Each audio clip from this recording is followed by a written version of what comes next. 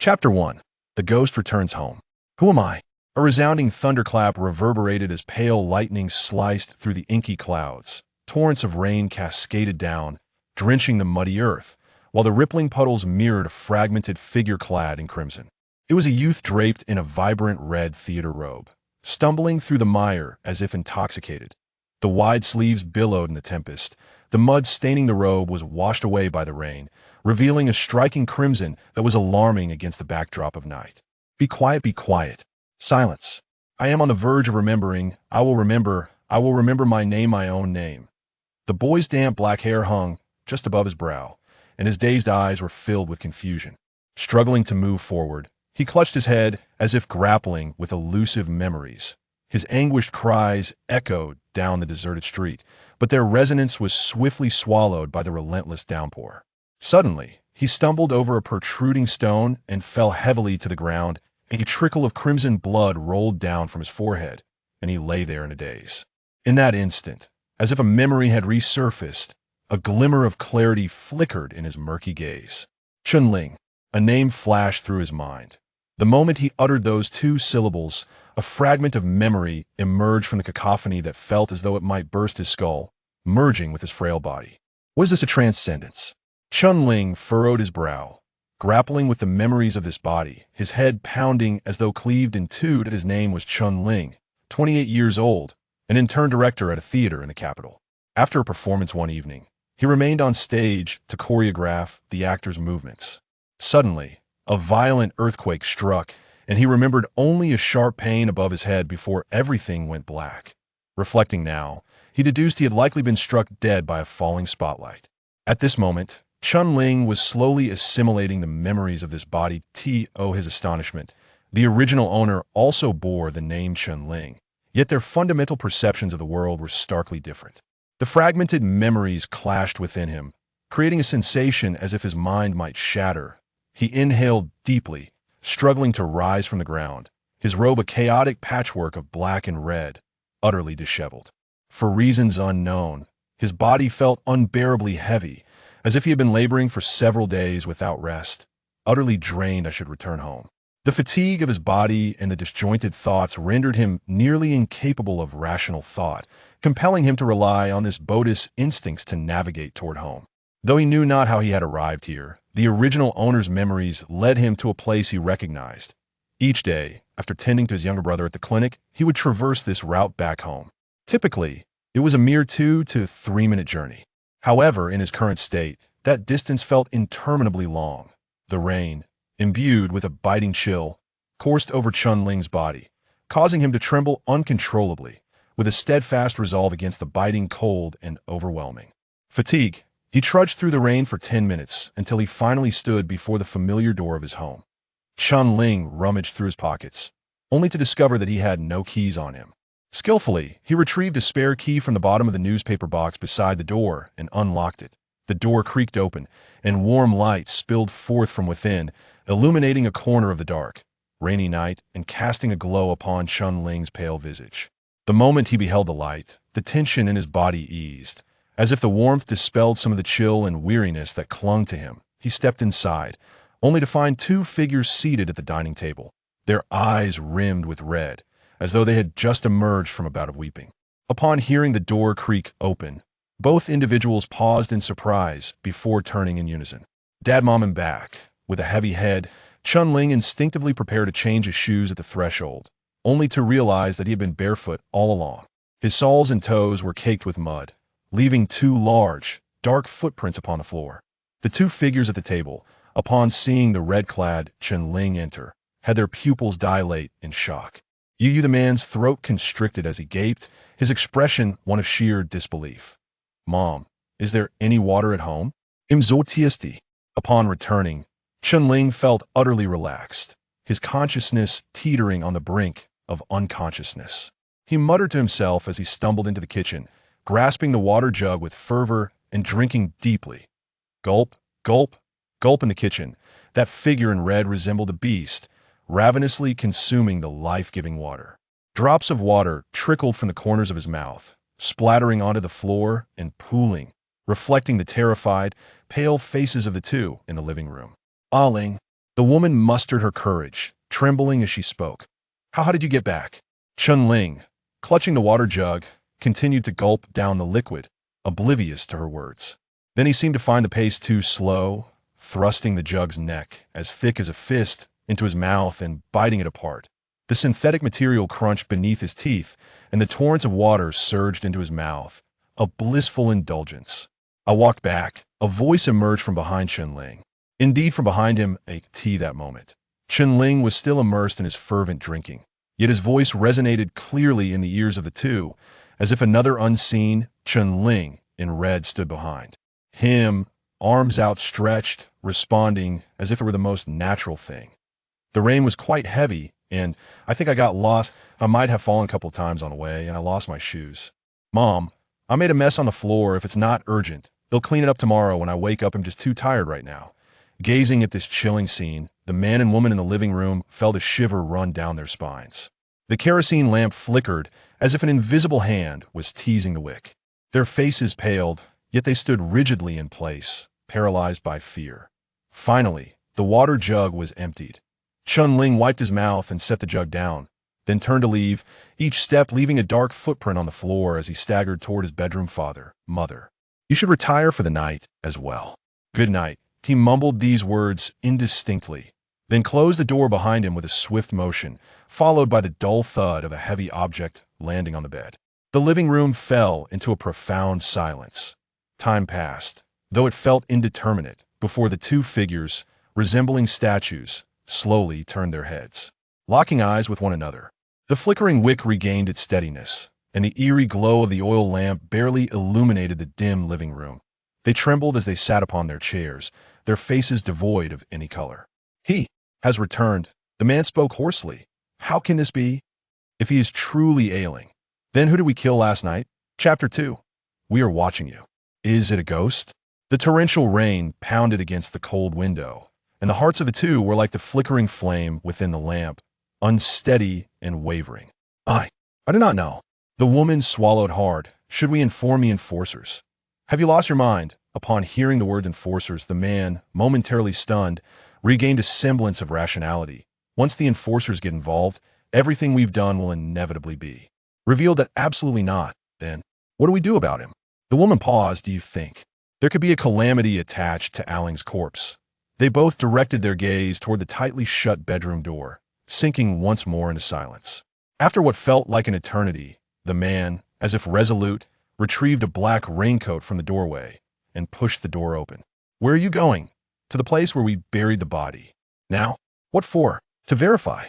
Rainwater streamed down the man's pale visage as he spoke hoarsely, regardless of what resides in the house at present. It cannot possibly be ailing. I must see his corpse with my own eyes. That I will accompany you. No one wished to venture out into such a tempest. Yet the woman preferred this over remaining alone with the unknown entity sleeping in the bedroom. Amidst the downpour, two figures clad in raincoats hurriedly departed in the bedroom. Chun-Ling, already ensnared in slumber, suddenly felt his eyelashes flutter as if caught in a nightmare. Within the depths of his dreams, his consciousness sank deeper, akin to plummeting into an abyss. After an indeterminate span, it felt as though he landed upon a solid surface, finally stabilizing himself. Thud, thud, thud, thud. A muffled mechanical sound resonated, followed by a beam of light slicing through the darkness, converging upon a figure clad in red. Chun-Ling instinctively shielded his eyes with his hand. Where is this place?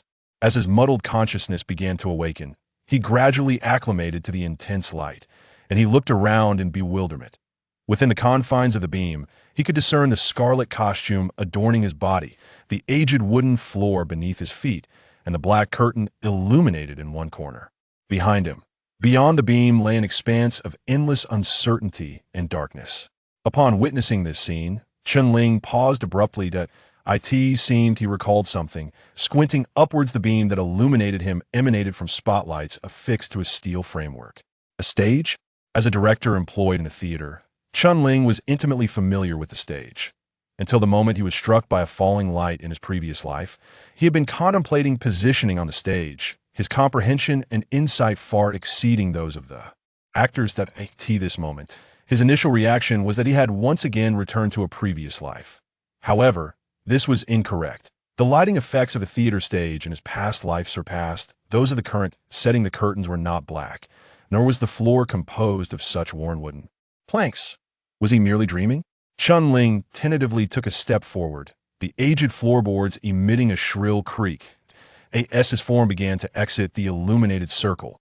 Another beam of light followed closely in his wake, plunging into the darkness. Chasing light? A sudden jolt coursed through Chun-Ling's heart, and he instinctively called out, "Who is there?" The fact that these lights could pursue him suggested a high likelihood of human manipulation, unless this place employed a fully automated tracking system. However, given the dilapidated state of the stage, such a possibility was nearly non-existent. "Who is there? Who is there?" "There." Chun-Ling's voice echoed in the darkness, growing increasingly eerie and foreboding. Simultaneously, an electronic screen at the edge of the stage flickered to life in stage design. This position typically housed a teleprompter to prevent actors or hosts from forgetting their lines. But the screen now displayed a string of red characters. Audience anticipation level 29.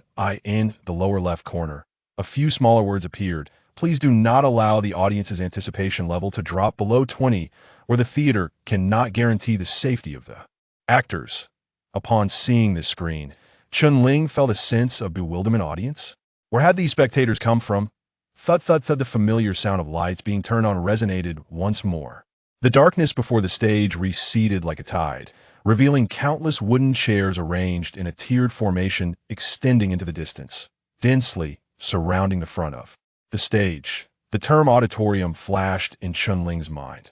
The presence of an audience in a theater was entirely reasonable. However, what truly sent chills down Chun-Ling's spine was the realization that, at some point, these seats were now filled with spectators. They were humanoid figures shrouded in shadows. Even with the ample light, Chun-Ling could not discern their features, as if they were embodiments of the abyss. The only exception was their eyes. Countless crimson pupils opened in the dimness, seated upon their respective wooden chairs, fixating their gaze upon Chun-Ling on stage, much like a pack of cats cornering a mouse. Their stares were both mocking and insatiable. Under their gaze, Chun-Ling felt an unsettling chill at the nape of his neck. He had no idea what these audience members were. One thing was certain: they could not possibly be human. Chun-Ling willed himself to avert his gaze from those haunting eyes and turned to flee towards the other end of the stage. Logically, the exits of the stage should be on either side. As long as he could leave the stage, he should be able to temporarily escape those ghastly beings. The spotlight locked onto the fleeing figure clad in red, dashing straight towards the edge of the stage.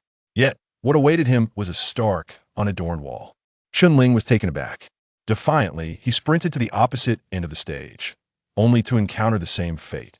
This stage had no exits at all. In the dimly lit auditorium, the dense sea of crimson pupils followed his frantic escape, shifting continuously, resembling a throng of audience members utterly engrossed in a splendid performance, their focus unwavering.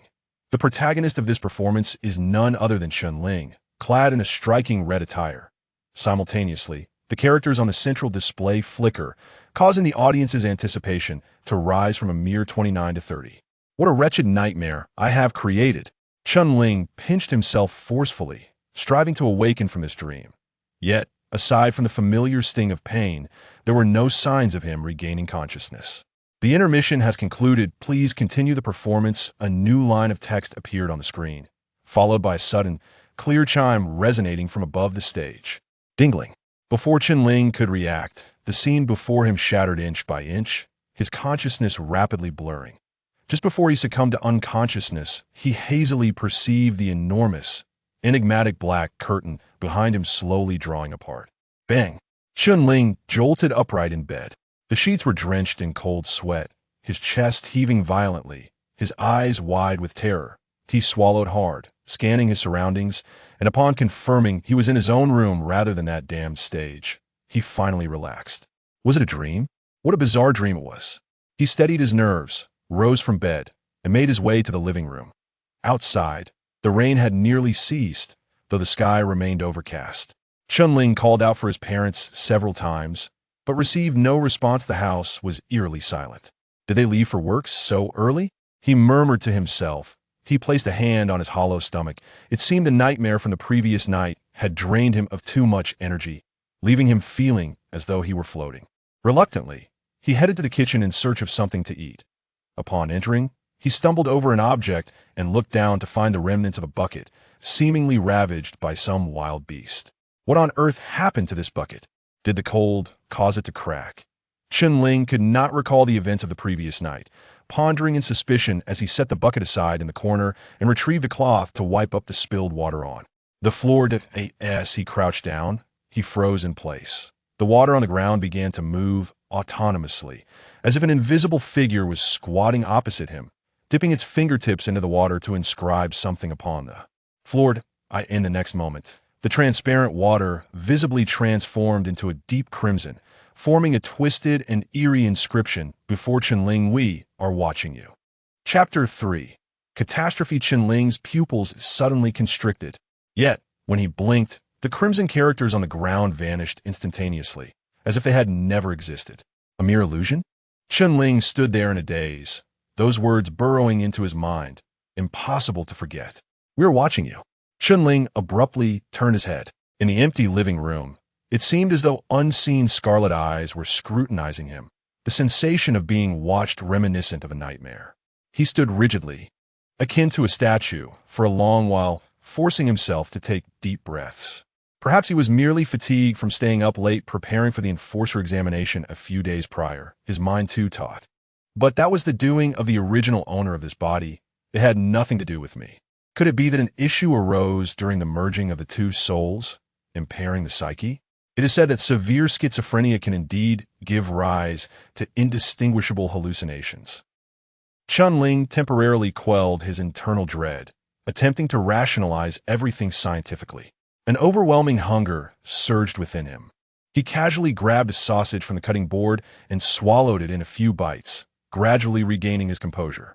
Perhaps I am in need of a psychiatrist. Startled, Chen-Ling lacked the motivation to even wash his face, hastily donning a black cotton coat before pushing the door open. Nevertheless, the cold air that rushed and made him shiver. This was the first time Chen-Ling formally engaged with the world after regaining consciousness. He took a deep breath, preparing to confront all the unknowns and challenges ahead. However, when he inadvertently glanced up at the sky, an exclamation escaped his lips. The morning light cascaded from the east. Ribbons of ethereal blue floated above the small town, appearing tantalizingly close yet utterly unattainable. The aurora. The daylight aurora. Chen-Ling stood at his doorstep, entranced by the celestial display for a long while, murmuring to himself, "What on earth is this world? Damn it, why is this road so difficult to navigate? The weather is frigid and had rained heavily the night before, freezing the mountain paths. One must tread carefully."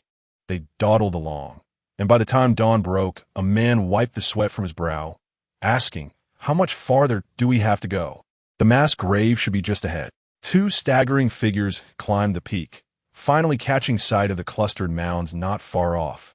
These mounds, some new and some old, mostly bore no inscriptions, merely a wooden sign or the belongings of the deceased placed before them.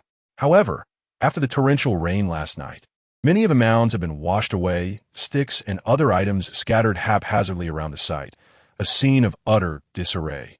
To their astonishment, the mass grave was now cordoned off with yellow caution tape, and several figures moved within the restricted area, their expressions grave. Enforcers? Upon seeing the striking black and red uniforms, the man's eyes widened. How could they be here? Had they already discovered it? The woman's face turned pale. Is it ailing? Did he really seek out the enforcers? Is he truly alive? They presumed they had slain Chen-Ling, yet the following day he returned unscathed. Coupled with the sudden appearance of enforcers at the burial site, the situation left little room for alternative explanations. No, that could not be right. The man fixed his gaze upon the shadows before him. The enforcers of District 3, even in the handling of criminal cases, typically dispatched no more than 3 individuals. The deployment of a dozen or more could only signify the emergence of a calamity. The woman, struck by a realization, felt cold sweat drench her back. Could the creature in the bedroom be? We must leave at once. The man seized the woman's wrist, pivoting to flee, when a chilling voice echoed from nearby. Halt! Their figures froze instantly. An enforcer slipped under the cordon, approaching them with narrowed eyes. Who are you? What brings you here? I. The woman stammered, unable to articulate. We have come to see our son, the man replied with as much composure as he could muster. He lies buried here. Today marks his memorial. Then why are you fleeing? Out of fear. Fear? The mobilization of so many enforcers indicates a convergence of the gray realm here. Does it not? The man swallowed hard, contemplating that perhaps a calamity had indeed emerged from within. We are afraid of being mistakenly harmed. Oh, you seem quite informed, the enforcer remarked, raising an eyebrow in surprise. The man forced a pale smile. Enforcer, the woman inquired cautiously. Is it true that a calamity has escaped from the gray realm? That is classified information, the enforcer replied coolly. You shall not be able to visit your son today. It is time for you to return. What you have witnessed here is not to be disclosed. The rules should be well understood. Yes? Understood. Let's depart. Upon hearing these words, the man finally felt a sense of relief and turned to leave. Wait. Their hearts skipped a beat. Please provide your names and addresses. The enforcer produced a pen and paper, adhering to the confidentiality regulations. Your understanding is appreciated. Chintan, Li Xiuchuan, 128, Hans Wang Street, District 3. Once the information was recorded, the enforcer allowed the couple to leave, crossing the yellow cordon to approach a man clad in a black coat, presenting him with the documents. Monk, it has been clarified. They came to visit their son. Han Ming took a deep drag from his coarse cigarette, the acrid smoke mingling with his breath, dispersing into the frigid air. He cast a cursory glance at the document before speaking calmly. Send a few individuals to follow them discreetly. They are suspicious. Hans Wang Street is at least a 10-kilometer distance from here. They would have set out no later than 4 in the morning. By then, the rain had yet to cease. Who would venture out in the dark, braving the torrential rain, to pay respects on the mountain?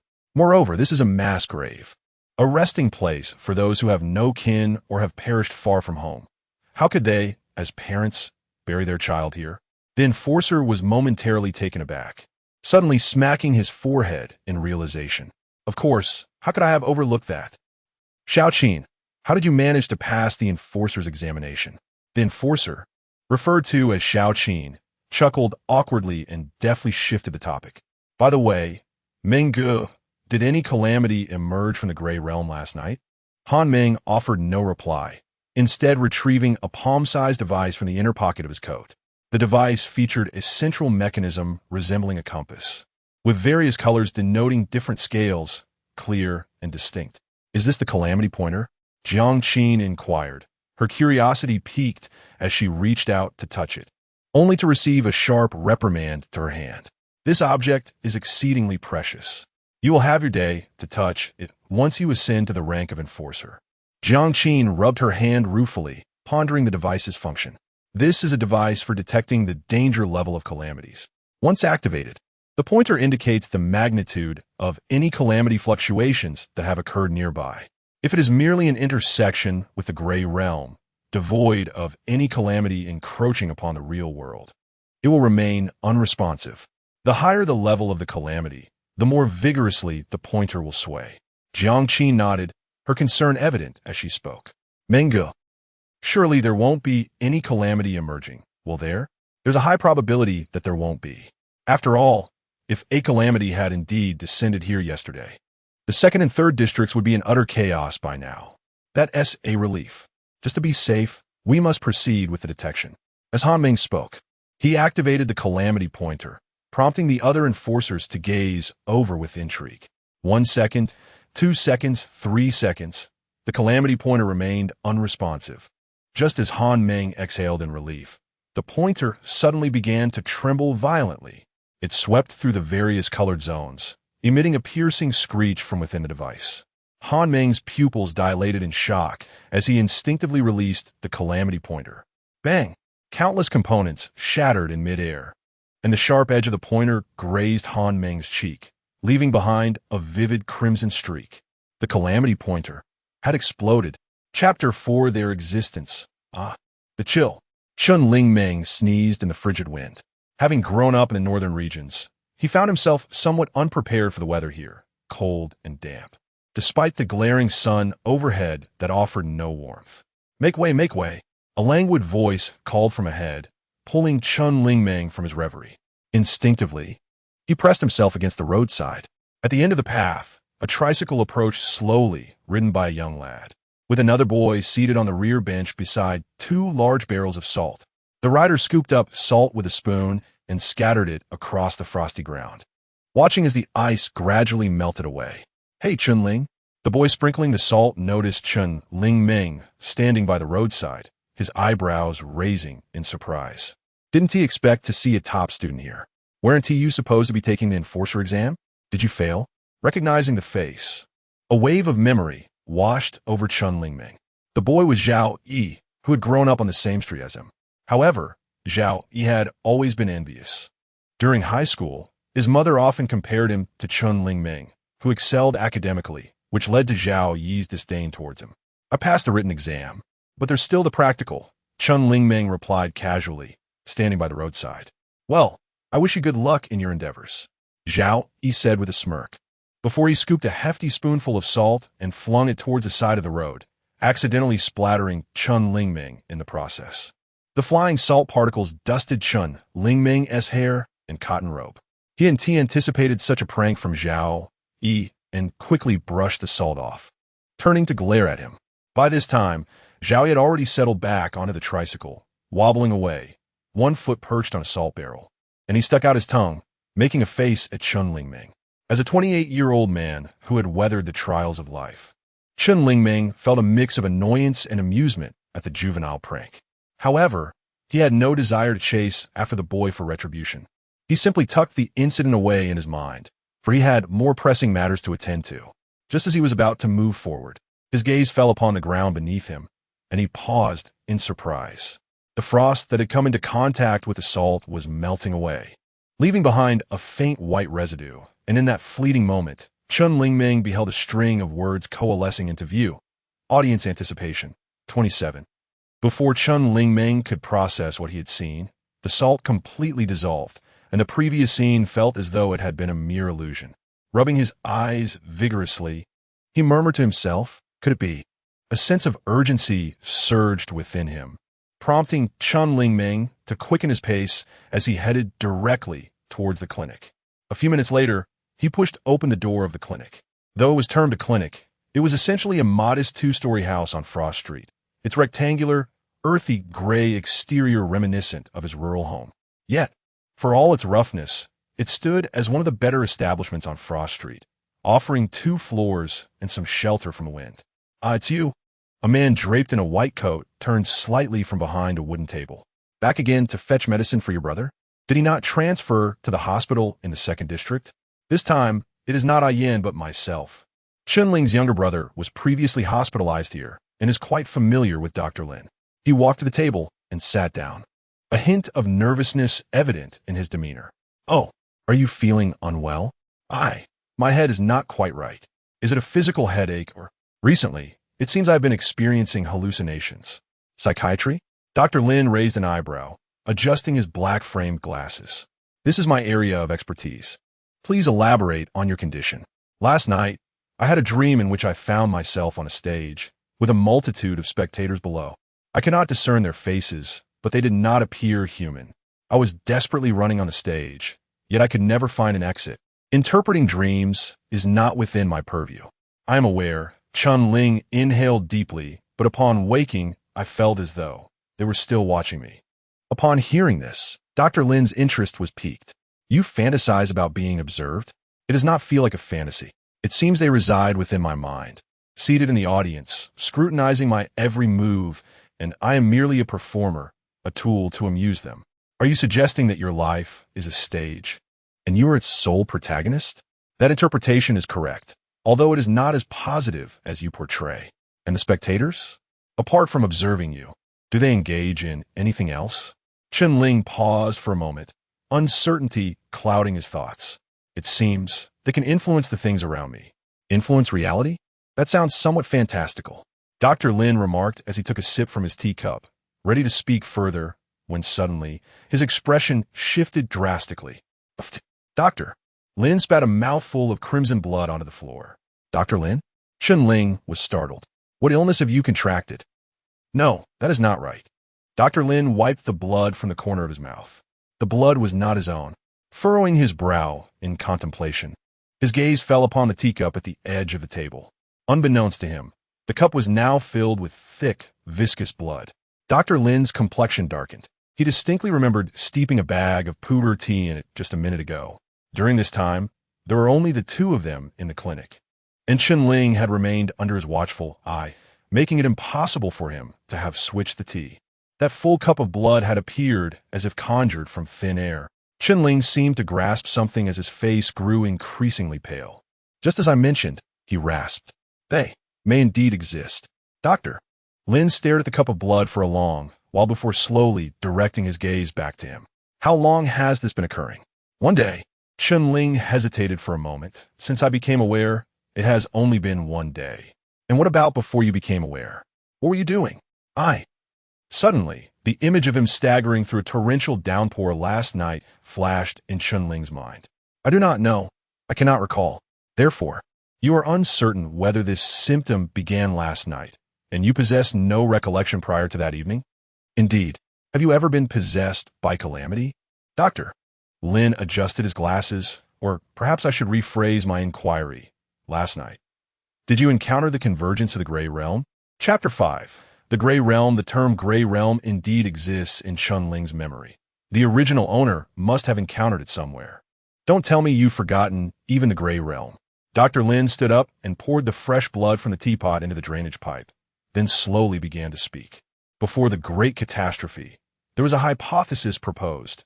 In this universe, countless parallel space-time exist, all formed from the birth of the earliest cosmos. Akin to the rays of light released when a candle flame is ignited, radiating outward in every direction. However, since the rays are infinite, they extend towards all possibilities without ever intersecting. Yet, after the crimson meteor streaked across the sky, everything was thrown into disarray. Each space-time was disrupted, and an unknown and bizarre gray world began to overlap with our reality.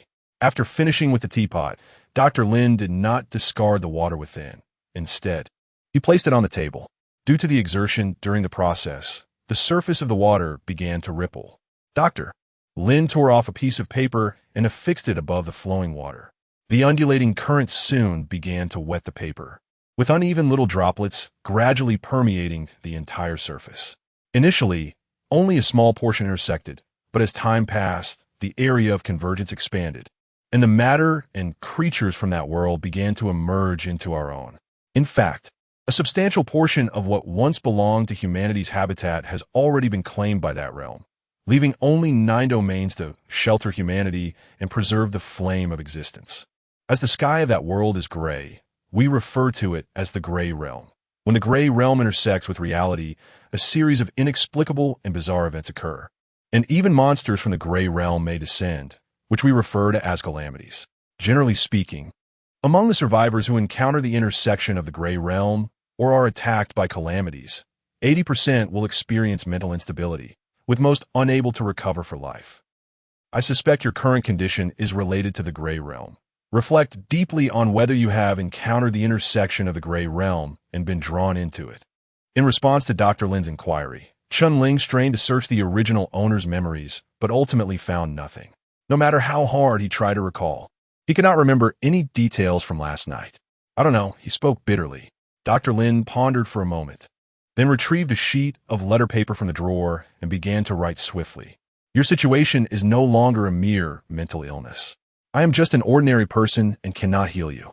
However, I know someone who may be able to help with the aftereffects of Gray Realm contamination. After all, he is a true doctor. Upon hearing this, a flicker of hope ignited in Ling's eyes. Where can I find him? He resides in Aurora City, but he enjoys traveling to provide free medical consultations. It is said that wherever there are difficult cases, he will go, as this is their path to divinity. In any case, deliver this letter to the enforcers at the entrance of Aurora City, leaving your name and address. They will forward it for you. Within 3 days at most, that doctor will come find you. Thank you.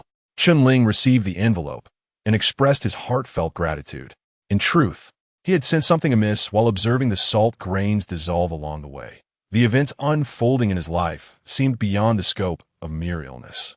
He had come to this humble clinic partly because he had already traversed half the distance, and partly because he was at a loss as to where else he might find assistance. According to Dr. Lin, this physician appeared to possess distinctive qualities and even mentioned the path to divinity. Could it be that this world harbors a unique system for human cultivation? Otherwise, based on Dr. Lin's assertions, humanity should have perished during the so-called cataclysmic convergence with the Gray Realm. Chun Ling even speculated that the distorted scientific understanding of this world might be intertwined with the cataclysm itself. There's no need for thanks. Please convey my regards to your brother, Dr. Lin said with a slight smile. He is still hospitalized in District 2. I shall bring him something when I visit next. Chun Ling rose to bid farewell to Dr. Lin and left through the door. As his figure gradually faded beneath the flowing auroras of the sky, Dr. Lin's eyes narrowed slightly. An actor, perhaps. For the first time in a dream, he observed a screen where the audience's anticipation level registered at 29. When he attempted to flee, it leapt to 30. On the journey here, it regressed to 27. Just moments ago, after being the subject of a prank, it climbed back to 29. If we assume that the audience truly resides within my mind, and that these figures are not mere illusions, what precisely influences the fluctuations of anticipation? The cold wind howled, and Chun Ling, wrapped in a thick cotton robe, walked thoughtfully towards home. The stage, the audience, the anticipation. Each increase in anticipation seemed to coincide with the occurrence of an event. Could these events be perceived as the narrative on stage? The more captivating the incidents occurring around him, the greater their allure for the audience, thereby elevating the anticipation level. The screen indicated that when the audience's anticipation falls below 20, the safety of the actors cannot be guaranteed. Chun Ling was unaware of the specific dangers. But given that the audience could interfere with reality to some extent, he feared he might become their outlet for frustration, a victim of their cruel tricks. Chun Ling felt confident in his reasoning, yet to ascertain its validity, he would need to take tangible action. Perhaps I should endeavor to actively design the plot, he mused quietly. Ling, have you had breakfast yet? Chun Ling turned at the call and saw a middle-aged man, his head wrapped in a towel, energetically fanning the stove at a nearby breakfast stall. At that moment, an idea flashed through Chun Ling's mind. Not yet, Uncle Zhao. Chun Ling's lips curled into a slight smile as he approached the stall. Come, let me prepare some soybean milk and deep-fried dough sticks for you. It poured heavily last night, and the humidity is high. You must have a warm breakfast to fend off the chill, Uncle Zhao said as he ladled a steaming bowl of soybean milk. Thank you, Uncle Zhao. Chun Ling rummaged in his pocket, retrieving 3 copper coins to offer to Uncle Zhao, only to have the latter push them back. How could I let you pay for breakfast? Don't, Uncle Zhao. Although we have been neighbors for over a decade, we must settle accounts. You see, I do not wish to take your money. Rather, I would appreciate it if you could help our Xiao Yi with his studies when you have the time. In return, I will bring you breakfast every day. Uncle Zhao chuckled, revealing a grin adorned with large yellow teeth. Hasn't he already graduated? Does he still require tutoring? With his grades, he won't even secure a job placement. I am considering having him repeat the year. It's not as if he can spend his days doing odd jobs. Oh, but Ling is truly commendable, both intelligent and dutiful. If one day Xiao Yi could achieve what you have and become a law enforcer, I would wake from my dreams with a smile. Uncle Zhao sighed deeply. Unfortunately, this lad is rather disappointing. Chun Ling paused momentarily, her hand hesitating with the chopsticks. After a brief moment of contemplation, she finally spoke. Uncle Zhao, do you know why Zhao Yi struggles academically? Why? Just as Chun Ling was about to articulate her thoughts, she fell into a lengthy silence, ultimately shaking her head. Never mind, Uncle Zhao. Let us pretend I never mentioned it. I promised him I would keep it secret. Please. Uncle Zhao's heart raced, and he anxiously added a braised egg to Chun Ling's plate, scratching his head in desperation. Ling, I understand you're a good friend of Xiao Yi, but there are some matters. As his father, I ought to be aware, don't you think? I have raised Xiao Yi alone, waking early and toiling late to provide for his education, all in hopes that he may lead a better life. If you know anything, you must tell me. We all have his best interests at heart. Seeing Uncle Zhao's urgent plea, Chun-Ling felt a pang of sympathy. After a moment of internal struggle, she resolved, "You are right, Uncle Zhao. As a friend, I cannot bear to witness Zhao's decline any further." Decline? What exactly has happened? He is in a relationship. Ah, Uncle Zhao was momentarily taken aback. This lad possesses such charm? Without a change in her expression, Chun-Ling took a bite of her fried dough stick and calmly uttered 3 words. With a boy. Chapter 6. The Principles of Chen's Directing Method. Article 9. The creation and development of a narrative hinge upon the establishment of conflict. Should the inherent contradictions within the story lack intensity or fail to captivate, one may fabricate misunderstandings to propel the plot forward. A fleeting smile graced Chun-Ling's lips as she recalled a few guiding principles she had surreptitiously deduced during her previous life as a director. Audience anticipation 3. Current anticipation 32. At the moment the words flickered across the surface of her soy milk, Chun-Ling felt a profound sense of certainty in her conjecture.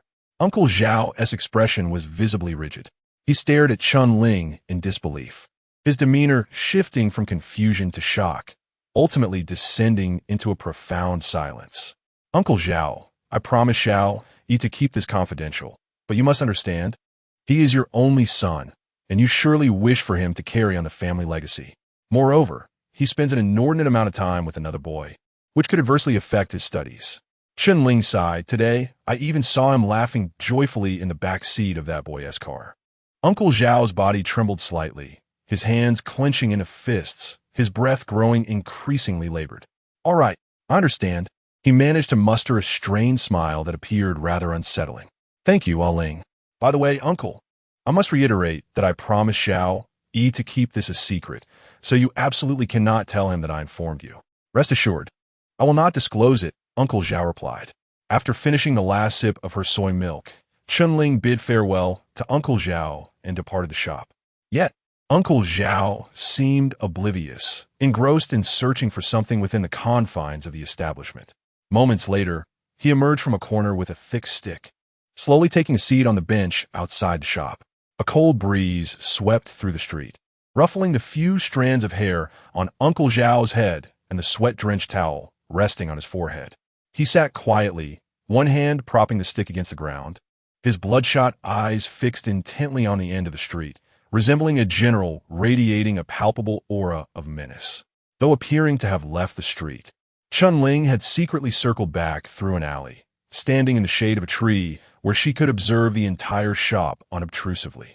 A few minutes later, a rickety tricycle meandered into view from the far end of the road. Zhao Yi lounged casually, his legs crossed, while 2 buckets of salt lay emptied behind him. He toyed with a handful of freshly earned coins, his grin nearly stretching to his ears. "Hey, earning money isn't so tough after all. Brother Yi, it may not be difficult for you, but it's I who has pedaled all day." The young lad at the front stood up, pedaling vigorously, panting heavily. "We're brothers. Why must we differentiate between you and me?" Zhao Yi produced 2 coins from his palm and slipped them into the boy's pocket. "Here, this is for you."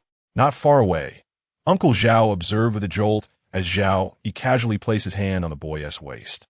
"Brother, I've pedaled all day for just 2 coins?" The boy's eyes widened in disbelief. "Didn't you receive 20 from the Road Management Bureau? Riding is a labor-intensive task, while sprinkling salt requires skill. Naturally, I must take a larger share." Zhao Yi languidly replied, then leapt from the tricycle, squinting and smiling as he waved to the youth, saying, "I'll be waiting for you at our usual spot tomorrow. If you dare not show up, I'll make it my business to confront you every time we meet, understand?" After uttering these words, he clenched the remaining 18 copper coins in his hand and strode confidently towards his family's shop. The cycling youth glared at him in anger. Yet upon receiving a fierce glare from Zhao Yi in return, he immediately wilted, lowering his head in dejection as he continued to pedal home alone. In Hanshuang Street, the notorious bully Zhao Yi was a figure whom few dared to provoke among the younger generation. When the cycling youth was taken advantage of for an entire day, he could only swallow his resentment in silence. "Father, I'm back." Zhao Yi marched homeward, clutching the 18 copper coins, feeling a confidence he had never experienced before. However, inexplicably, as he approached the shop's entrance, a chilling sensation enveloped him. A figure gripping a wooden stick slowly rose, and the atmosphere plummeted to an icy stillness. Uncle Zhao's furious gaze locked onto Zhao Yi, advancing upon him with the intensity of a general wielding a spear. Father? Zhao Yi instinctively took a step back upon seeing the stick. Is it him? Uncle Zhao pointed a trembling finger at the youth who was pedaling away, his rage palpable. You little rascal, instead of focusing on your studies, you sneak around doing this? If you wanted to court a girl, that would be one thing. But you chose a boy? Can a boy bear you children? Can he carry on the Zhao family lineage? Are you intent on extinguishing your father's line? As Uncle Zhao berated him, he brandished the stick, fiercely pursuing Zhao Yi, who cried out in pain. The neighbors on half the street perked up their ears at Uncle Zhao's furious outburst. Curiously, they gathered around, pointing and whispering about the beleaguered Zhao Yi, their faces reflecting a shared astonishment. Audience anticipation 1. As Zhao Yi's cries echoed, the numbers before Chen began to fluctuate incessantly. If he could once again enter the theater within his mind, he would see the densely packed silhouettes of the audience, all keenly observing the scene with subtle smiles playing on their lips. The conflict was set, but the cast was insufficient. Chen Ling's gaze fell upon the distant tricycle. Xiao Lu. Upon hearing Chen Ling's call, the bewildered cycling youth turned around. Ling, you're here too? How much did Xiao Yi give you for the snow removal today? 2 coins. As the topic arose, a look of indignation crossed the boy's face. He went back on his word, initially promising me a share for riding the tricycle. But he only gave me this meager amount and threatened me to continue working for him tomorrow. Do you wish to retaliate against him? Chen Ling fixed his gaze upon the boy's eyes. Or perhaps, do you desire that he never dares to bully you again, that he avoids you in the future? Absolutely. Then allow me to teach you. Just as the two were engaged in hushed conversation, Zhao Yi was already exhausted from the relentless pursuit. Father, please don't hit me. I swear, I'm not involved in anything like that. Zhao Yi finally reacted, desperately attempting to clarify. I, Zhao Yi, have always been fond of women, especially those who are voluptuous and charming. The onlookers gaped in astonishment, deep in thought. Uncle Zhao paused, his steps faltering. Then what is your relationship with that boy you were cycling with? We're just ordinary friends. I assure you. Is that truly the case? Of course it is. Suddenly, a youthful figure surged through the crowd, rushing to Zhao Yi's side with wild abandon, arms wide open, shielding him from the impending strike of the wooden stick with his own back. Zhao Yi was taken aback. Uncle Zhao, too, was momentarily stunned. Zhao Yi's mind went blank. Before he could utter a word, the boy, with eyes brimming with tears, boldly declared to Uncle Zhao, if you must strike someone, then hit me. Do not lay a finger on my Xiao Yi. The atmosphere fell into an abrupt silence. Audience anticipation 2. Chapter 7. District lockdown that afternoon. The anguished cries echoing through Hanshuang Street seemed unceasing. Meanwhile, the instigator of this turmoil, Chen Ling, sat quietly beneath a tree, propping his head on his hand, consuming the spectacle along with the surrounding onlookers, all while monitoring the fluctuations in the audience's anticipation. Initially, when Uncle Zhao struck Zhao Yi's rear, the audience's anticipation would rise slightly. However, after several blows, the increase stalled, ultimately freezing at 48. After observing for a while longer, the anticipation unexpectedly dipped by 1, settling at 47. It appeared that the audience was growing somewhat weary. Chen Ling could not help but ponder whether the spectators in his mind were merely thrill-seekers. Through this experiment, Chen Ling had discerned that the audience's anticipation fluctuated in accordance with their own engagement. If the events they were witnessing were sufficiently captivating, their anticipation would ascend. Yet prolonged monotony would cause it to dwindle over time. Did this imply that if he wished to maintain the anticipation above 20, he would need to perpetually concoct riveting scenarios? Today, Zhao Yi had provoked him first, and given that the latter was the tyrant of Hanshuang Street, a mild reprimand was justifiable. But such antics could not be a daily affair, could they? If this pattern continued, was he not destined to become a malevolent force upon the world? Contemplating this, Chen Ling felt a wave of exhaustion wash over him. His sole lifeline at present was the enigmatic doctor from Aurora City mentioned by Dr. Lin. Perhaps this individual could purge him of the calamity tainting his being and liberate him from this passive existence as a purveyor of entertainment. As Chen Ling was lost in thought, a deep, resonant chime echoed from afar. Dong, dong, dong. The three bell tolls seemed to penetrate the very fabric of space, reverberating in every corner of the world. Upon hearing the sound, the expressions of the crowd shifted dramatically. Even Uncle Zhao, who was in the midst of pursuing Zhao Yi, ceased his actions, staring in bewilderment towards the distance. The tolling of the disaster bell. An elderly man's face turned ashen. How could this be possible? The tolling of the disaster bell served as a warning signal from the enforcers, indicating that traces of the Gray Realm's convergence had been detected within the district, heralding an incursion of calamity. Was it not said that the Aurora Realm was safeguarded by the Auroras, rendering such intersections with the Gray Realm nearly impossible? In the past decade, instances of calamity had numbered no more than 3. Where was this calamity now? Unknown. Regardless, one should hasten home. It was best to remain indoors. Upon the sounding of the 3 disaster bells, the faces of the populace turned uniformly pale. Zhao Yi, who had just been howling in pain, collapsed to the ground, his legs giving way. The earth beneath them quivered slightly, and as Chen Ling turned to observe, he beheld a dozen swift steeds galloping toward them from the distance. Each steed bore a rider clad in black and red uniforms, their faces grave, and holstered sidearms hung from their waists. It appeared that a high-risk calamity had emerged. The entire 3rd district was to be sealed off. No one was permitted to enter or exit. Remain vigilant for any suspicious signs in the vicinity, such as roads or structures that appeared out of thin air, bizarre and enigmatic creatures, or even humans exhibiting abnormal behaviors. If any anomalies are detected, immediately report to the enforcers. Everyone, please cooperate with the investigation. The voices of the enforcers echoed through Frost Street, resonating in every corner of District 3, accompanied by the lingering toll of the disaster bell, casting an inexplicable tension over the world. At this moment, no one had the leisure to be a mere bystander. All hurried home. Even Zhao Yi, after receiving a sharp reprimand from his father, was dragged inside. Chen Ling stood alone beneath a tree, preparing to head home, when suddenly 2 lines of characters shimmered among the fallen leaves. Audience anticipation 18, current anticipation 65. Upon witnessing the surge in audience anticipation, Chen Ling was momentarily stunned, and in the next instant, a chilling thought surged into his mind. Couldn't he possibly be coming for me, could they? District 3. Enforcer Headquarters. Dim sunlight filtered through the hemispherical glass dome, refracting a kaleidoscope of colors that illuminated the interior. A flag, measuring several meters in length, was suspended high in the center by ropes, its dark background adorned with 2 overlapping azure hexagrams, reminiscent of the stars gleaming in the Arctic night sky. Beneath the flag, a dozen enforcers clad in black and red uniforms stood solemnly in a row, facing the entrance, as if awaiting something. As the door swung open, 5 enforcers draped in black trench coats strode in unison.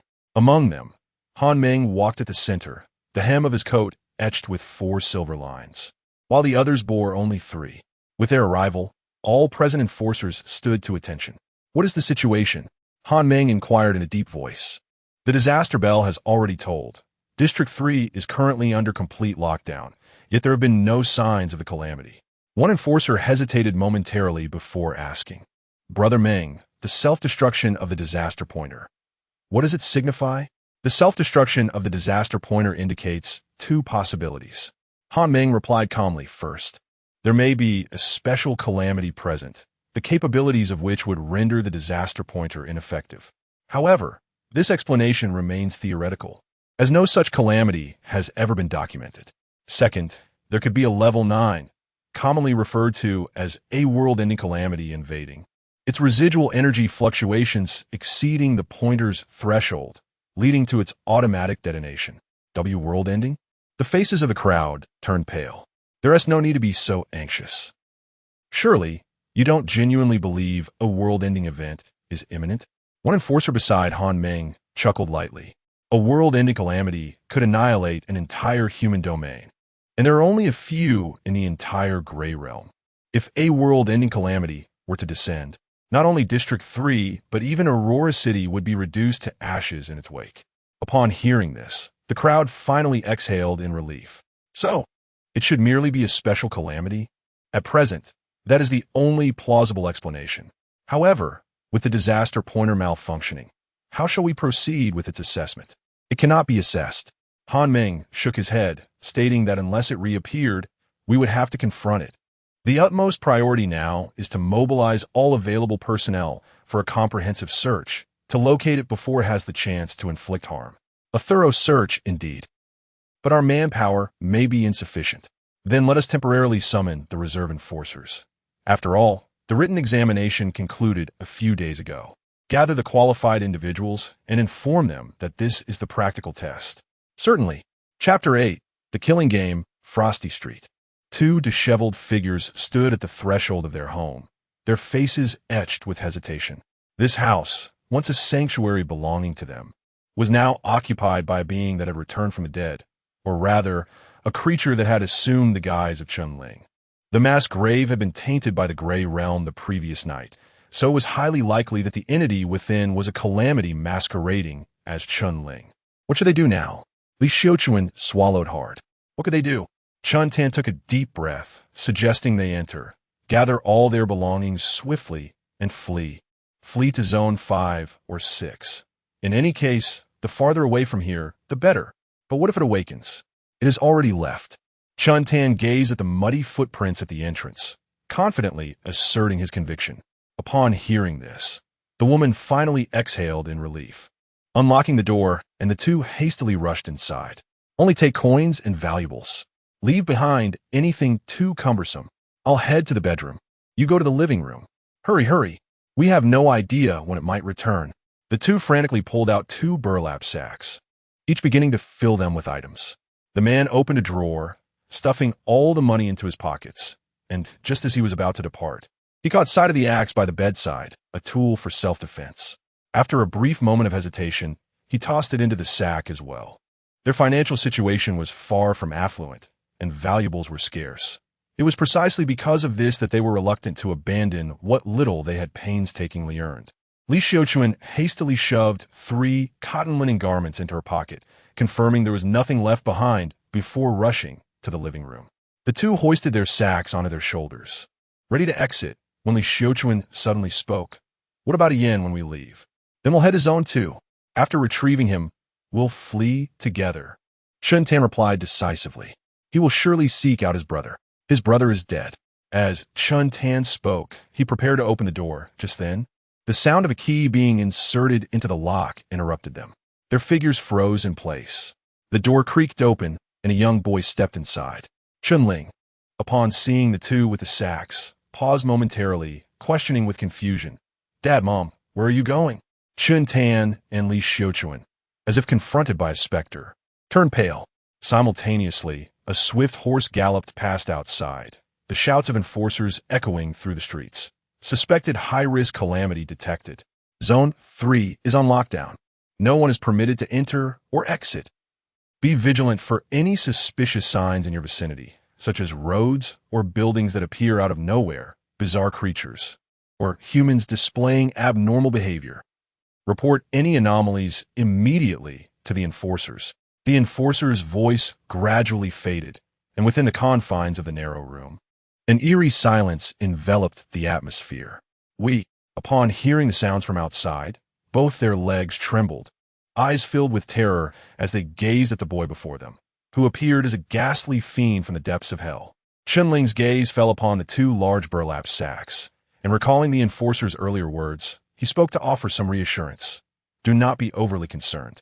It seems that this so-called calamity is not nearby. The streets appear quite normal, do they not? Chun Tan, Li Xiuquan. Chun-Ling felt a sense of helplessness. Initially, upon hearing the news of an apocalyptic disaster, he had not given it much thought, but witnessing the audience's soaring expectations, he suddenly sensed that matters were amiss. Zhao Yi had endured a beating for an entire afternoon, and yet his expectations had only marginally increased.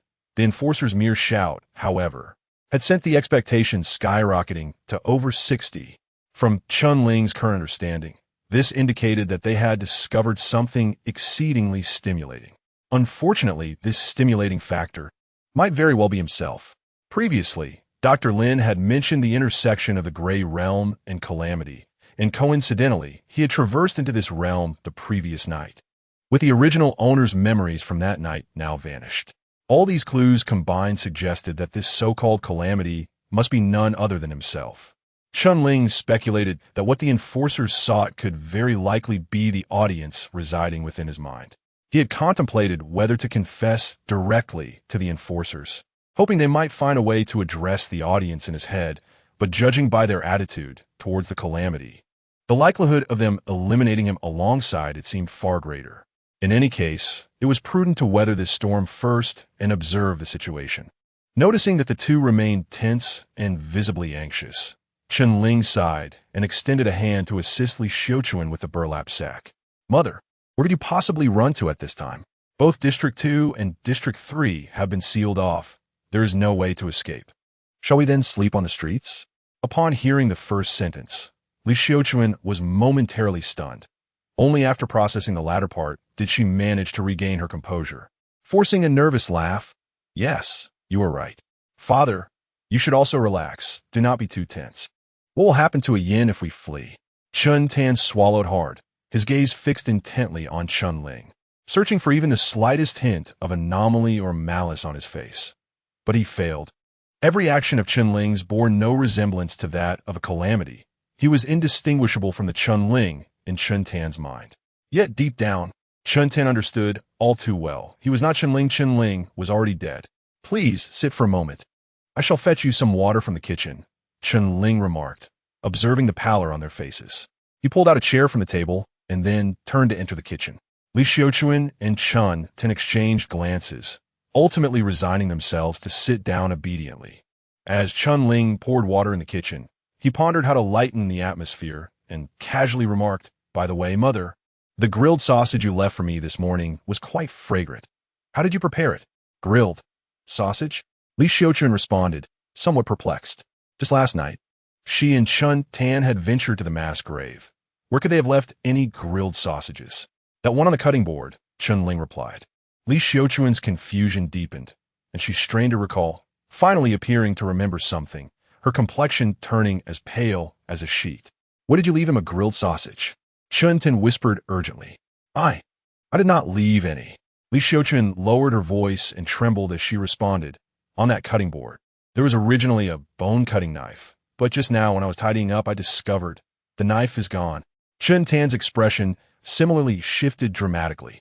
Meanwhile, Chun-Ling, who stood with her back to the two in the kitchen, continued in a slow voice, "The aroma of the grilled sausage is delightful, but seems a bit tough. Mom, please remember to grill it softer for me tomorrow." The living room fell into a profound silence. Chun-Ling poured water and offered it to the two, only to notice that their faces appeared even paler. "Are you both all right? Do you feel unwell?" Chun-Ling asked in confusion as she sat across from them. "I'm fine." Chun Tan took a deep breath, discreetly pulling the burlap sack beneath his feet. His voice somewhat steadier, a lingam. "Do you remember what happened yesterday?" "Yesterday?" Chun-Ling pondered for a moment, but shook her head, unable to recall clearly. "What's wrong?" "Nothing." Chun Tan took a gentle sip of water, as if making a resolute decision, and looked directly into Chun-Ling's eyes. "What do you think of us?" "Very well," Chun-Ling replied instinctively. "If it weren't for you taking me in back then, I would have likely frozen to death on the roadside. My biological parents abandoned me. It was you who raised me, working tirelessly to support my education. Everything I have is thanks to you. Everything I have is thanks to you." Upon hearing this, a flicker of relief crossed Chun Tan's eyes. "Then if one day a yin falls ill, only your heart can save him. Would you be willing to save him?" Chun-Ling was taken aback. In that instant, she found the phrase somewhat familiar. Fragments of memories surged from the original owner's mind, and a headache began to throb anew. Suddenly, she recalled that the original owner had seemingly heard similar words the previous night. I. Chun-Ling clutched her head, her expression revealing a deep anguish. "A yin is our flesh and blood. Your mother sacrificed her health to conceive him. We worked tirelessly for 10 years to finally have this one child. A child that truly belongs to us. Now that he is ill, we cannot stand idly by and watch him perish. The shaman from District 2 said that if we can obtain a heart from a young person under 20, it can replace a Yan's failing heart. A Yan has called you brother for so many years. You have been our beloved son for so long. Our parents have never asked anything of you, but only this once. We implore you to save a Yan. Tell me, you are willing, aren't you? Chun Tan's body trembled slightly as he gazed into Chun Ling's eyes, filled with pleading and anticipation. He resembled a remorseful child seeking late forgiveness. In this moment, the fragmented memories buried beneath last night's torrential rain began to resurface for Chun Ling. While enduring the throbbing pain in her head, she inhaled deeply and hoarsely spoke. So, it was you who killed him. Him? Does he know? He was unaware. Had he known that the heart he was about to receive belonged to you, he would have resolutely refused. Chun Tan emerged from the depths of his inner turmoil and guilt, reaching into the sack at his feet, slowly extracting a sharp axe. Ling, you are dead. You should not be here. Chun Tan's eyes were bloodshot as he gripped the axe tightly, his voice hoarse, regardless of what occupies your body. I shall grant you release. A low rumble of thunder echoed across the dim sky. The axe was raised high and swung down with force. Thud, warmth splattered across Chun Tan's face, crimson blood blossoming on the floor like a bouquet, while Chun Ling's body collapsed heavily to the ground with a muffled thud. The axe embedded itself in his neck, nearly severing his head. His vacant gaze stared into the void, his face still bearing traces of agony and confusion. He was dead. No heartbeat, no breath. His body grew progressively colder, akin to a martyr fallen among a sea of red flowers. Chun Tan's chest heaved violently as he fixated on the lifeless form, sweat soaking his clothes. Dead. Li Xiuquan slumped in the chair, trembling as she spoke. Dead. What about the calamity? Chun Tan paused for a moment, unknown. Li Xiuquan stared blankly at the corpse and suddenly remarked, Do you think it is possible that he was not the calamity, but rather that God has granted us another opportunity for redemption? If that were the case, Chun Tan let out a bitter laugh. Then we truly deserve to descend into hell. Chapter 9. Father, I am hungry. It is also possible that the calamity was simply too feeble. A single axe stroke ended its existence entirely. Li Xiuquan proposed another possibility. Chun Tan remained silent, gazing at the figure lying in the pool of blood for an extended period before turning to retrieve a kitchen knife. What are you planning to do? I intend to slice open its chest and ascertain whether its heart still beats, Chun Tan rasped. At the very least, I must discern whether I have slain a monster or extinguished a redemption bestowed by the divine. He knelt beside Chun Ling's corpse, struggling to penetrate the chest with the blade. Li Xiuquan, pale-faced, turned abruptly and rushed into the kitchen, retching violently. A few minutes later, Chun Tan rose slowly. What did you find? Li Xiuquan inquired. Empty. Chun Tan stared into the hollow cavity of the chest, a sense of relief washing over him. There was no heart. No heart. Then how could it? I do not know. Chun Tan paused, regardless of what it was. It is dead now. What shall we do with the body? Let us conceal it in the cellar. The outside is swarming with enforcers. We cannot transport it. Chun Tan dragged the edge of the living room table, lifting the heavy wooden planks beneath, revealing a dark, narrow underground space. In an era devoid of refrigerators, utilizing the cellar's natural insulation for food storage was the optimal choice. He was about to dispose of Chun Ling's body when he caught sight of the grotesque wound on her neck, halting his actions. Fetch A Yan's costume, Chun Tan instructed. No matter what it is, this remains A Ling's vessel. Without a coffin for burial, at the very least, let her wear something respectable. At the mention of the costume, Li Xiuquan shuddered slightly, but last night, she returned wearing that very garment. It is merely a piece of clothing. Chun Tan was about to argue. Yet recalling the horrific scene from the previous night, when Chun Ling had come home, he chose not to persist. Very well. Let be. Chun Tan cast Chun Ling's body into the cellar, replaced the wooden planks, and pressed the table atop, thus bringing the matter to a close. Subsequently, Li Xiaochun began to cleanse the bloodstains from the room. Although the sight made her nauseous, she pinched her nose and pressed on. Suddenly, a series of urgent knocks echoed through the air. Li Xiaochun's heart skipped a beat as she turned sharply to Chun Tan. Is someone there? Ignore it for now. Let's pretend no one is home. Li Xiaochun nodded, and the two held their breath in the living room, the oppressive sound of knocking reverberating ominously. Yet, the knocking showed no signs of abating. It grew increasingly forceful, followed by a deep voice emanating from the doorway. Enforcers demand to speak. Open the door immediately. Upon hearing the term enforcers, both individuals turned pale. After a moment's hesitation, Chun Tan exchanged a glance with Li Xiaochun, swiftly changing his outer garment, fastening the buttons haphazardly as he approached the door. Creak! The door opened slightly. Chun Tan stepped out, closing the door behind him with a swift motion. Enforcer, what brings you here? The gentle patter of rain fell from the overcast sky, while two figures clad in black and red uniforms stood outside the door, their expressions somewhat grim. Why had they been knocking for so long without a response? He had just awakened, and it took him a moment to dress. He offered an awkward smile. The law enforcers glanced at his hastily donned attire, their demeanor relaxing slightly. Is this the residence of Chun Ling? Yes. Where is he? He left this morning and has yet to return. Please hand this notice to him upon his arrival. One of the enforcers produced a document from his pocket, stating that the entirety of Zones 2 and 3 was under lockdown and that all candidates who passed the written exam were to assemble. He was included on the summons list. Report to the headquarters of the enforcers in Zone 3 by 7 o'clock tomorrow morning. Failure to attend will be considered a forfeiture of your position. Chun Tan's heart raced, yet he maintained a composed facade as he accepted the notice, nodding. Understood. I shall pass it on. The two enforcers turned and departed, and Chun Tan breathed a sigh of relief as he stepped inside. As he entered, a jarring metallic scraping sound invaded his ears, akin to sharp nails dragging across a chalkboard, sending chills down his spine. At that moment, Li Xiaochun huddled in a corner, trembling uncontrollably.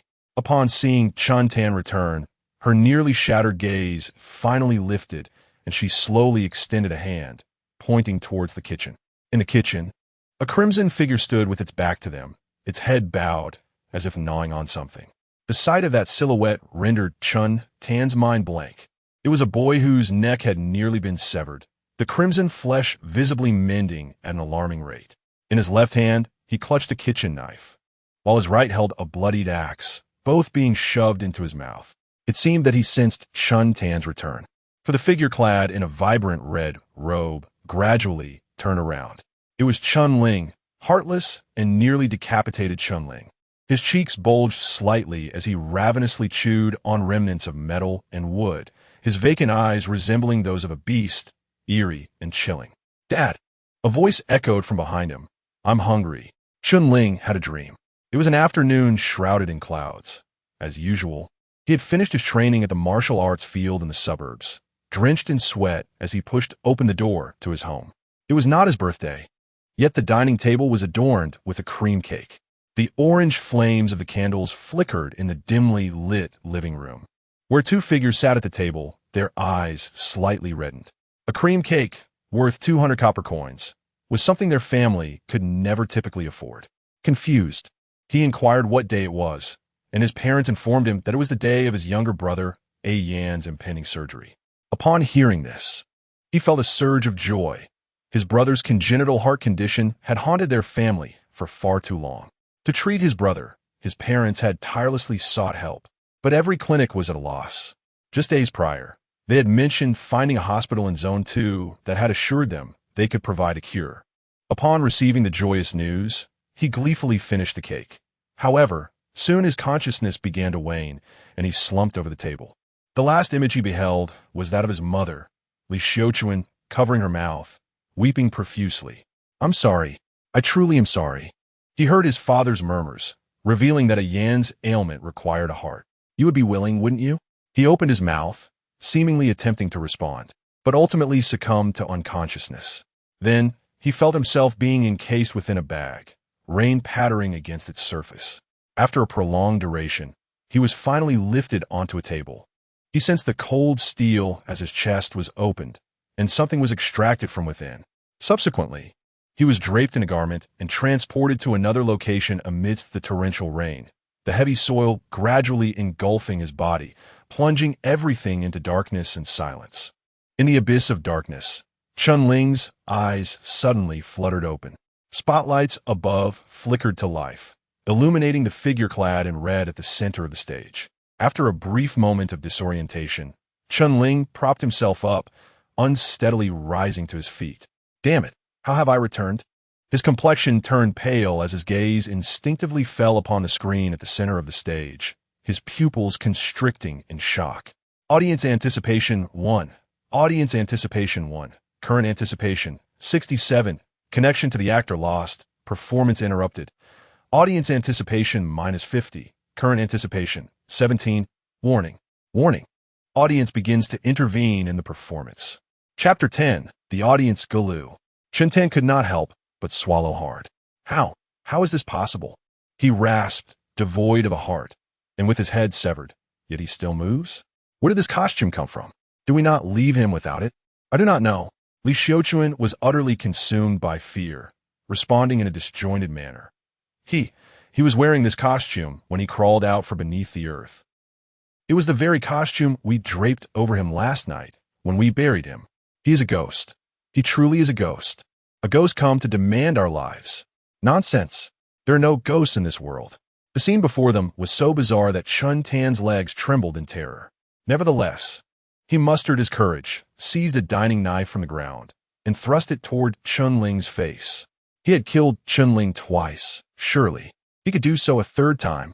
Whatever resided within him, frightening though it may appear, did not seem as dreadfully ominous as the rumors suggested, which emboldened Chun Tan considerably. The sharp knife sliced through the air, and just as it was about to make contact with Chun-Ling, it abruptly halted mid-air. Chun Tan was momentarily stunned, gripping the knife with all his might. Yet it would not budge an inch, as if an invisible hand had clutched the blade, holding it firmly in place. He. A strange, eerie laughter emanated from behind Chun-Ling. In the next instant, the knife in Chun Tan's hand vanished into thin air, replaced by a slender strip of red paper. With vacant eyes, Chun-Ling chewed and swallowed the axe and kitchen knife in his mouth, staring intently at Chun Tan as he stepped forward, mechanically and hoarsely repeating a single phrase. Father, I am hungry. These simple 3 words sent a shiver down Chun Tan's spine.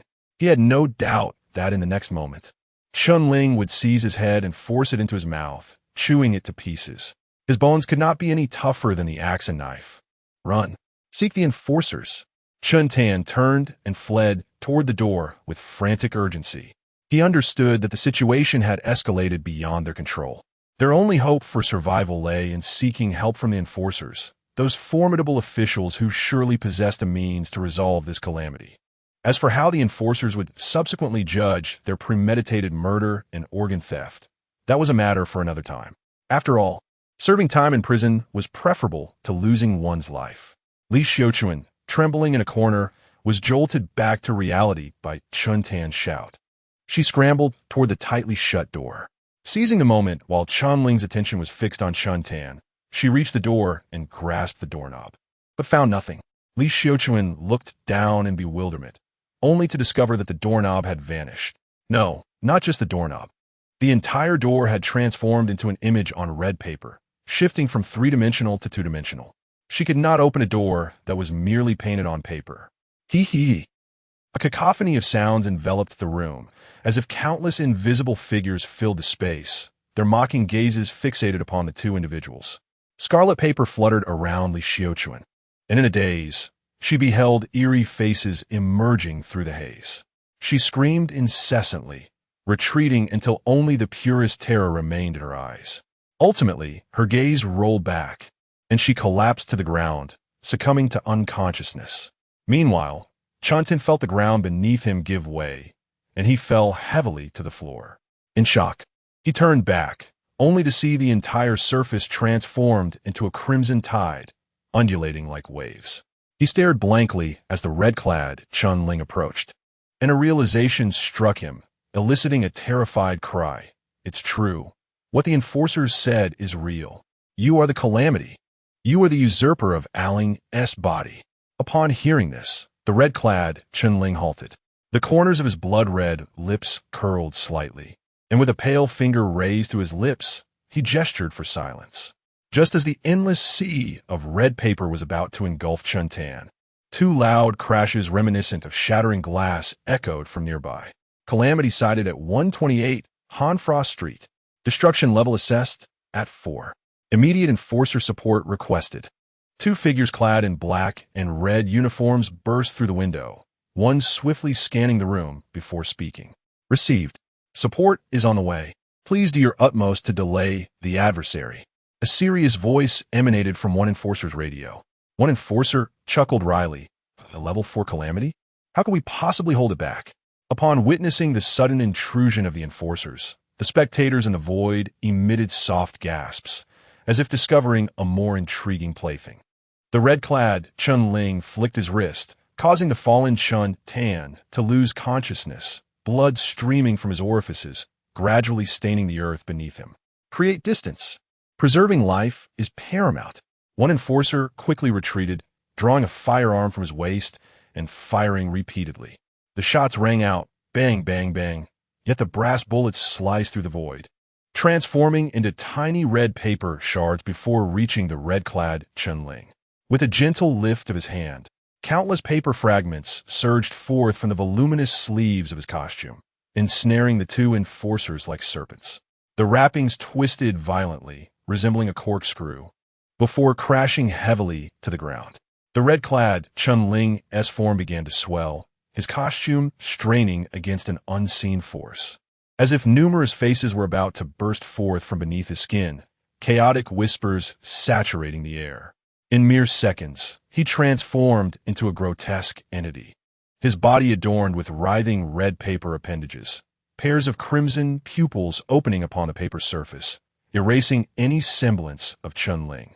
With a sudden force, he shattered the paper barrier and charged into the deserted street, the drizzle falling upon him without a sound. He carelessly chose a direction, becoming a fleeting crimson shadow that darted away.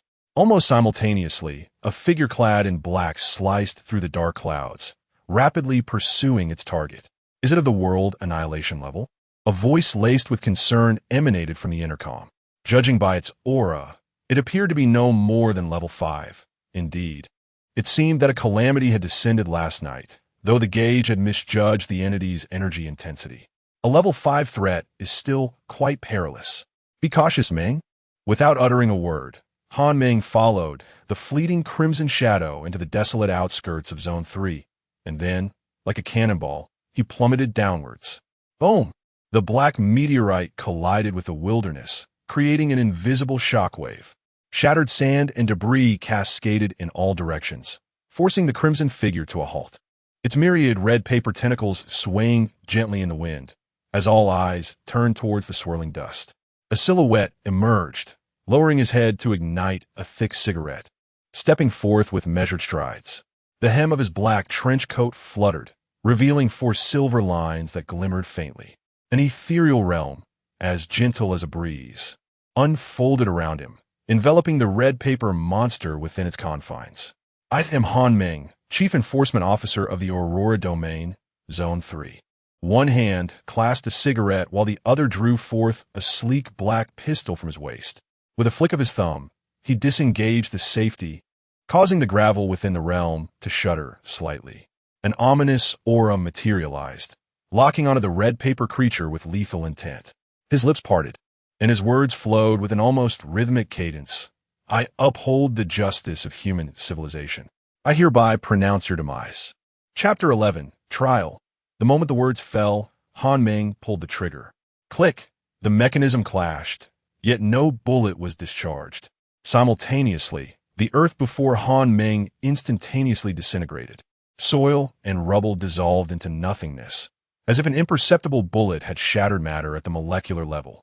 In the span of a millisecond, this deconstructive bullet flashed before the red paper monster. Under the influence of this intangible force of deconstruction, the red paper tendrils suspended in midair were forcibly torn apart.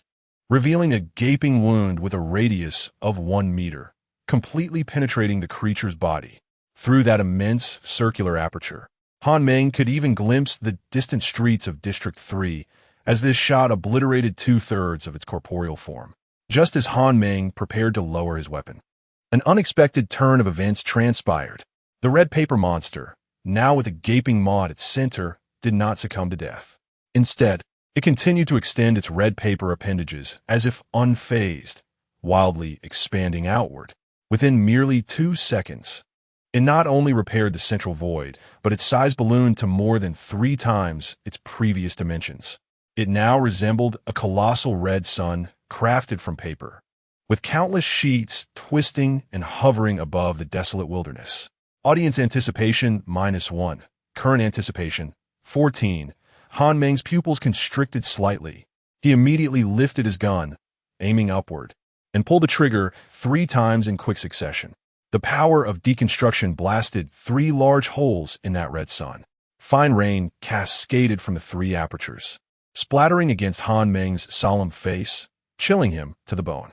Whoosh! A dense swarm of paper fragments surged downward, resembling a torrential red rain, instantly transforming the entire wilderness into a beehive.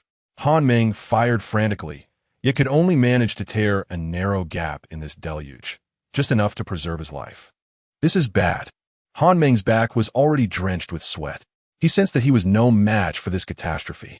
For reasons unknown, the creature's aura seemed to swell once more, leaping from the initial 5th level to the pinnacle of the 5th level, mere moments away from the horrifying threshold of the 6th level.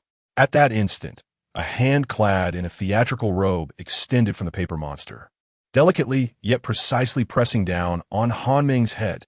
Hee hee!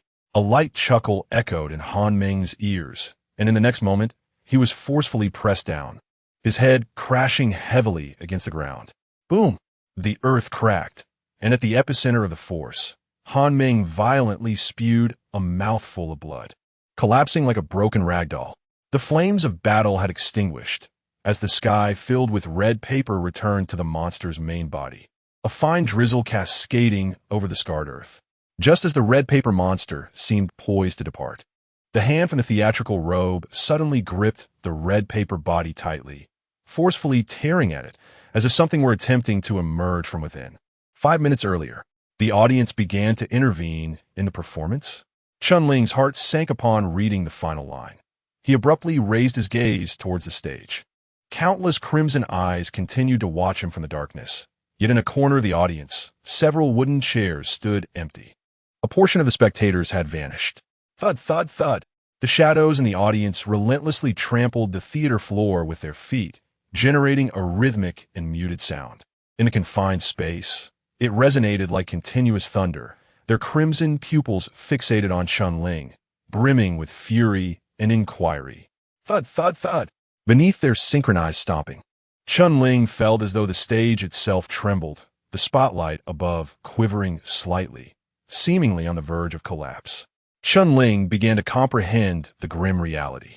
Having met his demise by an axe in the real world, the performance on stage had abruptly ceased. The audience, engulfed in rage due to the interruption, found themselves unable to communicate directly with Chun Ling, resorting instead to this form of expression to convey their discontent and threats. Thus, I am not truly dead? Chun Ling stared blankly at his own hands. But if my consciousness resides here, then who is controlling my body now? A thought struck him, and he turned to see a vast expanse of black curtain obscuring the latter half of the stage. He forcefully tugged at a corner, a stream of images flooding into his mind. He witnessed himself transforming a dinner knife into a paper sheet, rendering Li Xiuquan and Chun Tan unconscious, battling against 2 law enforcers. This sensation was peculiar, akin to watching his own actions from the perspective of a third party. Of course, at this moment, he was no longer the protagonist. Rather, it was the audience that had usurped his body. The audience was intervening in the performance. Audience expectation level -1. Out of the corner of his eye, Chun Ling noticed the characters on the screen pulsating, and in the next moment, yet another group of figures in the audience vanished without a trace. As the expectation level diminished, more audience members would participate in the performance. As Chun Ling spoke, he raised his hands, witnessing his body gradually becoming translucent. Simultaneously, would my existence also be erased? Indeed, if the audience completely assumed the role of the protagonist, what purpose would he serve? Chun Ling's heart plummeted. He realized he had to take action. Standing before the grand curtain, Chun Ling took a deep breath, tentatively extending his palm towards the flickering images behind it. Either reclaim his body and become the protagonist once more, or perish. Chun Ling's fingertips pierced through the curtain, as if encountering a barrier, causing him to slow down involuntarily. This barrier was not impenetrably hard. Rather, it resembled a membrane, soft and remarkably resilient. After several attempts, he finally managed to push through with a single finger. There is still hope. Chun Ling's eyes glimmered faintly. Summoning all his strength, he thrust his palm through the barrier, followed by his forearm, then his elbow. At that moment, the characters on the screen flickered again. Audience expectation level -1. As the expectation level plummeted to 14, yet another group of audience members disappeared. And Chun Ling felt the barrier growing increasingly unyielding. He observed his own body becoming even more translucent, a thought flashing through his mind. It was not the barrier that had become more solid, but his body that had grown weaker. Gritting his teeth, Chun Ling could only inch his arm through the curtain, his pace reduced to a fraction of its previous speed, his heart racing with anxiety. With the current resistance, he estimated that if the expectation dropped to around 10, he would no longer be able to pass through this veil.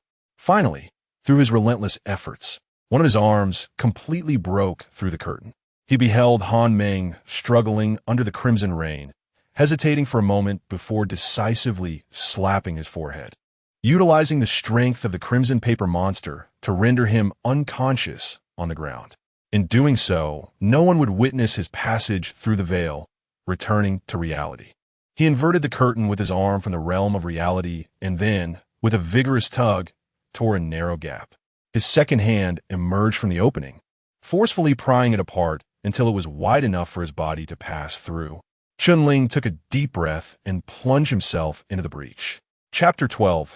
Chun Yin, a figure clad in a theatrical robe, emerged from the grotesque red paper monster, hanging upside down in midair. Sensing Chun Ling's imminent return, the creature thrashed wildly, its form becoming increasingly translucent, akin to paper drenched by rain, growing ever thinner. Chun Ling found himself ensnared, gliding close to the ground while swaying precariously, his head spinning with dizziness. The rent in the paper surface writhed as if attempting to swallow him back whole, while Chun Ling strained to maintain his upper body, battling against the vertigo with all his might. At that moment, a drenched youth dashed across the ravaged earth, drawing nearer. "Brother!" A hand seized Chun Ling's arm, yanking him down with force. Chun Ling felt a surge of strength, his lower half breaking free from the paper. And he tumbled through the chasm between theater and reality, landing heavily on the ground. As he broke free, the airborne paper monstrosity completely dissolved, as if it had never existed. Lying on the muddy ground, Chun Ling, draped in his vibrant red robe, gasped for breath. The sky was shrouded in oppressive rain clouds, droplets cascading down from his hair. Amidst the swirling chaos, he beheld a familiar face appearing before him, anxiously shaking his body. "Brother, brother, are you all right?" As the sensation of dizziness gradually subsided, Chun Ling focused his gaze, momentarily taken aback. "Ayan, what are you doing here?" The boy before him was none other than his younger brother, Chun Yin. In the memories of the original owner, Chun Ling took pride in two accomplishments throughout his life. The first was gaining admission as an enforcer through his own efforts. The second was having a brother like Chun Yin. This was not to suggest that Chun Yin was particularly intelligent or gifted. On the contrary, he struggled academically, often ranking at the bottom of his class and stumbling over words when conversing, making him an easy target for bullying. Yet, from the time Chun Yin was a toddler, he had followed Chun Ling closely, obediently doing whatever his brother asked of him. Even when Chun Ling, in a fit of mischief, buried him in sand, almost suffocating him, Chun Yin's first reaction upon being rescued was not to cry, but to grin foolishly at him. Since then, Chun Ling took Chun Yin everywhere. And whatever he did, Chun Yin offered him unwavering trust. Chun Ling was ordinary, Yet in Chun Yan's eyes, he glimpsed a different self. A self worthy of admiration. I. The Sok youth stammered slightly after I woke up from surgery. I waited at the hospital for you all to come and fetch me. Then I heard outside about a world-ending catastrophe invading, and I became very worried about you. I took the opportunity while the hospital staff were distracted to sneak out, intending to return home to find you, only to see you hanging from a monster. Isn't Area 2 and 3 sealed off? How did you get here? The enforcers seemed to be understaffed, as they only sealed the perimeters of Areas 2 and 3. However, there weren't many stationed between the two areas, so I slipped through. Chun Ling shook his head and managed to sit up, gazing at the worried expression before him. His emotions in turmoil. Li Xiuquan and Chun Tan had orchestrated his own murder merely to ensure that his heart would be given to Chun Yin, thus saving his life. In a certain sense, Chun Yin was the cause of Chun Ling's demise. Yet, upon reflection, it became clear that Chun Yin was oblivious to it all. He was merely a 15-year-old boy who only understood that his parents had promised a remedy for his ailment, and so he obediently lay on the operating table. Even if he were to be cured, he would remain unaware that the heart now beating within his chest belonged to his elder brother. Contemplating this, a faint sadness flickered in Chun Ling's eyes. Brother, have you committed murder? Chun Yan's gaze fell upon the bloodied Han Meng, his youthful face pale as a sheet. I did not kill him, Chun Ling instinctively replied. That was not me, it was... But before he could finish, he fell silent. He was at a loss as to how to explain everything to Chun Yin. Chun Yin had witnessed the scene of Chun Ling emerging from the monstrous entity, and now, with a gruesome wound on his neck and blood covering him, he bore little resemblance to a normal human being. How could he disclose that there had been an audience within his mind? That he had just been possessed? Chun Ling's thoughts were in disarray. He had inherited the original owner's memories, along with the feelings for his younger brother, and deep within, he felt a twinge of fear. Fear that Chun Yin, like their parents, would perceive him as a monster. Yet, Chun Yin simply regarded him with a calm expression, devoid of any fear. After a moment of serious contemplation, he approached Han Meng, exerting all his strength to lift him onto his back, staggering deeper into the wilderness. What are you doing? Chun Ling was taken aback. The slender figure of the boy struggled under the weight of Han Meng, who was nearly twice his size, leaving deep imprints in the damp earth with each step. Despite this, he gritted his teeth and persisted. Brother, he is an enforcer. I know. Killing an enforcer is a grave offense. If they discover this, regardless of whether it was you who killed him or not, they will come for you. I know, Brother, Chun Yin spoke softly, I will help you bury him. Upon witnessing the determination in Chun Yan's eyes, Chun Ling's heart quivered slightly. After a moment's pause, he finally managed to complete his thought. No. Yin, what I mean is, he is not dead yet. Chun Yin. A bewildered Chun Yin turned back, just in time to see Han Meng's eyelids fluttering, emitting a faint groan, seemingly on the verge of awakening. He gasped, losing his balance and tumbling to the side, causing the unconscious Han Meng to crash heavily to the ground. In a daze, Han Meng slowly opened his eyes. A crimson figure suddenly lunged towards him, raising a fist high and striking the back of his head. Bang! Just as Han Meng was on the cusp of awakening, he felt a sharp pain at the back of his skull and lost consciousness once more. Chun Ling shook his stinging hand and let out a long breath. He had nearly allowed this fellow to turn the tables on him. Moments ago, Chun Ling gazed through the stage curtain, witnessing the entire confrontation between Han Meng and the crimson paper creature. Though he was unaware of the man's peculiar abilities, he recognized that without the crimson paper creature, he would undoubtedly stand no chance. We must leave swiftly, he urged. After glancing at the intensifying downpour, he grasped Chun Yan's hand and departed hastily. In Area 3, Han Meng was not the sole enforcer. His presence here might merely be attributed to his unparalleled speed. If they delayed any further, they would find themselves trapped once other enforcers arrived. Han Meng lay motionless in the pit, unconscious, as the two youths gradually receded into the distance. The torrential rain washed over the desolate wilderness, the muddy waters flowing forth to erase all traces. Moments later, a group of figures clad in black and red uniforms hurriedly approached. Chapter 13, the ominous presence of the second disaster has vanished, as has the aura of calamity itself. If all goes as expected, Mengge should have succeeded. Han Meng's speed was astonishing. Even if we wished to take credit, we would be unable to catch up. Beneath the rainy night sky, four figures cloaked in black trench coats raced towards the desolate battlefield, the remaining law enforcers from Zone 3. They surveyed the ravaged wasteland, their hearts filled with trepidation. What kind of fierce battle could have reduced this place to such devastation? This disaster appears to hold some significance.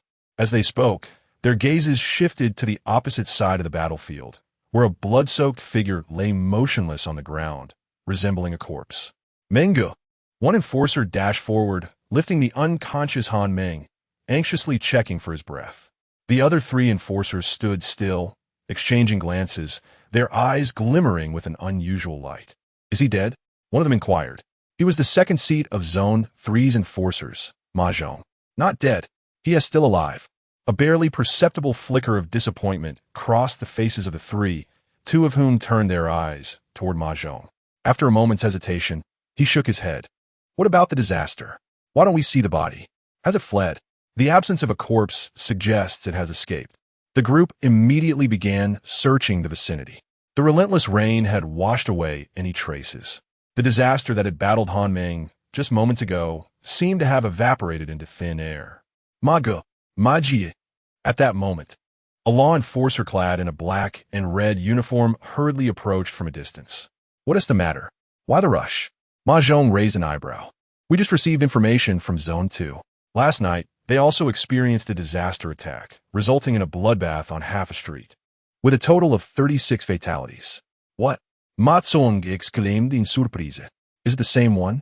It is said that the disaster attacking Zone 2 was a Tier 3 calamity, so it should not be the same entity.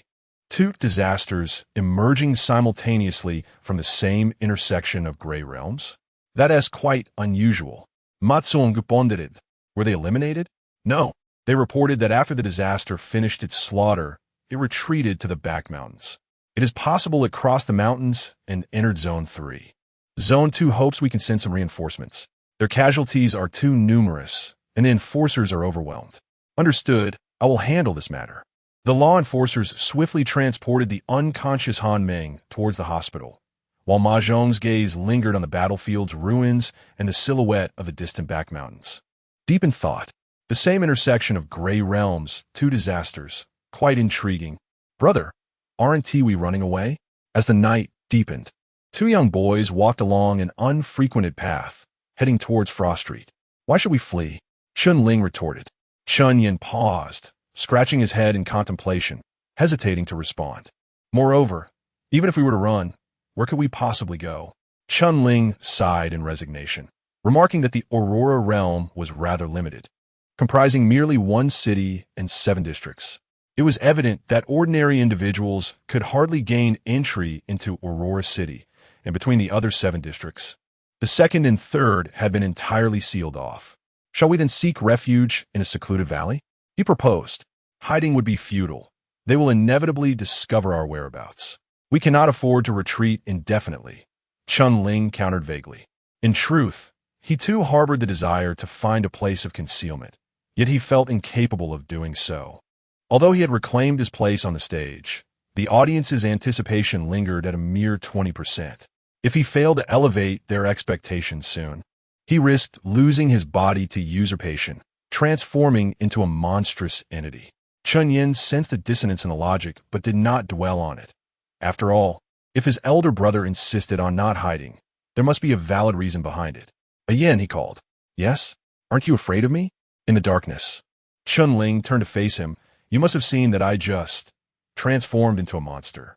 Chun Yin lowered his head, remaining silent for a considerable time. Brother, becoming a monster is not so terrible, as long as you remain yourself. How can you be certain that I am still myself? Chun Ling inquired. It's just a feeling. Chun Ling gazed deeply at him, the boy's expression obscured in the shadows. By the way, how is your body faring? He asked. Typically, after a heart transplant, one must undergo a lengthy period of recuperation. Are you truly all right running around like this? The doctor seemed exceptionally skilled. My recovery has been remarkably swift. Oh. Chun Ling suddenly recalled that this world appeared to possess extraordinary powers. Otherwise, How could heart transplants be performed in a realm devoid of electricity? Perhaps there were indeed methods for rapid recovery? His gaze fell upon Chun Yan's smooth neck, as if a memory sparked within him. By the way, what happened to the talisman I gave you? The one you usually wear around your neck. Chun Yan paused, reaching to touch his chest, only to find it empty. I don't know. It might have fallen off when I was running back. It's all right. I shall make you another when we return. All right. Chun Yan spoke again. Brother, aren't you going to wash up? If you walk down the street like this, you will terrify people. Chun Ling was taken aback, instinctively touching his neck, feeling the slickness of blood coating his fingers. Strangely enough, after emerging from the crimson paper creature, the wound on his neck had healed remarkably quickly. In just half an hour, the flesh had nearly reconnected, though it still appeared a vivid crimson, rendering him akin to a demon risen from the depths of hell.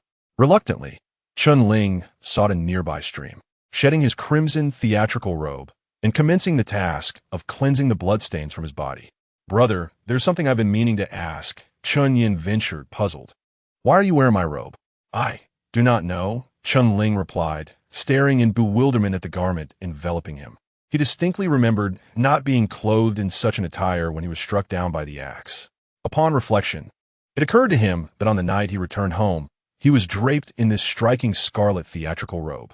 From the words of Chun Tan and Li Xiuquan, it appeared that this garment had been used carelessly to shroud his lifeless body after they had conspired to take his life.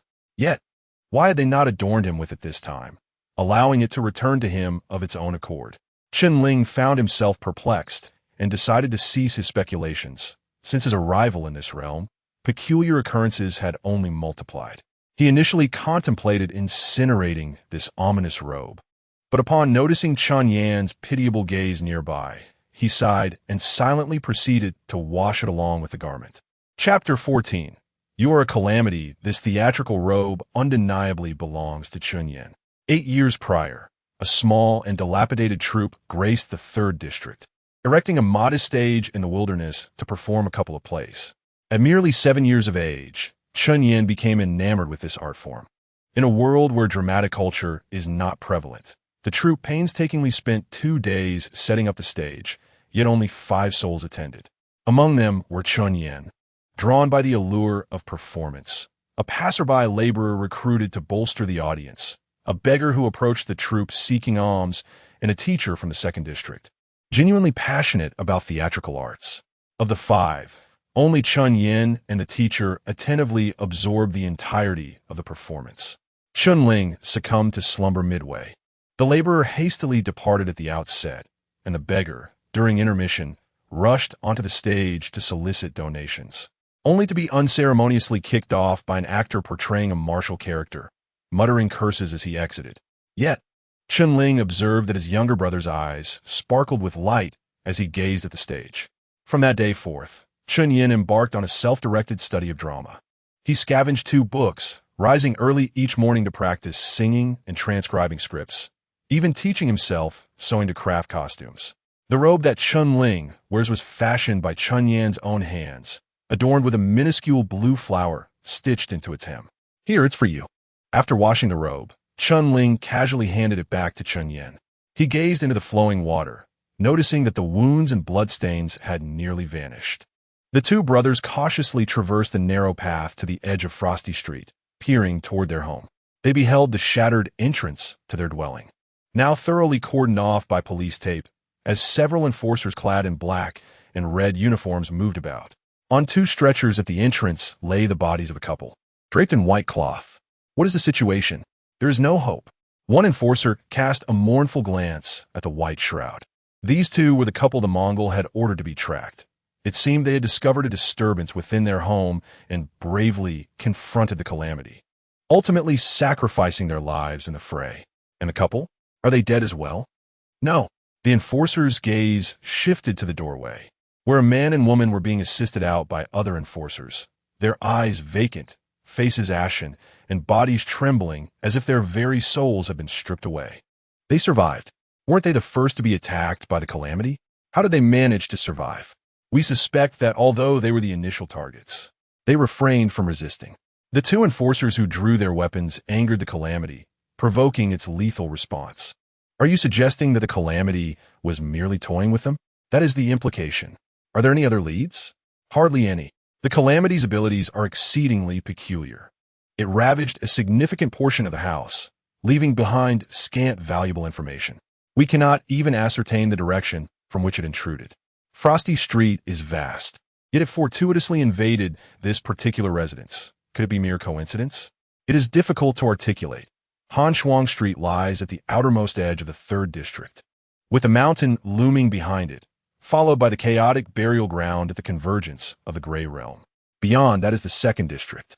Logically, if the calamity emerged from the Gray Realm, wreaked havoc in the 2nd District, retreated to the mountains, and then surged towards Shuang Street, it would be entirely plausible. Is the crime scene in the 2nd District situated near the mountains as well? Indeed, these locations are in close proximity and aligned along the same path. The enforcer nodded slightly. As the two were about to exchange further words, a sharp, piercing scream echoed from nearby. Calamity! Calamity! Li Xiuquan suddenly broke free from the enforcer beside her, her expression one of sheer terror, as she stared wide-eyed at them and scrambled backward in panic, proclaiming, "You shall not harm me! You shall not harm me!" In her frantic retreat, she collided violently with those supporting Chen Tan, causing his pupils to constrict instantly. He curled up, clutching his head, mumbling nonsensical phrases, his eyes reflecting the same dread. The enforcers exchanged glances, a flicker of helplessness crossing their faces. They were not particularly surprised. Rather, they skillfully bound the pair with ropes and stuffed white cloth into their mouths to prevent disturbances, then proceeded directly towards the headquarters of the 3rd District. Witnessing this, Chun-Ling felt a sense of relief. Dr.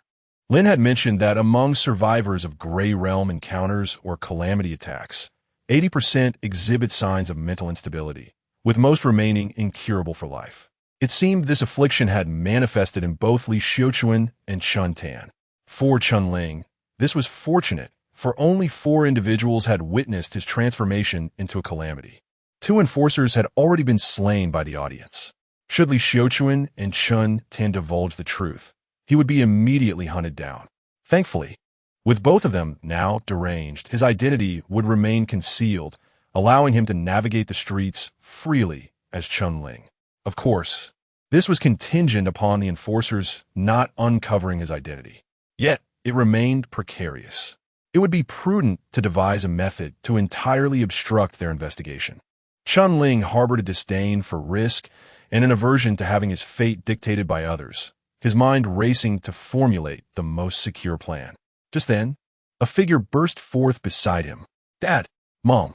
Shan Yin exclaimed, sprinting towards the 2 figures being taken away, his frail face etched with anxiety. At 15, Shan Yin was oblivious to the full extent of the situation. Witnessing his parents being extracted from the ruins felt akin to the sky collapsing. Chun-Ling's gaze sharpened, instinctively reaching out to grasp Chen Yin, but after a moment's hesitation, he hastened to trail behind him, calling out for his parents as well. Hearing their cries, the enforcers simultaneously turned, observing the 2 youths rushing towards them, before lowering their heads to sift through their documents. This couple had 2 children, one aged 18 and the other 15. Moments ago, I could not locate the body within the confines of the room, and I was on the verge of dispatching someone to search for it when, unexpectedly, I found myself appearing. Alas, poor child. Several law enforcement officers whispered amongst themselves. Chun Yin rushed before Li Xiuquan, poised to utter something, when suddenly her pupils constricted dramatically. In a bewildered manner, she expelled the white cloth from her mouth, staring ahead and shouting, "Calamity! You are a calamity too. Do you wish to kill me as well?" Chun Yin stood frozen in place, taken aback. Chapter 15. It is you.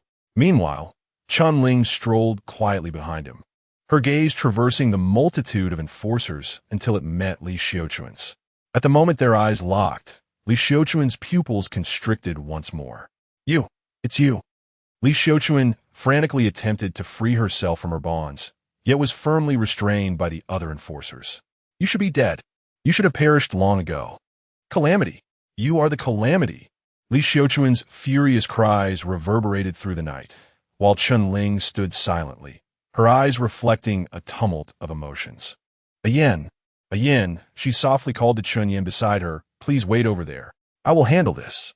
Chunyin stared blankly at the frenzied Li Xiuquan, momentarily brought back to reality by Chunling's voice. After a prolonged silence, he nodded in acquiescence. He retreated to a secluded corner, curling into a ball with his arms wrapped around his knees, his body trembling involuntarily. What is happening? I can't even keep my mouth shut? An enforcer shot a glare at his colleague, who promptly bent down to retrieve the white cloth and stuffed it back into Li Xiuquan's mouth. He then sighed heavily and offered reassurance. Child, do not take this to heart. Your mother has lost her mind and is unaware of her own words. For the sake of public safety, we shall take them to a psychiatric hospital for stabilizing treatment. There remains hope for their return to sanity. Of course, during this period, you are welcome to visit them at any time. He exchanged a knowing glance with the other enforcers, who swiftly proceeded to escort the two towards headquarters. Chunling observed this scene with a complex mix of emotions swirling within her. These two individuals raised the original host and subsequently took his life. From the perspective of the original host, their grievances had long been settled, having inherited the original host's memories and emotions. Chunling sensed that the original host harbored little resentment, primarily because he genuinely cherished his younger brother, Chunyin. Had Li Xiuquan and her partner communicated their circumstances clearly to the original host, he would have willingly traded his life to restore his brother. Unfortunately, the original host had placed his trust in them, while they remained skeptical of him, simply because he was an adopted child. You must be Chunling, right? Where have you been? A figure approached Chunling, turning her head. Chunling appeared momentarily dazed before hoarsely replying, Sir, what has happened here? I'm the one asking you, he said, furrowing his brow. Yet, considering the ordeal this youth was currently facing, he hesitated before adding, a calamity has intruded upon your home, frightening your parents. Fortunately, they did not resist. Rest assured, there is no immediate danger to their lives. Oh, Chunling seemed to awaken from a dream. Today, I took my brother to practice. Practice what? Traditional opera. Chunling raised her hand, revealing a neatly folded opera robe cradled in her arms. Seeing this, the enforcer's wariness slightly eased. After all, it was uncommon for an ordinary person to carry an opera costume while out. Thus, he was inclined to believe Chunling's claim of practice, yet still followed protocol, inquiring, Where did you practice? Was anyone there to witness? It is the desolate land at the eastern end of Frost Street. No one has noticed. My younger brother is rather shy and cannot sing in crowded places. Otherwise, he would practice right at our doorstep. The enforcer nodded, acknowledging the recent lack of safety outside, advising against wandering aimlessly. Should you encounter anything suspicious, do not hesitate to seek me out. I am Jiangqin, patrolling this neighborhood daily. Very well. By the way, where is your brother? He was just frightened by our mother and is hiding over there. Chunling pointed towards the dark corner of the wall, where a small figure was curled up, seemingly weeping. Jiangqin glanced over and nodded slightly. Just then, as if struck by a thought, he inquired, How many children do you have in total? 2. Jiangqin's eyes narrowed slightly. 2. Noticing the subtle shift in Jiangqin's tone, Chunling's heart sank. With years of experience and performance, he was acutely sensitive to such nuances in dialogue. He steadied himself and feigned innocence as he asked, What is it? The records indicate that your family has 2 children, and you confirm this. Jiangqin spoke slowly. But last night, we encountered your parents at the mass grave. They mentioned coming to pay tribute to their son. If both of your sons are alive, then whom do they honor? The atmosphere suddenly thickened. So, this is what you meant. Chunling's thoughts raced like lightning, and a look of realization crossed his face. Many years ago, after his parents had given birth to a yin, they conceived again. However, at that time, their mother was not in good health, and the child passed away shortly after birth. They could only bury him on the back mountain. Since then, every year on his birthday, they would go to pay their respects. At that time, a yin was just over 2 years old and understood nothing. I only have a vague recollection of the events. The final statement was Chunling's precaution to prevent Jiangqin from separating him from Chunyin for individual questioning, thus ensuring that even if Jiangqin harbored suspicions and sought to interrogate Chunyin further, he could reasonably justify his response. Naturally, He could also invoke his own tender age to evade deeper inquiries from the enforcer. A child who died young. No wonder there was no record of it.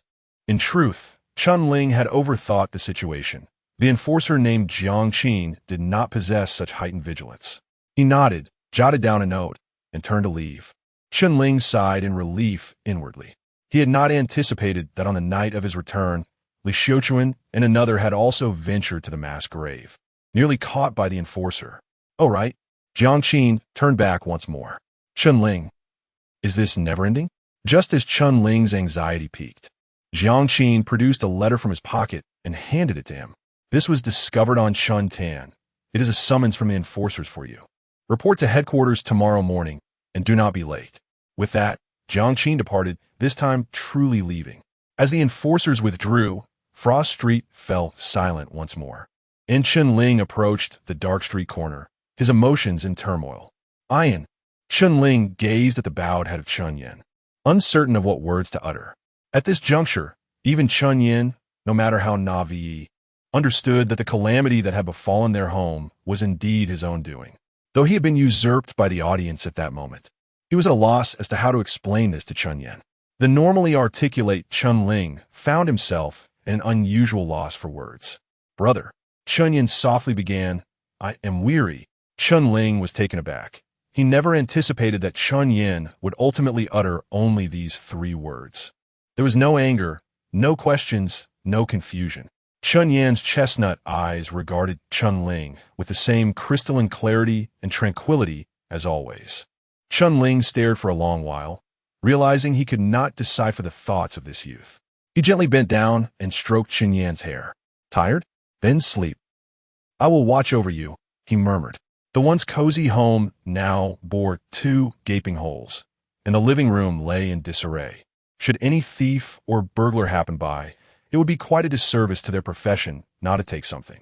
Chun Yin returned to his familiar bed, silently curling into a ball beneath the covers. Chun Ling settled beside him, leaning against the remnants of the shattered wall, slowly sinking into a seated position. Through the broken roof, he beheld the endless blue auroras dancing in the night sky, as if delicate ribbons draped across the heavens. This was Chun Ling's first quiet moment of observing the world's auroras, and it felt as though, upon seeing them, all his distracting thoughts vanished, leaving only an eternal tranquility. Brother, are you cold? Chun Yin's voice emerged from beneath the covers. Not cold. Oh. Chun Yin fell silent, and, after a prolonged moment, only the rhythm of their breathing lingered in the air around Chun Ling. Time slipped away, and gradually, Chun Ling's eyes too began to close. He fell asleep. Chapter 16. The Dance of Death. Upon reopening his eyes, a familiar luminescence filled his vision. As he returned once more, Chun Ling adjusted to the brilliance of the spotlight, his gaze gradually sweeping across the surroundings. The dilapidated stage, the black curtain, and the fully occupied audience seats indicated that he had once again entered this nightmare. It seemed that whether asleep or dead, he would invariably find himself here. Through several experiences, Chun Ling had drawn this conclusion. Ever since he reclaimed control of his body, the departed spectators had returned to the theater. Although their expressions appeared somewhat displeased, at least they showed no inclination to act against him again. Chun Ling's gaze naturally drifted towards the screen at the center of the stage. Audience expectation, 24. From the historical records, it was evident that the moment he regained control, the expectation level automatically surged to 20.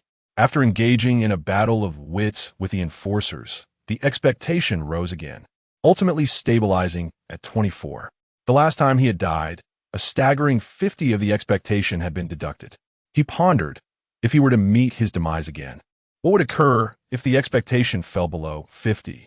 Chun Ling was uncertain of the answer, but he speculated that if the expectation turned negative, he would likely face complete annihilation, becoming a mere vessel for the spectators, never to rise again.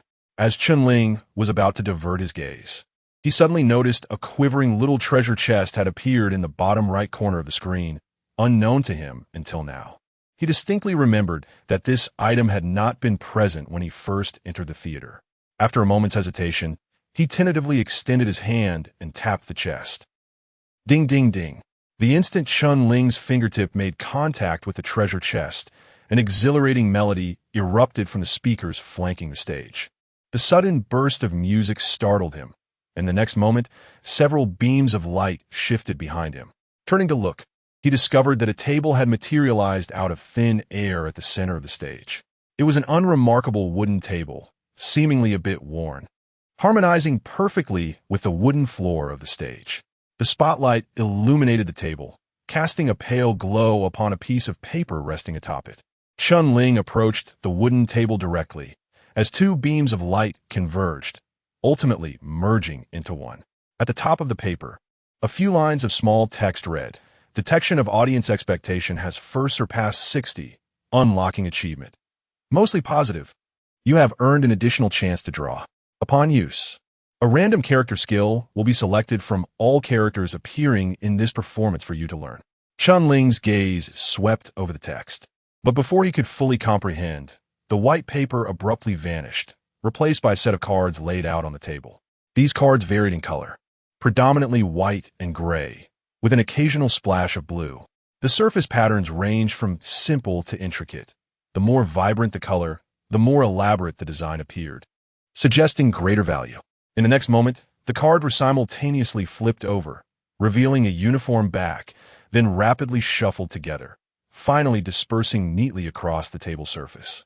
Chun Ling attempted to track the few blue cards, yet the bizarre shuffling method rendered it impossible to follow the faces with the naked eye. To his astonishment, there was still a chance for a lottery. It seemed that not all was bleak within this theater. Chun Ling inhaled deeply and randomly selected a card placed before him, gently flipping it over to reveal a blue card. Upon his selection, all other cards simultaneously vanished, and several lines of text materialized upon the blue card. Skill: Dance of Slaughter, Affiliation, War God Path, Judgment Pathway, 3rd tier. Character: Han Meng. The moment he saw the name Han Meng, a shadowy figure clad in a trench coat, engaged in a fierce battle with a crimson paper monster from the previous night, surfaced in Chun Ling's mind. At that moment, a singular thought consumed him. What a windfall! Since his arrival in this world, Han Meng was undoubtedly the most formidable individual he had encountered. Although Chun Ling could not comprehend the true meaning of the War God Paths, Judgment, 3rd tier, there was no doubt that he had drawn the finest option available to him at present. The blue card dissolved into nothingness, and Chun Ling sensed an inexplicable augmentation within himself. Grateful for this boon, he felt a twinge of embarrassment. He had learned this skill from Han Meng, and in a sense, Han Meng had become his benefactor. Yet mere hours ago, he had just delivered a severe beating to this benefactor, striking him with a heavy blow. That strike surely hadn't been fatal, had it? He felt a pang of guilt. Above him, a scarlet calamity danced wildly, the terrifying pressure sending shivers through his very being. A slender hand emerged from within the calamity, pressing down upon his crown, as if it were the hand of a deity descending from the heavens, ruling over the world. In a hospital bed, Han Meng abruptly opened his eyes, nearly springing up in shock. A sharp pain throbbed at the back of his head, causing him to grimace, as the world around him swayed, sending him crashing back onto the bed. Meng Yi, a nearby enforcer, startled from his slumber, quickly steadied him. "What are you doing? Don't move around, or you'll disrupt the stitches." Han Meng, lying there, gradually regained his composure and, in confusion, asked, "Where am I?" "In a hospital." The enforcer paused. "After that long hand. I mean, the red calamity? It should have fled. When we arrived at the scene, all we found was you lying there." Fragmented memories surged through Han Meng's mind, and he instinctively touched the back of his head, wincing in pain. This calamity. Does it have a penchant for ambushing from behind? What's the situation? Are there any other casualties? Not at the moment. After your confrontation, that calamity has not reappeared. It seems you must have inflicted significant damage. Han Meng hesitated, intending to assert that he had barely harmed it, but ultimately swallowed his words. One must maintain a certain image before one's subordinates. "What time is it?" 6:50. "Help me sit up." "Meng Yi, the doctor said you need to rest." "Rest be damned." Han Meng gritted his teeth and rose to his feet. That calamity was insidious, and if left unchecked, it would inevitably lead to dire consequences. Insidious? Meng, are you suggesting it is dangerous? This enforcer, though well-versed in various matters, had never before encountered the term insidious used to describe a calamity. Dangerous, yet even more insidious. Han Meng instinctively touched the back of his head, and I suspect it may indeed have merged with a certain human. Merged? Upon hearing this term, the enforcer's expression changed drastically. Should we immediately notify Aurora City? As the latter part of the statement registered, Han Meng gradually calmed himself. No, not just yet. I still need to conduct further investigation. For now, this remains merely my conjecture, devoid of any theoretical foundation. So what shall we do now? Let's head to headquarters. The newly arrived reserves should be taking their positions shortly. We can discuss the particulars on the way. Very well. Chapter 17. Policy. The early morning sunlight cascaded upon Chun Ling's face, causing his eyelashes to flutter as he gradually opened his eyes. He was back. Rubbing the corners of his eyes, he exhaled a long sigh. After drawing his prize, he had wandered the stage for an extended period, yet he had still not discovered any exit. It was not until the sound of the stage bell rang and the curtain rose that he instinctively returned. The current expectation level was at 23. Swiftly approaching the critical line of life and death, Chun Ling reminisced about the characters on the screen before his departure, murmuring to himself that he must act swiftly. Brother, the covers were pulled back, and Chun Yin rubbed his reddened eyes as he sat up in bed. Good morning. Good morning. Chun Ling glanced at the clock on the wall, retrieved the last few copper coins from his pocket, and handed them to Chun Yin. I need to step out for a while. I'm uncertain what time I will return. You should eat something on your own today. Brother, where are you going? To catch myself. Chun Ling donned a thick cotton coat, tucking the envelope given by the enforcer into his bosom. He turned and ruffled Chun Yin's hair. Do not ask too many questions. Just stay home and wait for my return. Understood? Understood. Chun Yin nodded obediently. After watching Chun Ling depart, Chun Yin rolled out of bed and gazed at the two large holes at the entrance, his brow furrowing in concern. How am I supposed to fix this? He glanced at the few remaining copper coins in his hand, silently pocketing them before retrieving a heavy hammer and wooden boards from the house, beginning to measure the dimensions. At that moment, a figure emerged from behind the gaping hole, startling Chun Yin. It was a man clad in a woolen overcoat, a deep blue scarf wrapped around his collar, and silver-rimmed glasses perched on his nose, exuding an air of artistic intelligence. Yet at this moment, as he surveyed the house reduced to mere holes, confusion flickered in his wise eyes. He opened his mouth to speak, hesitated, deeming it impolite, and attempted to knock, but after circling the house, he could not locate the door. He returned to peer inside through the hole. Do you need something? Chun Yin tilted his head. May I ask if Mr. Chun Ling is present? Hearing his brother's name, a glint of wariness flashed in Chun Yin's eyes. He scrutinized the man for a moment before inquiring again. Do you need something? The man removed his white gloves and produced a letter from the pocket of his overcoat. Holding the letter open in his hand, he spoke calmly to the interior of the house. I have heard that Mr. Chun requires a doctor, therefore I have come. A chilling breeze seeped in through the collar, causing Chun Ling to shiver involuntarily. Young sir, where are you headed? May I offer you a ride? A lean, dark-skinned man hurried alongside Chun Ling, pulling a rickshaw and flashing a grin that revealed a row of yellow teeth. Chun Ling glanced at him. To the enforcer headquarters. I know that place well. I just dropped off 2 there. You're all going to be on standby, right? How about this? I'll charge them 10, but for you just 7. Are you in or out? Forget it. 6 it is, no less. I have no money on me. No money? The man furrowed his brow, casting a few glances at him before muttering under his breath and departing with the rickshaw, lamenting the absence of funds necessary for such a role as an enforcer. How unfortunate, Chun Ling thought to herself, pondering the deplorable quality of people in this world. Rubbing her frost-bitten hands together, she instinctively quickened her pace towards the center of District 3. Prior to last night, Chun Ling had been contemplating how to evade detection by the enforcers and prevent them from uncovering her. Now, she had arrived at a solution: to become an enforcer herself. By integrating into the enforcers' ranks and participating in all investigations into calamities, she could disrupt their efforts, ensuring they could never pinpoint her. Her mantra became, I shall become, I shall participate, I shall create chaos, and I shall escape. As she traversed several streets, she arrived before a colossal structure resembling a glass dome, finally halting her advance. What an impressive sight! Ling gazed up at the dome, unable to suppress a sigh of wonder, contemplating the immense funding required to erect such a monument. In a neighborhood filled with modest, two-story earthen homes, this singular architectural marvel stood out as conspicuously as an art gallery suddenly appearing in a rural village from her past. At that moment, a few young individuals hurried past her with letters in hand, exchanging polite smiles and nods. The number of those who had passed the written examination in District 3 was approximately 70, with a typical elimination rate of 50% for the practical tests. Thus, only about 30 individuals could become enforcers each year. Although this year's practical examination had adopted a new format, the final elimination rate remained unchanged. In essence, every person entering this building was a potential competitor. Ling stepped through the headquarters entrance, and beneath the glass dome, several rows of individuals stood neatly aligned.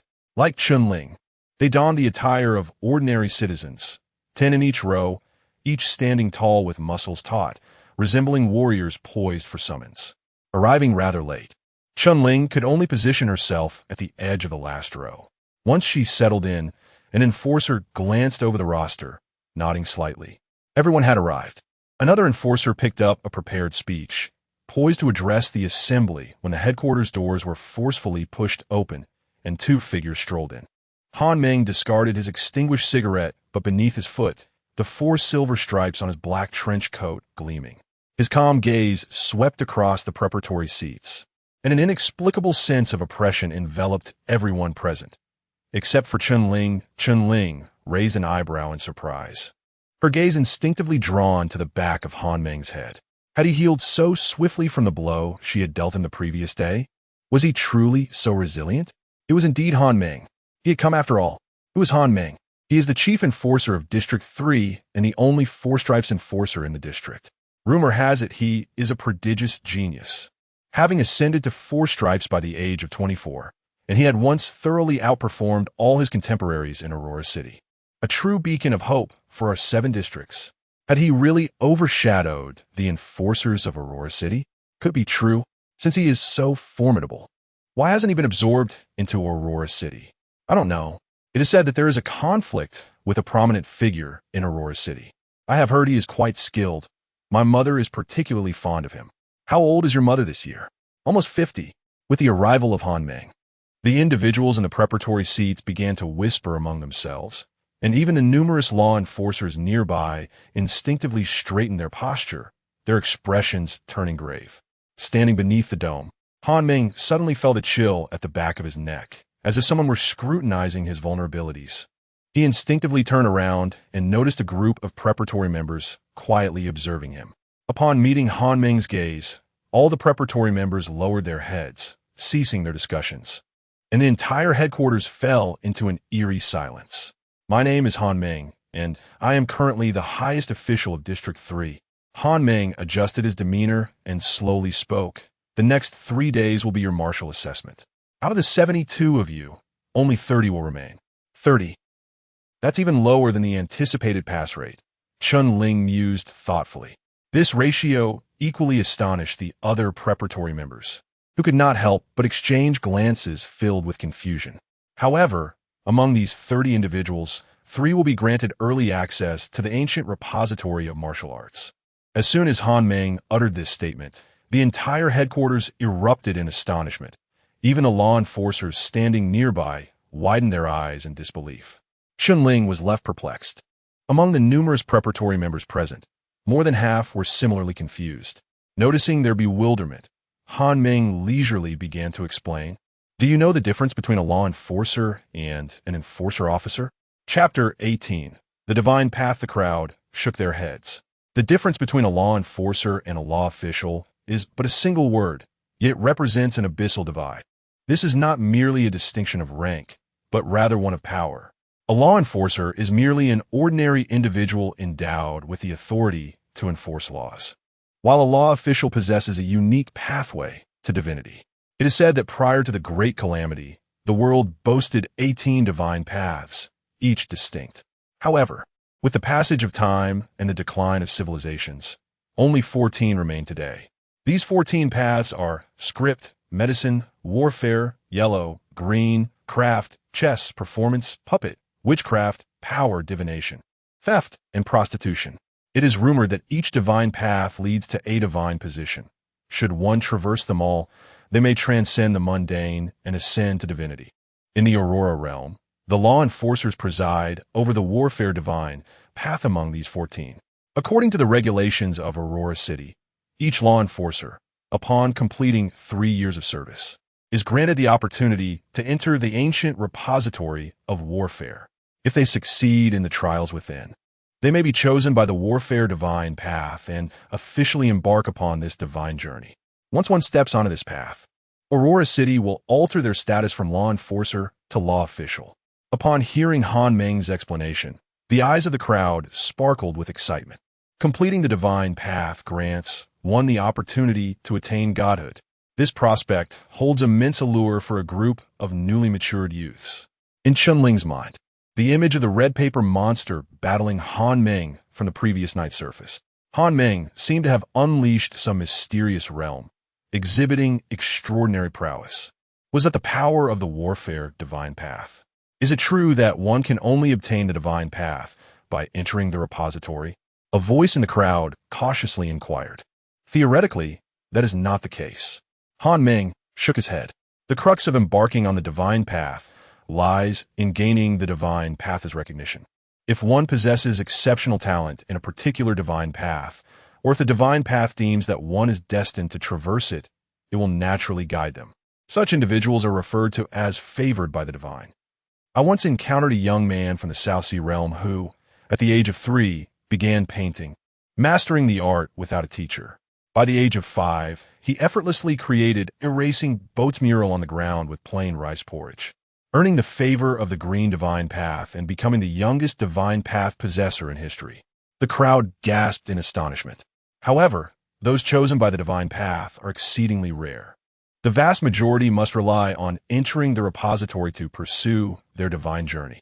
Of course, not all repositories lie within the realm of humanity. Some are situated at the intersection of the gray realm and reality, making them nearly inaccessible to ordinary humans. This results in a scarcity of individuals capable of entering and passing the trials to tread upon these divine paths. Thus, the path of being favored by the divine remains the only route for many, leading to a limited number of divine path possessors, such as those of the yellow divine path, performance divine path, theft divine path, and prostitution divine path. In summary, these 14 divine paths are the sole transcendent routes recognized by the realm of humanity, with the overwhelming majority in the Aurora realm opting for the warfare divine path. Only recognized by the realm of humanity? Chunling inquired. Does this imply that there exist unrecognized paths? Han Meng cast a glance at him, fell silent for a moment, and finally replied, yes. And there are quite a few, such as the fusionists who seek to abandon their human identities and willingly merge with calamities. The cultists of the Scarlet Sky, sect who worship the natural disasters and red stars.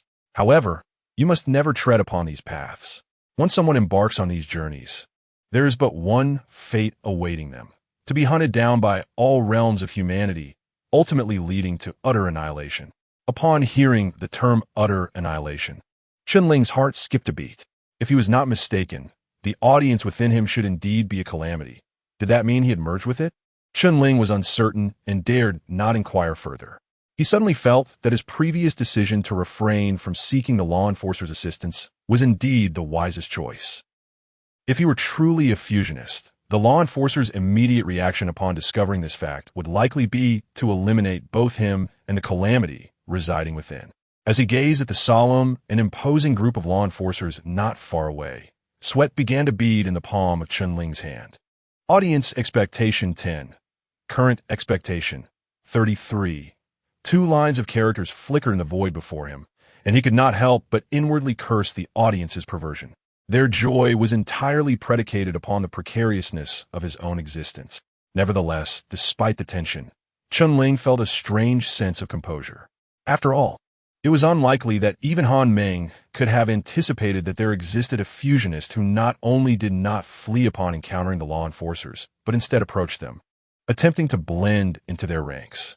Could entities like the fusionists and the Scarlet Sky sect possibly possess a path to divinity? Someone queried once more. Almost impossible. Han Meng replied, no path to divinity would grant divine favor to those who embrace wicked monstrosities. A flicker of disappointment crossed Chunling's eyes. As a transmigrator, he naturally yearned for powers transcending the mundane realm. To be honest, when the subject of the path to divinity was broached, he had felt a stirring within. However, if he were indeed a fusionist, that pathway would be forever barred to him. Next, tasks will be assigned to each of you. Whether or not you remain here in 3 days depends solely on yourselves. Han Meng concluded with his final words and turned to depart. The crowd erupted once more into discussion. Subsequently, several law enforcers stepped forward to announce the upcoming assignments for each individual. Jiang Lipping and Nye Yining were responsible for assisting in the patrol of the 3rd District's Hanyan Street. Deng Feiyang and Gong Heng were tasked with aiding the patrol of the 3rd District's Hanyue Street. Those present were all on standby and lacked the capability for independent patrols, thus relegated to assisting the official law enforcers with trivial matters. The initial names called were manageable, but as the list progressed, the assigned streets became increasingly obscure, culminating in personnel dispatched to the 2nd District for support. Wu Yudong and Chun Ling were assigned to assist in the patrol of the 2nd District's Bingquan Street. Upon hearing his name associated with the 2nd District, Chun Ling was momentarily taken aback. He distinctly remembered that no one had yet been assigned to patrol the 3rd District's Hanshuang Street, and he himself was a resident of Hanshuang Street. Why was he being reassigned to the 2nd District? Although the 3rd and 2nd Districts were not far apart, daily commuting would consume no less than 4 hours. Would this not entirely encroach upon his own time? The assessment commences today, granting each individual a mere 3 hours to prepare for their return home. After this interval, attendance is mandatory. Once the enforcer completes the reading of the list, the assembly will be dispersed. Chun Ling harbored a vague sense of unease, unable to articulate the source of her discomfort. Brother, are you Chun Ling? A diminutive youth cautiously approached her. Who are you? I am Wu Yudong, assigned to assist you in District 2. Oh, greetings. Wu Yudong glanced around and lowered his voice. Inquiring, did you offer them any bribes? Bribes? Chun Ling paused, taken aback. The enforcer who just read the list, the one named Mahjong. He oversees personnel transfers. Our assignments and tasks are dictated by him. Observing Chun Ling's reaction, Wu Yudong sighed in resignation. By your expression, it seems you didn't offer anything. No wonder we are fated to suffer the most. Upon hearing this, Chun Ling finally grasped the situation. She recalled the words of a rickshaw puller on her way here. Without money, how can one be an enforcer? It appeared that enforcers were not virtuous individuals. Chun Ling scoffed inwardly. Even the laborers by the roadside were well aware of the enforcer's true nature, illuminating the grave internal issues plaguing this organization. Where do you reside? 128, Han Shuang Street. What a coincidence. I live on Han Shuang Street as well, just at the opposite end. Brother, we are indeed kindred spirits in hardship. Once we reach District 2, let's lend each other support. Wu Yudong exchanged a few more words with Chun Ling before hastily returning home to gather his belongings. As Chun Ling exited the headquarters, a cold voice suddenly echoed from beside the door. Stop! Chun Ling halted abruptly, slowly turning her head to find Han Mengzheng leaning against the wall, a cigarette dangling from his lips, his eyes glinting like those of a venomous serpent as they fixed upon her. Are you Chun Ling? Chapter 19 Temptation as Commander Han Meng called out to him. A fleeting look of guilt flickered in Chun Ling's eyes, but he swiftly regained his composure. Is there something you need from me? A mere fusioner dares to infiltrate the ranks of the enforcers. You have quite the audacity, Han Meng began, his voice deliberate. Speak, what is your purpose? These words struck Chun Ling like a bolt of thunder. He discovered my identity. No, it cannot be. The entity I confronted last night was the red paper monster. He never saw my face. How could he possibly recognize me at a glance? Huh? Confusion flooded Chun Ling's eyes. Commander Han, what are you talking about? My meaning isn't lost on you, is it? I don't understand. Where were you last night? At home, sleeping. And before that, practicing opera in the wilderness with my brother. Your brother was practicing opera, and you went along? Why? He is timid and needed my company. What piece were you rehearsing? Farewell, my concubine. Was the last line? Oh, the penultimate line? Awaiting the lonely's return. Han Meng's questions came at a rapid-fire pace, leaving Chun-Ling no time to respond. As he answered, cold sweat trickled down his back. By the time the last 3 questions arrived, he nearly succumbed to the urge to flee. Unacquainted with the theatrical world of this realm, Chun-Ling could only muster the most familiar piece from his past life. He had to gamble on Han Meng's ignorance of theater. Regarding the lines, they posed no challenge for Chun-Ling. The opera was frequently performed in the theaters of his former life, and he had witnessed Farewell, My Concubine no fewer than 20 times. He vividly recalled the moment when Xiang Yu turned to discover Yu Ji taking her own life. It turned out Chun-Ling's gamble paid off. After posing the final question, Han Meng fixated his gaze upon Chun-Ling, his eyes seemingly peering into his soul. After a few seconds of silence, Han Meng slowly spoke. Oh, perhaps I was mistaken. This fellow is indeed trying to deceive me. It seems last night's blow was too light. Chun-Ling inhaled deeply. Commander Han, if there is nothing else, I shall take my leave. Wait. Han Meng called out to Chun-Ling. Which street were you assigned to? District 2, Bingquan Street. Do not return home just yet. Proceed directly there. Huh? Were we not told we had 3 hours to prepare? This is an order. With those 4 simple words, Han Meng silenced all of Chun-Ling's protests. Chun-Ling and Han Meng locked eyes against the biting wind, their garments billowing as the world descended into an eerie silence. After an indeterminate time, Chun-Ling finally spoke. I understand. It will take no more than 2 hours to reach Bingquan Street in District 2. 2 hours later, I will confirm whether you have arrived. Do you comprehend? Grinding his teeth, Chun-Ling added, my legs are weary. The journey may take a little longer. I shall summon a rickshaw for you. Han Meng epitomized the essence of decisiveness. He halted a rickshaw puller on the street. The very man who had conversed with Chun-Ling earlier and directly instructed him to ensure Chun-Ling arrived punctually at Ice Spring Street, assuring him that the fare would be reimbursed. Under Han Meng's watchful gaze, Chun-Ling reluctantly boarded the rickshaw, which set off towards Area 2. As he observed Chun-Ling's departure, Han Meng extinguished his cigarette beneath his foot, letting out a cold snort. Why are you targeting him, Mengge? Jiang Qin inquired, perplexed. Do you not find it peculiar? Humming replied calamity. On the night when the realms of gray intersected, Li Xiuquan and Chun Tan braved the rain to visit the mass grave, claiming they were there to pay respects to their son.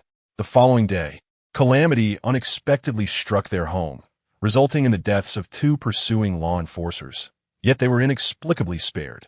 Meanwhile, the Chun brothers were conveniently absent, without any alibi. But they already explained their visit as a tribute to their son. Many years ago, they lost a child. You've missed the point, Han Meng interjected. Huh? The crux is not merely the tribute to their son, but the audacity to do so amidst a rare and violent storm in the Aurora realm before dawn. Do you truly believe a child, who evoked little emotion, warrants such an endeavor? Jiang Qin was rendered speechless. The early demise of the child and the practice of opera singing are merely Chun-Ling's unilateral assertions, lacking any corroborative evidence.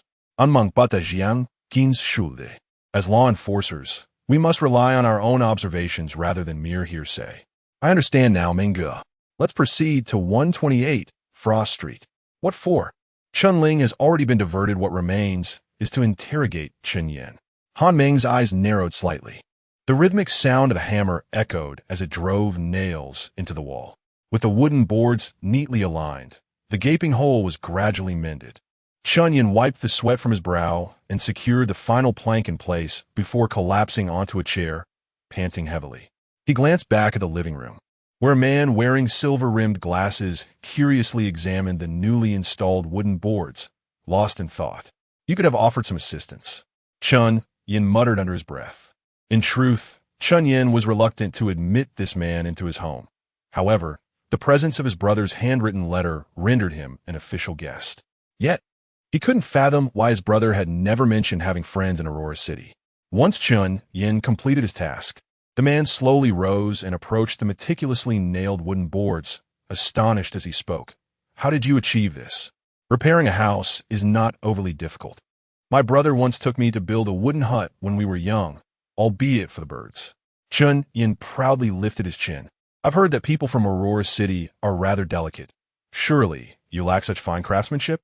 Just as the man was about to respond, a rapid series of knocks echoed at the door. Law enforcers are inquiring. Open the door at once. Upon hearing those words, Chun Yan's complexion turned ashen. He was perplexed as to why the enforcers had suddenly appeared at his doorstep. Yet his instincts warned him that their unexpected visit at this hour could only spell trouble.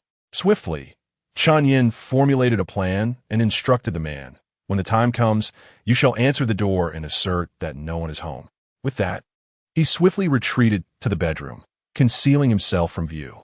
The enforcers. The man furrowed his brow, hesitating for a moment before eventually stepping forward to open the door. Behind it stood Han Meng and Jiang Qin. Upon encountering a stranger at the threshold, Jiang Qin was momentarily taken aback, glancing at the doorplate in confusion. How curious. This is the right place, isn't it? Han Meng's gaze narrowed slightly upon seeing the man. What brings you here? I mistook you for someone else, he remarked. The man's lips curled into a smirk as he adjusted his silver-rimmed glasses, replying nonchalantly, I should have anticipated this. The 3rd district is your territory. As the two engaged in conversation, Jiang Qin leaned closer to Han Meng and whispered, Mengge, who is he? Chemu Yun, the divine healer from Aurora City, came to reply. Chapter 20. The fusionist he ought to return to seek out Chun Yin. The rickshaw traversed the gravel road, and Chun Ling sat inside, his expression gravely troubled. He was unaware of which aspect had gone awry, leading Han Meng to suspect him with such alarming swiftness, even going so far as to expend his own funds to extract himself, solely to interrogate Chun Yin. The dilemma was that all his avenues were now blocked. Even if he turned back to find Chun Yin, one could not disregard whether he could reach home more swiftly than the enforcers. Once he disembarked from the rickshaw, Han Meng would soon be informed, and at that point, his suspicions would become nearly impossible to dispel.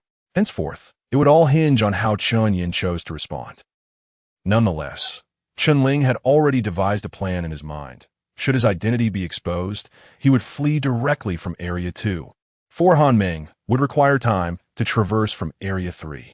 As for Chun Yin, he was but an ordinary individual, wholly unaware of Chun Ling's identity as a fusionist, and even oblivious to the very concept of a fusionist. Even if misfortune befell him, Chun Yin would remain unscathed. Brother, you still claim to be short on funds? The rickshaw puller turned back. Even Officer Han Meng is covering your travel expenses. Your identity must be quite remarkable. Indeed, it is rather extraordinary, Chun Ling mused, Han Meng's visage surfacing in his thoughts, an unpleasant frustration lodged in his chest. He then inquired, how much longer until we arrive? Not long now, perhaps another 10 minutes or so. No need to rush, circle this street a few more times. Huh, just run as you will. The fare is calculated by distance. Chun Ling scoffed, isn't he affluent? I shall indulge him a bit. Well, then I shall truly run. Head towards the bustling areas. Let people see you, so he cannot shirk his obligation. Understood. The man thus pulled Chun Ling, running laps along the busiest streets of Area 2, evident excitement radiating from him, for the distance alone was enough to sustain him for 2 or 3 days of work. When Chun Ling alighted from the rickshaw, the man's grin stretched from ear to ear, nearly bowing in reverence to this benefactor, as he was the sole one compelled to depart, and with Wu Yudong still hours away. Chun Ling proceeded alone to Ice Spring Street to rendezvous with the enforcers patrolling there in Area 2. As he approached Ice Spring Street, his brow furrowed. The yellow caution tape nearly sealed off the entire street, the air still thick with the scent of blood, while the dilapidated low buildings on either side stood vacant. Devoid of life, only a few grotesque splashes of crimson marred the white walls, a shocking sight. Bending low, Chun Ling traversed the caution tape, his feet crunching upon the shattered stones, as though a ferocious beast had once ravaged this thoroughfare. What is this? A look of confusion flickered in Chun Ling's eyes. In the distance, amidst the debris, figures clad in black and red uniforms moved about. Upon noticing Chun Ling crossing the caution line, They approached him directly. Is this the reserve team from Area 3? Why they arrived so early? Chunling presented his orders, shifting the blame onto Han Meng, asserting that it was he who had urged him to depart post-haste.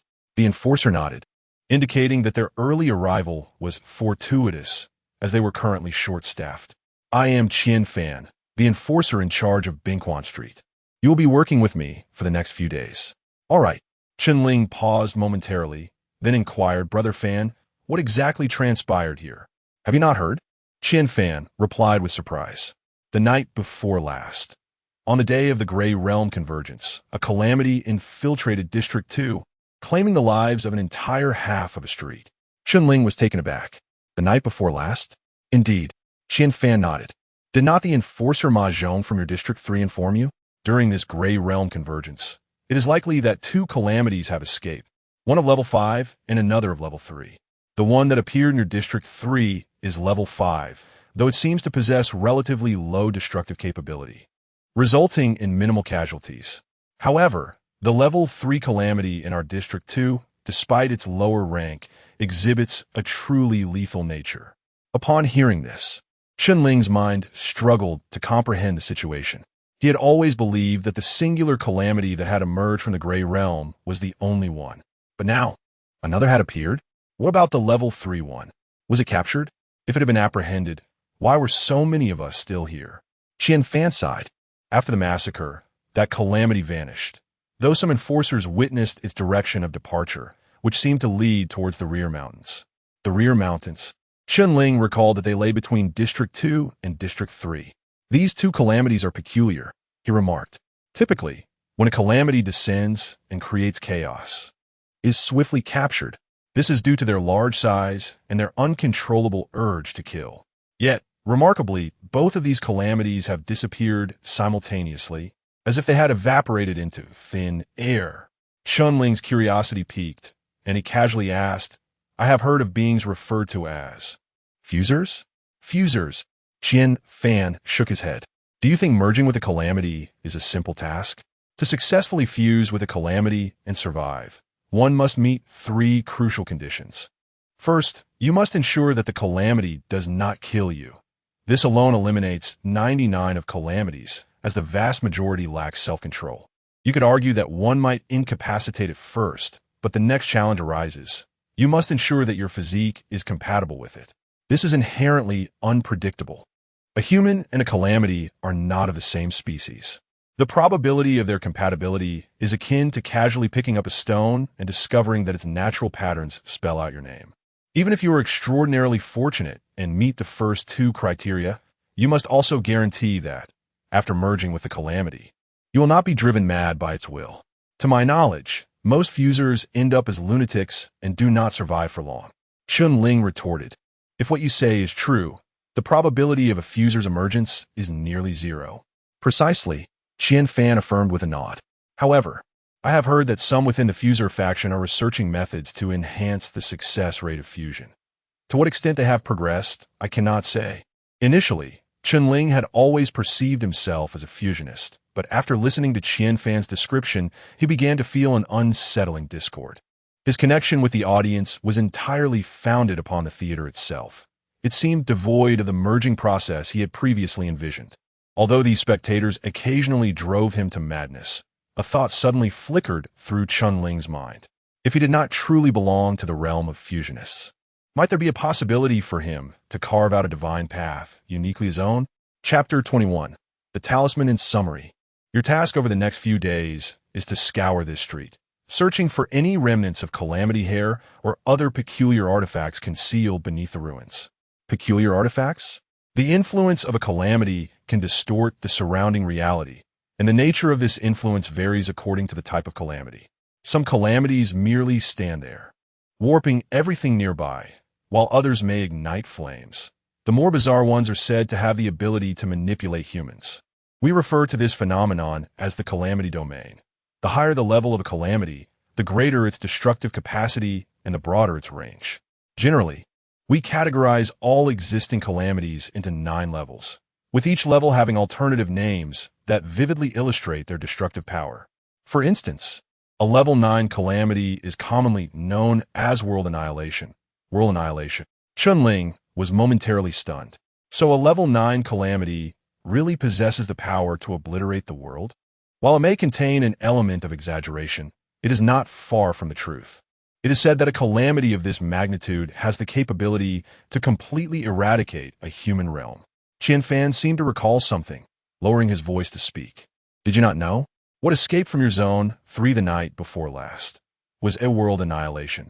Chunling's complexion immediately drained of color. Haha, I was just joking. Upon seeing Chunling's reaction, Qianfan chuckled and patted his shoulder. I heard that the calamity pointer in your zone 3 indeed surged. Typically, such an occurrence only transpires with the arrival of a world annihilation. But it seems improbable, doesn't it? It has been nearly a century since a world annihilation last occurred. And if it truly were one, Zone 3 would have been annihilated at the onset, leaving no room for the current tranquility. Thus, it is likely that a calamity has emerged which possesses a domain that can influence the calamity pointer. Did your law enforcers not encounter it yesterday? They confirmed it was merely a level 5 calamity, not a world annihilation. So fret not. Qianfan stood with his hands on his hips, a broad smile adorning his face. Yet, Chunling found no humor in the situation.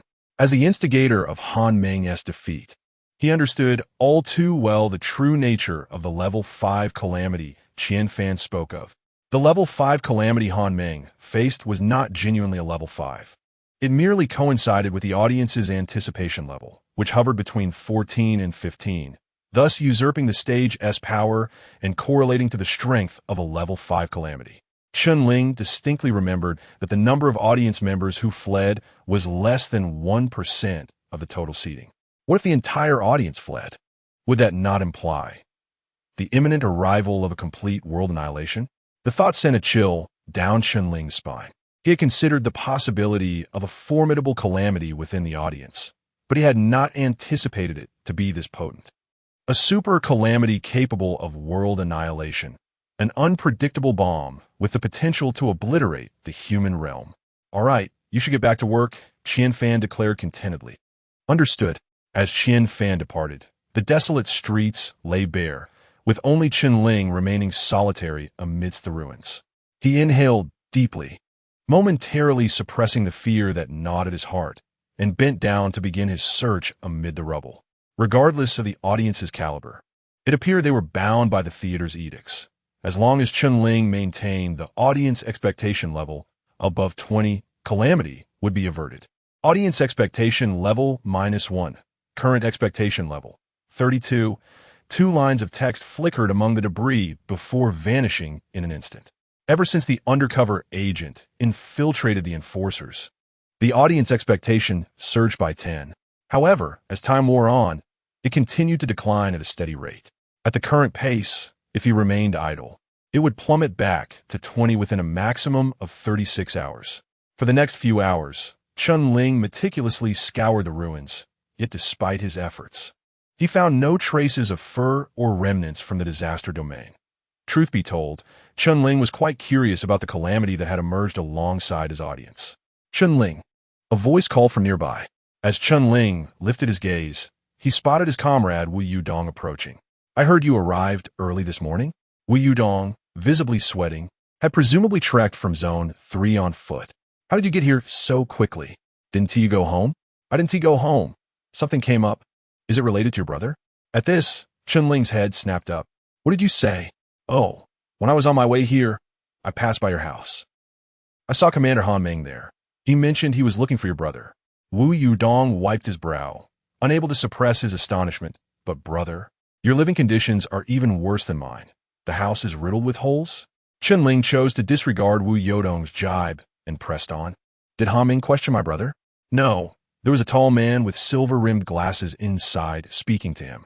I didn't catch what they discussed. But after a brief exchange, Commander Han left. You didn't enter the house. A tall man with silver-rimmed glasses? Chunling was momentarily stunned, a sudden realization flashing through his mind. He had completely overlooked this detail. Previously, he had sent a message to Aurora City, intending to summon that doctor to cure him but the recent events had caused that thought to slip his mind entirely. Now it seemed that the doctor had indeed arrived, as promised, to attend to his ailment. However, was T-Zone 3 locked down? How had he managed to gain entry?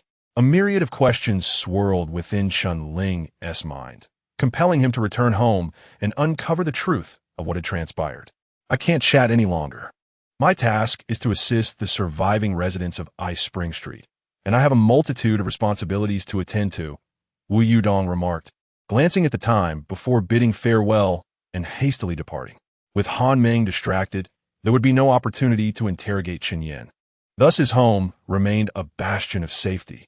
Chun Ling pondered as he swiftly made his way towards Qian Fan and the others. To Chun Ling, that doctor was an entirely unknown entity. He dared not allow Chan Yin to remain alone with the individual for too long. He needed to return home immediately. Creaking, Chun Ling took a step forward, inadvertently crushing a piece of brick amidst the debris. Lowering his gaze, he noticed a faint hint of red trapped beneath the fragments. Chun Ling furrowed his brow slightly, brushing away the remnants of the shattered pieces, and the outline of the red object gradually became discernible. As he beheld the entirety of the object, his pupils dilated in shock. It was a tattered amulet for safety. In the corner of the amulet, two delicate characters were embroidered. Chun Yin. Chapter 22. Chu Mu Yin, has it really come to this hour? Chu Mu Yin sat at the entrance, glancing down at his pocket watch with a deep sigh. Where's my brother? Chun Yin rested his chin on his hand, seated beside Chu Mu Yin, both of them anxiously awaiting the figure on the street. The dimming sun gradually sank below the horizon, and the blue auroras in the sky became increasingly vivid. The two sat side by side, the cold wind seeping through the cracks in the wooden boards, causing the oil lamp on the table to flicker uncertainly. At last, a silhouette emerged at the end of the aurora-lit street, becoming clearer with each passing moment. He back. Chun Yin sprang up, waving at the distant figure. Brother. Chun Ling trudged home, his weary body moving slowly. Upon noticing the two figures by the door, he squinted slightly, but still raised his hand in greeting to Chun Yin. Chu Mu Yin was taken aback, standing up with his hands on his knees, offering a polite smile and wave. You must be Mr. Chun Ling, I presume? I am Chu Mu Yin, a doctor from Aurora City. Oh, hello. Chun Ling shook his hand. Have you been waiting long? Not for too long, Chu Mu Yin replied. Quite a while, Chun Yin interjected. Brother, you left this morning, and he arrived right after, sitting in the living room until now. You came this morning? Did you not offer him a drink? I did, but he chose not to have any. Chun Ling diverted his gaze from Chun Yin, looking apologetically at Chu Mu Yin. Dr. Chu, I sincerely apologize for making you come all this way and wait for me. In truth, my illness has already resolved. How about I treat you to dinner tonight and send you back tomorrow?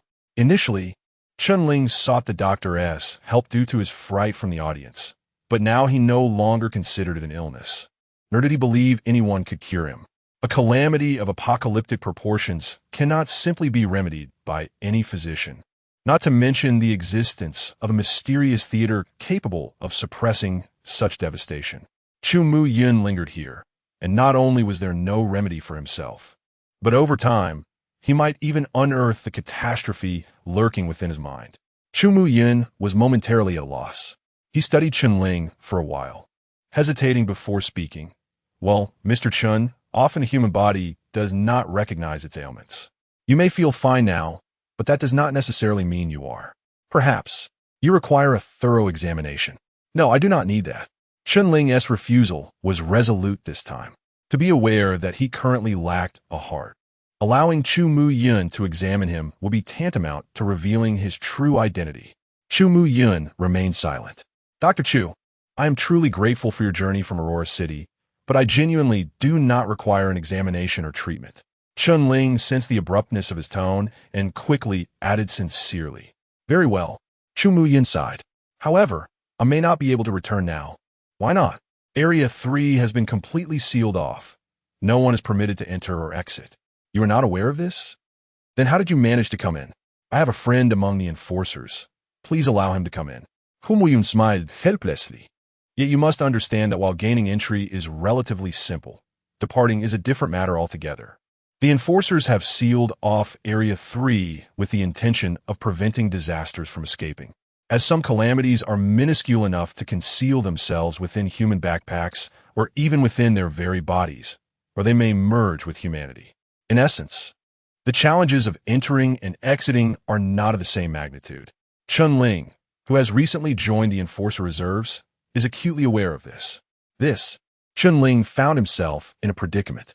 Chu Muyun had traveled from Aurora City specifically to treat him and had asked for no compensation, which could easily be deemed charitable. Now that he had arrived, and with no means of returning home, it would be unreasonable to cast him out, leaving him to wander the streets. "Brother, I sense he is not a malevolent individual," Chun Yin interjected at an opportune moment. "Today, that officer Han Meng came and was rather fierce. He was the one who helped me send that person away." Upon hearing this, Chun Ling's eyes brightened slightly. "May I pose a question?" "Feel free to ask." Chu Muyin nodded. "How did you manage to send him away today?" "Oh, I simply informed him that no one was home, and that intruding into another's residence without the owner's consent is quite impolite.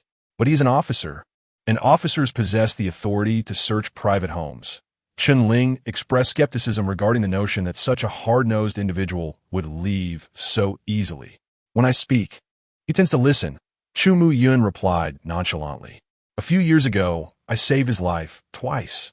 "I see," Chun Ling nodded. "Then, before Area 3 is unsealed, you may stay here, but I have a condition." "What condition?" "Without my permission, you shall not conduct any form of examination on me, nor on my brother." "Agreed." Chu Mu Yun adjusted his silver-rimmed glasses and readily accepted the terms. Upon returning home, Chun Ling discovered that the original opening had been boarded up. Although a slight breeze still seeped through, it was far better than the exposure of the previous night. He turned back to see Chun Yin with his hands clasped behind his back, head slightly bowed, seemingly awaiting praise. "Thanks to you." Chun Ling patted his head. "Otherwise, we would have had to sleep outdoors again tonight. In fact, there are still some gaps left unfilled. Tomorrow, I will gather some clay from the back mountain to seal them up," Chun Yin said with a hint of embarrassment. As Chu Muyin entered, he smiled at the scene. "You two share a commendable brotherly bond." "Naturally," Chun Yin pouted. "You also bear a striking resemblance to one another." "Do we?" Chun Ling glanced at Chun Yin. In truth, it wasn't too pronounced, considering they were not biological brothers.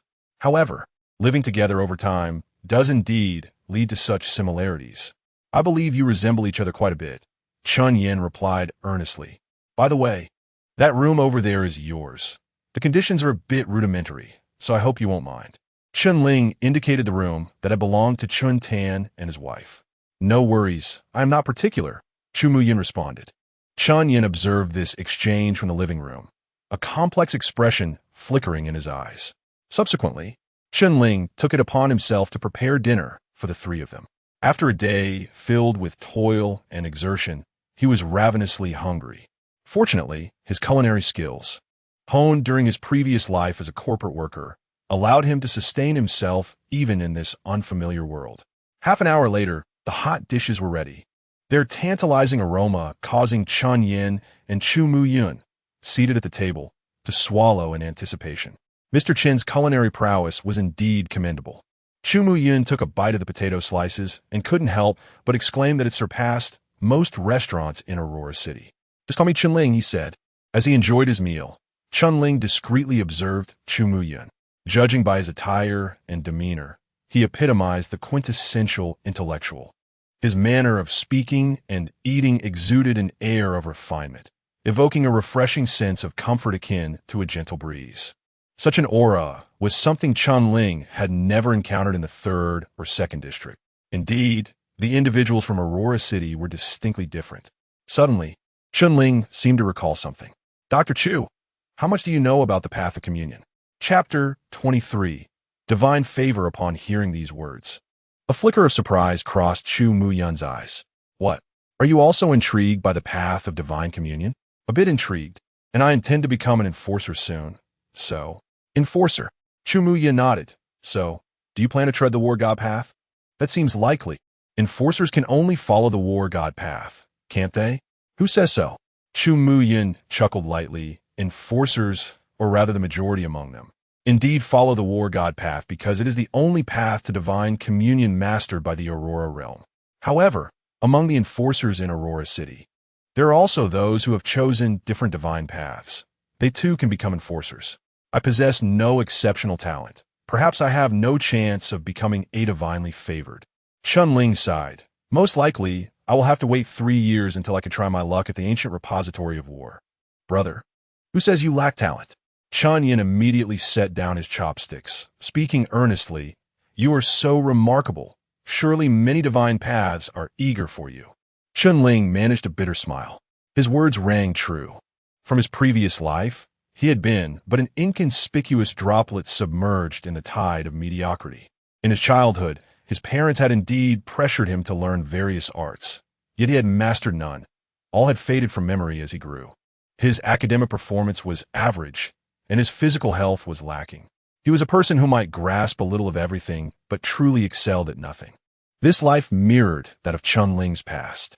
The weight of 2 lifetimes of ordinariness led him to believe that he bore no potential to be chosen by the divine paths. The matter of talent is indeed unpredictable. Chu Muyin contemplated. Some individuals may possess certain gifts that remain concealed, only to be revealed at the right moment.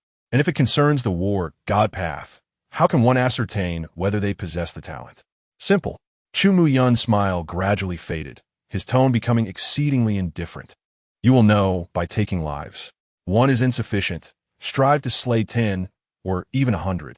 If you have killed 1,000, and the war god has yet to grace you, then it is certain that you lack this talent.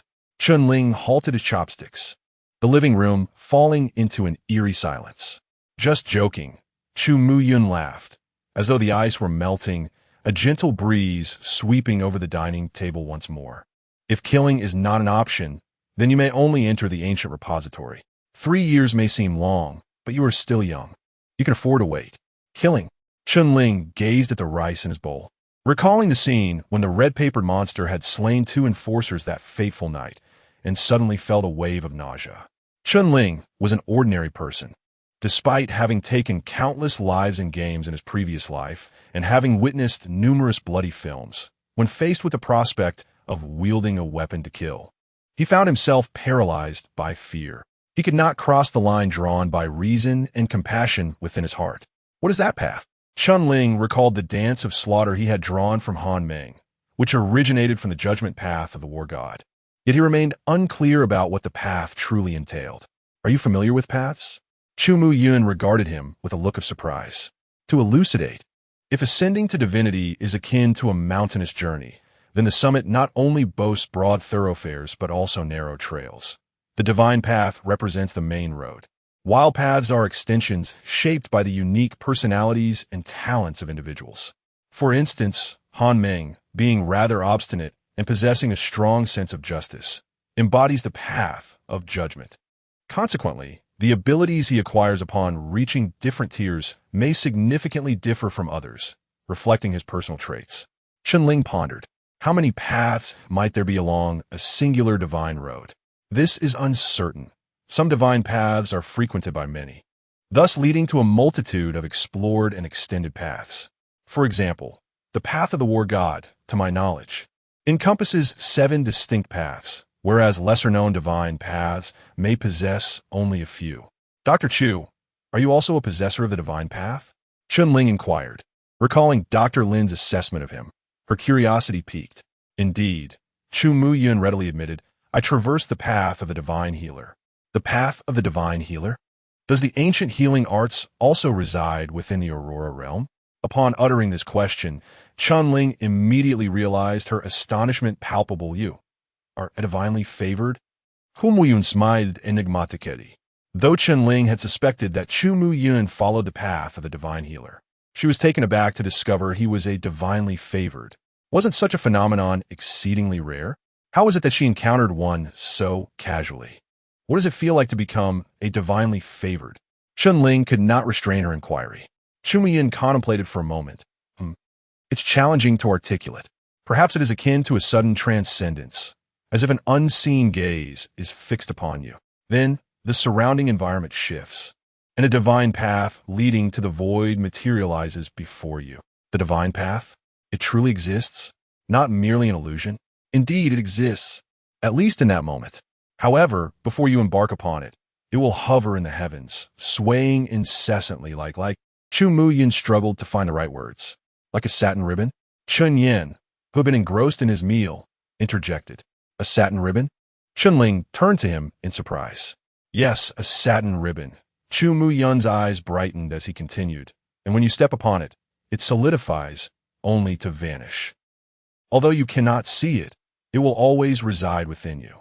Chun Ling regarded Chun Yin with puzzlement, who merely retracted his neck and muttered. I was just echoing his description. Well, all right then, Chun Ling sighed. I hope there comes a day when I too can tread the divine path. After finishing their meal, Chun Yin dutifully rolled up his sleeves to wash the dishes. Chu Mu Yun produced a book from seemingly nowhere, seated by the kerosene lamp, reading by its dim light, occasionally furrowing his brow in contemplation. As night deepened, the three retreated to their respective chambers. Chun Ling was the last to leave, extinguishing the candle on the table. The flickering flame was quickly engulfed by darkness. His gaze drifted towards Chun Yan's room. Chun Ling approached the door of Chun Yan's room, retrieving a broken talisman from his pocket. Just as he was about to knock, his hand hesitated in midair. I awakened from surgery and have been waiting in the hospital for you to come and fetch me. Then I overheard outside that there was a world-ending catastrophe invading, and I became deeply concerned for your safety. I took advantage of the hospital staff's inattention and stealthily slipped away, intending to return home to find you, only to discover you suspended from a monstrous entity. It seems the enforcers are short-handed, having merely sealed off the areas between Districts 2 and 3. Yet there are few stationed between the two districts, allowing me to sneak over. Brother, shall we not flee? Brother, transforming into a monster is inconsequential, as long as you remain yourself. That doctor appears quite skilled. My recovery has been remarkably swift. I do not know. Perhaps I lost it during my escape. Chun Yan's words echoed incessantly in his mind, and Chun Ling's fingers tightened around the talisman, his eyes clouded with confusion and bewilderment. Ever since he discovered this talisman amidst the ruins of I Spring Street, his heart had been in turmoil. Even after walking for 2 hours, his thoughts were consumed by this single matter.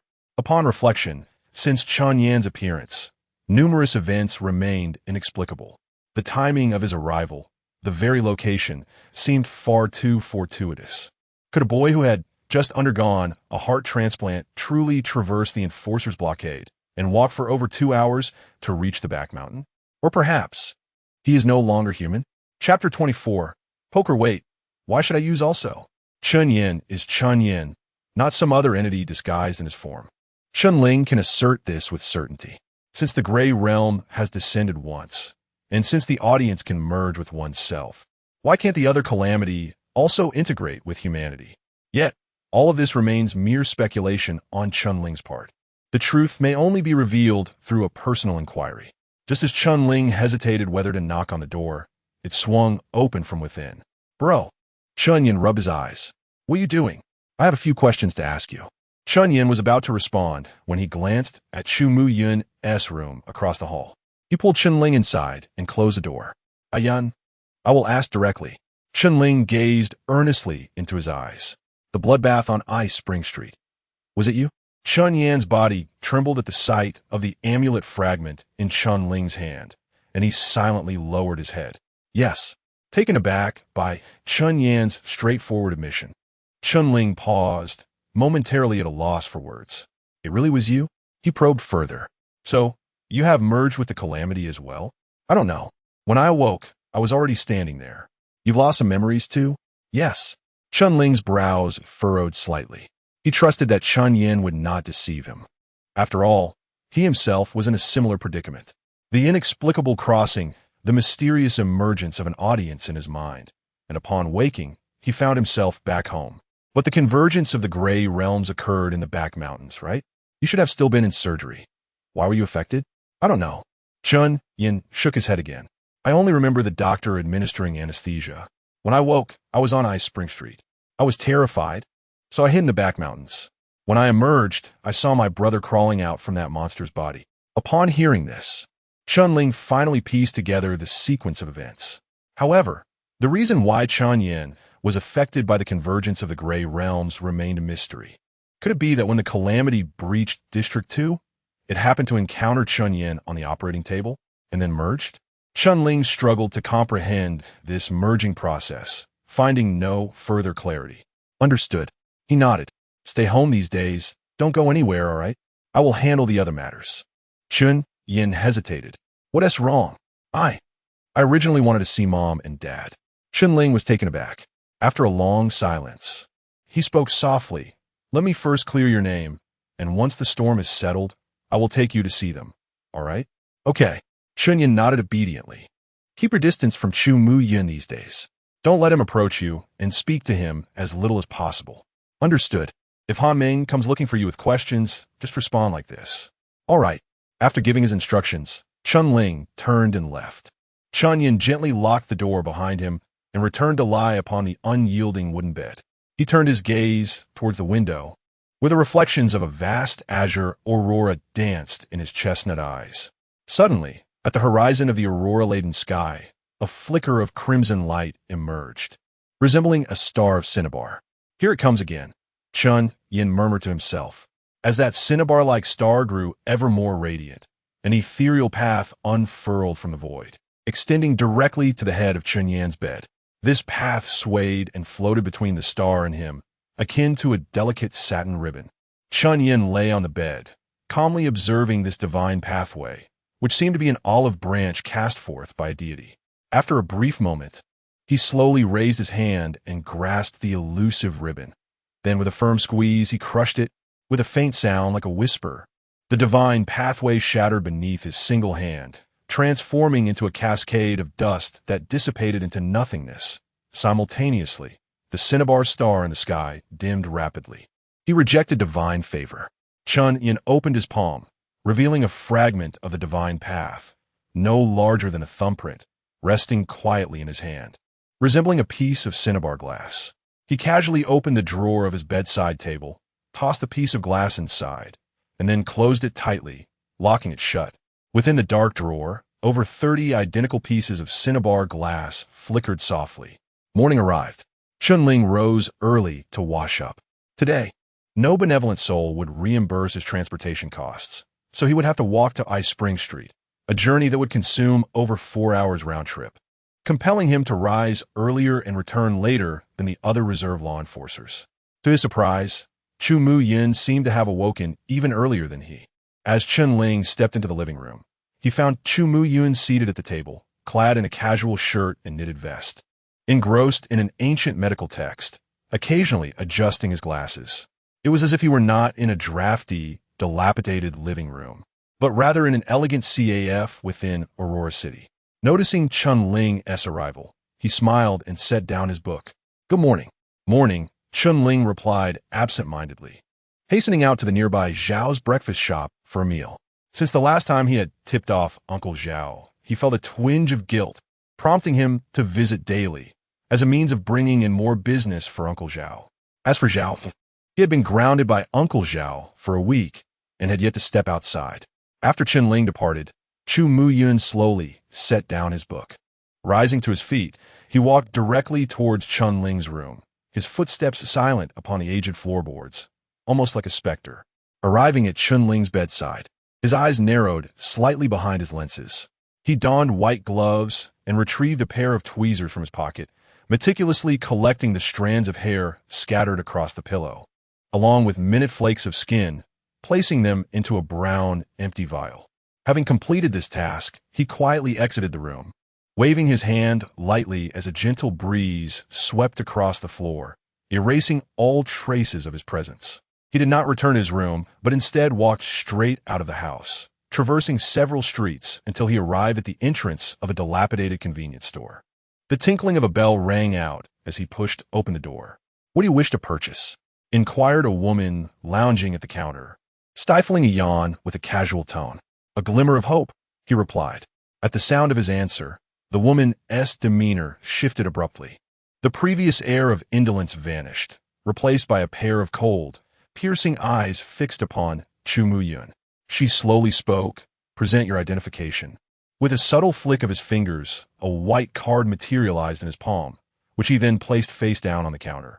The woman flipped the card to reveal 7 of spades. The password, she reiterated. Chu Mu Yun replied calmly, human civilization shall never extinguish. Chapter 25. Bowing down, spades 7. What is your request?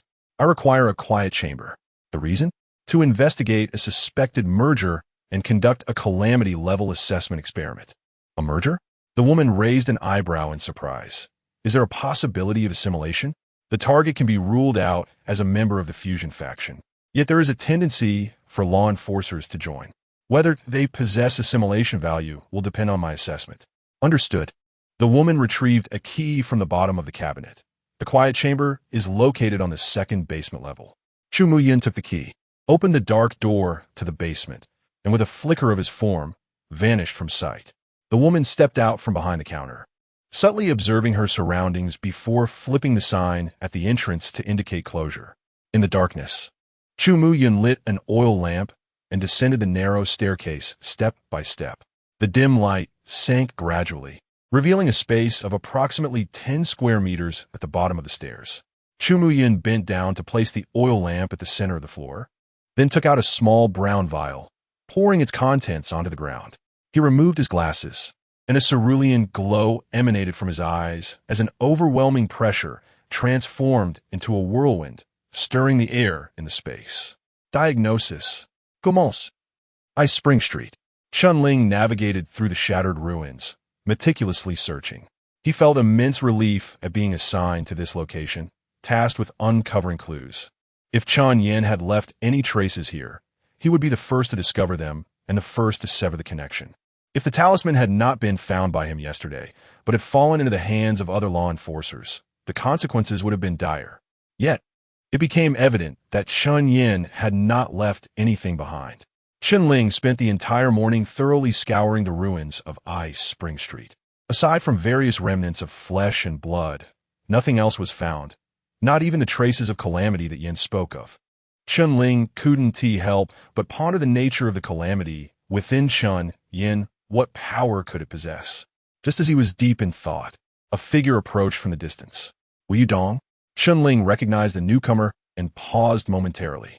Wu Yudong's presence on Ice Spring Street was not surprising. Yet the sight of him was shocking. He carried a metallic cane under one arm, his leg encased in plaster, his body marred with wounds and bandages, his left eye bruised and dirted as if he had just crawled from a trench. Upon hearing Chun-Ling's voice, Wu Yudong, who had been looking down, finally revealed a glimmer of light in his eyes. Chen-Ling Wu Yudong offered a bitter smile. I thought I would never see you alive again. What happened to you? I no longer intend to be a law enforcer. Wu Yudong lifted his head, gazing into the distance at the aurora, a hint of sorrow and desolation flashing through his darkened eyes. What transpired? Chen-Ling distinctly remembered that when he left yesterday, Wu Yudong had been filled with anticipation for his mission. How had he come to this state today? Law enforcers. Ice Spring Street. There is no good to be found in either. Chen-Ling, do you know what kind of people reside in this street? They are debt collectors, cultists, fugitives. The streets are rife with illicit arms trading, drug trafficking, and organ smuggling. Yesterday, I sought to gather information from the survivors on this street, only to be met with derision and insults. They kicked me into the restroom, forcing me to clean the toilets. When I refused, they broke my legs. Wu Yodong's voice trembled increasingly, as if recalling a painful memory, the veins in his neck bulging. They did it on purpose. The enforcers from District 2 are well aware of what this street represents. None are willing to come here, instead seeking assistance from District 3.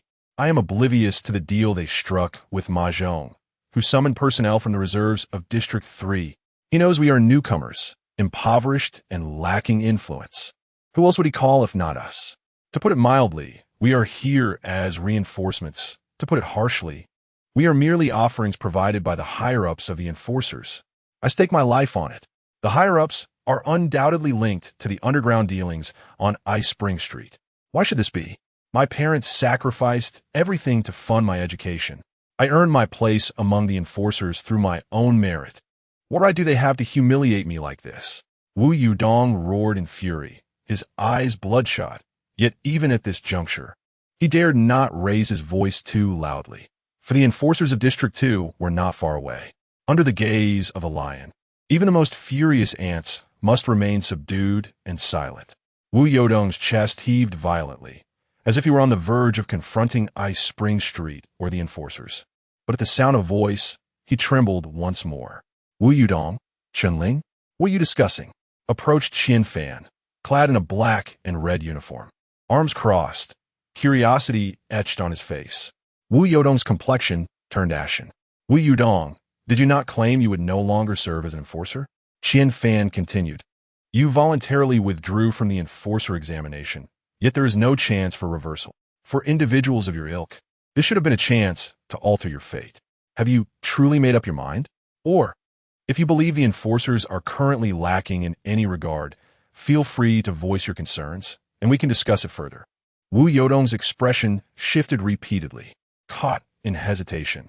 But under Qian Fan's scrutiny, he ultimately shook his head. No, I voluntarily withdraw. What a pity.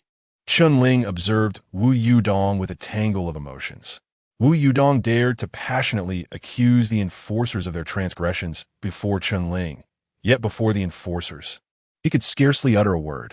However, it would be unjust to label Wu Yudong as cowardly, for even if he renounced the enforcer's path, he would still have to live in District 3 or other regions of the Aurora Domain, where enforcers exist everywhere. For all inhabitants of the Aurora Domain, the enforcers are akin to deities. Wu Yudong cast a deep glance at Chunling, then lowered his head once more. Struggling with his cheap crutches, he gritted his teeth and limped toward District 3. His figure gradually diminished as he receded, until he became a mere speck of fine dust, scattered at the end of the road. Chunling understood that from this moment on, Wu Yudong might never lift his head again. Alas, I actually find him quite admirable. He is hardworking and possesses considerable potential. Qian Fan gazed at Wu Yodong's departing figure and sighed deeply. With Wu Yudong gone, his responsibilities would remain unfulfilled. From today onward, you shall take his place. Chunling was taken aback, turning to look at Qian Fan, who smiled back at him. In the sunlight, his smile resembled that of a demon.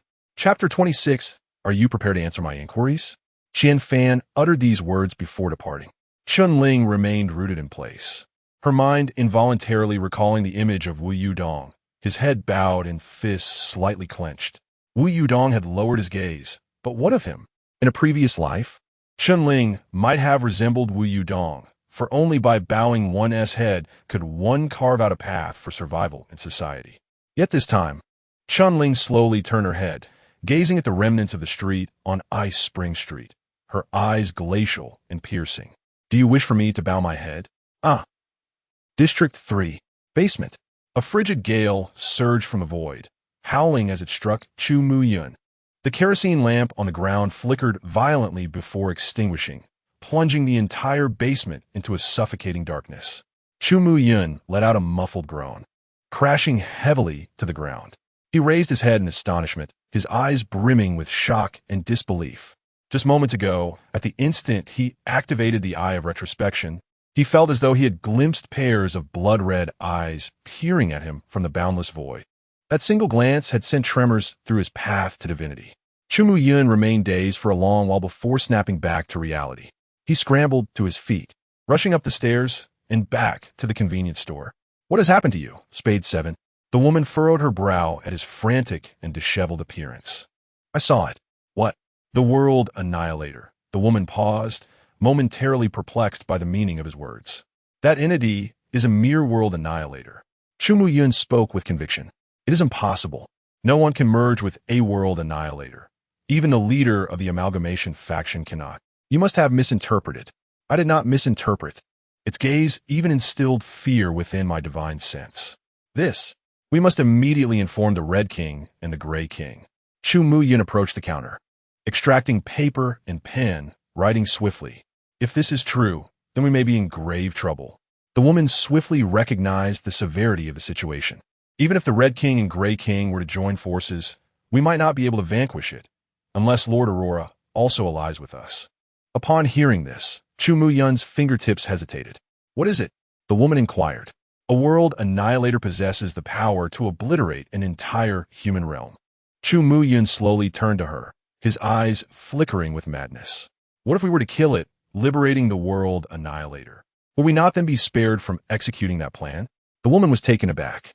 That is a world annihilator. Are you out of your mind? As she spoke, she shook her head, nearly forgetting that all formal members are, by nature, rather unhinged. I merely mentioned it in passing. Chu Mu Yun adjusted his glasses, calming his demeanor. Let us first consult the Gray King and Red King. After completing the letter, Chu Mu Yun handed it to the woman. She glanced at him and remarked, "By the way, were you not to conduct an absorption assessment on him? Is that still proceeding?" "Yes, it is proceeding. As a referrer, what is your assessment of him?" Chu Mu Yun's expression was unprecedentedly grave, exuding an aura of extreme danger. A crisp knocking sound echoed, startling the multitude of law enforcers in Area 2 who were leisurely sipping tea, prompting them to turn their heads in confusion. Who could possibly be visiting at this hour? "I have no idea," Qian Fan remarked while opening the door of the tea house. Chun Ling stood quietly outside, and upon the door's opening, she smiled and waved to the law enforcers within. These individuals were originally tasked with overseeing Ice Spring Street, yet here they were, gathered inside, indulging in tea and leaving all matters to Chun Ling and Wu Yudong, which in itself raised certain concerns. It was becoming evident that Wu Yudong's assertions held truth. This group of law enforcers had colluded with the individuals from Ice Spring Street. By neglecting their duties and dispatching only 2 newcomers, they were merely engaging in a FAAD. In doing so, should the headquarters in Aurora City inquire, they could claim a shortage of manpower, attributing the handling of Ice Spring Street's affairs solely to Chun Ling and her companion, thereby deflecting blame while maintaining cordial relations with Ice Spring Street. A true case of killing 2 birds with 1 stone. Upon Chun Ling's arrival, the law enforcers immediately lost interest, lowering their heads to continue sipping tea, showing no inclination to engage in conversation. "Is it you? What brings you here?" Qian Fan exclaimed in surprise upon seeing Chun Ling.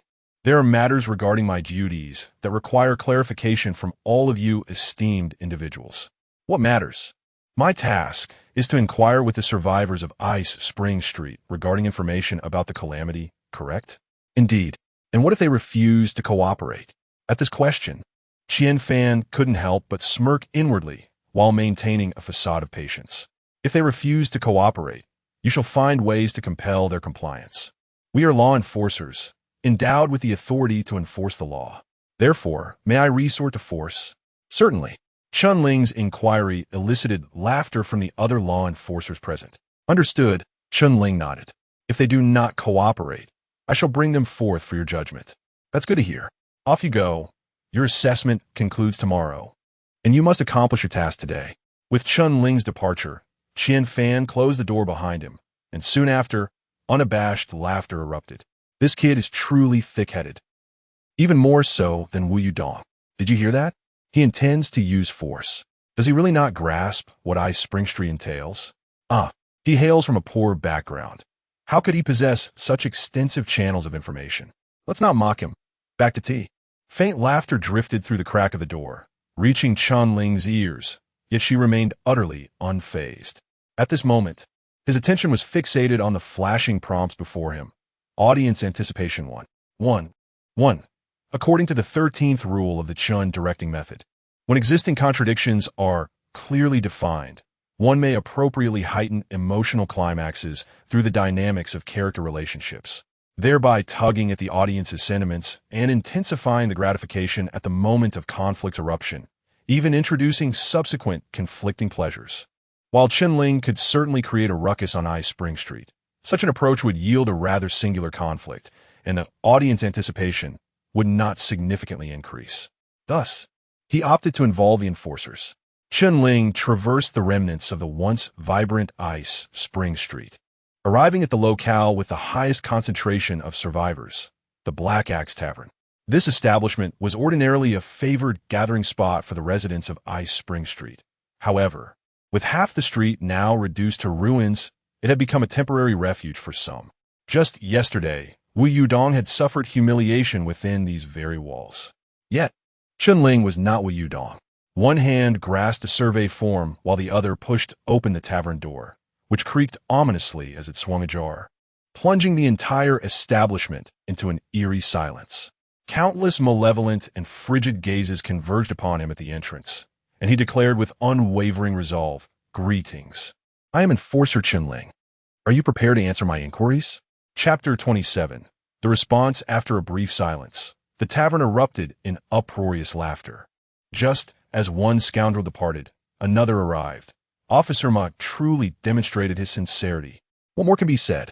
Had you not been so reckless yesterday, that scoundrel would not have fled in fright. The lad was rather earnest. It would have been splendid for him to linger a few more days. Yet, this one appears even more promising than yesterday's. Quite handsome, indeed. Today, let us exercise some restraint. Old Qian remarked that if this one were to escape, we will be left with no options. Escape? This time, there shall be no escape. A gaunt man slowly rose, his sunken eye sockets fixated on Qinling with a zombie-like stare. Indeed, he is youthful and appears in good health. The parts on him should fetch a handsome price. Bone knife, you've gone too far. This will not conclude well, I fear. Umph. The calamity that befell Ice Spring Street was due to the negligence of these enforcers. What? Are we not entitled to some recompense?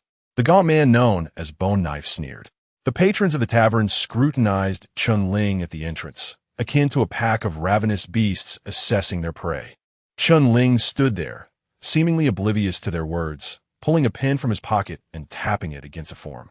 Bone Knife, you say? Qinling inscribed the name. And began with you. On the night of the massacre at Ice Spring Street, where were you? Observing this audacious youth daring to inquire, the crowd exchanged incredulous glances for yesterday. Upon witnessing this very scene, Wu Yudong had been rendered speechless by fear. Is this lad truly reckless or merely foolish? Bone Knife's eyes narrowed slightly as he approached Qinling. Where was I? Bone Knife blew on his blackened nails. Then, with fingers as pale as an eagle's talons, lunged for Qinling's neck. I was in your mother's bed. In the blink of an eye, a glimmer of cold light flashed in Qinling's eyes. His right hand, clutching the pen, swiftly retaliated, the pen's tip piercing Bone Knife's palm with ferocity. With excruciating pain coursing through him, Bone Knife let out a wail. And before he could react, a hand rapidly enlarged in his vision, forcefully pressing down on his head, smashing it into the floor. God of War Pathway. Judgment, Tier 3, Dance of Slaughter. Bang! With splintered, crimson flowed. In an instant, the patrons witnessed the youth slam Bone Knife into the floor with a single hand, the weighty cotton coat billowing slightly, plunging the tavern into a profound silence. Attacking an enforcer is a grave offense, Qinling remarked coolly. He slowly straightened his back, brushing the blood from his hands, his gaze sweeping across the crowd. Audience anticipation 2, audience anticipation 2, audience anticipation. After a fleeting moment of silence, the patrons finally regained their composure, the astonishment and shock in their eyes swiftly overshadowed by a furious intent to kill. 3 among them drew their firearms, aiming directly at Qinling. Damn it, a tough nut to crack. Qinling had anticipated their weaponry. The moment they drew their guns, he overturned the nearest table. The massive table flipped in midair, causing a flurry of figures to retreat to the sides, plunging the front into chaos. At that moment, Qinling emerged from beneath the table, bending slightly at the waist, and swung a wine bottle with force towards the face of the nearest gunman. With a resounding crash, the bottle shattered, sharp shards slicing across the man's cheek, leaving behind crimson streaks. Qinling followed up with an elbow strike, knocking him unconscious onto the ground. In an instant, 2 flashes of gunfire erupted in the distance, and whistling bullets shot straight towards Qinling. In the dim light, Qinling moved with an agility akin to a specter, his heavy cotton coat swirling as 2 bullets pierced through, yet none found their mark upon his body. This was the first time Qinling employed the dance of slaughter, and the most palpable sensation was the weightlessness of his body, allowing him to navigate the cramped, chaotic tavern with the grace of a fish in water. As long as he could anticipate the gunman's movements, he was confident in his ability to evade the bullets, provided, of course, that the number of assailants was limited. With the first gunman dispatched, the remaining 2 immediately sensed the impending threat, their gazes desperately attempting to track Qinling's position. However, as he overturned tables and chairs to obscure their view, this became nearly impossible.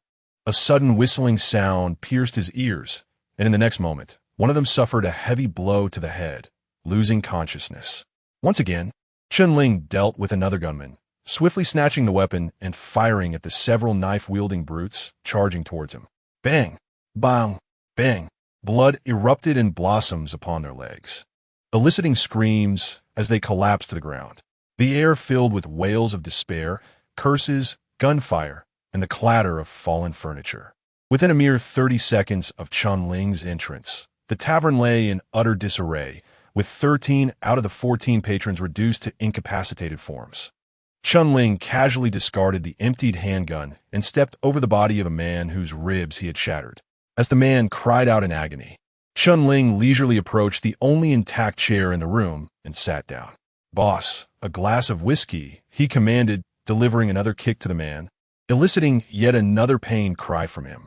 The one-eyed proprietor, who had been standing behind the counter in stunned silence, finally came to his senses. His eyes filled with terror as they met Chun-Ling's. Operating a tavern on Ice Spring Street and serving as a gathering place for many residents, this one-eyed owner was no ordinary individual. He had traversed the 7 districts and encountered numerous people, but never had he met a young man as decisively ruthless as Chun-Ling. Was this a reserve seat? If one were to suggest this fellow was a law enforcer, he would readily believe it. The one-eyed owner prudently tucked away the revolver he had secretly grasped, lowered his head, and began preparing a whiskey glass. "Name," Chun-Ling said, crossing his legs and placing the form upon his lap, speaking in a calm yet commanding tone. In the hushed tavern, no one answered. "I'm asking you." He kicked the man's fractured ribs. "Ah, Li Mang, Li Mang." The man immediately softened. "On the night of the Calamity's invasion, where were you?" I was right here in this tavern." "Did you see the appearance of that calamity?" "It seemed as though I had caught a glimpse of it. I had just stepped out for a moment and saw it glide past me in the street." It appeared to be a humanoid figure. The burly man trembled as he spoke the truth. Chun-Ling remained silent, rising to retrieve a bottle of whiskey from the counter. He gently shook it, the crystalline ice clinking against the glass, producing a melodic sound. Then he lifted the glass, directing it toward the man's bloodied wound, and began to pour slowly. "Ah!" The heart-wrenching scream echoed through the streets. "I speak the truth. It is all true. Do you understand?" In the absence of concrete evidence, relying solely on words like "seemed" and "should" to report to the authorities constitutes slander. Chun-Ling's eyes narrowed slightly. "I shall ask you once more. Did you see it?" I truly." The glass in Chun-Ling's hand tilted further, an increasing amount of liquor cascading onto the wound, causing the pain-stricken man to tremble uncontrollably. "No, I did not see anything." Chapter 28. He finished work upon hearing these words. Chun-Ling finally placed his glass down, inscribing a line in the report, "No witnesses." Immediately thereafter, he ordered another glass of whiskey and approached the next resident of Ice Spring Street. Name. Sun Lao Lu. "Did you witness the calamity?" I. Sun Lao Lu did not see the encounter of that burly man. He gulped nervously. Chun-Ling nodded and moved on to the next person.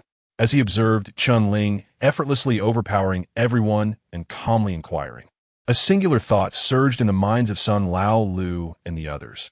Is that fellow named Ma setting us up? Wasn't it said that only fledgling reserves were dispatched? Given that ghostly agility he displayed earlier, he is hardly distinguishable from an enforcer. Or could it be? He is indeed an enforcer? Could it be that the affairs of Ice Spring Street have been exposed, and that fellow named Ma intends to seize this opportunity to eliminate us all, thereby cleansing his own reputation? The more they pondered, the more grim their expressions became. As they collectively fixated on Chun-Ling, dreading that once he finished his inquiries, he would draw a weapon and eliminate them one by one. Unhurriedly, Chun-Ling recorded the testimonies of all present, collecting fingerprints for verification. For those already rendered unconscious, he simply noted their lack of witness status and forcibly pressed their prints. Next, he sought out the owner, requesting a thick rope to bind everyone's hands together, and then pushed open the tavern door. "Thank you for your cooperation. See you tomorrow." The youth clad in a tattered cotton coat stood at the threshold, offering a slight smile to those inside the tavern before turning to depart. The tavern, now in disarray, fell into a profound silence. They're not dead? After an indeterminate amount of time, Sun Lao Lu jolted awake from his stupor, his back soaked with cold sweat. He turned to the owner. Why are you just standing there? Hurry and help us untie this. Did any of you hear gunfire? A hesitant enforcer in the tea house spoke up. No. Did you mishear? Qian Fan casually replied while shuffling mahjong tiles. Rest assured, those folks from Ice Spring Street know their limits. At most, they wield knives. Pulling guns would escalate matters unnecessarily for everyone involved. True enough. Is that lad, named Chun Ling, likely to emerge again today? Hard to say. His sales are better than Wu Dong's. If that group turns ruthless. TSK.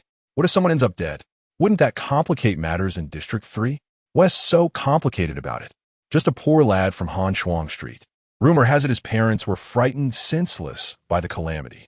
Even if he were to die here, simply bury him somewhere and no one would be the wiser. Who would make a fuss? Rest easy. District 3 is Brother Ma's territory. He can handle it. 3 tubes. Knock, knock, knock. The sound of knocking echoed once more. Ugh, who is it now? Qian Fan rose, visibly irritated. Every day brings a new hassle. Perhaps that lad has realized something amiss and has come to report us. Ha. He has not been gone for long. Surely he did not merely circle the entrance before returning? Amidst the murmurs of the crowd, Qian Fan opened the door, only to find Chun Ling standing at the threshold, his brow instantly furrowing. What are you doing here again? Have I not made myself clear? This is my work report. As Chun Ling retrieved a form from his pocket to hand it to Qian Fan, he unexpectedly noticed a smudge of blood and bits of skin on the corner of the paper. With a flick of his finger, he brushed it away, cleaned it up, and then smiled as he presented it to Qian Fan. Qian Fan stood momentarily stunned, and the other law enforcers engaged in a game of mahjong were equally taken aback. Upon receiving the form, Qian Fan scrutinized it with suspicion for a moment before remarking, Xiao Chun, I understand this task might be a challenge for you, but surely you wouldn't resort to a mere thumbprint to deceive anyone. I am not deceiving anyone, Chun Ling replied earnestly. They are in the tavern. If you doubt me, you may go and inquire for yourself. Qian Fan's frown deepened as he regarded Chun Ling, caught in a moment of uncertainty about whether he was jesting or sincere. No, those individuals could not possibly be so forthcoming in their investigation. Could this fellow have exchanged favors for their cooperation? But that would be far too swift. I shall go and see for myself, Qian Fan declared, rising to leave, only to pause and turn back. You are aware that falsifying task results will result in disqualification from the examination, correct? Yes. Qian Fan placed a cigarette between his lips, skeptically making his way toward the tavern, while the other law enforcers exchanged glances and followed in curiosity. As the group departed, Chun Ling lowered his gaze to the mahjong table, where several lines of characters flickered. Audience Anticipation 1. The Black Axe Tavern. Could you move a bit faster? Amidst the chaos of the tavern, anguished cries echoed, and Sun Lao Lu, among the least injured, glared at the sluggish owner who was attempting to cut the ropes. If you speak one more word, I'll have your head, the owner retorted coldly. Why weren't you this tough before? That fellow is a law enforcer. What good would our bravado do? Is he truly a law enforcer? Sun Lao Lu's eyes widened in disbelief. Are you certain? Many years ago, while I was dealing drugs in District 3, I was pursued by a law enforcer. His agility was identical to that young man's. Had I not been fortunate, I would never have escaped to District 2. The owner paused. Do you know who that law enforcer was? Who? The chief law enforcer of District 3, Han Meng. Sun Lao Lu stood frozen in shock. Creak! The tavern door swung open. Qian Fan stood at the entrance, taking in the disarray of the tavern and the bloodied, barely conscious residents of Bingquan Street. Disbelief washing over his features. Did that young man do this? The many law enforcers who arrived shortly thereafter were equally astonished. Qian Fan entered the tavern, cautiously stepping over the lifeless body resembling a skeletal knife and the brawny man who wailed incessantly. Those who remained conscious fixed their furious gazes upon the few enforcers, their eyes ablaze with indignation. Qian Fan. Sun Lao Lu gritted his teeth and sat up. You wretched scoundrel. I will end your life. Qian Fan furrowed his brow. What are you cursing about? The sound of a bullet being chambered echoed ominously as the owner, having approached unknown to them, aimed his gun at Qian Fan's forehead. The other enforcers were taken aback and simultaneously drew their weapons, pointing them at the owner and the patrons struggling to rise. The tavern, steeped in the stench of blood, fell into a tense silence. What do you intend to do? Cold sweat trickled down Qian Fan's temple as he spoke in a hushed tone. Let's not forget, we are in a cooperative relationship. Cooperation? You send that fellow to disrupt my establishment, and then you speak of cooperation? Sun Lao Lu retorted through gritted teeth. I am unaware of how this transpired. Chunling was merely a standby. Stand by my foot. Sun Lao Lu pointed at the moaning crowd sprawled across the floor. Are you telling me that this is a standby situation? Qian Fan was rendered speechless. Where is Chunling? He turned to inquire of another enforcer. He seems to have left. Left? Yes. He said he was off duty. Chapter 29. The Danjiao, alas. What a significant loss. Chunling trudged along the mountain path, casting a sorrowful glance at his cotton coat, now marred by 2 gaping holes. His eyes brimmed with distress. During the examination period, the preparatory seats offered no remuneration, and with his garment now tattered, there was no compensation in sight. Calculating the loss, he realized that he had unwittingly sacrificed a piece of clothing during his work, further burdening his already impoverished family. Nevertheless, today did yield some gains. Since being directed by Qian Fan to replace Wei Yudong in the investigation, audience expectations had steadily risen, increasing by 5 during his visit to the tea house in search of the enforcers, and surging by 10 when he penetrated the tavern. Originally, Chunling believed that the enforcer's return to the tavern would also enhance expectations, yet this proved untrue. It seemed that only his personal presence could elevate the audience's anticipation. Chunling felt he was beginning to discern a method for swiftly acquiring expectation. After over 2 hours on the mountain path, he finally returned to Hans Huang Street. Before he even stepped through the door, a melodious and ethereal voice from within the house caught his attention. A young novice, merely 18 years of age, was in the bloom of youth, having had her hair shorn by her master. Each day, she offered incense and changed the water in the Buddhist hall, occasionally observing a few disciples frolicking beneath the mountain gate. Their eyes met, and a mutual concern blossomed between them. Hearing this segment of opera, Chunling's brow lifted slightly. This piece, Siphon, is a classic excerpt from the opera repertoire, renowned in his previous life through the illustrious film Farewell, My Concubine. He had heard it countless times, yet he was astonished to discover that the operatic works in this world mirrored those of his past life. Even more surprising was Chun Yan's voice, which was remarkably enchanting, with a vocal technique that was extraordinarily solid, overshadowing even the celebrated performers of his former life. Logically, without the guidance of a distinguished master, reaching such a level seemed implausible. Contemplating this, Chunling stepped inside, only to find Chu Muyun seated in the living room, engrossed in a book. Surely you haven't remained in that position all day? Chunling couldn't help but inquire. I moved about, he replied. I took a stroll this morning to get some fresh air. Chunling nodded. Did a yin disturb you? Not at all. That's good. Chunling settled at the table, casting his gaze toward the bedroom, where Chunyan practiced his eyebrow techniques in front of a mirror, simultaneously warming up his voice. With a complex expression, he spoke. A yin has shown an interest in opera since childhood, but regrettably, there are no teachers in our small district, and we cannot afford one. Opera. Indeed, few comprehend it in this day and age. Chu Muyun glanced toward the bedroom. To my knowledge, there are hardly any who understand it in Aurora City. As Chun Yan's singing gradually diminished, he seemed to sense Chunling's return, bounding into the living room with excitement and inquiring, Brother, do you think I look beautiful in my makeup? Chun Yan blinked, his eyeshadow blooming outward like red apricots. Soft and delicate, his eyes lifted and brightened under the deft strokes of a dark pencil, exuding an extraordinary charm. Chunling recognized the makeup of the Danjiao role. However, due to Chun Yan's self-taught nature, there were still notable differences compared to his previous life. Nevertheless, it remained an undeniably impeccable visage of a stunning young man.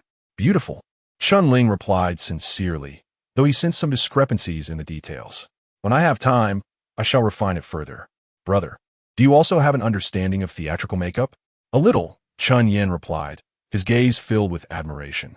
Brother, do you think I could perform at the New Year's Gala after returning to school? Of course. In the entire 3rd district, only our family Yin can sing opera.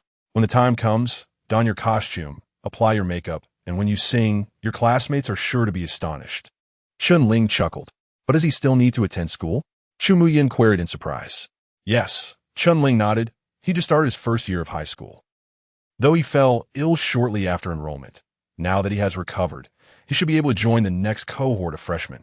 Brother, what should I sing? If it's just you performing, Siphon would be quite suitable. Then I shall practice.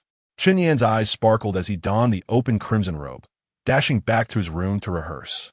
Ultimately, Chen Yan was merely a 15-year-old boy, an age brimming with a desire for friendship and attention. During his own school days, Chun Ling had often fantasized about taking the stage with a guitar, showcasing his skills before countless teachers and peers. Regrettably, he possessed no such talent. However, for Chen Yan, the prospect of merging his passion with performance was exhilarating. No rush, Chun Ling chuckled helplessly. Let's tidy up and prepare for dinner. Upon seeing this, Chun Yan obediently assisted Chun Ling in washing vegetables. At that moment, he caught sight of 2 large holes in the cotton coat, and his eyes narrowed slightly. Brother, what happened to your clothing? His tone suddenly turned serious. It's nothing, just a scrape, Chun Ling replied. Chu Mu Yun, who had been engrossed in a book, turned his gaze upon hearing them, his eyes narrowing behind his glasses. Were you shot? Chun Yin exclaimed, lifting his head sharply. No, it missed me, Chen Ling explained, sensing Chun Yan's intense scrutiny. They fired too slowly. I managed to evade it. I am unharmed. Chu Mu Yun assessed him briefly, nodding slightly. Indeed, he bore no injuries. Brother, who shot at you? Chun Yin inquired coldly. It was. Chun Ling hesitated, about to mention Ice Spring Street. But upon seeing the chilling glint in Chun Yan's eyes, he paused and instead said, just 2 small-time thugs. They've already been apprehended by the enforcers.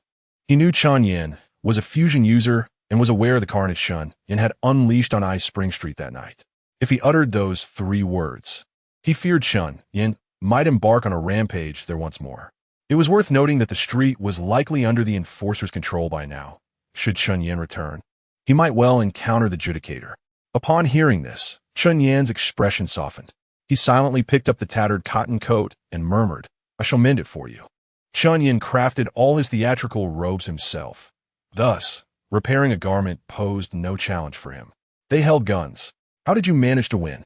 Chu Mu Yun gazed intently into Chun Ling's eyes, seemingly attempting to penetrate his innermost thoughts. They wielded firearms, but lacked the skill to use them. Their errant shots merely striking the fabric. Why do you ask? Naturally, Chun Ling could not disclose his possession of the Dance of Death, as it pertained to the theater and the audience's existence. It's nothing. Chu Mu Yun withdrew his gaze, fixating on the cover of a book. Lost in contemplation, after finishing their dinner, the 3 returned to their respective rooms, as nightfall enveloped the sky, with only the ethereal blue aurora silently drifting above. As Chun Ling succumbed to slumber, his consciousness had already floated into the theater, where, in the stillness of the dim room, a figure gradually approached. It was Chu Mu Yun. The lenses glimmered with a pale light under the aurora, his cold gaze fixated on the slumbering Chun Ling, a trace of murderous intent flickering in his eyes. His right hand, gripping a dagger as frigid as the moon, slowly rose. Chapter 30. Good night, however. Just as his hand was raised halfway, it halted. He perceived a beam of moonlight piercing through the clouds, perfectly filtering through the window, casting a gentle glow upon the wooden floor beneath his feet. Shadows danced as 2 characters slowly manifested. Return. Beneath these characters lay the image of a playing card, a gray joker, a gray king. At the sight of this card, Chu Mu Yun's pupils constricted, and he swiftly lowered his arm, his dagger slithering into his sleeve like a serpent, vanishing from sight. A dark gray cloud swept in with the wind, obscuring the hazy moonlight, causing the line of characters on the floor to fade away, as if they had never existed. Chu Mu Yun cast a lingering gaze at the slumbering Chun Ling before turning to leave. As he gently closed the door behind him, The room fell into an eerie silence. Moments later, from the shadows in the corner, Chun Yin, clad in pajamas, emerged, his scarlet eyes fixated intently on the direction of Chu Mu-yun's bedroom. In his hand, he held a bloodied bone knife, the origin of which was unknown. As the door to Chu Mu-yun's bedroom clicked shut, the boy's eyelids drooped, and when he opened them again, a chilling intent was buried deep within his gaze. Ethereal auroras swirled outside the window as Chun Yin slightly turned his head towards the peacefully sleeping Chun Ling brother. "Good night," he murmured to himself. With those words, his form silently passed through the wall, returning to his own room. Meanwhile, at the enforcement headquarters in District 3, in the office, a three-striped enforcer hurriedly approached. "Brother Ma, we've received news from I Spring Street." Ma Zhong raised an eyebrow. "What does it say?" The enforcer hesitated for a moment. "They had some harsh words."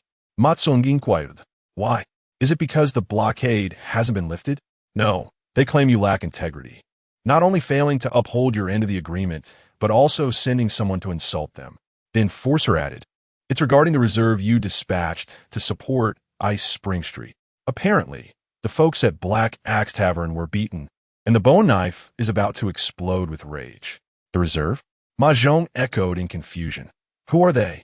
"One is called Wu Yudong, and the other is Chun Ling." Wu Yudong was so frightened by that group that he voluntarily withdrew from the enforcer examination. "The one doing the beating is Chun Ling. I seem to recall. Is he not the child from Frost Street whose parents were traumatized by the disaster?" "Yes, that's him. Could he really have taken down the people at Black Axe Tavern?" "I don't believe it either, but that's the reality." The enforcer paused, cautiously asking, "Brother Ma, do you think he might have received divine favor?" Ma Zhong did not respond, frowning as he lit a cigarette. The enforcer quickly produced a lighter to ignite it. Could it be that District 3 is about to gain another enforcer? Ma Zhong exhaled a plume of smoke. "Currently, among the 5 enforcers in District 3, 3 are our people. But if another one emerges, it could spell trouble." The enforcer murmured to himself, reflecting on the individual from Ice Spring Street whom he had struck. Surely, this person possessed some knowledge, making it quite challenging for him to join our side. Rather than allowing him to grow into Han Meng's ally, it would be prudent for us to take action first. The enforcer's eyes narrowed slightly as he brushed his hand across his neck. Ma Zhong let out a derisive laugh, addressing the enforcer known as Chong Lin. "Your perspective, Chong Lin, requires considerable refinement." Chong Lin blinked in surprise. "Am I mistaken?" "Indeed, but your vision is rather limited." Ma Zhong flicked the ash from his cigarette, speaking casually. "Even if this lad has received divine favor, he remains at the first tier. He would require a significant amount of time before posing any real threat to us. Instead of targeting him, we should consider an alternative objective to fundamentally resolve the issue." "Are you suggesting Han Meng?" "Before Han Meng's arrival, the 3rd district was our domain.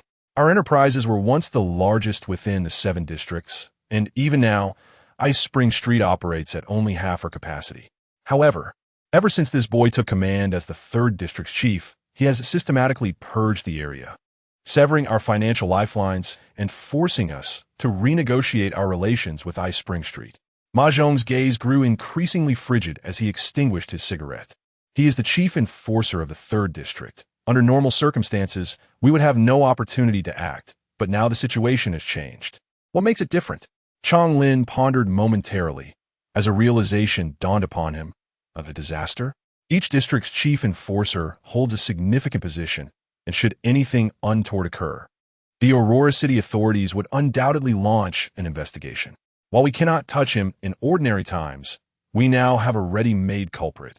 One who conveniently appears in the 3rd district, has previously bested Han Meng, and then vanished without a trace. Ma Zhong spoke with a cold smile. "If we eliminate Han Meng and make it appear as though a disaster struck, resulting in mutual destruction, not only would we resolve this pressing issue, but we could also justifiably re-establish control over the 3rd district and immediately restore trade with the 2nd district. Thus, the anger from Ice Spring Street would also subside.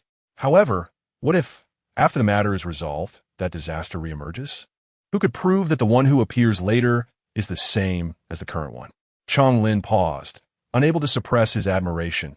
"It truly is you, Brother Ma." Now that Han Ming has been weakened by the disaster, if we orchestrate our plans carefully, his demise is inevitable. A flicker of murderous intent crossed Ma Zhong's eyes. Call Lao Tao over. We need to discuss this thoroughly. Very well. By the way, what about Ling? As for him, a glint of cunning flashed in Ma Zhong's eyes. We must prevent him from interacting with those from Ice Spring Street again, to avoid inciting their wrath. Let's find a pretext to have him join the enforcers. Once we deal with Han Ming, we will become his direct superior. At that point, we can manipulate the situation as we wish. Understood. Good morning, brother. Ling pushed open the door, only to find Chun Yin seated in the living room, smiling as he turned to greet him. Up so early? Ling inquired, astonished. Unable to sleep last night, I rose early to review my notes. Chun Yin held up a handwritten script and spoke earnestly. Ling nodded, preparing to freshen up before heading out, when Chu Mu Yun also emerged from the room. Today, it's your turn to be late.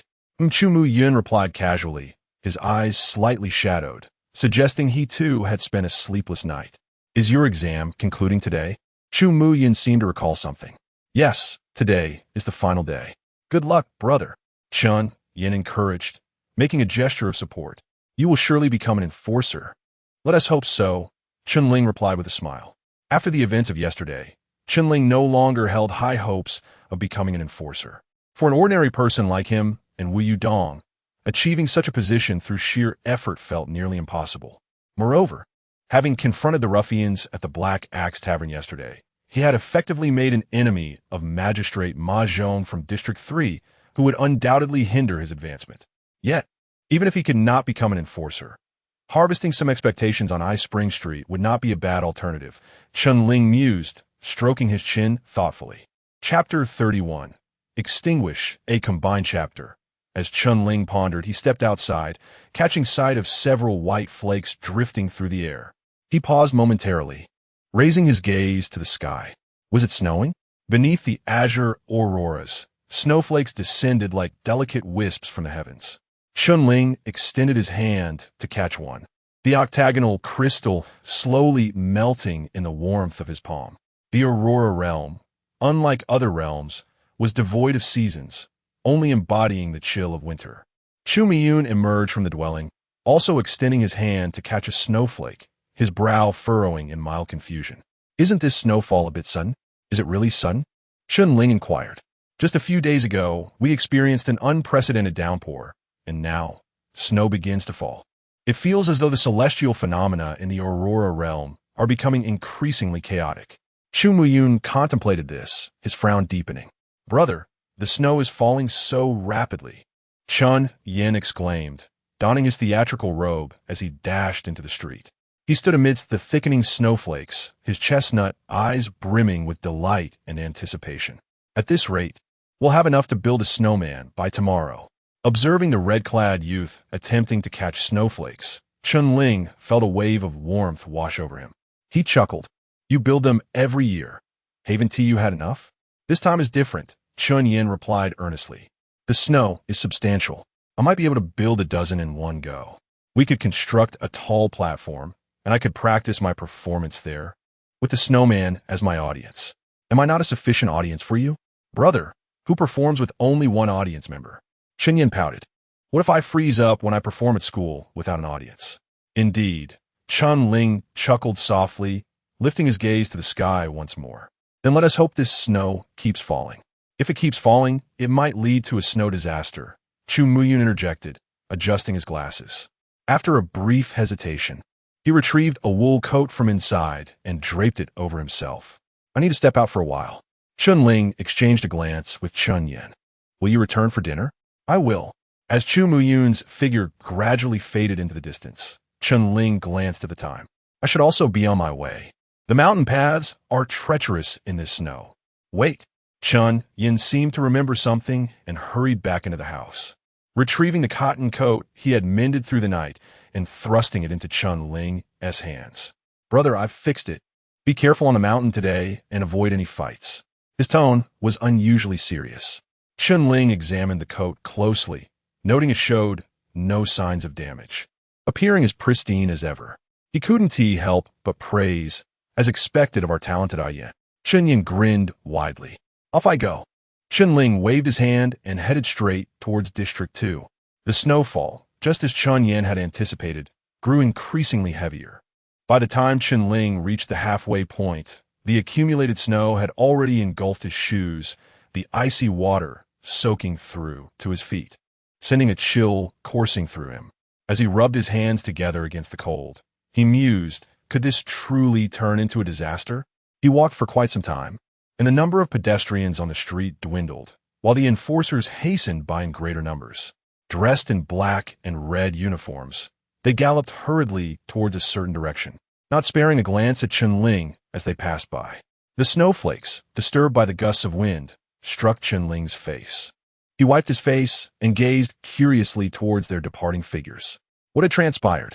Ling was oblivious and had no interest in pursuing an investigation. As long as their destination was not Frost Street, he cared little about where they were headed. After approximately 3 hours, Ling returned to the familiar ice Spring Street. The ruins had been largely cleared, and the desolate half of the street appeared even more lifeless under the blanket of snow. Just as he intended to seek out Qian Fan and the others for today's task, several figures approached him briskly, waving enthusiastically. Brother Ling. It was none other than Qian Fan and his companions. Master Qian, Ling politely added the honorific, as he had not completely severed ties with Qian Fan and the others. A semblance of courtesy was still necessary. What is today's task? Task. No need for a task today. Qian Fan waved his hand dismissively. In light of your exceptional performance yesterday, the higher-ups have decided to grant you a position as an enforcer. You may return home today and report to the headquarters in District 3 tomorrow. Ling was taken aback. He had imagined countless scenarios on his way back, such as facing an ambush from the residents of Ice Spring Street seeking revenge, or Qian Fan and his companions turning against him, making his life difficult, or even being informed that he had been directly disqualified from the enforcer position, forcing him to return home. Yet, he had never anticipated being accepted outright. Impossible could it be that Ma Zhong truly recognized my capabilities and wishes to recruit me? Ling had only met Ma Zhong once and did not know him well, leaving him perplexed as to the man's intentions. From now on, we should be colleagues. Qian Fan smiled as he patted Ling's shoulder, as if they were longtime friends. Perhaps there were some misunderstandings between us before. I hope you don't hold it against me, Brother Ling. Indeed, Brother Ling, feel free to visit us in District 2 for a game of cards anytime. We shall always welcome you. Almost forgot. This examination differs from those of previous years. Although you are on standby, you have indeed assisted our official enforcers for 3 days, so the higher-ups have decided to grant you a subsidy. While the amount may not be substantial, the road ahead is long. The salary of an enforcer is quite generous. Qian Fan pressed a small tube of oiled paper into Ling's hand. Surprised, Ling accepted it and peeled back a corner to glimpse inside 10 silver coins. Ling's heart raced. In this world, 1 silver coin holds the purchasing power equivalent to 250 copper coins, and the purchasing power of copper coins is comparable to that of renminbi in his past life. Thus, this small tube of oiled paper equates to 500 yuan.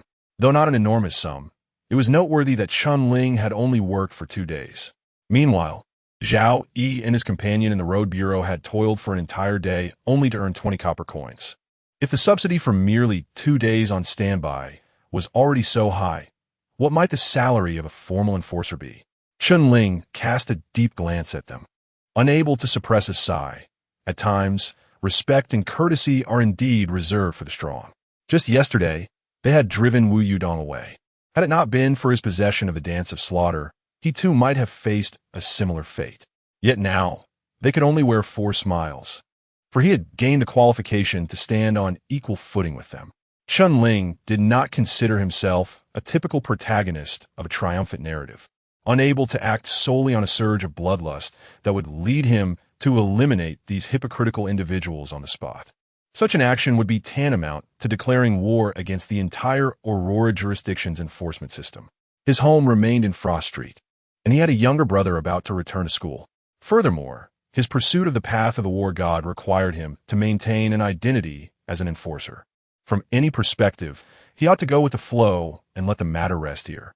Thank you, everyone, he stated, not lifting his head, his tone indifferent. Chunling, my dear brother, the snow makes the roads treacherous. Do take care on your way back, Qian Fan replied with a persistent smile. By noon, the list of those officially promoted should be announced.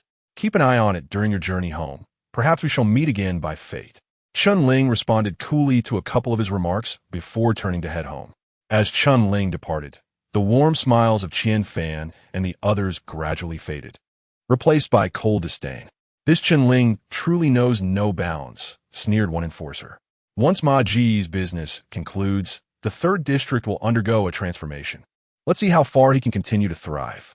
Say, have there been any updates from Ma Ji's side? Another inquired. I am uncertain, but it should be soon. Just as they spoke, a figure rushed from a distance, slipping in the heavy snow and nearly falling to the ground. He is dead. What do you mean he is dead? The chief enforcer of the 3rd district, Han Meng, is dead. He stood up, proclaiming loudly. News from the 3rd district states he single-handedly battled 2 calamities and perished alongside them. Enforcer Ma Zhong has taken over as acting chief and has ordered the immediate unsealing of the 3rd district, with the 2nd district to follow suit.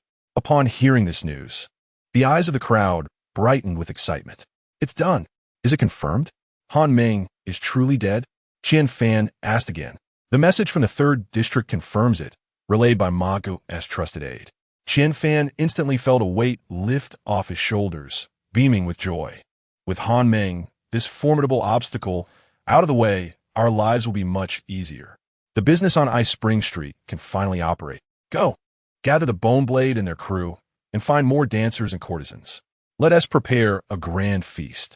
It's time they understood who will provide them with sustenance in the future. Understood, Brother Fan.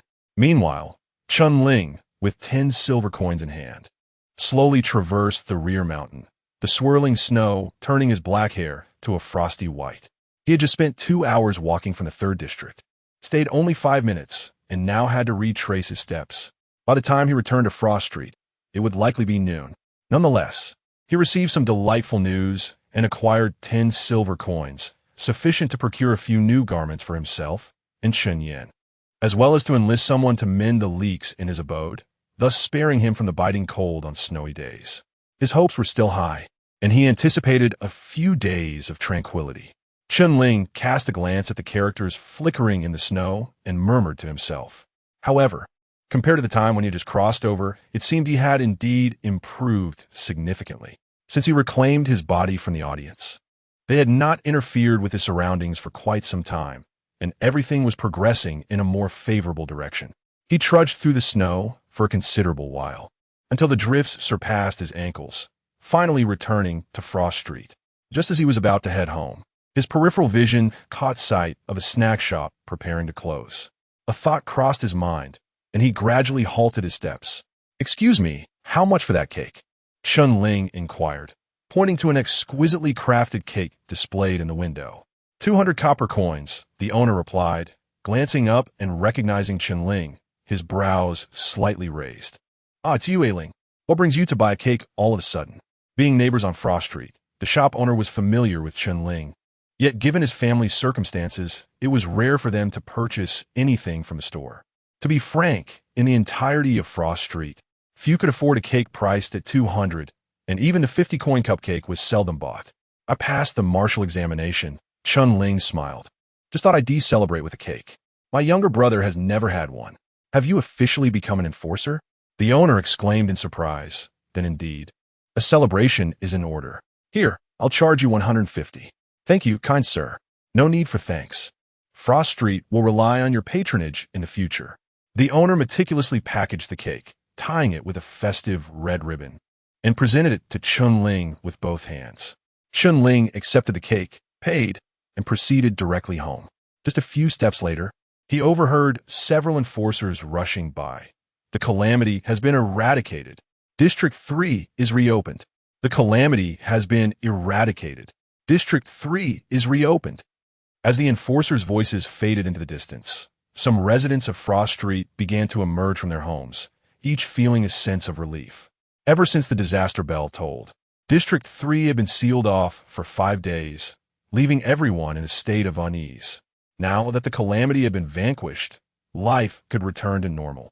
With this thought, they suddenly found the heavy snowfall to be rather pleasant. Chun-Ling, upon hearing the news, felt a sudden shock in his heart. The calamity has been eradicated? He was still here. Could it be a yin? Instinctively, Chun-Ling quickened his pace, hurrying home, but upon reaching his doorstep, he realized his worries were unfounded. There, squatting at the entrance, was the familiar figure of a young boy in red, diligently rolling snowballs. He carefully stacked the snowballs to form the outline of Snowman, but as his hand slipped, the two snowballs collided and shattered into pieces. Chen Yin sighed, catching sight of Chun-Ling approaching from afar. His previously furrowed brow instantly relaxed, and he exclaimed in delight, "Brother, why are you back so early? I passed the assessment early, so I returned a bit sooner." Chun-Ling let out a sigh of relief, smiling as if a great weight had been lifted from his shoulders. He remained oblivious to the events that had transpired with the enforcers, unaware of which calamity they had dealt with.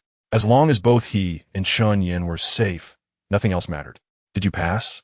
Shen Yin exclaimed, his mouth agape. "Brother, are you really going to be an enforcer now?" "Indeed," Chun-Ling replied, stepping into the room and placing the cake on the table. He beckoned to Chun Yin. "This is a rare opportunity. I bought a cake for us to celebrate together." Upon hearing the word cake, Chen Yan's eyes sparkled with excitement. He dashed into the room, his theatrical robe swirling amidst the flurry of snowflakes, and swiftly seated himself at the table, watching curiously as Chun-Ling unwrapped the package. "Brother, this cake must be expensive, right?" "Not at all." Chun-Ling chuckled, pulling a handful of silver coins from his pocket and spreading them across the table. "I have money now, and in the future, our family will be even wealthier." "So much money." Chun-Yin gasped, his eyes widening. "This will last us quite a while. Just in time for you to start school. This takes care of your tuition as well," Chun-Ling said as he unveiled a large cream cake that now graced the table. To Chun-Ling, the craftsmanship and ingredients of this cake could not compare to those from his previous life. Yet for Chun-Yin, it was a long-desired treasure he had gazed longingly at through shop windows countless times. Chun-Yin couldn't help but swallow hard. "Brother, should we wait for Dr. Chu?" "No need to wait for him. Who knows when he will return?" "Just save him a piece," Chun-Ling replied, retrieving several complimentary candles and placing them atop the cake, lighting them one by one. The flickering orange flames danced in the room, casting a warm glow upon the faces of the two youths amidst the swirling snow outside. "Yin, it's your turn to blow out the candles." "Isn't it possible to blow out candles, even if it's not a birthday?" Chun Yin inquired. "Of course. Just remember to make a wish before you blow." "All right." Chun Yin immediately clasped his hands together, bowing his head solemnly under the candlelight, resembling a devout supplicant. Chun-Ling was unaware of the wish Chun Yin had made. He only noticed that when Chun Yin opened his eyes, he smiled at him, his chestnut-colored irises as clear as water. "What wish did you make?" Chun-Ling asked. "I can't tell you. If I do, it won't come true." "That makes sense. Excuse me, is Chun-Ling at home?" Just then, a figure cautiously approached the doorway, peering in from beneath the heavy snowfall. "Wu Yudong?" Chun-Ling recognized the figure leaning on a cane, raising an eyebrow in surprise. "What brings you here? Come in and talk." Wu Yudong smiled shyly and stepped into the room, glancing at the cake and candles with envy in his eyes. "I just saw the public announcement on the street. You've been confirmed, right?" "Yes," Chun-Ling affirmed. "Congratulations," Wu Yudong said, his smile tinged with bitterness. "I thought you would be forced out like I was. I never expected. You truly succeeded." As Chun-Ling listened to those words, he detected the underlying bitterness and helplessness in Wu Yudong's voice. "Brother, who is he?" Chen Yin asked, eyeing Wu Yudong with curiosity. "His name is Wu Yudong. He is a friend who accompanied me to Bingquan Street these past few days." Wu Yudong was taken aback. "A friend?" Chen Yin appeared pensive. "Shall we share a piece of cake with him?" "Indeed, we must," came the reply. "Shall you slice it, or shall I?" "Norus." The candles have yet to be extinguished. As Chun-Ling spoke, she waved at the bewildered Wu Yudong beside her. "Yudong, don't just stand there. Come sit with us and enjoy a slice." "Oh, all right." Wu Yudong slowly took a seat at the table, his expression peculiar as he regarded Chun-Ling, then glanced at the space beside him. "Chun-Ling." "Yes. May I pose a question?" "What is it?" "Since earlier, who have you been conversing with?" Chun-Ling was taken aback. A sudden, bone-chilling gust of wind swept through the room, abruptly snuffing out the flickering candlelight. Chapter 32. The Thug, Audience Expectation 20. The remnants of the snowman melted in the profound silence, and after the candle's extinguished smoke faded away, Chun-Ling's complexion turned as pale as parchment. Chun-Ling stammered, "I was speaking with my brother." "Where is your brother?" Wu Yudong inquired, glancing at the empty chair beside him. "Isn't it just the two of us in this room?" Chun-Ling's gaze drifted to the opposite seat, which had inexplicably become vacant. In a daze, a fleeting image of a boy's smile began to dissolve from his memory. Beads of sweat cascaded down Chun-Ling's forehead, his back soaked through with perspiration. His bewildered and hollow eyes trembled incessantly, reminiscent of one who had just awakened from a nightmare. "No, it's impossible." Chun-Ling abruptly stood, the legs of the table screeching against the floor. "How could it be just the two of us?" His voice escalated in pitch. "My brother was just here. Earlier, he was building a snowman at the door, and this morning he saw me off. He even mended my winter coat." He forcefully removed his coat, pointing at the immaculate patch. "Look, this was repaired by a yen. I cannot sew it all. Moreover, all these wooden boards on the wall were fixed by him. There's even a doctor from Aurora City living in our house. He has seen a yen too. You can ask him if you don't believe me." I understand." Wu Yudong appeared startled by Chun-Ling's fervor, floundering as he spoke. "I was just asking, because I noticed you talking to the air earlier. It was quite frightening." "I was not speaking to the air," Chun-Ling shouted, his bloodshot eyes fixated on Wu Yudong as he pointed at the void opposite him. "My brother was sitting right there. You must have seen him when you entered, correct?" I truly did not see anyone," Wu Yudong replied, feeling aggrieved, observing Chun-Ling's peculiar behavior. After a prolonged moment of hesitation, he tentatively asked Chun-Ling, "Have you recently encountered calamity?" Chun-Ling froze in place. "So, have you also merged with the calamity?" "I don't know. When I awoke, I was already standing there." "You two have lost a fragment of your memory?" "Yes, but the convergence point of the Gray Realm is not at the back mountain. You should have been in surgery at that time." "Why were you also affected?" "I don't know. I just remember the doctor administering anesthesia, and when I came to..." Familiar dialogue lingered in Chun-Ling's ears, and he vaguely felt he was grasping something, his pupils narrowing slightly. "Something is amiss." Chun-Ling murmured, "No, it's all wrong." "Chun-Ling, are you all right? The back mountain?" Chun-Ling suddenly lifted his head, staring in a particular direction, and, in a frenzy, dashed out of the house, leaving behind the winter coat he had just removed, clad only in a thin shirt. He plunged into the heavy snowfall. As his figure vanished at the end of the street, Chu Mu-yun, clad in a woolen coat, approached the entrance of the house. He was taken aback as he glanced in the direction Chun-Ling had departed, intending to enter the house, only to be met with the solitary figure of Wu Yudong standing in the living room, his brow furrowing instantly. "Who are you?" I am a friend of Chun-Ling." Beneath the silver-rimmed glasses, those eyes narrowed, emanating a palpable aura of danger. "What did you just say to him?" "I didn't say much. I just found it odd that he was talking to himself, so I asked him who he was speaking to. And then..." Chu Mu-yun's expression shifted dramatically. He cast another glance towards the direction Chun-Ling had gone. "Do you realize what you have done?" Chu Mu-yun's voice seemed to echo from the abyss. In that fleeting moment of eye contact with Chu Mu-yun, Wu Yudong felt a tremor in his heart. He had never encountered such a chilling, frenzied gaze. Fear gripped him, and he stumbled back a step, tripping over a chair and falling to the ground with a thud. Chu Mu-yun took a deep breath and stepped into the house, gently closing the door behind him. The drafty entrance obscured the light and snow from outside, casting a dim pall over the living room. The figure clad in a woolen coat slowly approached Wu Yudong, adjusting his glasses. Beneath the cultured facade, a ruthless malevolence was unmistakably revealed, akin to a fierce beast confined within a human shell, shedding its disguise to expose its bloody, menacing fangs. "Do you understand how rare it is to find a subject that maintains a delicate balance between madness and normalcy?" He continued. "Do you realize the lengths I have gone to ensure he remains oblivious to his own anomalies, to play the charade with him? Do you comprehend the kind of monster you may have unleashed?" Wu Yudong was rendered speechless by fear. Already incapacitated, He sought to escape, but found himself unable to do so, dragging his body backward inch by inch. I don't know. I truly don't know. He spoke in a near-pleading tone. I have guarded this place for 3 days, preventing anyone from approaching Chunling or this house. And yet, you had to barge in. Why? Chu Muyun suddenly seized the corner of a chair, hurling it at Wu Yodong's head with a furious cry. A dull thud reverberated through the room as Wu Yodong collapsed, unconscious, his forehead split open and crimson blood gushing forth, quickly pooling into a crimson puddle. Chu Muyun showed no signs of ceasing.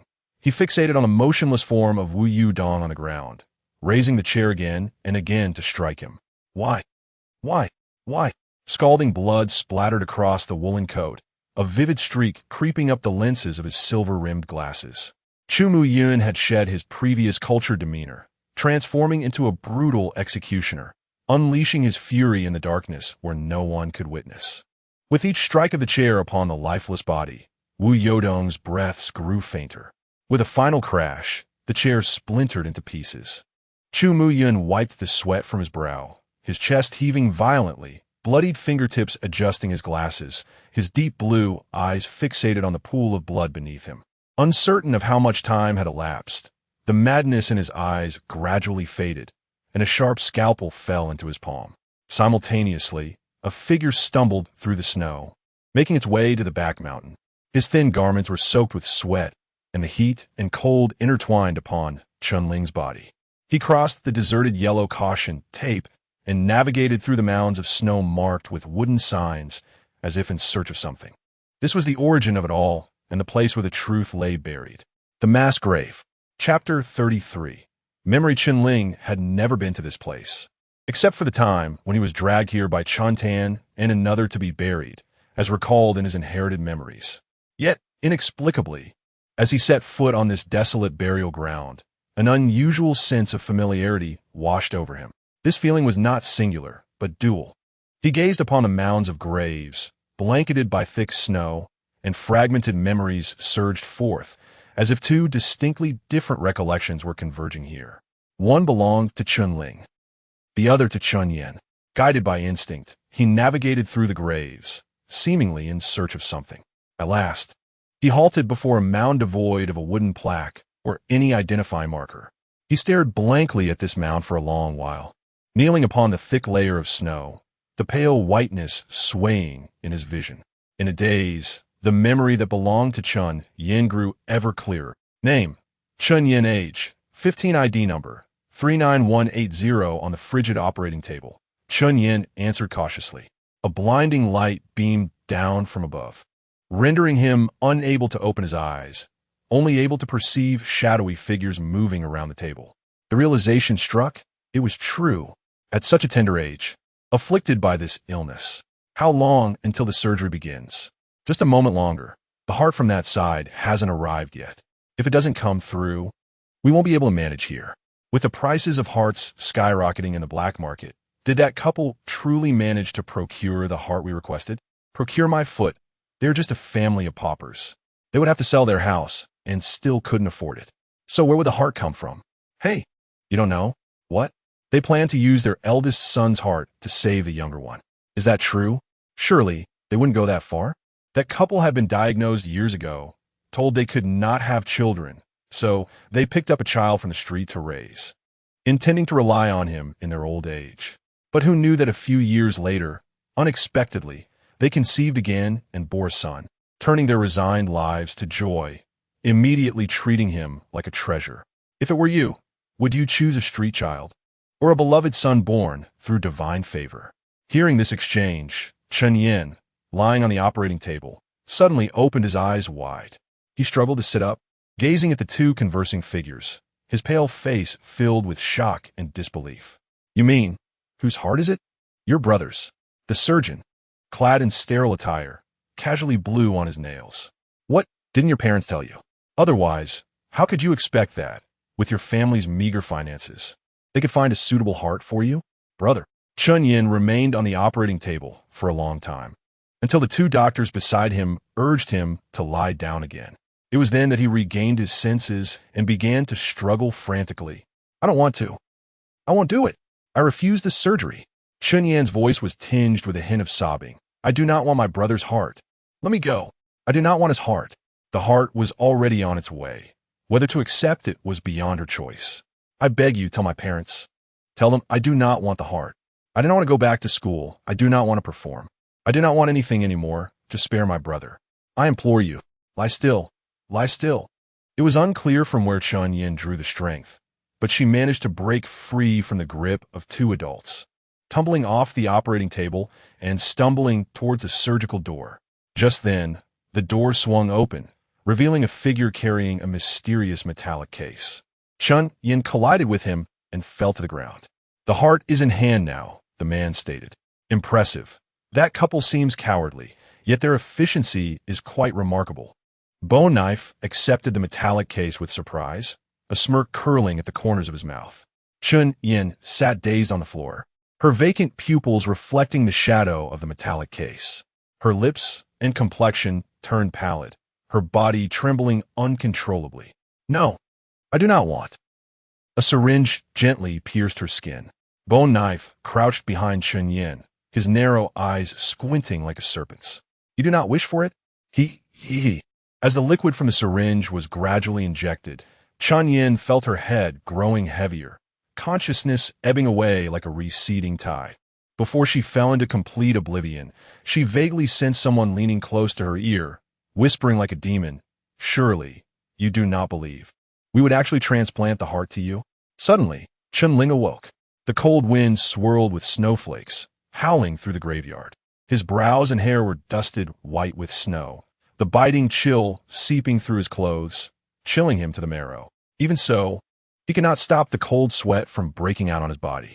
Again, he stared blankly at the mound of earth concealed by the heavy snow, trembling as he raised his hand to begin digging. His palms scraped away layers of ice and snow, turning them red from the cold, followed by the hard, frozen soil beneath. At that moment, he almost ceased to think, his mind consumed by the solitary mound and Chun Yan's struggling visage. As he dug deeper into the soil, a second memory surged uncontrollably into his mind. Damn, why is it raining so heavily? Be careful. The mountains are muddy. Don't slip. Why must we come here to dispose of the body? Couldn't we simply find a spot near Ice Spring Street? You fool. Burying it near the street would surely attract wild dogs. Once discovered, the enforcers would have to dig it up, and that would inevitably lead to an investigation. Qian Fan said this graveyard is filled with corpses. Disposing of a body here would go unnoticed.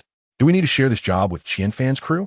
The business on Ice Spring Street requires that the enforcers take a share of 30%. Otherwise, one might wonder how they would be inclined to assist us. 30%? Such an outrageous demand. Has this young man been completely drained of all his resources? Kidneys, liver, corneas, bone marrow, blood. Everything that could be extracted has been meticulously taken. He is now but a hollow shell. You should have seen him. When he was taken off the operating table, he resembled a mere pile of mush, utterly revolting. It is unfortunate that we do not know where that couple buried his brother. Otherwise, we could unearth him and extract even more. Two figures clad in raincoats, laboriously carrying a black cloth bag, traversed the treacherous mountain path through the torrential rain, arriving at the potter's field. They sought a vacant patch of ground, placed the black bag down, and each retrieved a shovel, skillfully beginning to dig. Once they reached a suitable depth, they carelessly discarded the black bag into the pit, as if it were mere refuse. Chapter 34. The clown. The task was completed. The two individuals brushed off the mud from their clothes, ensuring that the pit they had dug was thoroughly concealed before turning to leave. Torrential rain cascaded over countless forgotten graves, dark red stains mingling with the muddy waters as they tumbled down the cliff. Moments later, two figures clad in raincoats struggled to ascend from the valley below.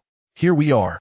The pair, holding glass kerosene lamps, scanned their surroundings, oblivious to the dark red mud flowing in the shadows, and made their way directly to the freshly excavated pit. They placed the fabric bag on the ground and began to excavate beside the sanguine pit with shovels in hand. "Ian will be all right, won't he?" The rain pelted against the raincoats, producing a rhythmic drumming sound. The woman's pale hands clenched tightly within her sleeves, her voice raspy. "He certainly will." The man, shoveling the earth, replied solemnly, his heart already dispatched. The surgery must have commenced. Tomorrow, we will be able to visit him in Zone 2. Upon hearing this, the woman's expression softened slightly as she glanced at the black bag at her feet, her eyes filled with remorse. It's Ailing who suffers. This matter must remain buried within us. But what if Ian inquires about his brother upon his return? We shall tell him that his brother has been accepted as an enforcer and reassigned to Zone 7. He won T return. Do you think he will believe that? The man remained silent, resolutely driving the shovel deep into the earth, lifting large clumps of soil. Let us just bury him here, he stated. Together, they cast the black bag into the pit and gradually covered it with soil. The woman hesitated for a moment, retrieving a wooden plaque as if to inscribe something, but the man halted her. What are you intending to do? After all, they are mother and son. Let us erect a monument for Ailing. No, if an enforcer or anyone else sees it, what then? I've said it before from this moment on. We must keep this secret to ourselves. The woman remained silent for a long while before ultimately discarding the wooden plaque. Observing this, the man gently reassured her. It's all right. When we awaken tomorrow, it will all be behind us. The two took one last glance at the soil before vanishing into the downpour. The deluge washed over the dark red earth, seemingly attempting to cleanse them of their vengeance and resentment, while two solitary graves lay merely a thin layer of sand apart, connected in their shared silence. Just as everything was poised to succumb to the storm, an eerie gray began to seep from the void, the gray realm converging. Ian. Tears streamed uncontrollably from Chunling's eyes as he frantically clawed at the mud, his fingertips blurring with blood. He was ignorant of what transpired following the convergence of the gray realm, why only he had survived. No, Chunling had not truly lived. He had merely transformed into his own essence. Yet at this moment, who he was no longer mattered. The world played a cruel joke on Chunling, allowing him to perish at the hands of the very couple who had nurtured him. However, in tandem, the world had orchestrated an even greater jest for Chuntan and his wife. Chunling's vision blurred with tears, and memories of the past few days flashed frantically in his mind. In the realm of ash, a figure struggled to rise from the mass grave, the wound on its chest gradually healing, while countless scarlet eyes opened behind it, the rainwater on the ground coalescing into a line of characters. A shattered talisman lodged in the crevices of his fingernails swayed gently with the wind. The second calamity that struck Ice Spring Street perhaps never truly existed. From the very beginning, it had been Chunling himself, or rather, the version of himself that, after being resurrected, had lost all reason as expectations plummeted below 20. He was manipulated by the audience, slaughtering half of Ice Spring Street until their satisfaction was met, then leisurely making his way to District 3. No, it cannot be this way, Chunling murmured. It cannot have been just me all along? On the mountain behind. He washed the theatrical robe by the stream and handed it to Chunyan. Yet when he was questioned by Jiang Qin, the robe bizarrely reappeared in his arms. The couple, Chun Tan and his wife, were taken away by the enforcers, their gazes piercing through Chunyan's form, fixated on him with furious shouts and curses. On Frosty Street, the enforcer Jiang Qin followed his finger to the darkness at the street corner, but only beheld a vague shadow. Chu Mu Yun stood at the entrance of his dilapidated home, filled with holes, addressing the empty room. I heard that, mister. She needs a doctor, so I have come. The vacant room was undergoing repairs. The tattered cotton coat was mended. Yet, throughout it all, no one had exchanged words with Chun Yen. All of this seemed to indicate that Chun Yen had once existed, like a ghost beside him, or perhaps merely a strange delusion of his own. Chun Ling continued to dig, the soil below gradually seeping with crimson. Just as he was about to delve deeper, a hand suddenly grasped his wrist.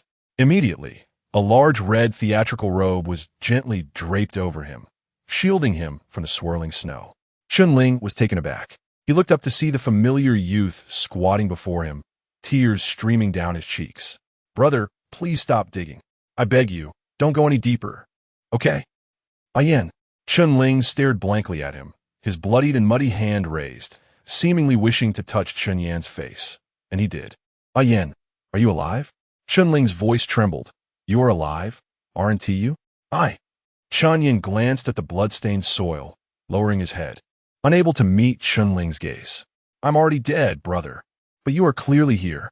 I am here because of your strength. Chunling froze for a moment. Me? How could I possess such strength? I. Before he could finish, a torrential blizzard engulfed his vision. And in the next instant, Chun Yan's figure vanished once more, as if he had never appeared at all. Audience anticipation 5. Current anticipation 63. Chunling's gaze uncontrollably fell upon the 2 lines of characters that had appeared in the snow, as if something dawned upon him, his pupils slightly constricting. The audience possesses the power to influence reality. After traversing through time, they have repeatedly impacted the world around them. Water stains in the kitchen. The prank Dr. Lin, the gnawbone knife. Yet, ever since Chun Yan's emergence, they seem to have withdrawn from his life. Thus, in his eyes, Chun Yan's arrival is also the handiwork of the audience. It is you. Chunling's blood-stained hands clenched tightly. As he glared at the void before him, the veins in his neck bulging, it is you who made me see him. It is you who made me accustomed to him. From the very beginning, you treated him merely as a prop to deceive my emotions, only to destroy him with your own hands. You have long awaited this moment. Haven to you? Audience anticipation 5. Another line of small text appeared, igniting the rage that had been suppressed within Chunling's heart. He abruptly rose from the snow, clad in crimson, roaring against the tempest like an enraged lion. Are you satisfied now? Have you had enough of this spectacle? Did you enjoy my performance? Damn you! Chunling could almost envision, in that dim theater, countless pairs of crimson eyes peering through the curtain, observing his conversations with Chun Yan over the past few days. Watching as he agreed to perform at the New Year's Eve party at school, seeing Chumyun lost in thought beside him. They orchestrated everything. They knew everything. They watched as he poured his emotions into the performance on stage, the corners of their mouths in the darkness curving uncontrollably upward. He felt like a clown, a jester lost in a false performance, a mere source of amusement for others. His chest heaved violently, the flames of anger threatening to consume the snow. He frantically searched the snow for a knife or a gun to end this absurd existence. He refused to be a clown, even less a tool for the audience's amusement. At that moment, his foot suddenly slipped, causing several items to tumble from his pocket, falling onto the pristine snow and reflecting a silvery glimmer. 9 silver coins. It was the reward that Qian Fan had personally handed to him with a smile that very morning. The instant he saw the coins, Chun Ling's pupils constricted. He halted, a glimmer of clarity surfacing in his furious gaze, soon to be replaced by an even more intense hatred. He remained silent for a long while, bending down to pick up each silver coin one by one. Very well. Chun Ling's voice was hoarse as he slowly lifted his head, directing his gaze towards District 2, his eyes flickering with unprecedented murderous intent and madness. You want to witness a grand performance, don't you? Then I shall give you another show. Chun Ling smiled, his grin in the swirling snow seeming almost demonic. Chapter 35, Lost District 2, Ice Spring Street. At the end of the street, a sprawling estate of several hundred square meters buzzed with life. Numerous torches flickered throughout the property, and despite the sweltering heat, the swirling snowflakes melted silently before reaching the ground. This place, typically desolate and devoid of inhabitants, resembled a forsaken manor. Yet only a select few were aware that the grand residence, worth enough to purchase half of Frost Street in District 3, belonged to a man named Ma Zhong. At this moment, the estate had transformed from its former neglect into a vibrant spectacle, with enchanting melodies resonating throughout the air, blending the playful teasing of women with the hearty laughter of men, creating a scene reminiscent of paradise. Ma Ji's estate is truly remarkable. It's a pity it has remained abandoned for so long. Dressed in a black and red uniform of the enforcers, Qian Fan sat in the front row, squinting as he watched the scantily clad women dance on stage, unable to suppress his admiration. What is there to lament?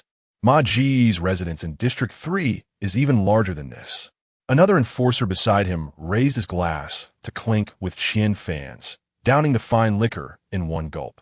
I envy this so much. When will I be able to acquire a residence like this? With Han Ming's demise, no one can disrupt our business. In a few years, each of us will have one of our own. Ha ha, cheers to that. By the way, has Maga not arrived yet? He is on his way, having instructed us to enjoy ourselves first. Qian Fan nodded, about to speak further when Bone Knife, with a dancer in his embrace, jovially approached him. Come, let's toast to our boss Qian.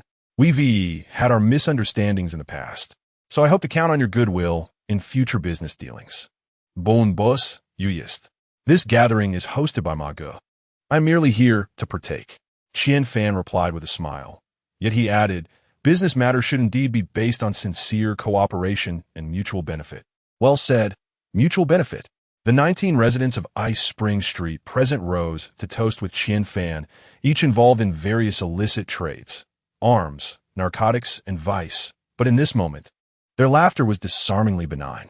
An unsuspecting observer might mistakenly believe they were witnessing a gathering of business magnates.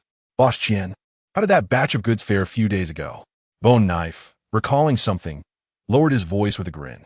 The heart and those organs, were they of satisfactory quality? Quite satisfactory. Qian Fan nodded slightly. The buyer was pleased. It's rare to find someone capable of such a large purchase, acquiring all the organs in one go. That batch made its way to Aurora City, correct? Upon hearing Aurora City, Qian Fan's eyes narrowed, and he spoke slowly. Bone boss, in this line of work, it's wise to refrain from prying into matters that don't concern you, lest you attract calamity. Ha ha ha, I was being presumptuous. Allow me to drink to my own folly. Bone Knife downed the remaining liquor in his cup, his gaze drifting to the alluring dancer on stage, his hand casually sliding down the shoulder of the woman beside him, playfully toying with her amidst her teasing protests.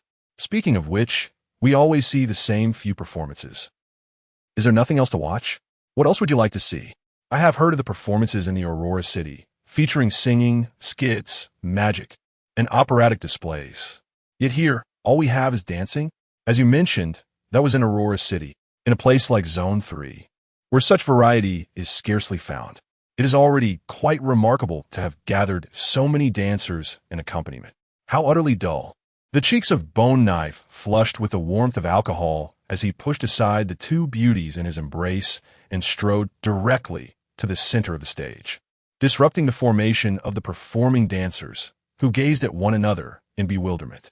Meanwhile, those beneath the stage, maintaining the rhythmic beats and playing their instruments, abruptly ceased their music. Do not stop. Continue dancing. Bone Knife's body leaned gently against one of the dancers from behind, his hands slithering like serpents across her figure, ultimately seizing her wrist, manipulating her movements as if she were a marionette, contorting awkwardly on stage. The dancer's face turned pale with fear, yet she dared not resist, allowing Bone Knife to maneuver her body, while the other dancers glanced at Qian Fan below the stage, feigning ignorance, and resumed their synchronized movements. The drums resumed, and the melodious sound of strings filled the air. Ha ha ha, Bone Knife, your dancing is utterly hideous. Let me take a turn. No, I think he dances quite well. Keep going, keep going. Ha ha ha, who would have thought you possessed such a talent for dance? How about a pole dance for everyone? The crowd from Ice Spring Street erupted into laughter, reveling in the unexpected entertainment, elevating the lively atmosphere to a crescendo. At that moment, a figure pushed open the door of the snow-laden courtyard and walked forward slowly. What? Has Brother Ma finally arrived? The crowd turned to look, their gazes fixed on the front yard, yet they stood frozen in place. It was not Ma Zhong who arrived, but rather a youth draped in a bright red theatrical robe. He silently traversed the stone path of the courtyard, the falling snow dusting his hair with flecks of white. And amidst the pallid world, that crimson hue appeared striking and fervent. Upon recognizing the face of this individual, the majority of those inside the room changed countenance, as if recalling something, their eyes reflecting resentment and malice. Concurrently, Qian Fan was momentarily taken aback, exchanging glances with the enforcer beside him before rising from his seat. Chunling, what brings you here? A warm smile graced his face. What a coincidence! Just as you left, the second and third zones were unsealed, and we thought to hold a celebratory gathering. I was just saying we should have kept you here this morning to join us. Cool me. Since you are here, let's sit down and have a drink. Chunling offered no reply, calmly crossing through the snow-laden courtyard. his muddy shoes leaving deep impressions on the ground as he entered the room. "No need," he replied coolly. "I have come to retrieve something." "Retrieve something? What have you left behind?" Under the gaze of the crowd, Chun Ling made his way through the banquet, step by step ascending the stage. His gaze remained unwaveringly fixed upon Bone Knife. "Ah, I thought it was someone else. It turns out to be the formidable Chun, the enforcer." The inebriated Bone Blade let out a cold chuckle, releasing the dancer he had been holding and pushing her aside. "What is this? Dressed in such a manner? Are you planning to entertain us?" With Han Meng now deceased, Mahjong had reclaimed dominion over the 3rd District, and Bone Blade and his associates doubted that Chun Ling dared to court death. Presently, both the 2nd and 3rd Districts lay firmly within their grasp. "Ha ha ha! Come now, let it perform. Is he dressed like that to sing? What play is he intending to enact?" At this moment, the crowd felt invincible. Raising their goblets and casting scornful glances at the crimson-clad Chun Ling, Qianfan's brow furrowed deeper, sensing an unsettling shift in the atmosphere. "Chun Ling, if you've lost something, just tell me. I shall retrieve it for you." "I have lost a heart." Chun Ling stared intently into Bone Blade's face, "and the life of my brother." In the next instant, a hand pierced through Bone Blade's chest. Chapter 36. Who dares to punish me? Crimson blood splattered against the backdrop of the stage, and the rhythmic beats of drums and the sound of silk and bamboo instruments abruptly vanished. A stunned silence enveloped the crowd, their pupils constricting in shock, as the overwhelming stench of blood suppressed the alcohol coursing through their veins. They sprang to their feet, disbelief etched across their faces. "You!" The gaze of the Bone Blade slowly lifted from his blood-stained chest to meet Chun Ling's visage. A realization dawned upon him. "You are that boy's brother?" A torrent of blood surged from his throat, rendering his words indistinct, his expression a portrait of sheer terror. "Do you revel in tearing out the hearts of others?" Chun Ling's cheeks were flushed crimson, his eyes ablaze with intense hatred and madness. "Today, I shall carve you out completely. Give me the knife." Chun Ling raised his hand towards the void behind him. Suddenly, a sharp dagger at the waist of a bewildered resident from Ice Spring Street began to tremble violently. It was as if an invisible hand grasped the hilt, yanking it from its sheath and sending it hurtling towards Chun Ling in the center of the stage. The audience, in synchrony with his performance, gasped. Chun Ling seized the dagger and, in a flash, plunged it into the Bone Blade's chest, driving it down through the bloodied wound he had created, eviscerating him in an instant. The Bone Blade's mouth gaped wide. An unrestrained scream of agony escaped him, but the torrent of blood flooding his throat choked his cries into mere whimpers. Blood mingled with organs, flowing from the gaping wound, as the Bone Blade crumpled to the ground. In a frenzy, he clawed at his insides, desperate to push everything back, but before long his movements faltered. He was dead. In his eyes reflected the crimson stage and all that he was. More than anything, there was terror and helplessness. Chun Ling gazed down at the fallen Bone Blade, his expression unchanged. This was his first act of murder, but perhaps in the throes of hatred and adrenaline. He felt surprisingly little, save for a faint sense of nausea. Unbeknownst to him, at that very moment, amidst the swirling snowflakes above, a black star flickered to life. "Chun Ling, have you lost your mind? As an enforcer, to kill without cause, wantonly. You shall face retribution." Qianfan's pupils dilated instinctively, and he roared. Upon the blood-soaked stage, the figure clad in red slowly turned. The youth's cheeks still bore the warmth of fresh blood, dagger in hand. He surveyed the terrified crowd below, his eyes brimming with murderous intent and madness. At that moment, the stage backdrop behind him shimmered with a dense array of blood, resembling countless scarlet eyes awakening in the darkness, seated in an empty audience, observing all. Audience Anticipation 5. With a soft sound, all the torches within the courtyard extinguished simultaneously. "Punish me?" Chun Ling let out a light laugh, slowly lifting his fingertips to dab at the scorching blood on his cheek, tracing a streak of crimson at the corner of his eye. The visage of Chun Yin, once adorned in red, blurred and overlapped with Chun Ling's face, imbuing him with an aura both enchanting and macabre. He was the specter of Chun Ling, as well as the specter of Chun Yin, a solitary performer amidst the apocalyptic gaze of devastation. By what right do you judge me? Who among you dares to punish me? In the next moment, that figure in red vanished from the stage in an instant. A dagger sliced through the void with such swiftness that no one in attendance could react, followed by a muffled groan as blood splattered from the neck of a resident of Ice Spring Street, who collapsed to the ground. Li Mang, Sun Lao Lu, and the others were struck with terror. They had all faced Chen Ling before and were acutely aware of his terrifying prowess. The most critical aspect was that they had come to the celebration seeking revelry, with hardly anyone armed, perhaps only concealing a couple of cold weapons. Even when armed in the tavern, they had failed to subdue Chen Ling, let alone now. The red specter weaved through the crowd, ruthlessly reaping the lives of those present.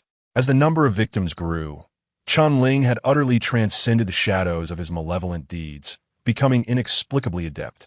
Amidst the heavy snowfall, a gruesome and bizarre massacre unfolded within the courtyard. Meanwhile, a mere 100 meters away, it seemed to have drawn the attention of the god of Warpath. Chu Mu Yun stood beneath a snow-laden tree, his gaze fixed upon the distant courtyard, astonished by the brilliance of this individual in the art of killing. Not only the god of Warpath. From the void emerged a figure shrouded in darkness. Have you not noticed?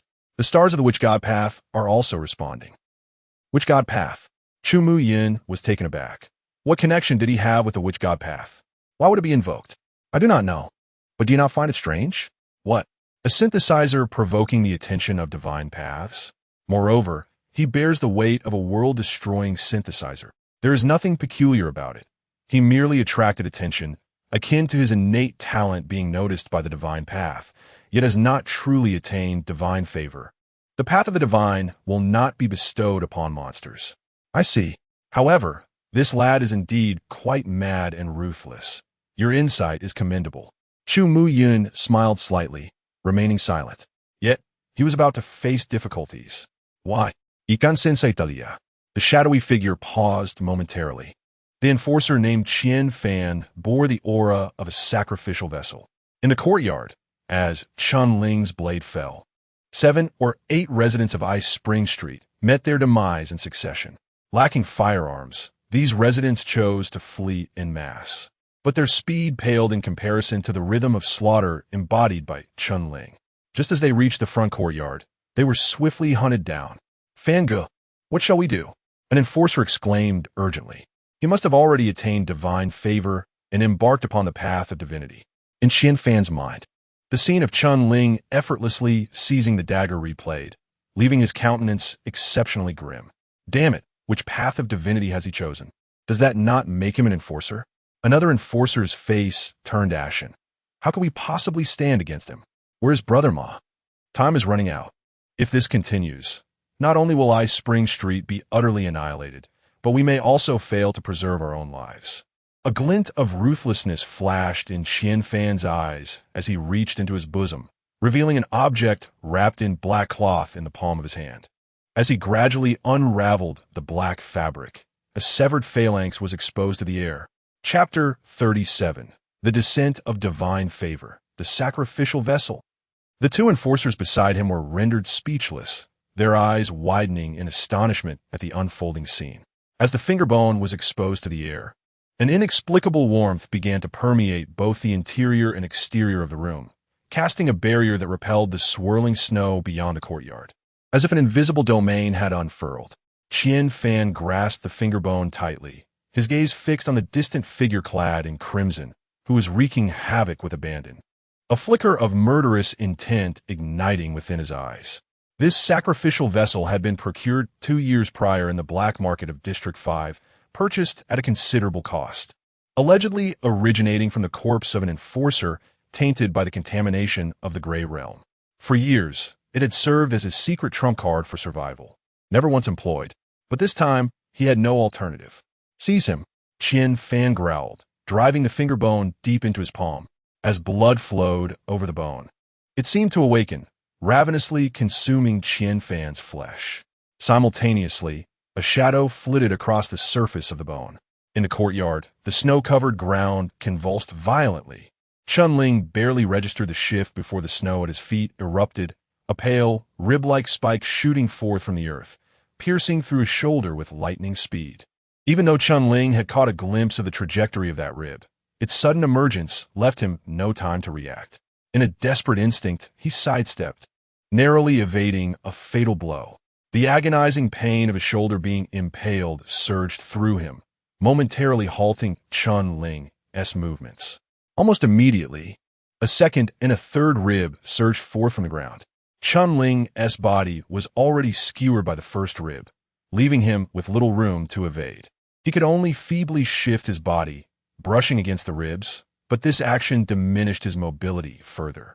As the fifth rib appeared, Chun-Ling found himself utterly ensnared, imprisoned within a cage of bones, rendered immobile. What on earth is this? Chun-Ling's gaze shifted to the finger bone in Qian Fan's hand, his expression darkening considerably. As flesh was continually devoured by the bone, Qian Fan's form diminished, resembling a malnourished scavenger. Yet as the ribs ceased to emerge, his physique also halted its emaciation. Observing this, Qian Fan promptly withdrew the bone from his body, trembling as he tucked it back into the oiled paper, a faint smile illuminating his pale lips. By all accounts, the expenditure was well worth it. This was equivalent to the destructive power of the second tier of the divine path. Seeing Qian Fan easily subdue Chun-Ling, the other two enforcers were inwardly astounded. Under their blend of admiration and trepidation, Qian Fan slowly moved his body into the courtyard. Well, Qian Fan taunted with a cold smile. Did you enjoy the slaughter? The bodies lay strewn haphazardly in the snow, the crimson blood staining the ground a dark red. Chun-Ling, confined within the skeletal prison, coldly regarded Qian Fan before him, his grotesque and blood-soaked visage betraying no hint of emotional fluctuation. Is acquiring divine favor truly remarkable? Even if you are an aspiring enforcer, ultimately, you still fall into my grasp. Kid, I do not care what grievances you have with I Spring Street. Your fate is sealed. Do you have any idea how many interests you have harmed? Qian Fan slowly drew his gun, the dark muzzle aimed at Chun-Ling's forehead, his gaunt face twisted with resentment. This was dire. Chun-Ling must not be allowed to perish. Witnessing this scene, the shadowy figure outside the courtyard darkened, ready to intervene. Wait, Chu Mu Yun interjected suddenly, his eyes shimmering with an unusual light behind his lenses. Something was amiss. The shadowy man paused, perplexed. Inside the courtyard, with the gun barrel pointed at his head, Chun-Ling remained unfazed, his eyes as tranquil as an abyss.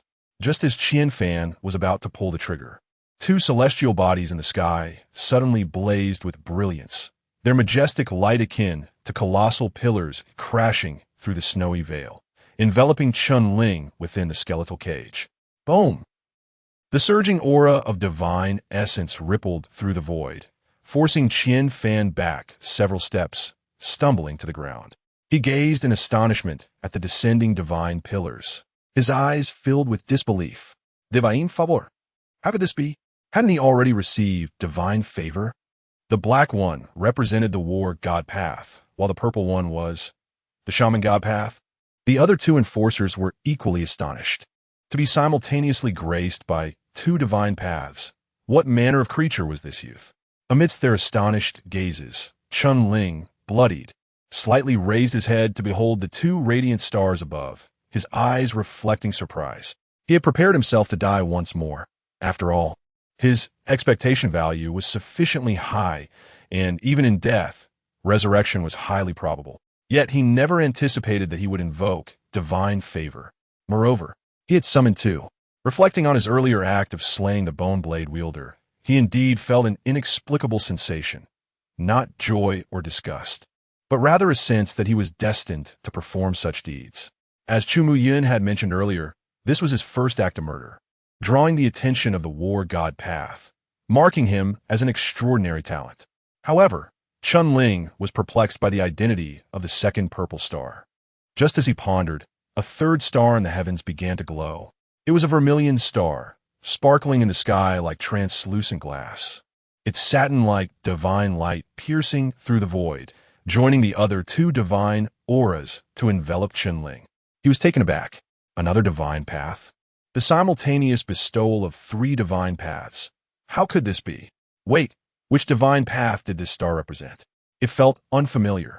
Qian Fan and the others were utterly bewildered. Meanwhile, the two outside the courtyard shared similar astonishment. Its color resembled vermilion, its form akin to glass. It couldn't be mistaken. This was the drama god path. The shadowy man appeared contemplative. Drama god path? That was exceedingly rare. Chu Mu Yun furrowed his brow. However, what connection did he have to the drama god path? Was he particularly adept at acting or singing? To his knowledge, he was not, though the brother he imagined might be. The three divine paths have simultaneously descended to bestow their favor. Under ordinary circumstances, he would undoubtedly be regarded as a prodigious talent. However, alas, the shadowed man shook his head, lamenting that he is a fusioner destined to be unable to ascend the divine path.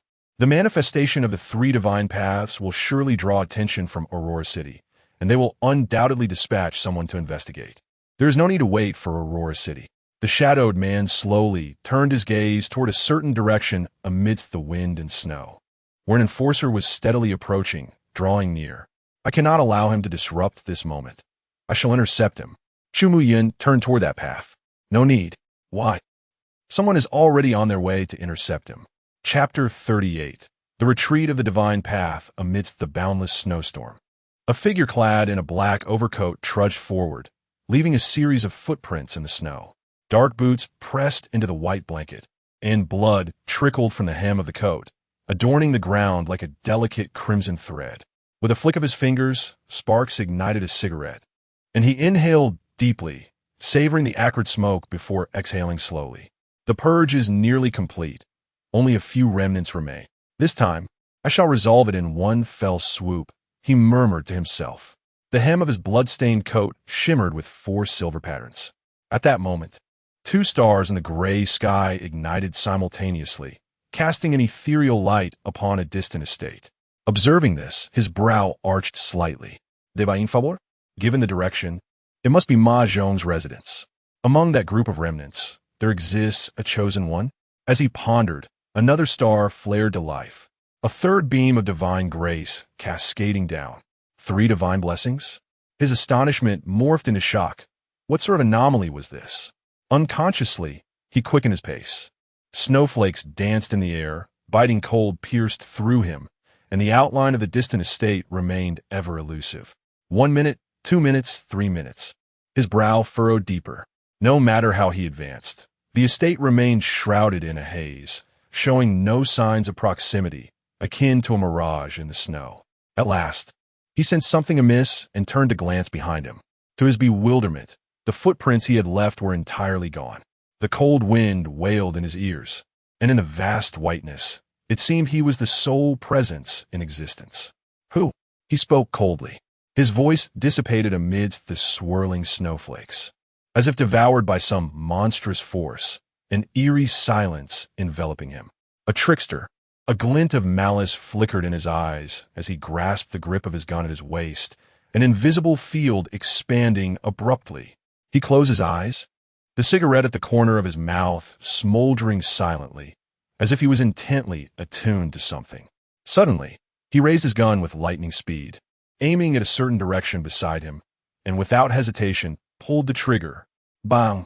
The force of deconstruction tore through the void, shattering all the snowflakes in its path. While everything around him ignited as if made of paper, earth, sky, snowflakes, and the distant outline of the estate, he felt encased in a giant cocoon, which burst apart with the echo of the gunshot. The sense of unreality receded like a tide, and the distant estate regained its clarity. Oh! A soft gasp emanated from the trajectory of the bullet. He turned to see a boy, his face obscured by white paper, crouching in the snow, holding a twig, his eyes peering through poorly punched holes in the paper, gazing at him in astonishment. Before the boy, the snow was marked with a large circle outlined by the twig, and the man found himself ensnared within its confines. However, where he had fired his gun, a breach had opened in the circle. I thought you would need a few more minutes to discover this. The boy shrugged, seemingly realizing that I had underestimated you. Truly, you are the legendary genius enforcer. Who are you? Han Meng furrowed his brow, feeling an aura emanating from the boy that was even more potent than his own. He must have already ascended to the 5th tier, Yet he was already 25.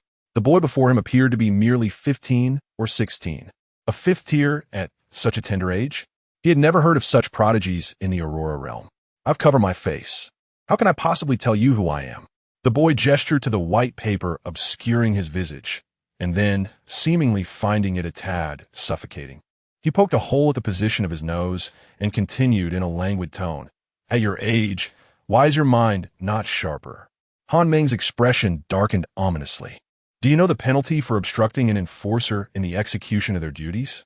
Enforcer? Is that impressive? The boy chuckled lightly, drawing a square pattern in the snow with the stick in his hand, instantly encasing Han Meng within it. Once you manage to step out of this, I might concede that you possess some skill, perhaps 1/10 of my own. A smile appeared on the boy's face beneath the white paper. Han Meng glanced down, and to his astonishment, a massive playing card had materialized in the snow beneath his feet. 8 of clubs. Upon seeing the face of the card, Han Meng's pupils constricted as if he recalled something. Twilight Society. In the courtyard, Chun Ling stared blankly at the third star that had illuminated the sky, a look of confusion in his eyes. He did not recognize this star, nor did he understand why it had drawn his attention. If committing murder had attracted the gaze of the god of war, what about the other 2 divine paths?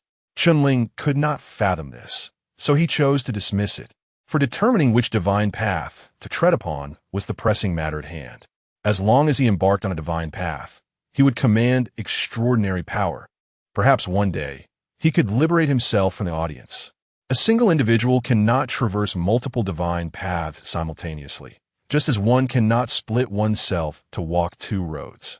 Chun Ling gazed at the 3 divine paths before him and, without much hesitation, resolved to choose. After all, he was most familiar with the god of war. Moreover, the impression left by Han Meng's dance of slaughter was profoundly etched in his mind, leading him to believe that the god of war was perhaps the most adept in combat among all divine paths. Just as he prepared to select the god of war, an unexpected twist occurred. From the void behind him, pairs of crimson eyes suddenly snapped open, resembling a writhing sea of shadows. The audience began to interfere with the performance. Thud, thud, thud, thud. In the theater, countless spectators commenced pounding the floor in unison, the dull thunder resonating like a ceaseless storm. Countless gazes projected from the theater towards the 3 stars in the sky. At that moment, world-annihilating power flowed forth with the crimson eyes, as if an invisible, ethereal behemoth roared silently at the 3 stars. They are rejecting the divine path. They are intimidating the divine path. In the next moment, 3 stars in the firmament tremble violently. The divine radiance enveloping Chun Ling shatters inch by inch, as if a celestial road is beginning to collapse from its very foundation. The divine path is afraid. They have witnessed the monster behind Chun Ling. Once favoring her, they now cower in fear of her existence, unwilling to let that creature tread upon their sacred road, just as no one would invite a fierce tiger into their home as a guest. Thus, they sever the divine path and retreat from the brilliance. The 3 beams of divine light surrounding Chun Ling disintegrate, and the celestial road swiftly recedes. In this moment, both Chun Ling and the onlookers, including Qian Fan, are rendered utterly astonished. Chapter 39. Despair. What is happening? A law enforcer stood dumbfounded. Divine favor. Can it truly be revoked? While the simultaneous descent of the 3 divine paths was within their comprehension, the current situation utterly transcended their understanding. They had lived for so long and had never heard of anyone receiving divine favor, only to have it severed. As expected, outside the courtyard, the shadowy man nodded slightly. After enduring such dire straits to attain divine favor, he could only watch helplessly as it retreated. What a pity. Chu Muyun had spent considerable time in Chun Ling's residence and naturally understood Chun Ling's profound yearning for the divine path, which stirred a sense of compassion within him. What a pity. The shadowy man cast a peculiar glance at him. There were countless individuals in the world who possessed the divine path, yet he alone had fused with the calamity of world destruction while maintaining his sanity. He was already a unique existence in this world. What was there to lament? Chu Muyin shook his head in silence. Within the courtyard, Chun Ling gazed at the 3 divine paths rapidly retreating, frozen in place. He had been forsaken by the divine path. This could have been the only hope in this world that might have liberated him from the audience's control. He knew not what had transpired, only sensing the trepidation emanating from the divine path. Turning to look behind him, he vaguely perceived pairs of eyes gradually vanishing into the void. "Is you again?" Chun-Ling grimaced bitterly. "Indeed, I should have anticipated this. The moment I embarked upon the divine path, it signified a potential escape from your grasp. How could you possibly allow that? You would rather see me remain eternally upon the stage, a marionette for your amusement." Chun-Ling's smile grew increasingly sinister, and within his blood-streaked eyes, profound despair emerged. Even the divine path retreated under the audience's intimidation. As an ordinary person, he could hardly conceive how to extricate himself from it. Rather than live as a puppet for a lifetime, Chun-Ling would choose death. The divine favor receded like a tide, clad in red. Chun-Ling was left suspended upon bones, laughing in a manner both desperate and deranged. "Come on, Qian." Chun-Ling laughed defiantly. "Do you not wish to kill me? Go ahead. Aim for my head. Remember, to truly eradicate me, you must shoot twice." Qian Fan was momentarily bewildered, but soon regained his composure. Gazing at the seemingly deranged Chun-Ling, a flicker of murderous intent crossing his eyes. Though he was uncertain of the circumstances, "Since you have lost divine favor, then await your demise." He raised his firearm once more, aiming at Chun-Ling's head, and pulled the trigger. Bang! This time, no miracle occurred. The bullet pierced through Chun-Ling's skull, instantaneously claiming his life and shattering half his head, red and white splattering upon the ground. The courtyard fell into utter silence. Qian Fan and the others stared at the remains of Chun-Ling's head, their previously suspended hearts finally at ease. It was not that they were timid, but everything about Chun-Ling had been so bizarre, so uncanny, that they questioned whether this individual was truly human and whether he could indeed die. But now, regardless of what he was, he is already dead. This fellow is utterly sinister. Qian Fan holstered his firearm, spat on the ground, and turned to enter the house. As he pivoted, he caught sight of two other enforcers standing under the eaves, their eyes wide with terror. "What are you doing?" "F. Fan. Brother Fan." One of the enforcers stammered, trembling as he raised a hand. "H. him." Qian Fan furrowed his brow and followed the enforcer's gaze, his pupils suddenly constricting. There, propped against the bones, the scarlet corpse bizarrely straightened its body, the half of its head that hung limply, slowly lifting, the shattered skull and flesh writhing in a grotesque manner. The remaining eyelid abruptly opened, revealing a bloodshot eyeball glaring intently at Qian Fan. "Qian, did I not tell you to shoot twice? One shot cannot kill me. It cannot kill me." The fractured vocal cords rasped, producing an excruciating sound. In that moment, even the seasoned Qian Fan and his companions were rendered speechless, nearly collapsing to the ground in sheer fright. "Monster! Monster!" One enforcer shouted in horror. "It's not human. It's a monster. Shoot! Quickly shoot!" Chun-Ling bellowed frantically, aim for the other half of its head. "Come on!" This surreal scene unfolded before the trio, causing Qian Fan's hands to tremble. "I understand now. It's you." Qian Fan suddenly realized, "You are the calamity that descended that night." Upon hearing this, the other two enforcers awoke from their stupor, their faces growing pale. They were genuinely terrified. It is worth noting that the two calamities that crawled out from the Gray Realm were one of the third tier and one of the fifth tier, neither of which could they contend with. Gritting his teeth, Qian Fan drew his gun once more, unsteadily aiming at the crimson-clad monster imprisoned within the bones. At this juncture, he had no choice but to pull the trigger. However, the instant he squeezed the trigger, the handgun felt as if it were gripped by an unseen force, the barrel twisting grotesquely. Qian Fan felt an overwhelming force collide with his chest, sending him spiraling backward like a broken kite, crashing through the doorway of the house and landing heavily on the ground. The other two enforcers stared wide-eyed, fixated on the void before them, yet they could discern no assailant. There was nothing there, but in Chun-Ling's eyes, it was a different story. A familiar figure clad in crimson stood amidst the swirling snow, slowly turning to look at him, his eyes brimming with tears. "Brother," he said, "you cannot just die like this. You cannot simply resign yourself to fate. Chunling's head was slowly mending, the scarlet eye gazing blankly at Chen Yin, the madness finally receding somewhat. He rasped, "Resign myself to fate? What else can I do? Continue to be their entertainment? What is the point in that? But if you die now, everything is lost. If I do not survive, I have nothing at all." Chunling murmured, "Even if I survive, they will continuously interfere with my life. They can create one of you. They can create a second, a third. One day, they will drive me mad. Brother, as long as you are alive, there will always be hope, won't there?"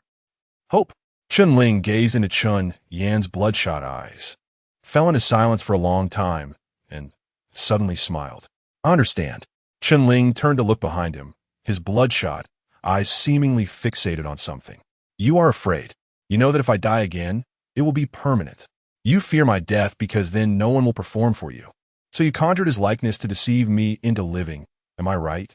Brother, you provide me with an illusory hope, watching me desperately chase after it, only to let that so-called hope vanish just as I am about to reach it. This is what you desire.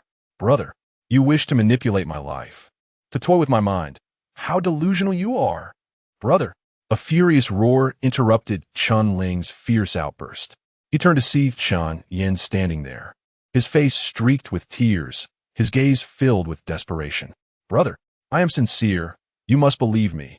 Everything I say is true. Chunling was silent for a long time, his face reflecting struggle and anguish. "Yin, I know I just—" Chunyin took a deep breath, wiped away the tears from the corners of his eyes, his gaze suddenly filled with unprecedented determination. "Brother, you are not without hope." He reached into his bosom and retrieved a cloth bag. As the bag's opening was untied, vibrant red glass beads fell forth like vermilion. The paths they severed. I shall help you continue. Chapter 40. The twisted path of the divine play. Scarlet glass beads fell upon the snow, shimmering with a divine radiance, resembling brilliant stars scattered across the earthly realm. "This is—" Chunling was momentarily stunned. "Brother, do you know? That red star symbolizes the play." Chunyin raised his gaze towards the celestial path, which was gradually receding, and spoke softly. "Ever since the day I embarked on my self-study of drama, I have occasionally sensed its presence. It wishes to lead me away, but I have no desire to depart. Each time it retreats, I leave behind a fragment of it, hoping that when I have gathered enough, I might take you and our parents to the place it points to discover what lies at the end of the play. Alas, I have only managed to collect 36 pieces. Now, I can no longer go." With a resigned smile, Chunyin slowly gathered all the scarlet glass beads and forcefully waved them towards the receding divine path. In the next moment, countless divine lights burst forth from these fragments, weaving rapidly in the air and reassembling into a gossamer ribbon-like divine path, racing towards the retreating celestial road. "Brother, you must survive. Could you go and see what lies at the end of the play for me?" The two segments of the divine path collided in midair, and the dazzling divine radiance illuminated the heavens. The path of the divine play reconnected. The scarlet stars in the sky had never anticipated that their divine path could be forcibly anchored, the divine light trembling in the air as if attempting to pull it back. At the other end of the divine path, the young Chun Yin stood quietly, his frail and slender form belied of formidable strength, transcendent and as steady as a mountain, bolstered by his talent in the art of drama. He firmly anchored the origin of the divine path before Chunling. The divine path had forsaken Chunling, yet Chun Yin had not. What transpired? Outside the courtyard, the shadowy figure and Chu Mu Yun simultaneously gazed skyward in astonishment. Beneath the scarlet stars, a shattered road was rapidly being restored. Why was the divine path of the play being held in place? Had it chosen Chunling? How could that be possible? Even the usually calm and wise Chu Mu Yun could not help but widen his eyes. The two scrutinized their surroundings around Chunling in the center of the courtyard, but found nothing amiss. In their line of sight, nothing was visible. Wait. Something feels off. What is amiss? That divine path of the play is wrong. It has been distorted. I have never seen a divine path like this. What happens if one treads upon a twisted path?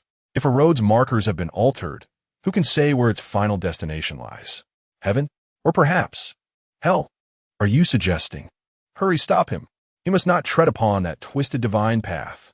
Two figures raced towards the courtyard. Chun Ling stared blankly at Chun Yin standing upon the divine path, unsure if it was an illusion, but his form seemed to be gradually fading. Again. Chun Ling's pupils constricted, and with an unknown surge of strength, he gradually pried his shoulder free from the skeletal prison. The sharp bone tips tore through flesh, crimson blood trickling down his arm and pooling on the ground, quickly forming a large puddle.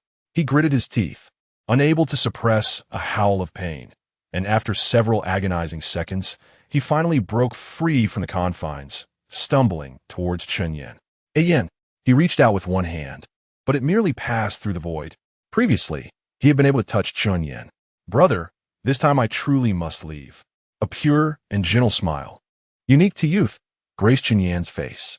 This path differs from others in the divine theater. It may twist and complicate your life, but it might also liberate you from those burdens. Where are you going? Chun Ling's complexion had turned pale from the considerable loss of blood. Back to where I belong. At the same time, it will become the cornerstone of your divine path.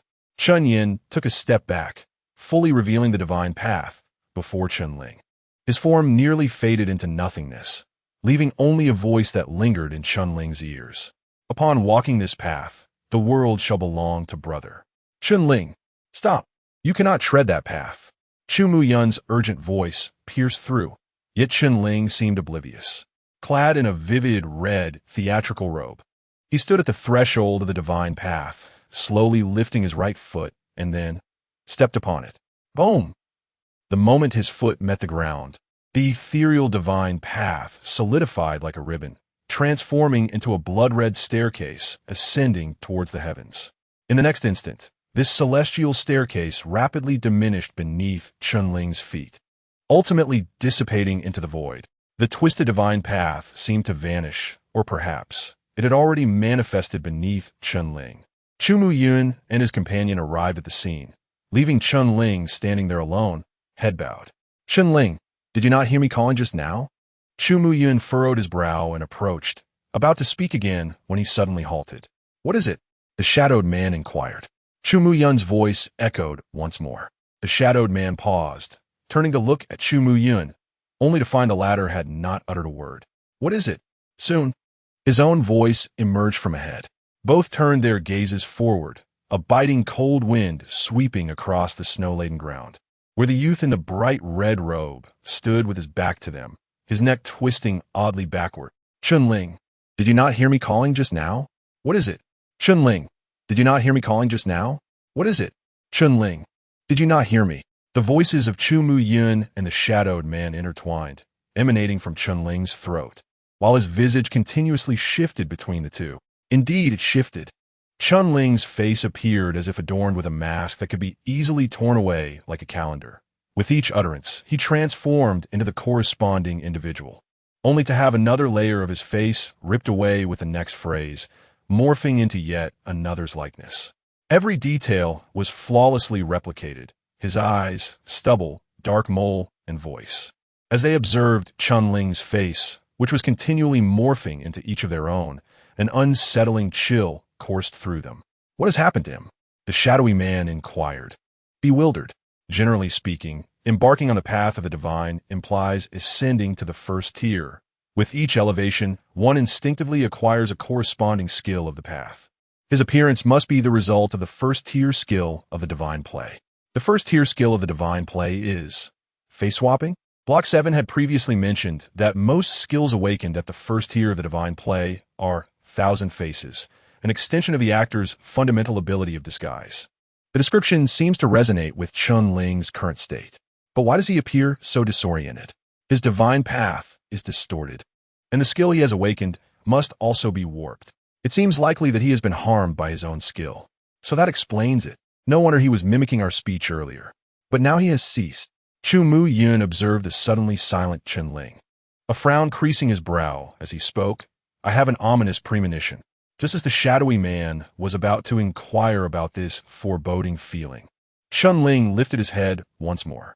A layer of skin was torn from his face. A large, Pitch-black gun barrel was aimed at the two from Chun-Ling's neck. Chapter 41. Beneath the skin, witnessing Chun-Ling's head transform into the barrel of a gun. Chu Mu-yun and the shadowy man were momentarily stunned.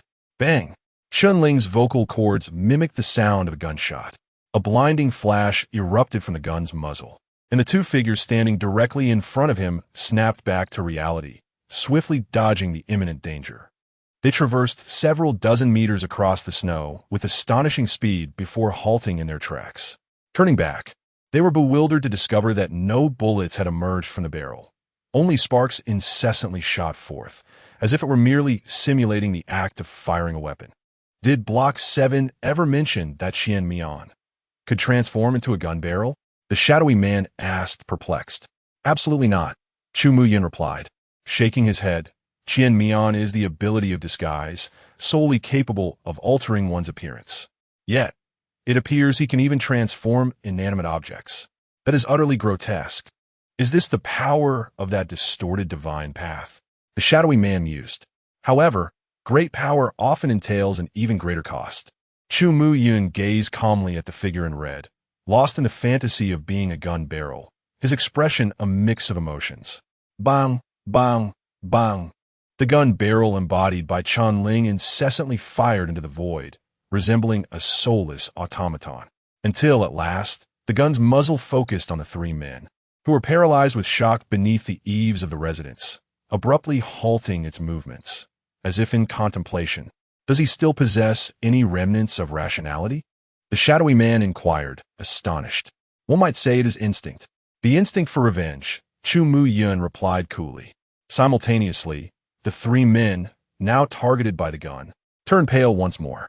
They had just witnessed Chun-Ling's resurrection of the divine path, the tearing of flesh, and his transformation into a madman, firing incessantly.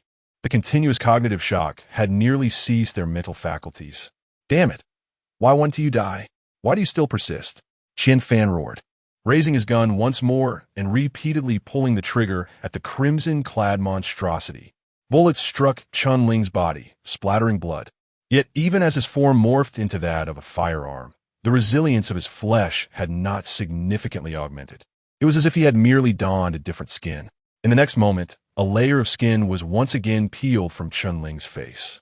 The once massive and bizarre gun barrel vanished, replaced by the visage of a Danjiao performer, adorned in striking red, with an appearance evocative of the deceased Chen Yin, almost eerily resembling him.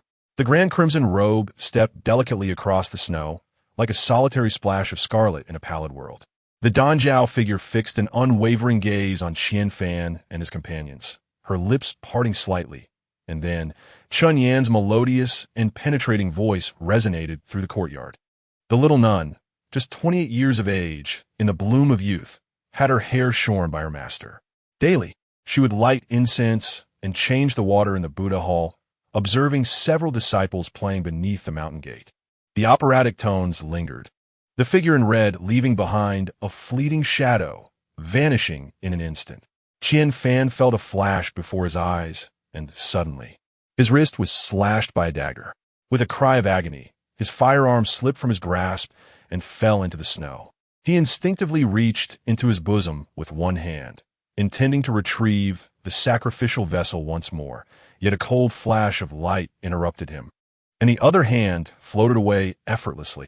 He gazed intently at us, while we scrutinized him in return. Beneath the makeup resembling red apricots, a pair of hollow pupils fixated on Qian Fan, almost touching his face. Chun-Ling, Chun-Ling, I acknowledge my error. Qian Fan's features contorted in agonizing struggle, yet fear seized his heart. Spare me. I shall give you all my money. I promise I will never. PFF. A sharp blade pierced through Qian Fan's chin, silencing his pleas abruptly. He and we shared a mutual concern. Qian Fan's body fell stiffly onto the snow. Dan Jiao slowly withdrew the dagger, casting her gaze towards the two remaining enforcers in the courtyard. They gasped in shock, devoid of any inclination to resist, and turned to flee towards the courtyard's entrance. Simultaneously, Dan Jiao's feet glided lightly across the ground, her ample sleeves fluttering like butterfly wings. The dagger's cold gleam traced an elegant arc in the snow, splattering 2 sprays of blood. She gradually halted her steps. As the last 2 bodies collapsed, the entire courtyard became drenched in blood.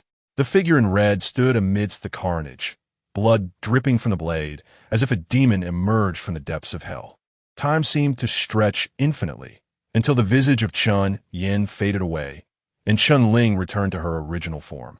She stood alone in the sea of blood, the dagger slipping gently to the ground, and as a chill wind swept by, she fell backwards like withered grass. At last, the commotion had subsided. Chu Mu Yun and another approached from afar, gazing at the unconscious Chun Ling, letting out a deep sigh.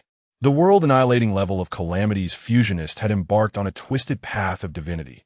Henceforth, he was destined to be an outlier, murmured the shadowy man. An outlier? Is that not the best? Chu Mu Yun's lips curled upward. The Twilight Society welcomes the unconventional. Are you truly certain you wish to incorporate him into the Twilight Society? It is not I.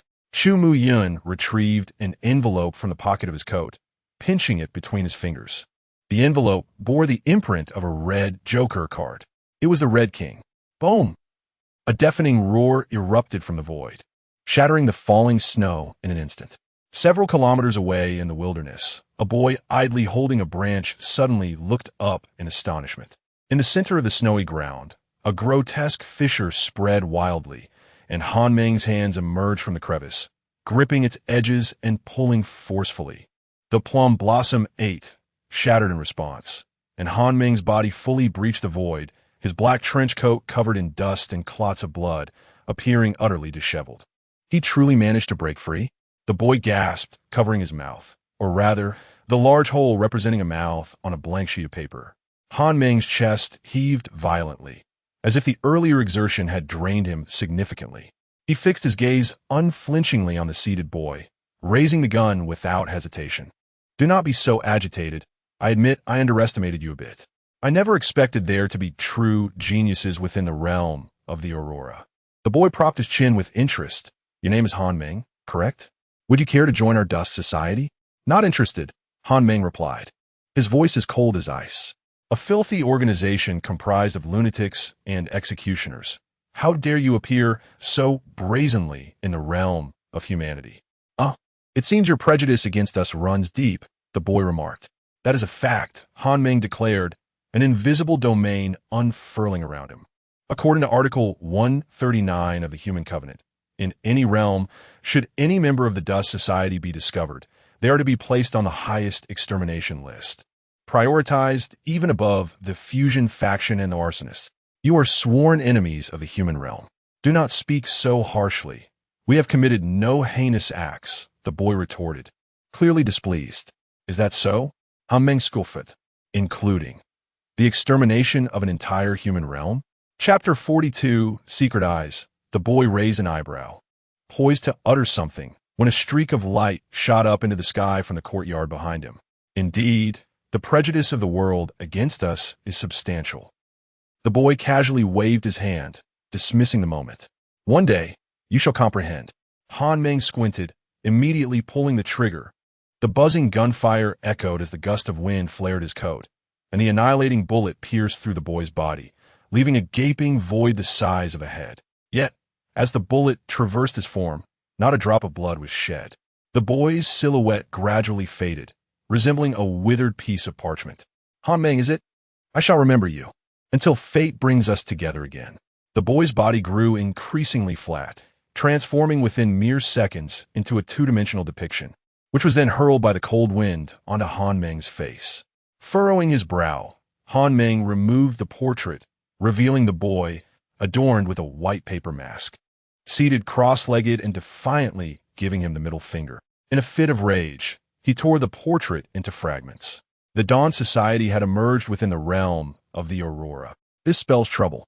Han Meng inhaled deeply, casting a glance towards the direction of the courtyard, and strode forward. No one impeded his path as he swiftly arrived at the entrance of the courtyard. He forcefully pushed open the grand door, and amidst a cacophony of creaking, a ghastly scene of corpses greeted his eyes, with 9 silver coins scattered upon the blood-soaked earth. A total of 22 lives were claimed at the Ice Spring Street celebration. None survived. Chun Ling slowly opened his eyes. He beheld the spotlight above and shielded his eyes with his hand, yet he did not rise immediately. He lay upon the stage floor, as still as a corpse. Within the span of mere hours, he had endured an overwhelming torrent of experiences. The vanishing of Chun Yin, the cruel truth, the wrathful vengeance. The illusion of redemption he thought he could grasp, followed by despair, and then a flicker of hope.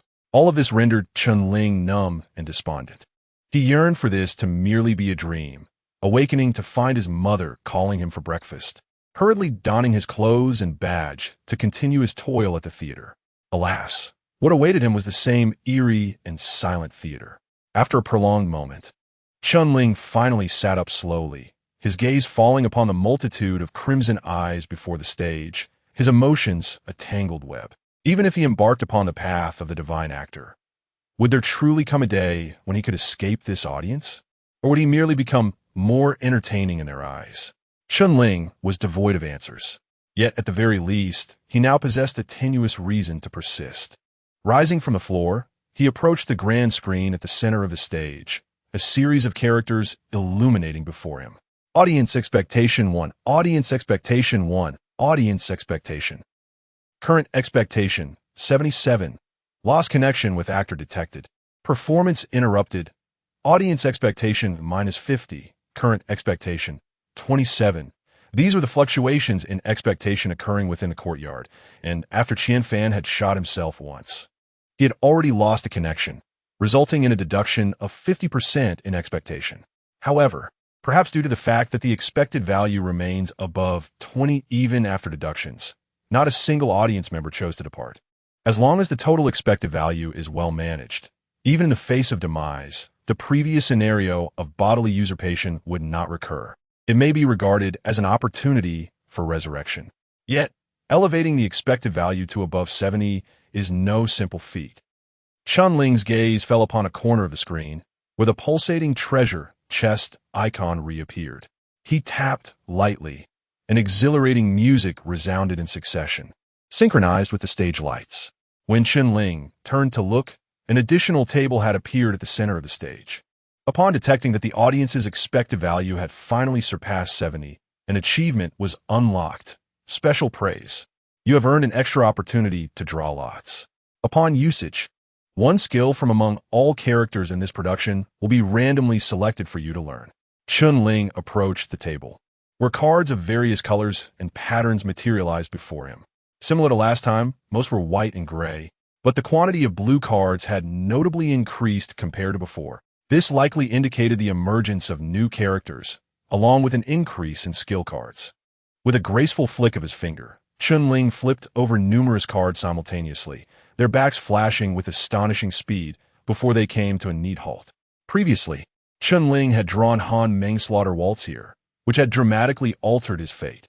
Would Lady Luck still smile upon him this time, granting him a skill card capable of turning the tide of battle? After a moment's hesitation, Chun Ling raised his fingertip and tapped one of the cards. The card flipped over. A flash of blue appeared before Chun Ling's eyes. Skill, Secret Eye belonging to the Divine Physician Path. Blood Slaughter, Pathway, First Tier. Character, Chu Mu Yun. At the instant he beheld the information on this card, Chun Ling's eyes narrowed slightly. Drawing Chu Mu Yun's skill card was somewhat anticipated, yet the imposing words Blood Slaughter ignited a flicker of doubt within him. Was this pathway truly part of the Divine Physician Path? As Chun Ling absorbed the card, the method of using Secret Eye manifested in his mind. Unlike the Slaughter Waltz from the Soldier God Path, Secret Eye leaned more towards being an auxiliary skill. Its function lay in aiding the user to better capture, analyze, and discern details. A proficient physician can assess the severity of a patient's condition through their behavior, including psychologists who can deduce a person's thoughts through micro-expressions, even predicting future actions. Secret Eye elevates this capability to its zenith. Once Chun Ling completed the drawing, the cards on the table vanished simultaneously, yet the table itself remained steadfast. What does this mean? Chun Ling stepped closer and discovered a new piece of parchment atop the table. This parchment bore several lines of small text.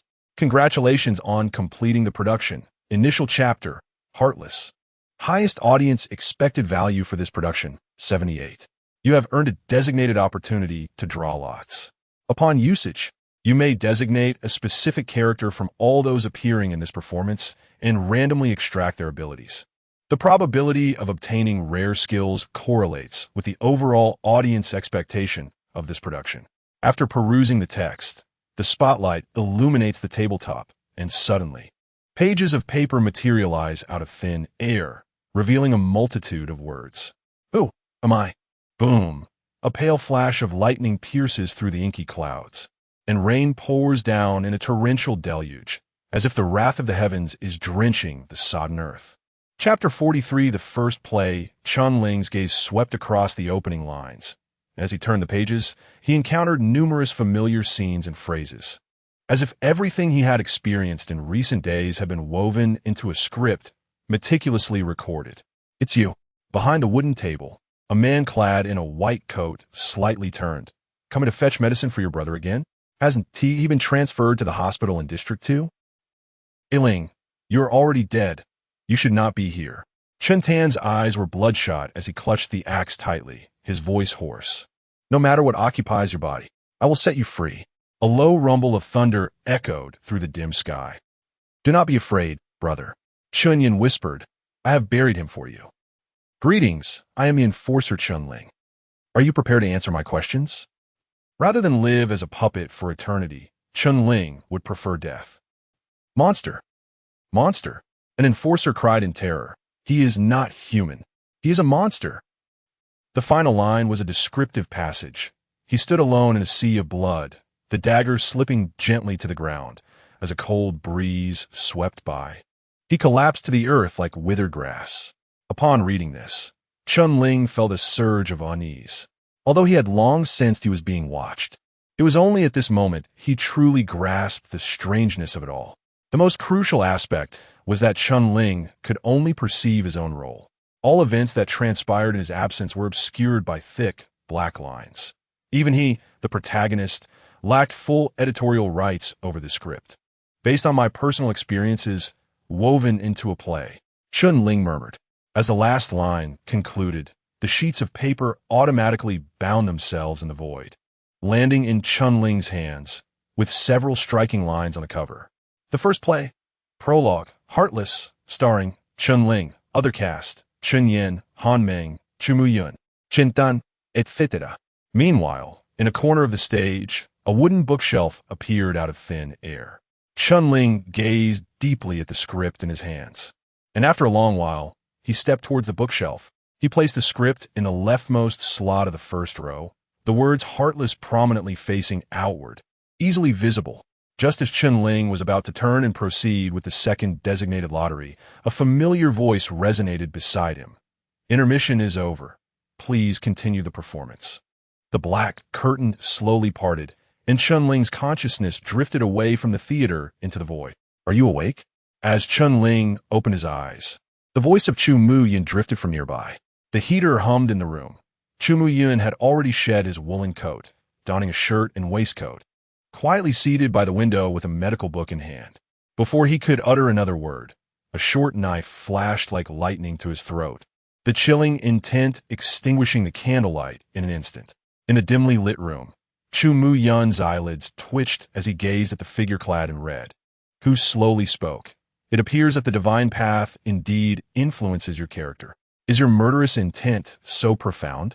You are well aware that a yin is a fabrication, yet you feigned indifference and resided here for so many days. What is your objective?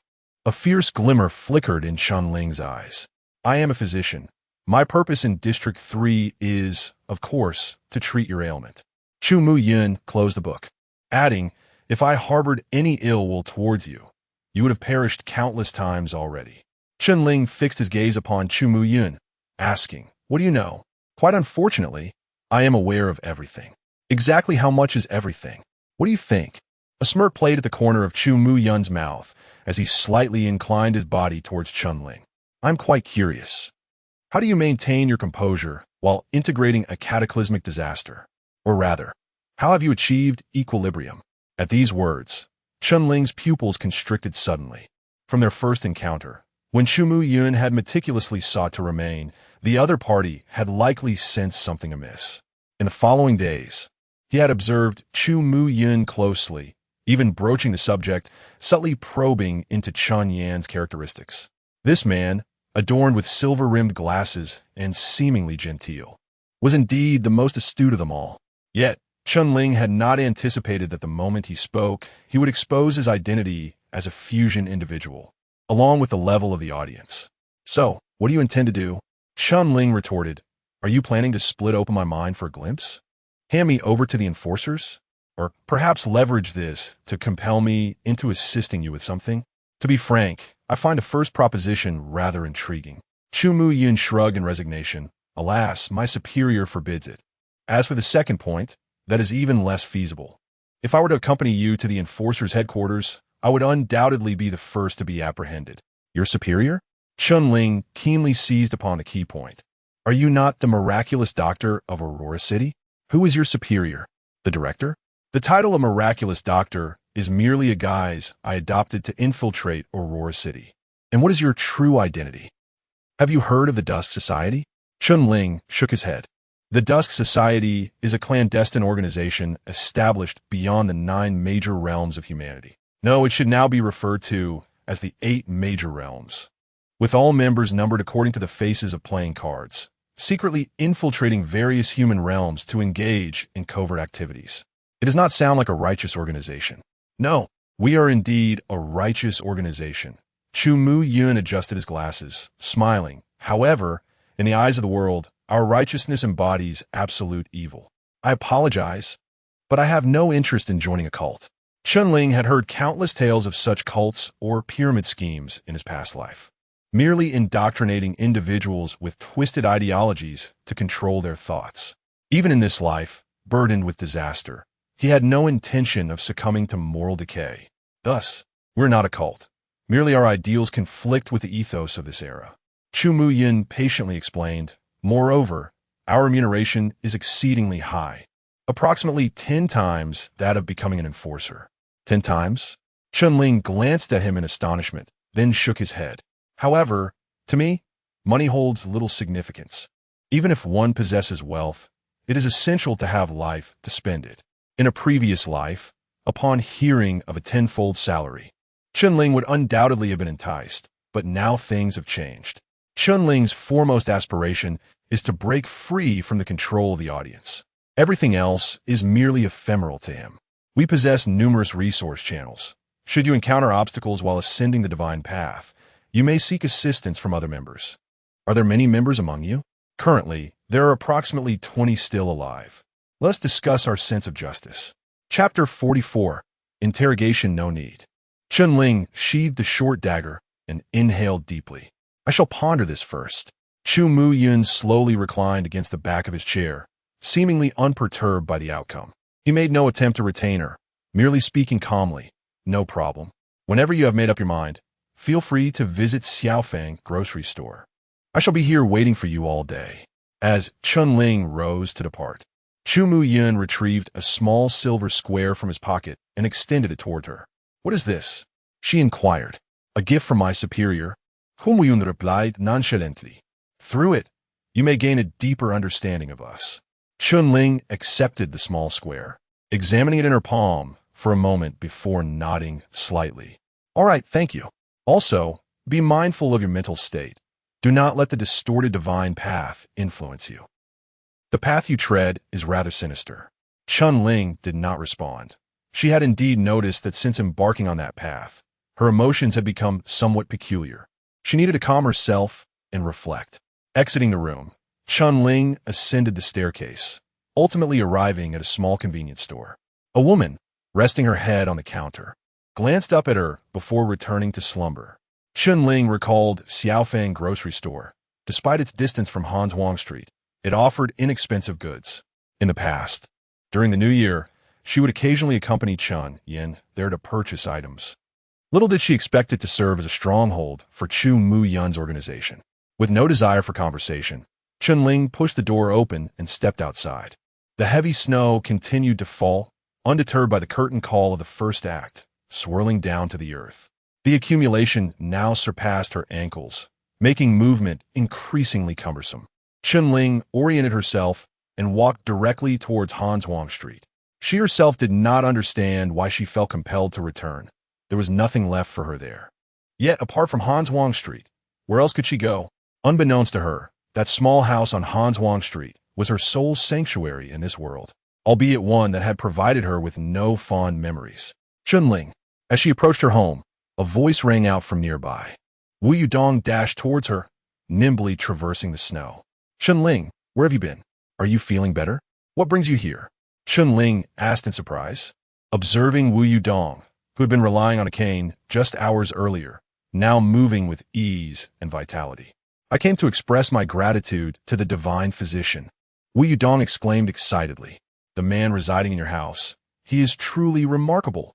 I remember conversing with him, and suddenly everything went black. When I awoke, my leg was healed. The doctor at the clinic had told him he needed to rest for half a year, with a significant chance of lingering issues. Yet he had miraculously restored him to health. Previously, I had sustained injuries from heavy labor, and whenever it rained or was overcast, my knees and joints would ache. But now, I feel nothing at all. And the most astonishing part is, I feel as though I have grown taller. Chunling scrutinized Wu Yudong, acutely aware that he had indeed grown taller.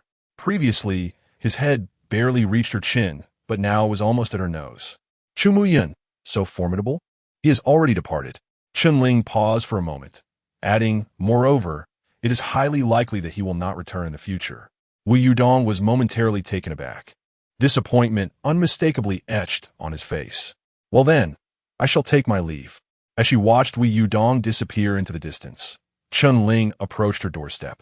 Her hand poised to push the door open when it suddenly halted midair. She gazed at the aged eaves, narrowing her eyes as a glimmer of light flickered within her pupils.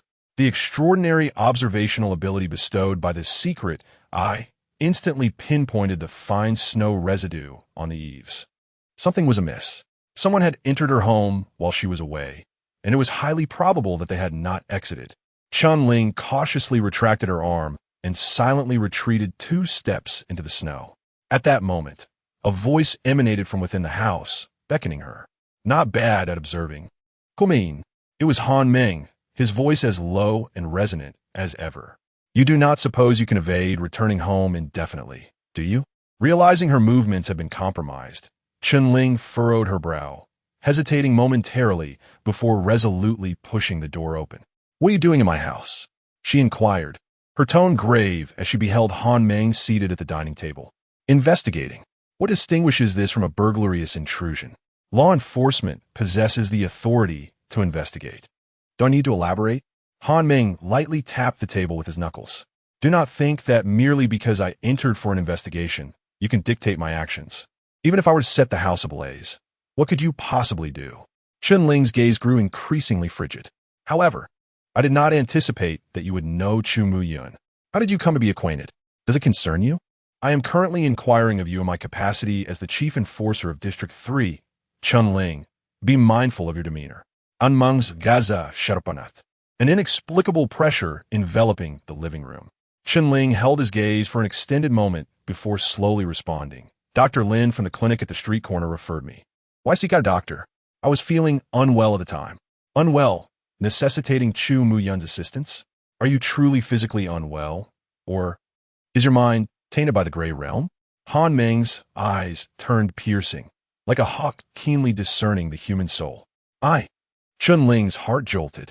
Before Han Meng, she suddenly felt an overwhelming sense of exposure. On the night the calamity struck, you spoke with Jiang Qin, saying your brother was lurking at the street corner. Yet today, while investigating Ice Spring Street in District 2, I discovered that your brother, Chun Yin, had his organs completely harvested days ago and died under tragic circumstances. So, who exactly was the brother you mentioned that night? I searched the entire house and found traces of only 2 lives, yours and Chu Muyun's. But why are there 3 bowls in the sink? Whose is the 3rd? Before coming here, I spoke with Wu Yudong. He mentioned you were alone in the house, lighting candles, and then... Enough! Chunling abruptly stood, her eyes bloodshot. Yes, I have gone mad. Is that satisfactory? I feel as though my mind has faltered. I can see Yin. I sense his presence right beside me. Just a short while ago, he was outside building a snowman. Inside, he was with me, blowing out candles. He expressed his desire to return to school, to perform at the New Year's Eve gala. To me, he is a living, breathing individual. He is simply an ordinary child. He fell ill. He longs to recover, to one day stand proudly on stage and perform. What wrong has he committed? Amen. As you relentlessly interrogate me here, where were you when that gang on Ice Spring Street murdered my brother? Where were you when they colluded with enforcers, causing the demise of one ordinary person after another? What has become of your investigative authority? What has become of your law enforcement power?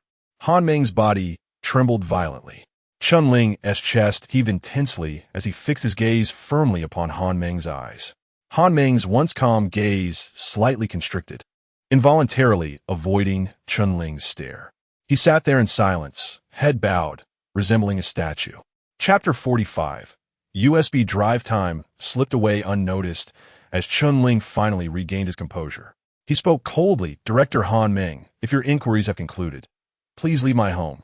Han Meng remained silent, rising quietly to his feet and making his way towards the door. As he pushed open the heavy door, swirling snowflakes danced into the room, and his four-patterned black coat fluttered slightly. He paused for a moment, turning back to gaze at Chun Ling. Whether you choose to believe me or not, I have always fulfilled my duties. If you truly feel that this world lacks justice, perhaps you should become it yourself. You have passed the martial examination as the top candidate, and you are now a formal enforcer. You may report to headquarters tomorrow. Furthermore, the qualification to enter the ancient military archives is also yours. Having said this, he stepped into the heavy snowfall, his black coat gradually vanishing into the distance. Chun Ling's gaze swept across the empty room, his expression a mixture of emotions. Once Han Meng had departed, he too left the house, heading towards the back mountain. The unmarked graveyard. Chun Ling, holding the uncut cake, slowly sat amidst the snow. Again, I have come. He looked at the uneven pit he had dug. Speaking softly, snowflakes clung to the boy's temples, resembling strands of white hair. He removed the candles from the cake one by one, planting them in the snow. You have already made your wish, so there is no need to light the candles. I will cut the cake for you. Chun Ling extracted a plastic knife from a box, meticulously slicing the cake into 2 portions, placing one neatly before the pit and taking his share from the box. The wind carried ice and snow across the surface of the cake as Chun Ling took a bite, uncertain whether it was cream or ice shards. Chewing, he spoke indistinctly. Again, do you know? This world is truly a wasteland. This cake is so poorly made, yet it costs 200 copper coins. In my original world, a cake for 200 would be larger and far tastier. If given a chance, I would love to bring you back, although I, too, am a wage slave. I earn enough for you to live without worry. However, to be honest, if you came back with me, you would undoubtedly have a better life. You are good-looking and sing beautifully. Even as a short video blogger, you could easily amass hundreds of thousands, if not millions, of followers. Truly a successor of our cultural heritage. Chun Ling's face turned red against the biting wind as he bit into the cake with determination, his gaze shifting to the sky. Yet there are redeeming qualities here. The auroras are stunning, whether by day or night. But beauty, what purpose does it serve? Simply surviving takes all my effort. The pathway you offered seems formidable, yet it appears to affect my psyche. Is this what you referred to as adversity? Han Meng wants me to join the enforcers, but the doomsday calamity within me is a ticking time bomb. Once it erupts, I will become the target of all. In this light, does joining that organization not seem like a leap to success, rather than allowing them to discover my presence and capture me? Would it not be wiser to position myself in opposition from the very beginning? Yin, you mentioned the path ahead. How should I proceed? Chun Ling murmured softly to the earth pit. Just then, an object slipped from his pocket and fell into the snow. Chun Ling picked it up, revealing the silver cube that Chu Mu Yun had given him earlier, its touch chillingly cold against the biting wind. He recalled Chu Mu Yun stating that this object might offer greater insight into their world, but how was it to be used? He fiddled with the silver cube for some time, and with a gentle push of his fingertip, a silver sliding cover detached from the body, exposing a segment of metallic material with several square holes. It resembled a standard USB drive. Chun Ling stared in astonishment at the USB drive in his hand. His mind engulfed in confusion. Since arriving in this world, He had believed its technological advancements were akin to those of the Republic era of his previous world. Kerosene lamps, rickshaws, melting snow with salt, old-fashioned pistols, but upon seeing this USB drive, he was suddenly bewildered. Should such a device even exist in this realm? Where would one find a computer in this world? Without a computer, where could this USB be inserted? A flurry of questions raced through Chun-Ling's mind, and inexplicably, he took the USB drive and inserted it into the snow beneath him in the next moment. A series of deep green codes materialized above the snow. ID 129439. Loading. Loading complete. Chun-Ling's eyes rolled back, and he fainted on the spot.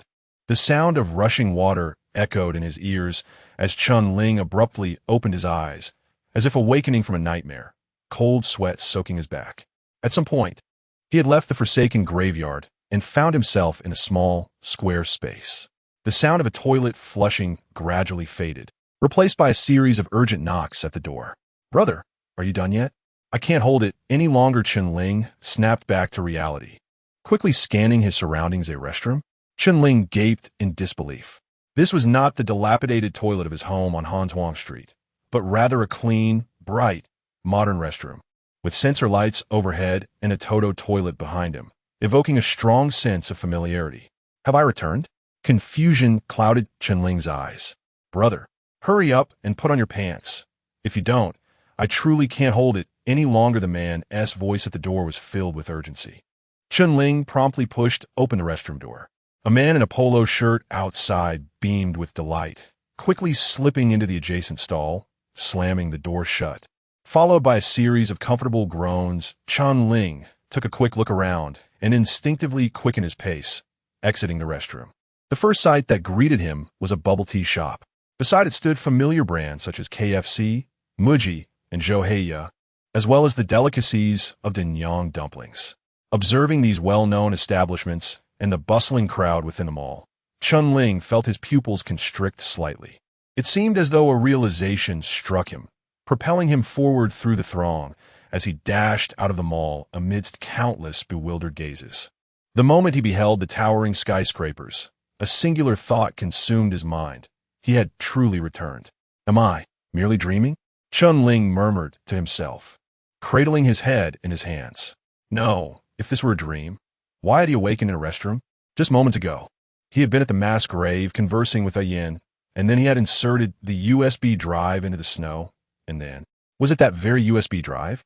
As Chun-Ling continued to ponder aloud, the colossal screen of the building across the street abruptly flickered to life, broadcasting an urgent news report. This morning at 9 o'clock, a crimson meteor had grazed past Earth, coinciding with minor seismic tremors erupting across various regions of the nation. In a mere 3 minutes, hundreds of structures crumbled, including the Meishong Grand Hotel, Jiangkou Football Stadium, and the Beijing Grand Theater. Preliminary reports indicate that the death toll has surpassed 2,000. Chapter 46. The Secret of the Dusk Society. The Grand Theater of the capital. Wasn't that the very theater where I once worked? Chun-Ling recalled the day he was struck by a chandelier and traversed through time, coinciding with a suspected earthquake. So, have I truly returned? Meanwhile, a group of pedestrians paused, gesturing at the screen. A crimson meteor? Come to think of it, I seem to have seen it this morning. It streaked past in an instant. Alas, why didn't it collide with the Earth? Let the world end swiftly. I truly dread returning to work. By the way, what was that minuscule earthquake all about? I felt nothing this morning. Surely it couldn't have targeted just those few buildings? The news mentioned it was caused by magnetic pole shifts. Never mind, it didn't affect me anyway. As the news segment concluded, the building's screen reverted to advertisements, and the crowd merely lingered for a moment before turning to depart. Only Chun-Ling remained, standing in place, lost in thought. A crimson meteor. Could my time traveling be linked to this meteor? A bus whizzed past him, jolting him back from his chaotic musings. He noticed a red sign indicating bus route 33, which sparked a memory, and he promptly dashed towards the vehicle. A fleeting shadow swept across the sidewalk as he boarded just before the doors closed. Impressive agility, young man. The elderly driver rubbed his eyes, bewildered. I barely saw how you made it. Are you a sprinter? Chun-Ling finally registered this, glancing down at his own hands, his brow furrowing deeper. Dance of slaughter. Did I bring it back with me? Young man, please scan your code. The driver, while starting the bus, gestured with his chin towards the payment machine. 2 yuan. Chun-Ling rummaged through his pockets, realizing he had no money. Scanning for payment. What need is there for cash? I don't even have a phone. As he uttered these words, Chun-Ling felt as though he had emerged from a primitive society. Oh dear, why trouble the boy? I just happened to break 2 yuan while buying groceries. I'll cover it for him. From the front row, a curly-haired lady fished out 2 coins from her pocket, clinking them as she dropped them into the fare box. Thank you, ma'am. Chun-Ling expressed his gratitude politely. Young man, you must be a performer, right? I enjoy watching plays as well. Which role do you sing? Upon hearing this, Chun-Ling realized he was still clad in that striking red theatrical robe, making him particularly conspicuous on the bus. I just sing casually, he replied awkwardly. The bus seats were fully occupied, so he clutched the handrail, swaying slightly with the vehicle's movements, while engaging in a light conversation with the lady. As the bus passed station after station, Chun-Ling's heart began to race. He glanced at the name of the next stop, gradually shifting towards the rear door, and once the bus came to a halt, he swiftly leapt off. Across the platform lay a residential community. Chun-Ling shed his conspicuous costume and strode purposefully into the community, navigating the familiar paths with ease until he reached a modest high-rise. Upon seeing the building standing intact, he finally exhaled a sigh of relief. This was his home. His greatest fear had been that the tremors of the earthquake would extend to this very place, putting his parents in the same peril as himself. Fortunately, all was well. As Chun-Ling entered the unit door, he was taken aback to find the interior draped in white mourning cloth, a chill running through him. Without hesitation, he boarded the elevator and ascended to the 9th floor. As the elevator doors opened, the sound of weeping filled the air. Cayenne, please stop crying. If you continue like this, what will become of your health? Indeed, if Ling were still alive, witnessing your sorrow would surely break his heart. Ling was a good child, yet fate had dealt a cruel hand. Alas, Chun-Ling stood frozen in the elevator, his gaze penetrating the half-open door, where numerous figures encircled a middle-aged woman, offering condolences and solace. He recognized them. They were relatives from his hometown, a motley crew of aunts and uncles, and the woman at the center was none other than his mother. In her arms, the middle-aged woman clutched a black-and-white photograph, her face awash with tears. The figure captured in the photograph was Chun-Ling himself, 2 relatives huddled in a corner, whispering to one another. Where's Ling's father? Still at the hospital, discussing Ling's arrangements. They said to let Cayenne return first to sort through his belongings. Have they seen Ling's body? Yes, the relative nodded. Such a poor child. His head was crushed, they say, by a falling chandelier. At the hospital, Cayenne held Ling's hand and wept for over an hour, until his father finally pulled her away. Alas, the heavens have no eyes. Come, let us console Cayenne, regardless of the circumstances. We must first arrange for Ling's final rites. Indeed, Chun-Ling remained motionless in the elevator, observing the scene like a statue. He yearned to step into the elevator, yet he was at a loss for words on how to address his relatives and mother. His mind was a tumult of confusion. Just then, the elevator doors began to close automatically. As the metallic doors gradually shuttered, the entrance to Chun-Ling's home swung open, and relatives guided Cayenne out into the corridor. Thud! The elevator doors sealed shut, perhaps triggered by someone pressing the button below, and the cabin began its slow descent. Mom! It was only at this moment that Chun-Ling, his lips pale, managed to utter the word in a hoarse whisper. He gazed at his reflection in the metallic elevator doors, the image of his mother kneeling and weeping replaying in his mind, causing his heart to ache as if it were being cleaved in two. He inhaled deeply, as if steeling himself, and frantically pressed the button for the 9th floor. He longed to see his mother once more. However, the elevator continued its relentless descent. Simultaneously, familiar dark green text materialized in the void. ID 129439 time limit exceeded. Read interrupted. Boom. The elevator plummeted rapidly downward. Mom! In the midst of the swirling snow, Chun-Ling jolted upright from the ground. He breathed heavily, his pupils involuntarily dilating as he surveyed his surroundings, realizing he was still amidst the desolate graveyard. Damn, what on earth is happening? Chun-Ling snapped back to reality, unable to suppress his expletive. Just moments ago, he had almost convinced himself he had truly returned, only to open his eyes and find himself in this wretched place once again. His gaze fell upon the USB drive nestled in the snow. Through it, perhaps you might understand us a bit better. What exactly is the organization to which Chu Muyun belongs? Why do they possess a USB drive? How could they even send him back to his previous life? Chun-Ling clenched his hands tightly, supporting his body with effort. Taking a deep breath, he grasped the USB drive firmly and turned to dash down the mountain. At the Xiaofang General Store, a woman languidly stretched beside the counter, observing the gradually dimming twilight outside. "He might not come," she remarked. "No, he will," Chu Muyun replied, seated in a chair, earnestly perusing a book while speaking with unwavering conviction. "Why are you so sure? Over the years, many have declined the invitation from the Twilight Society. Haven't they? The Red King said he would come. He will undoubtedly do so." As soon as Chu Muyun finished speaking, the store's door was forcefully flung open.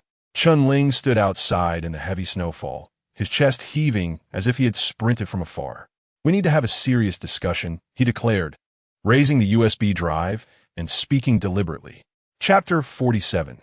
The era of reversal. Upon the arrival of Chun-Ling, Chu Muyun displayed no surprise. With a slight smile, he dragged a chair from the small shop and gestured for Chun-Ling to take a seat. "It seems you have finally mustered the patience to hear me elaborate on our justice." Chun-Ling, though eager to uncover everything regarding the USB drive, trusted that since Chu Muyun had entrusted it to him, an explanation would surely follow. Thus, he patiently awaited the recounting from the very beginning. "How much do you know about the Great Cataclysm?" Chun-Ling recalled the details previously shared by Dr. Lin, mentioning a crimson meteor streaking across the heavens, where a gray world intersected with theirs, exerting a profound influence, and calamities would emerge, and that was all. At this point, Chun-Ling suddenly remembered seeing the crimson meteor in the news on the USB drive. It struck him, and his eyes widened in shock. "Wait, is that USB drive representative of the world before the Great Cataclysm?" Indeed. Chu Muyun cast a surprised glance at him, seemingly taken aback that Chun-Ling had deduced it so swiftly. "What you just mentioned is the Great Cataclysm known to most people in the 9 domains. But the reality of the Great Cataclysm extends far beyond that." "What do you mean?" "It is said that the world before the Great Cataclysm was flourishing and prosperous, where humanity harnessed the power of science to achieve remarkable feats, such as soaring into the skies, resurrecting the deceased, cities glowing like daylight throughout the night, constructing virtual realms within reality, and even departing this planet to explore the more mysterious and unknown universe." As Chu Muyun spoke, he observed Chun-Ling's expression, only to find no trace of astonishment upon his face. Unable to restrain his curiosity, he inquired, "Aren't you surprised?" "Huh, is what I said not astonishing enough for you?" Chu Muyun, like others of this world, no, this era, had grown up here and had never witnessed the technological advancements of the world prior to the Great Cataclysm. For them, everything depicted in legends was ethereal, akin to modern individuals listening to myths. "Oh, quite remarkable," Chun-Ling replied, expressionless, nodding slightly. "Isn't it merely airplanes, medical advancements, electric lights, games, and spacecraft? For someone like Chun-Ling, who already resides in a modern metropolis, these are commonplace. However, if what he referred to as his previous life was indeed the world before the Great Cataclysm, then does that not imply that he had not traversed worlds at all, but rather traversed time? In any case, 379 years ago, a crimson meteor traversed the sky, and since then, humanity's material civilization began to regress." Chu Muyun recited this as though it were a memorized script, noting that the pinnacle of human technological achievement, the photolithography machines, spacecraft, and world-ending superweapons, were the first to collapse. "Are you suggesting that human civilization is in decline?" Indeed, prior to the cataclysm, humanity discovered that they could no longer fabricate these entities, as if the fundamental scientific principles governing them had ceased to function. Even when meticulously assembling each component, indistinguishable from their former selves. They simply could not operate. As time progressed, an increasing number of devices became obsolete. Cell phones, computers, high-speed trains, and large-scale power plants. Panic spread throughout human society, as they were oblivious to the extent to which material civilization was regressing. In this atmosphere of dread, they began to turn upon one another. Wait, Chun-Ling interjected. The regression of material civilization should be a crisis faced by all of humanity. Why did they not unite to overcome adversity, instead resorting to mutual slaughter? They did unify, but to no avail. Chu Mu Yun paused momentarily.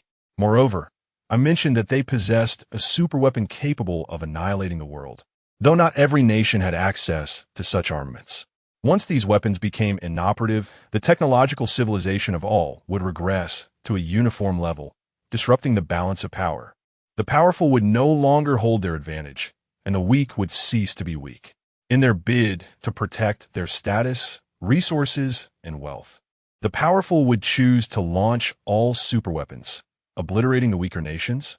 Chun-Ling pondered as a realization dawned upon her. World War. Chun-Ling was acutely aware of the significance of nuclear weapons to the powerful nations. If they were the first to ascertain that every country's technological capabilities would regress to a common starting point, they would undoubtedly initiate conflict. For to lose their weapons would mean relinquishing their deterrent, inviting other nations to covet their oil, wealth, and other assets. You are fundamentally correct. But the powerful do not solely target the weak. They also engage in conflict amongst themselves. For if the regression of technology were severe, it would be human resources that truly determine a nation's fate. To balance the strength of every nation, they would seek to weaken populations that hold opposing stances.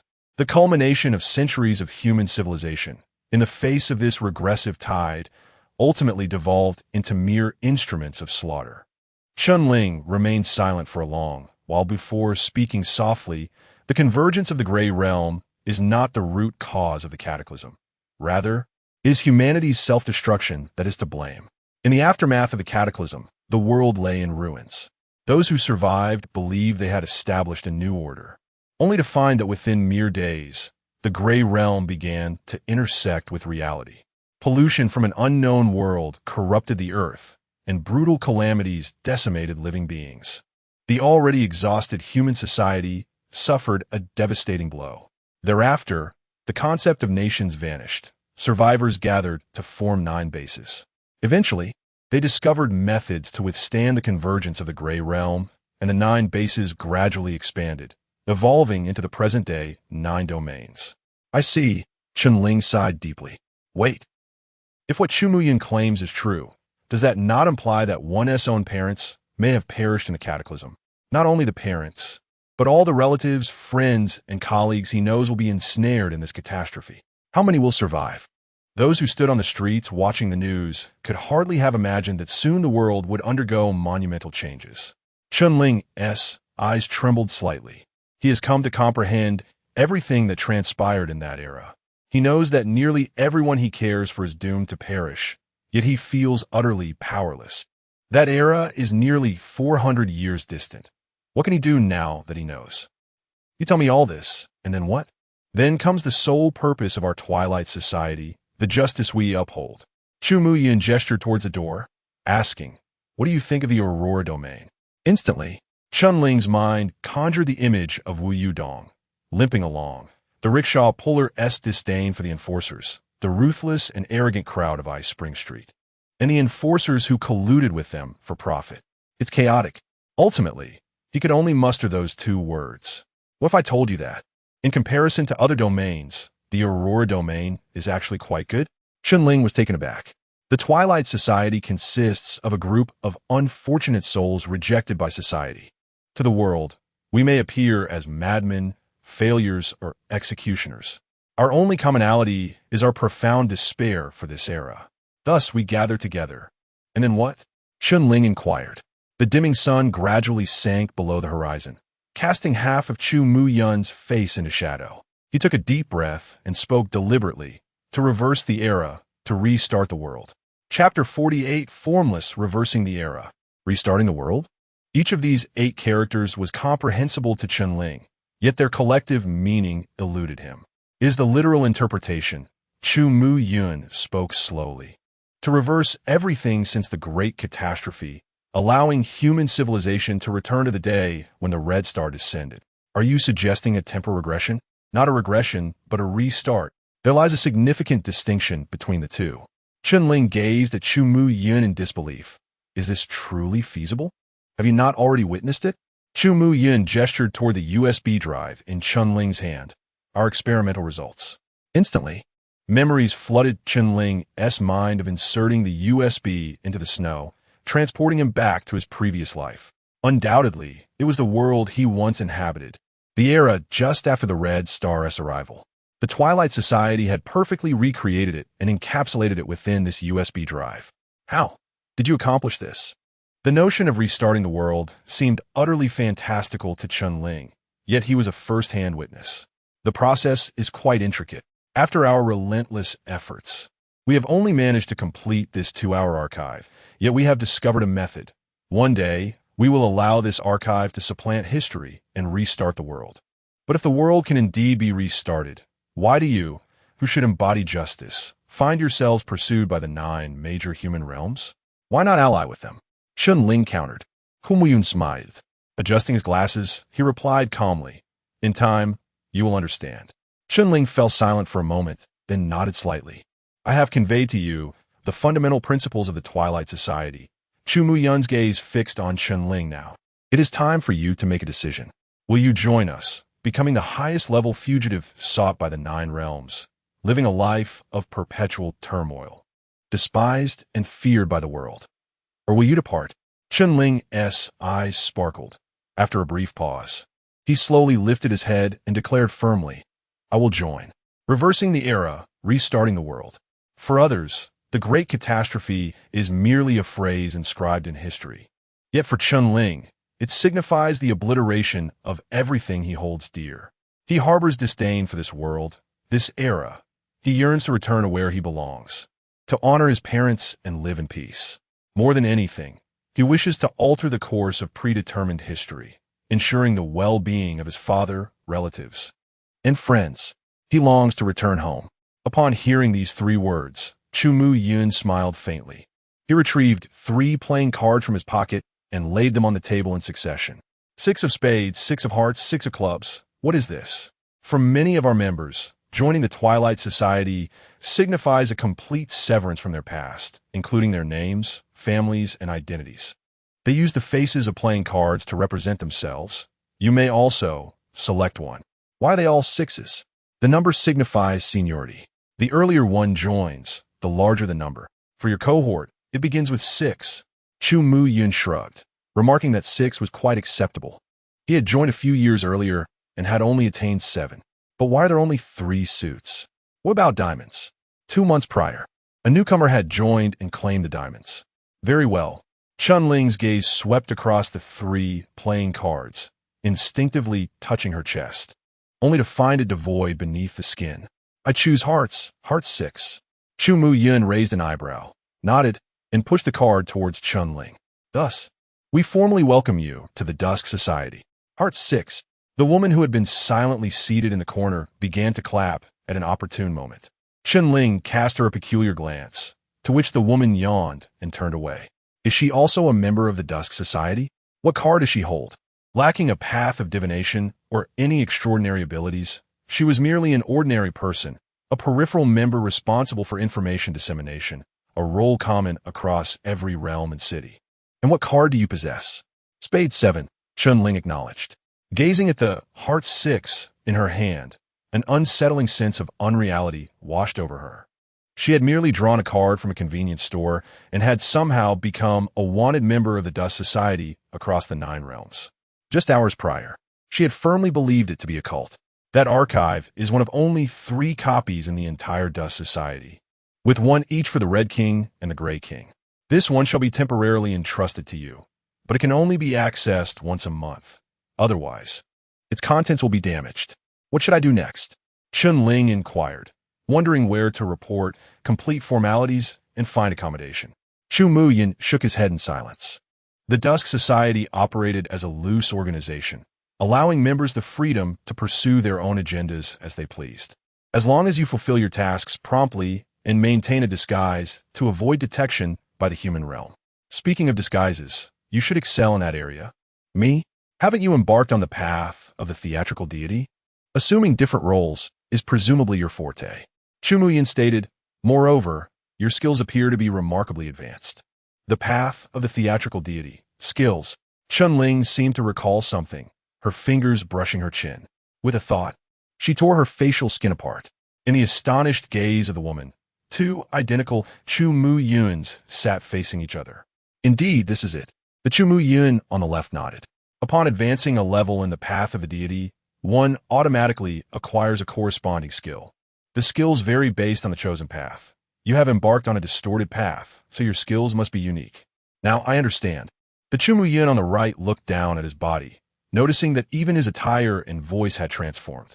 Had the woman not been informed of their seating arrangement beforehand, she would have struggled to discern which one was the genuine Spade 7.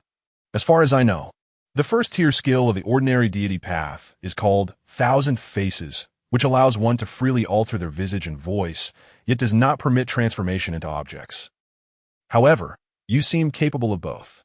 Chumuyin paused for a moment, pondering, are you not going to assign a name to this unique skill? Thousand Faces. Chunling thought for a while, then declared, in that case, I shall name my skill Formless. Formless and shapeless. Manifestation arises from the heart. Your divine path is rather peculiar. Although your powers are formidable, the side effects are distinctly evident. If all goes according to plan, each time you ascend, it will likely induce temporary mental disarray, which is something you must pay particular attention to. Mental disarray? Did I experience that during my ascension? Chunling could hardly recall the process of transforming into a gun barrel and wreaking havoc alongside Chinyan. Chu Mu Yin succinctly recounted the events, then glanced at the dimly lit night outside and gradually rose to his feet. It is almost time. I must take my leave. Where are you headed? Back to Aurora City. I have a task awaiting me there. As he spoke, Chu Mu Yin retrieved a letter from his robe and handed it to Chunling. What is this? This is your assignment. Chu Mu Yin replied earnestly, a task personally assigned to you by the Red King. Perhaps you alone within the entire Dusk Society possess the capability to accomplish it. Chapter 49, The Cost of Progress, as Chunling emerged from the Xiaofang General Store. Darkness had already enveloped the surroundings. Chu Mu Yin waved at him before striding directly towards the direction of Aurora City, while Chunling lingered at the entrance, watching him depart before heading in the opposite direction. The heavy snowfall had ceased, but it was replaced by the biting chill of melting ice and snow. Walking along the deserted path blanketed in snow, Chunling exhaled, his breath swirling in the darkness, while his right hand rubbed the USB drive tucked within his coat. A newfound brightness twinkled in his eyes. Reboot. Chunling inhaled deeply, resolutely advancing into the shadows. With a clear objective in mind, the shadows cast by the audience seemed to dissipate significantly. What did it matter how the actors on stage performed? What did it matter if they interfered in his life? Unless they were to kill him, he was determined to return, even if it meant dying on the way home. Yet before that, he must grow swiftly and conceal his identity as a member of the Twilight Society. Becoming an enforcer appeared to be a commendable choice. The Twilight Society did not oppose its members joining other organizations. In fact, it encouraged such endeavors, as it allowed members to better disguise themselves and even offer assistance to others through their positions. I participate, I create chaos, I escape. This strategy was indeed well conceived. Chunling mused with a self-deprecating smile. Upon returning home, he lit the kerosene lamp on the table. The orange flame illuminated the empty room, while the cold wind seeped through the gaps in the wooden walls, producing a haunting hum. Chunling sat at the table, retrieving the envelope given to him by Chu Mu Yun, carefully reading it by the flickering light. Infiltrate the ancient battlefield repository and steal fragments of the battlefield's foundation? Chunling raised an eyebrow in astonishment. The letter contained a detailed depiction of a portion of the repository's map, with a specific area marked in red. It was likely the item that the Red King wished for him to procure. At last, Chen-Ling understood why Chu Mu-Yun claimed that he alone could accomplish this task for the entire Twilight Society. Only he was an enforcer, having just passed the assessment with the highest score, qualifying him for entry into the ancient battlefield repository. Moreover, he possessed the skill Formless. No one else could possibly gain access to the ancient battlefield repository. But why did the Twilight Society seek the fragments of the battlefield's foundation? Chen-Ling continued reading. The Red King did not elucidate this point in the letter, merely indicating that a member of the Twilight Society would rendezvous with him, coordinating his movements and providing backup. After contemplating the contents, Chen-Ling folded the letter and cast it into the candlelight. The paper curled as the bright flame illuminated his face, flickering silently in the darkness. That night, after Chen-Ling fell asleep, he did not enter the theater. He dreamt of returning to the era before the cataclysm, standing once more at the familiar doorstep, watching his mother weep uncontrollably while holding his portrait. Chen-Ling felt his heart wrench in agony, even though his chest felt hollow. "Mom, I'm not dead." Chen-Ling stepped out of the elevator, yearning to embrace the family member he cherished most. "Mom, I'm still alive. I wish for you all to live." Just as his foot was about to cross the threshold of the elevator door, the cabin plummeted violently. A profound sense of weightlessness enveloped Chen-Ling as he struggled within the confines of the elevator. The shaft appeared to stretch into infinity, and in the relentless descent, he could only behold his home receding into the distance. Thud! Chen-Ling fell to the ground. He found himself in an endless abyss of darkness, where the lights of home seemed to transform into stars, twinkling in an unreachable firmament. Standing in the gloom, he resembled a wretched creature banished into the depths, foolishly reaching out in an attempt to grasp the celestial expanse. Just as despair began to take root in his heart, a crimson path unfurled beneath his feet, extending towards the distant stars. It was the way home, a twisted, eerie, blood-red road. On either side of this path, countless scarlet eyes gazed at him, brimming with mockery. At that moment, Chen-Ling stood on the first step, eager to ascend higher. Yet when he prepared to take the next step, he realized he could not place his foot upon the next stair. Stunned, he looked down to find a crooked inscription upon the step.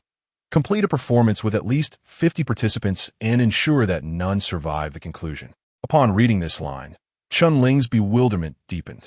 He glanced backward and noticed another inscription on the steps he had traversed. Lose the one who loves you most and become them. This line was crossed out, resembling a completed performance checklist beneath his feet. A flicker of understanding crossed Chen-Ling's mind as he turned his gaze back to the twisted road towards the heavens, fear dawning in his eyes. This was a living path, a monstrous path. In the next moment, everything around him shattered into fragments. At midnight, Chen-Ling awoke with a start, his face pale as he lingered on his bed for a moment before rushing to his desk. Grabbing paper and pen, he hastily recorded the words from the next step as if fearing their imminent loss. Complete a performance with at least 50 participants and ensure that none survive the conclusion. Was this the price for advancing on the twisted path? Or perhaps a condition? Chen-Ling murmured to himself. He knew that everything he had just experienced was far from a mere dream. The fact that he did not enter the theater after falling asleep today was itself an anomaly. Perhaps this dream was a hint from his own path? Or could it be from Yin? This path was unlike any other. It would twist and contort his life. Chen-Ling reflected on the words spoken by Chan Yin before he embarked on the twisted road, sinking into contemplation. Other paths likely bore no such burdens. Otherwise, Chu Mu-Yun would have warned him today. Thus, were these inscriptions unique to his twisted path? Is this what Chen Yin refers to as twists and turns? Chen-Ling gazed at the words inscribed upon the paper, her expression a mixture of complexity. Yet, she has embarked upon this path, which serves as her sole means of liberation from the audience, as well as her only choice for returning home. Nevertheless, how shall she execute this horror performance that requires the participation of at least 50 individuals? Sitting at the table, Chen-Ling pondered for a considerable time. Suddenly, as if struck by inspiration, she slowly inscribed 4 characters following her previous statement, Bing Dao Gu Song. Subsequently, she added a question mark. The tip of her pen lingered on the final dot of the question mark, the inky blackness spreading across the page, while Chun Ling remained seated like a statue, utterly motionless. The auroras danced in the sky outside, yet she remained oblivious to the shadows seated in the audience of her mind's grand theater, their lips curling into faint smiles, as if in amusement. Chapter 50, Diligence District 3, Headquarters of the Enforcers. Chun Ling, is it? An enforcer meticulously verified Chun Ling's identity before handing him 2 sets of black and red uniforms along with an enforcer-S badge. After changing into the attire, Chun Ling enjoyed a meal at the headquarters, and in the afternoon, he participated in an oath-taking ceremony in the central plaza, followed by speeches from the leadership. This entire process instilled in Chun Ling a profound sense of returning to a modern society. Even after nearly 4 centuries since the Great Catastrophe, certain human customs have persisted, allowing glimpses into the civilization that existed before the disaster. What surprised Chun Ling the most was that the speaker was not Commander Han Meng, but rather a second pattern enforcer he had seldom encountered. Where is Commander Han Meng? Why isn't he the one speaking? An enforcer nearby voiced a similar inquiry. Did you not hear? It is said that the enforcer of District 3 staged a rebellion a couple of days ago. That Ma Zhong, along with 2 others, conspired against Commander Han Meng, only to be ruthlessly countered. Really? Is that true? Absolutely. It is said that that very night, in a fit of rage, Commander Han Meng executed Ma Zhong and his accomplices on the spot before any formal documentation was issued in Aurora City, along with over 50 enforcers who had affiliations with them. Have you not noticed how many enforcers are absent today? My goodness, to kill so many at once. Is this not crippling the enforcers of District 3? Commander Han Meng is indeed ruthless. Currently, there are only 2 enforcers left in the entire District 3. One is Commander Han Meng, and the other is this gentleman, Shi Renjia. On stage, Shi Renjia was personally promoted by Commander Han Meng, though merely a second pattern enforcer. His background is quite clean. However, I have heard that due to Commander Han Meng's failure to report in a timely manner and his unilateral actions, Aurora City is quite displeased and may take action against him. That is why he has not appeared. Alas, what a pity. Upon overhearing the conversation, Chun Ling raised an eyebrow slightly. He suddenly recalled Han Meng's words from the previous afternoon at his home, after a long silence. Whether you believe me or not, I have always been fulfilling my duties. If you truly feel this world lacks justice, perhaps you should become it yourself. Previously, Chu Muyin had also remarked on Han Meng's sense of justice. It seems Han Meng indeed possesses something noteworthy. After Shi Renjia concluded his speech, he began assigning tasks to the newcomers and designating the streets each would be responsible for patrolling. As the only enforcer from Frost Street this year, Chun Ling was naturally assigned to Frost Street. Following Han Meng's purge of the enforcers in District 3, the internal structure of the enforcers had indeed become much cleaner. As Chun Ling pondered this, he exited the headquarters and made his way directly to Frost Street. On the first day of his duty as an enforcer, he was required to patrol his assigned street, allowing the residents to familiarize themselves with him, which served as a form of asserting authority. This was a regulation within the enforcer's ranks. Ever since he donned the uniform and stepped out of the headquarters, passers-by had taken care to avoid him, not daring to even make eye contact. "Commander, would you like a peach?" A weathered voice drifted from beside her. Chun Ling turned to see a frail old woman, her hair as white as snow, pushing a wooden cart brimming with peaches, her voice raspy as she spoke. "No, thank you," Chun Ling replied, waving her hand in refusal. "Commander, do give a try. I brought these peaches from District 4 this morning. They are both delicious and inexpensive." The woman grasped Chun Ling's collar, her murky eyes filled with pleading. Following her gaze, Chun Ling noticed a bundled infant nestled among the peaches in the cart, shivering as the cold wind swept across the earth. "Just take a bite. If you don't like it, you won't owe me anything," she insisted, selecting the largest peach and carefully wiping it with her garment before offering it to Chun Ling. He hesitated, unwilling to taste the fruit, uncertain if it harbored anything sinister within, such as poison. The mere thought startled him, for he was no longer the man he once was. Had it been before the Great Calamity, or even just yesterday, he would have readily offered assistance, perhaps buying several peaches as a small act of kindness.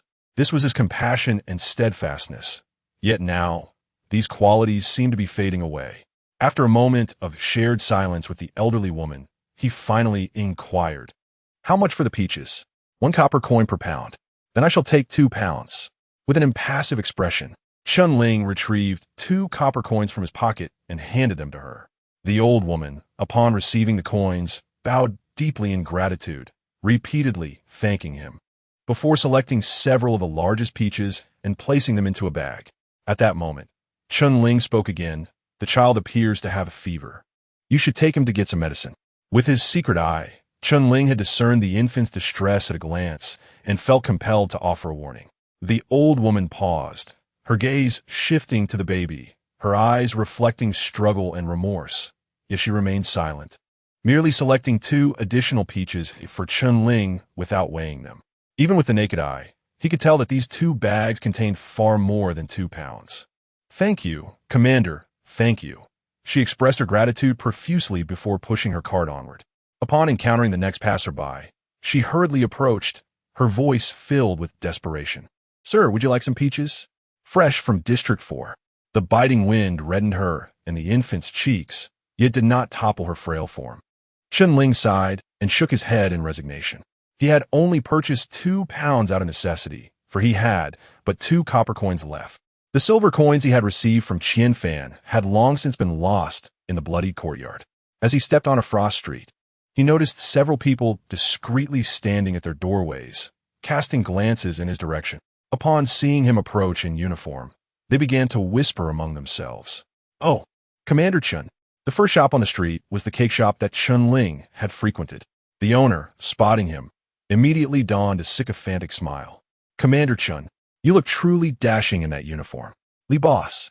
Chun Ling Shun gracefully approached the entrance of the store, casting a glance at the residents of Frosty Street gathered at their doorsteps, and inquired, "What is the situation here?"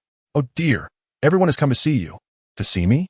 "Indeed, the enforcer who was originally responsible for patrolling our Frosty Street has reportedly been slain by Commander Hanmeng.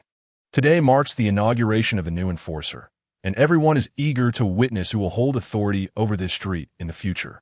When a list of enforcers who passed the assessment was announced that day, many speculated it might be you. After all, you are one of us from Frosty Street. And here you are, just as we anticipated. Chapter 51. The Peach. Upon hearing this, Chun Ling finally comprehended the sequence of events and nodded slightly. "Commander Chun." Boss Lee glanced around and retrieved a small bag of oiled paper from the cupboard, presenting it to Chun Ling. "This is a token of appreciation for my humble shop. Please accept it. Should you desire cake in the future, just let me know, and I shall personally deliver it to your residence." Chun Ling squinted slightly as he opened the oiled paper, revealing 2 silver coins still imbued with the scent of cream, which caused his brow to furrow instantaneously. Noticing Chun Ling's frown, Boss Lee's heart skipped a beat, and he quickly spoke up, "Commander Chun, this month has been plagued by torrential rains, heavy snows, and calamities. My shop has barely made any profit. Next month, I assure you, things will improve." Gazing at the 2 silver coins in his hand, Chun Ling seemed to understand the murmurs of the residents of Han Shuang Street from earlier. Just as he was about to respond, several figures emerged from surrounding shops. "Commander Chun, I am from the tailor shop across the street. Just call me Xiao Su." "Commander Chun, do you remember me? I previously repaired the plumbing at your residence. My hardware store is right next door. This is a small token from me." "Commander Chun, you are truly handsome. Do visit our shop sometime. We have many lovely ladies there." It appeared that upon witnessing Boss Lee's initiative, the other shopkeepers followed suit, all wearing beaming smiles, extending their oiled paper towards Chun Ling, judging by the weight. It seemed they had conspired beforehand, each shop offering 2 silver coins. Except for a middle-aged woman who insisted Chun Ling visit their shop, stuffing 5 coins into his hands and giving him a knowing glance. In a matter of seconds, the silver coins in Chun Ling's possession had swelled to nearly 20.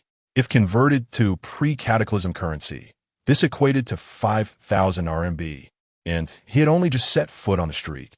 In that moment, Chun Ling suddenly grasped why officials like Ma Zhong could afford such opulent residences in District 2. If an ordinary enforcer could so openly reap such gains from his position, one could only imagine the terrifying profits amassed by Ma Zhong, the all-powerful enforcer of District 3. especially considering his dealings in the nefarious realm of Ice Spring Street. From the residents' reactions on Han Shuang Street, it seemed this practice was rather commonplace in the Aurora domain. "I'm afraid I cannot accept," Chen Ling declared, shaking his head. Upon hearing those 5 words, the crowd turned pale, exchanging cautious glances before hesitantly asking, What do you mean by that?" "I mean no offense. I simply will not accept," Chen Ling replied, placing the money back on the K counter and stepping away, continuing his stroll towards the other end of Han Shuang Street. The expressions of the shopkeepers grew increasingly grim as they gritted their teeth, dug deeper into their pockets, retrieved a few more silver coins, and hastily stuffed them into their respective oiled papers before hurriedly pursuing him.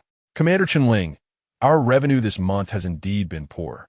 Please, have mercy and grant us a reprieve for a month." "Yes, Commander Chen Ling, we are neighbors on the same street. Could you show us a little leniency? If you do not collect this money, we shall be in a state of unease. If other law enforcers were to arrive, we would have no one to shield us." The voices of the few speaking grew increasingly subdued, yet Chen Ling's heart became ever clearer. What they offered was not merely financial support, but a different kind of protection fee. They wished to continue their operations in Zone 3, and without protection, it was impossible. If he were to refuse their money, their insecurity would only deepen. They believed Chen Ling's refusal stemmed solely from the meagerness of their offer. To accept was fraught with complications, and to decline equally so. Chen Ling squinted slightly. A sudden thought surged in his mind.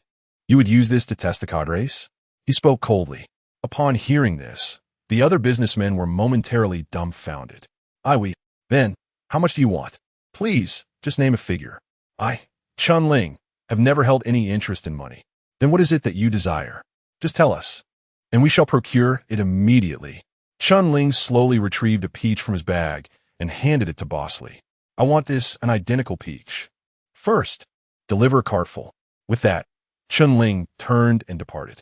If these businessmen were wise, they would inquire where this peach could be purchased. It would not be difficult to find the old woman selling peaches on the adjacent street. Thus, they would pay her while securing peaches for themselves, gaining some peace of mind. Indeed, this plan was exquisite, Chen Ling mused, as his figure receded. The gazes of the businessmen fell upon the peach in Boss Lee's hand. 2 among them suddenly weakened, collapsing to their knees with a thud. He said for us to deliver this kind of peach." The hardware store owner, a robust man standing at 6 feet tall, was now so frightened his lips turned purple. "He calls us a peach."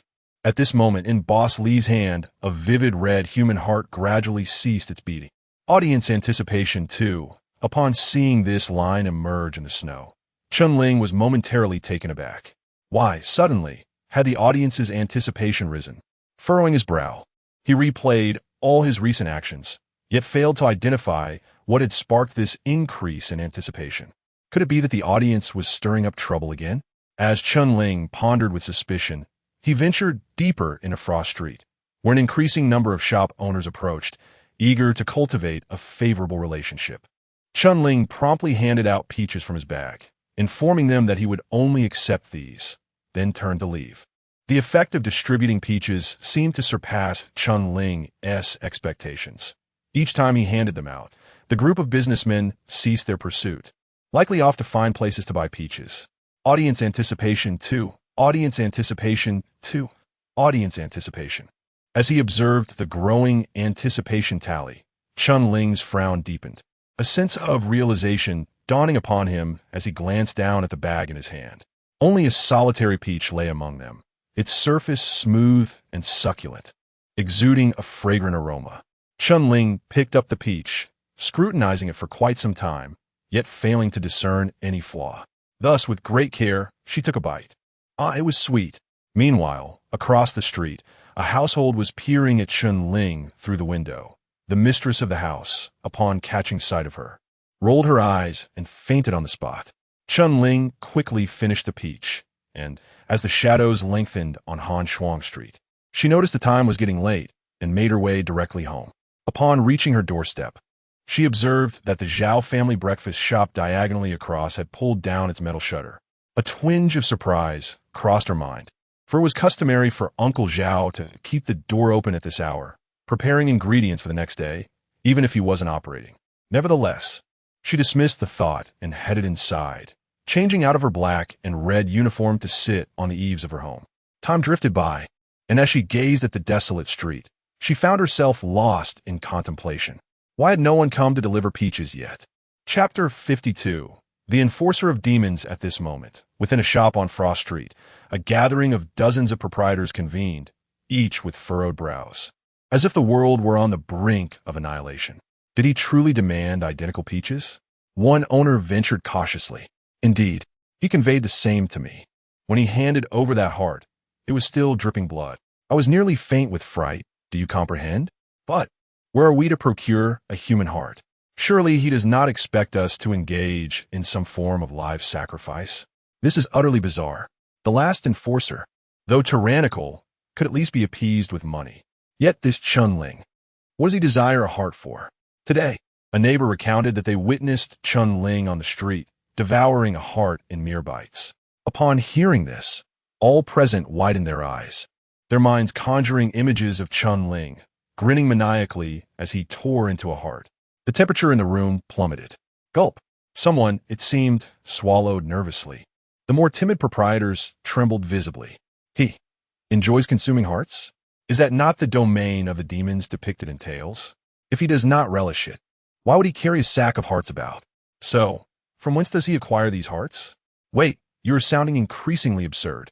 Unbeknownst to the growing panic, Uncle Zhao, who had been silently seated in the corner, could no longer contain himself. I know Aling well. I have watched him grow since childhood. He is a good boy. It cannot be as sinister as you allege. Are you certain you did not misinterpret? Impossible. So many of us have witnessed it. Do you think we ought to report this to the enforcers? Have you lost your mind? Report to the enforcers? Chun Ling himself is an enforcer. Do you wish for him to extract your heart and feast upon it in the street? The proprietor who had suggested this trembled at the thought, falling silent. What then shall we do? We cannot truly provide him with a heart, can we? Voices rose and fell in a chorus of fear and confusion, until ultimately, silence enveloped the room, heads bowed in contemplation, as if weighing the prospect of relocating. But even if they fled, where would they go? Could they afford dwellings on other streets? Let us consider this. An elder proprietor spoke slowly. Offering a human heart is out of the question. Boss Xiao, you are in the butchery trade, are you not? Perhaps you could procure some pig or chicken hearts to present to him, just to gauge his reaction. Would pig or chicken hearts suffice?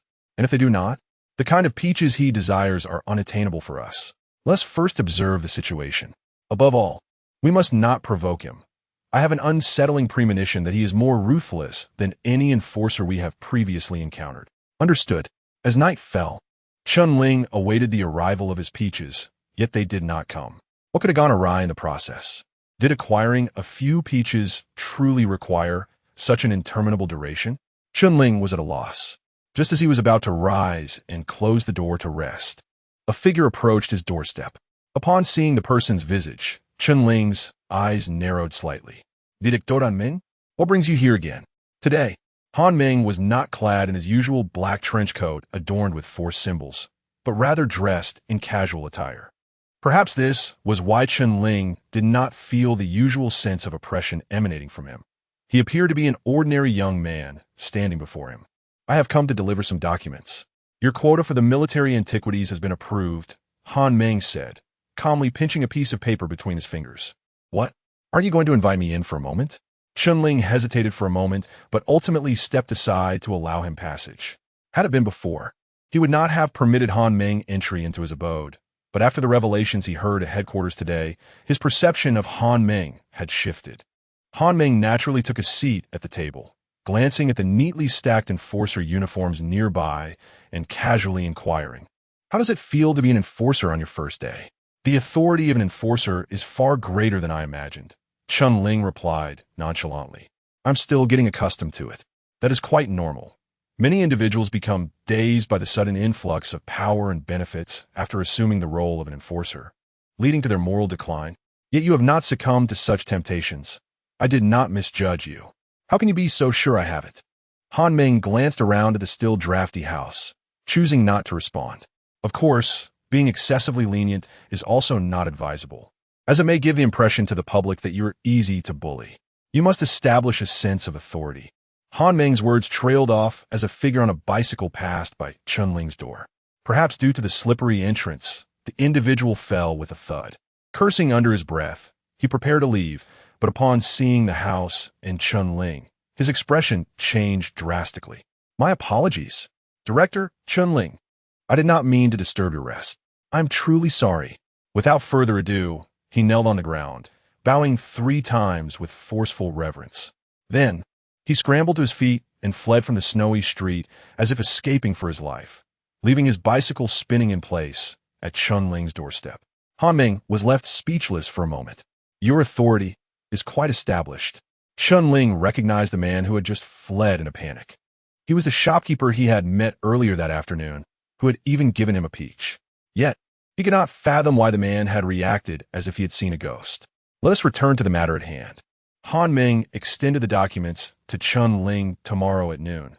Gather at the headquarters in Zone 3 with several other enforcers, as we prepare to depart for the military antiquities. Is it happening so soon?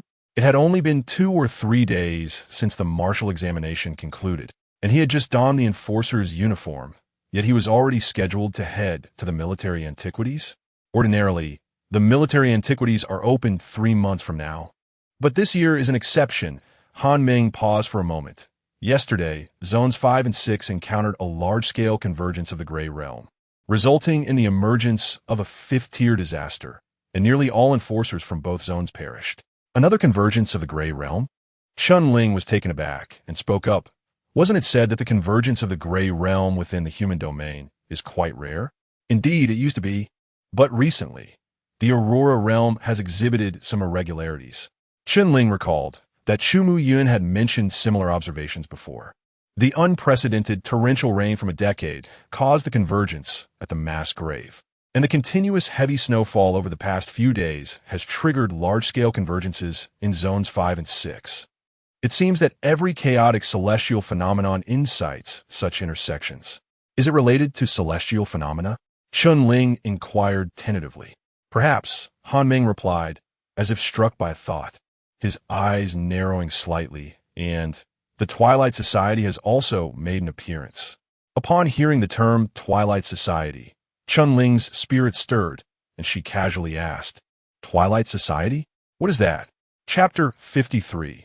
The tribunal, a fervent and malevolent organization that venerates destruction, invariably brings calamity and misfortune in its wake.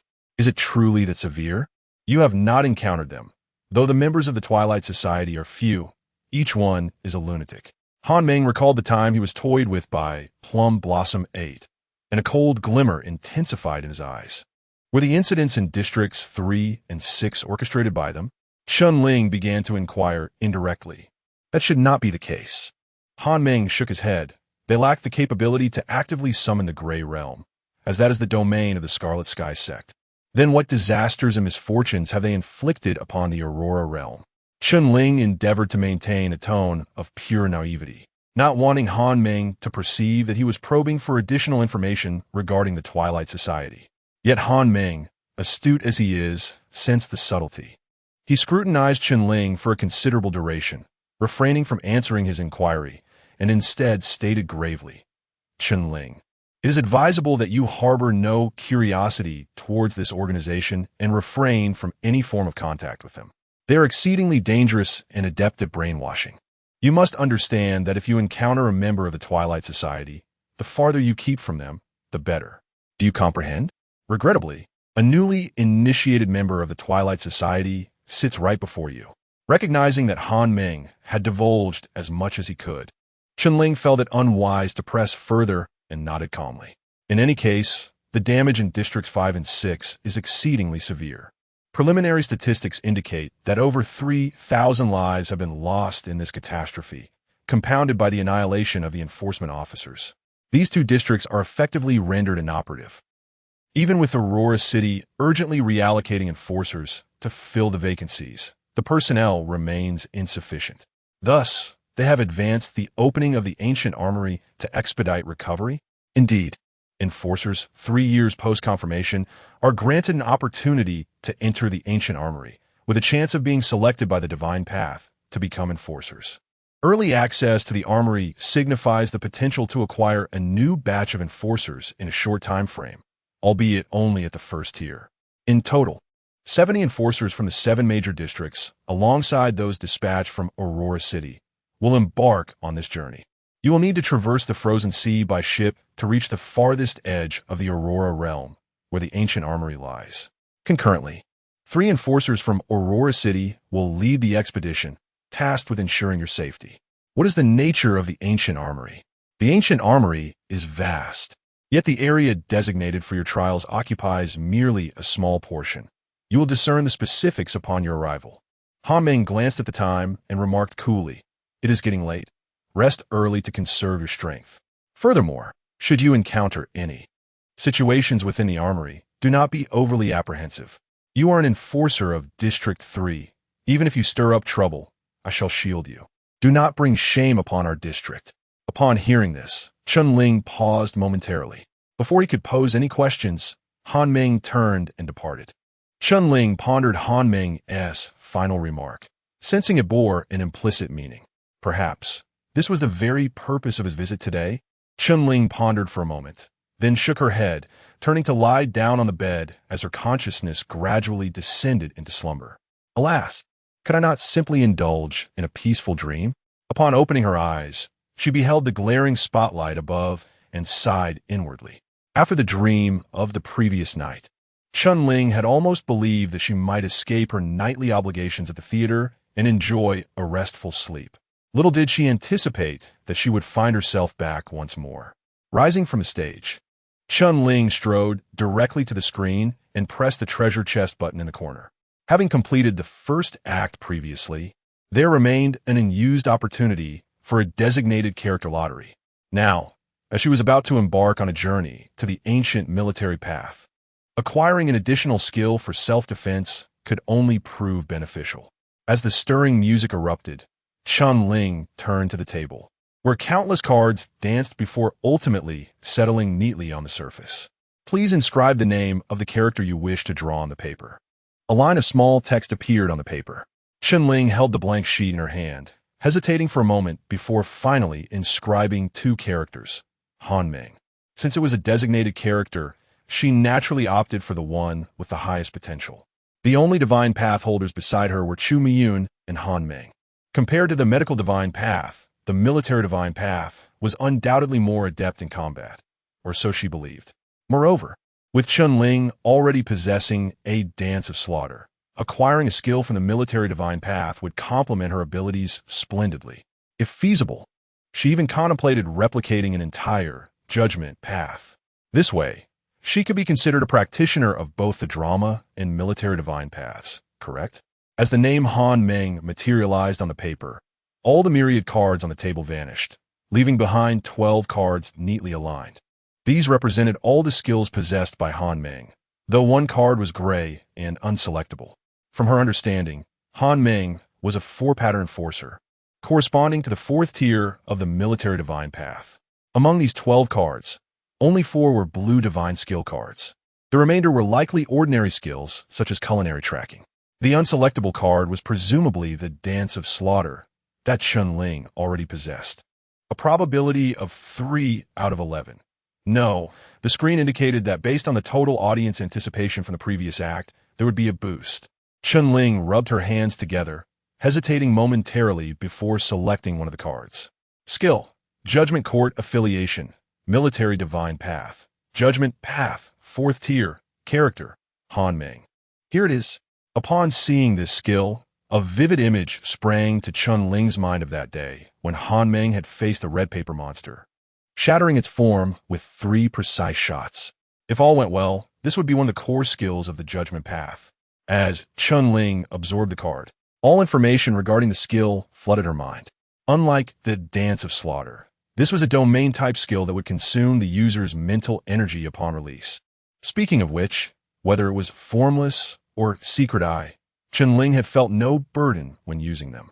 However, activating the Dance of Slaughter for merely a few seconds left her utterly fatigued. Skills from the first to the third tier are primarily based on physical attributes, while those of the fourth tier and above require the expenditure of mental energy. Chen pondered thoughtfully. It remains uncertain whether his current first-tier mental capacity can sustain even a single use of Judgment Cord.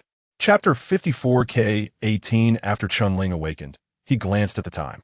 It was approximately as expected. He walked on foot to the headquarters of the enforcers in District 3. Upon entering, he immediately spotted a familiar figure approaching.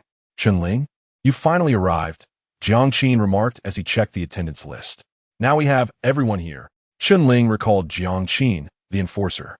On the night the room was destroyed by the red paper monster, Jiang Qin had spoken to him, offering assistance whenever needed. He was one of the few enforcers who left a positive impression on Chen Ling. Chen surveyed the room. Aside from himself and Jiang Qin, there were only two others, familiar faces from the group that had participated in the martial arts examination. Commander Jiang, are we the only ones going? Chen inquired, acknowledging that the other two were also among the top 3 of this year's enforcer examination. According to Han Meng's agreement, they were naturally qualified to visit the ancient repository of military arts, but logically, there should be other seasoned enforcers from the 3-year term involved as well.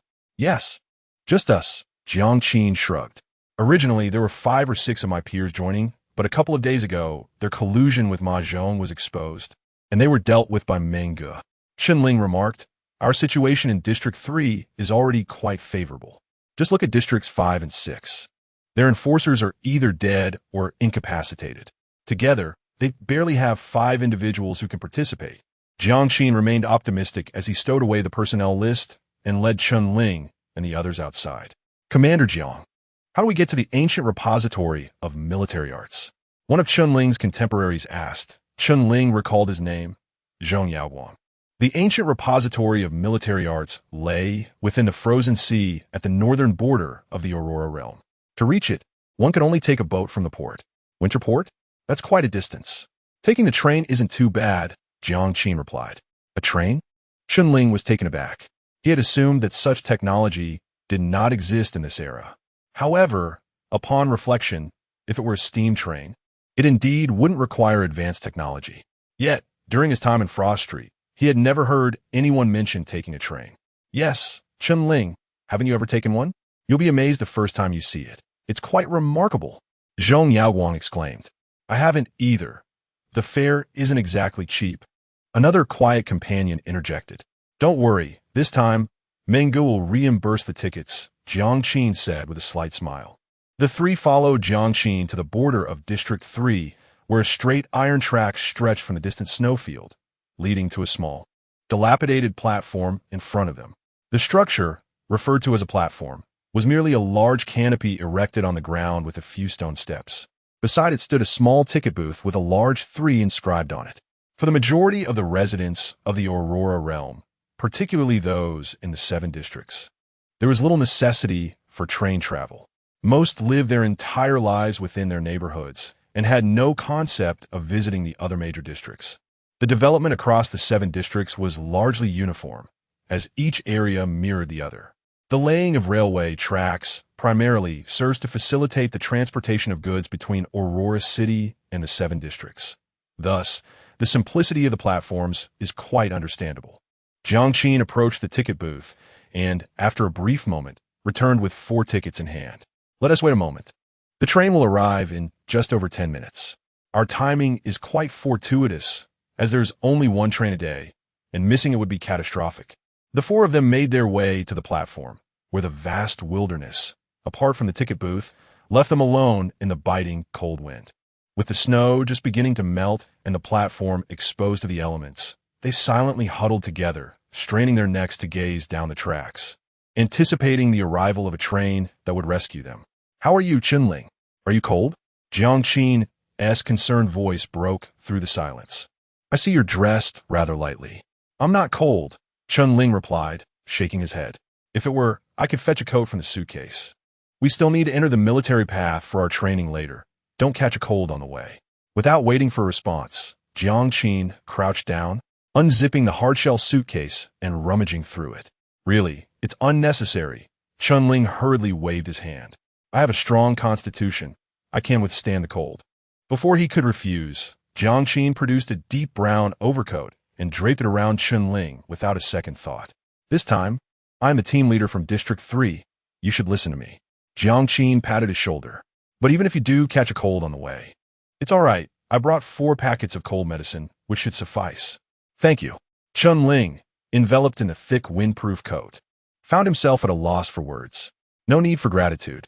Jiang Qin stood beside him, hesitating for a moment before speaking again. Chun-Ling, some matters are not as you perceive them. Mongu is a good person. He may come off as gruff and lacks warmth in his work, and he doesn't bother to clarify misunderstandings. I've long noticed what Ma Zhong and the other law enforcers from District 3 have been doing, but we lack evidence. Moreover, Ma Zhong has connections in Aurora City, which makes it impossible for Mongu to take action against him without proof. We are truly sorry about your brother's situation.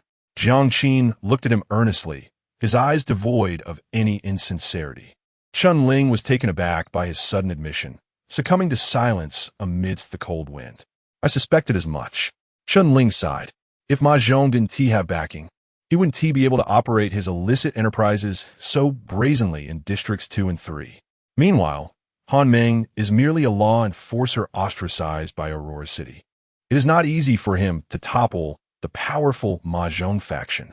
This time, Ma Zhong brought this upon himself by attempting to assassinate Mongu, which provided the opportunity to uproot them entirely. Yet even so, Mongu faced disciplinary action from Aurora City. Jiang Qin sighed deeply. You know, if it weren't for the large-scale convergence of the Gray Realm in Districts 5 and 6, Mongu would have been imprisoned long ago. It's only because of the severe manpower shortage in Aurora City that he hasn't been dealt with yet. Nevertheless, he has been suspended. Imprisoned? Chun-Ling furrowed his brow. Isn't he the victim? In the city of Aurora, many hold a disdainful view towards Monk. In this era, individuals who are excessively principled and overly earnest often meet unfortunate fates. As Jiang Qin's words fell, a thunderous roar echoed from afar. The train has arrived, Zhong Yaowang exclaimed. So soon? Jiang Qin turned back to glance at the clock in the center of the platform, which had advanced 10 minutes ahead.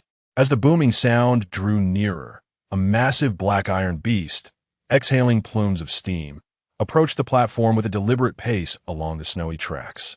Beside him, Zhong Yaowang nudged Chun-Ling with his elbow, raising his eyebrows in a playful manner. What do you think? Spectacular. Isn't it? Chun-Ling merely raised an eyebrow, remaining silent. Cake 18. Indeed, this is the one. Jiang Qin glanced at his ticket, noting the train number displayed at the front, and nodded slightly, confirming that they had indeed arrived early.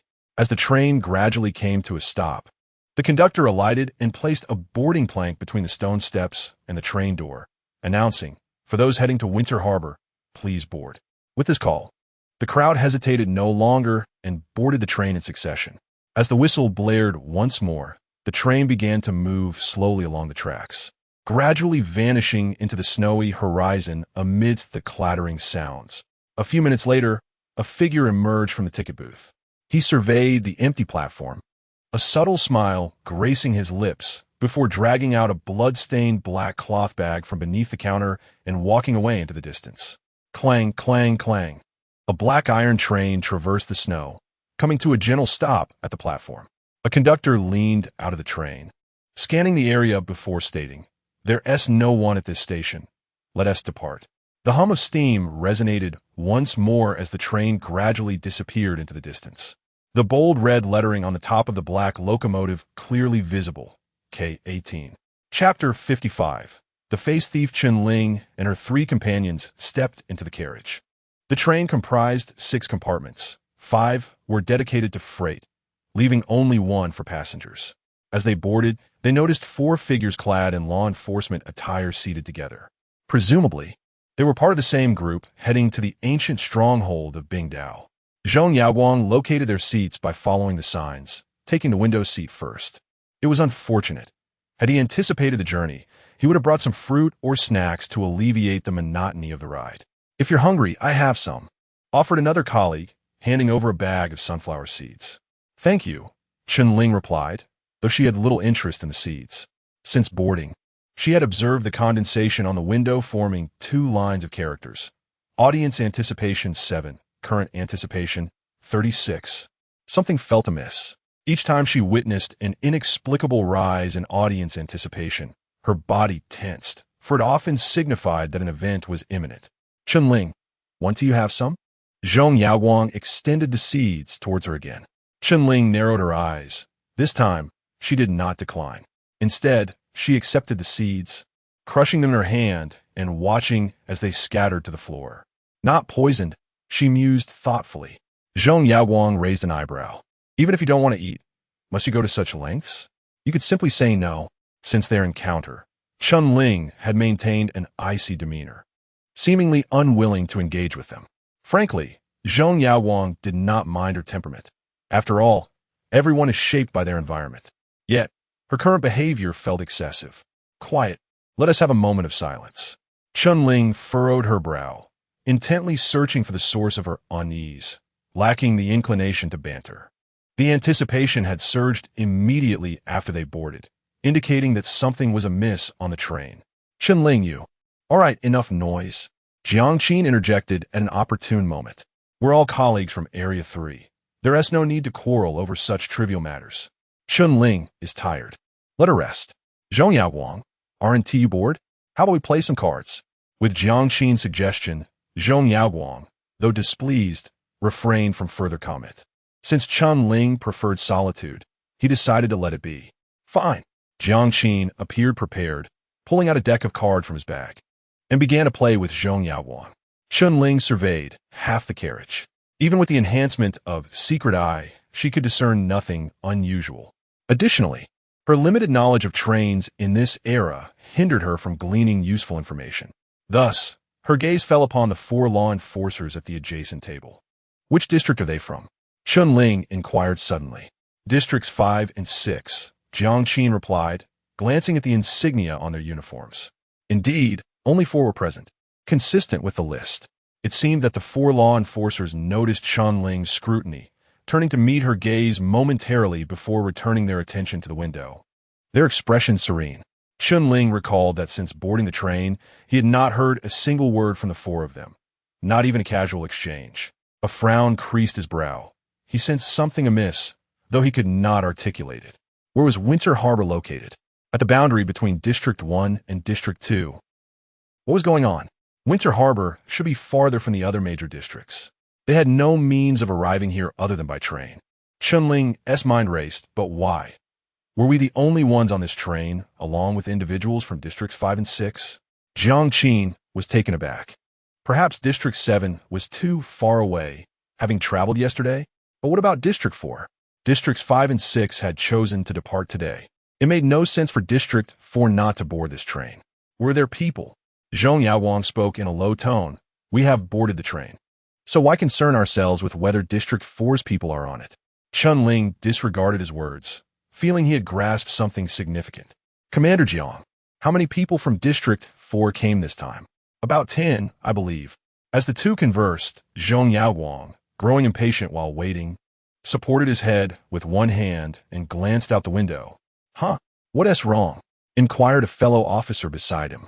Am I seeing things? Zhong Yaoguang rubbed his eyes, squinting to look outside. Where the tracks?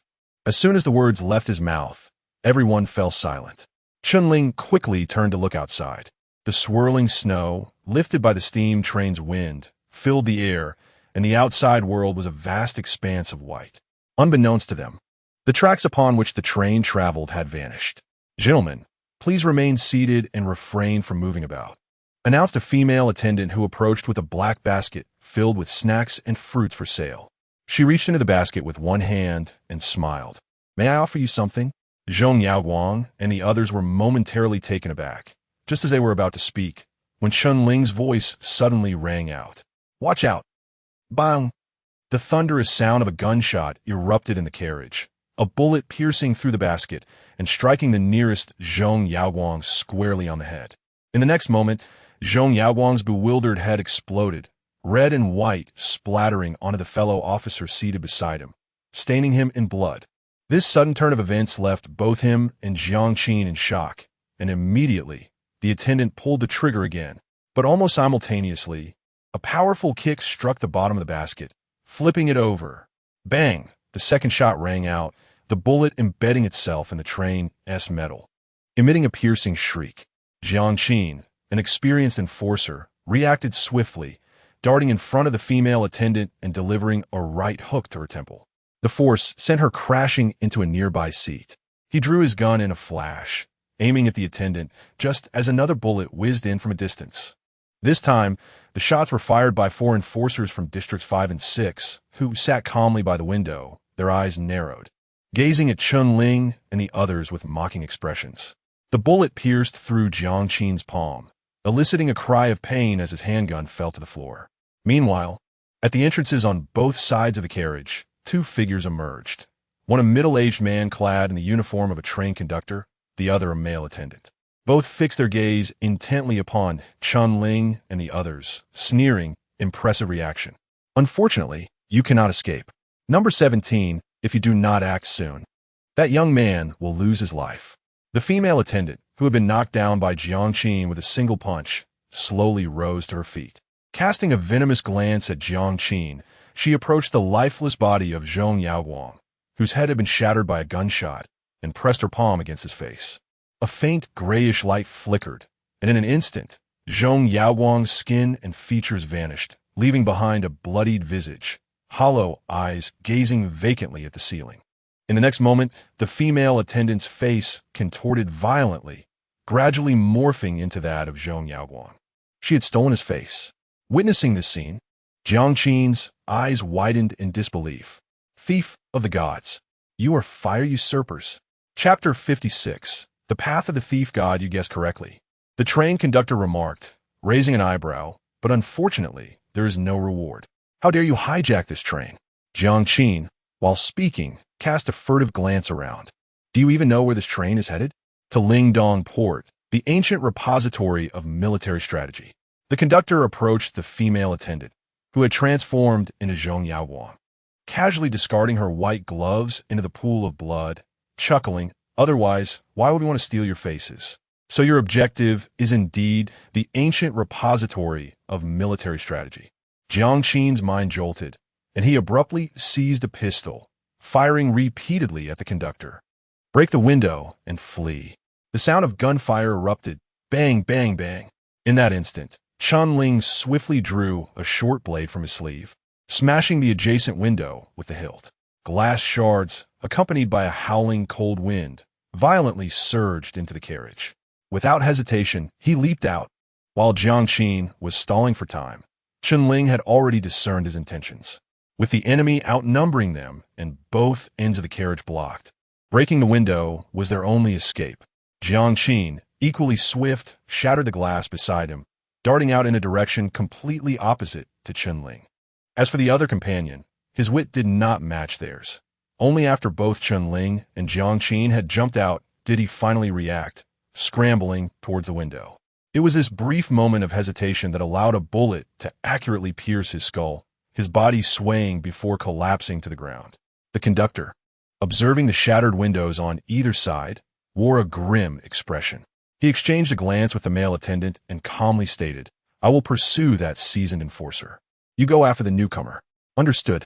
With that, both figures simultaneously vanished within the carriage.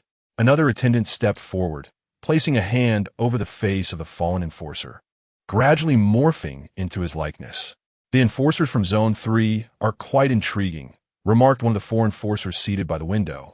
Unlike those fools from Zones 5 and 6, who disappeared in an instant, offering no semblance of experience.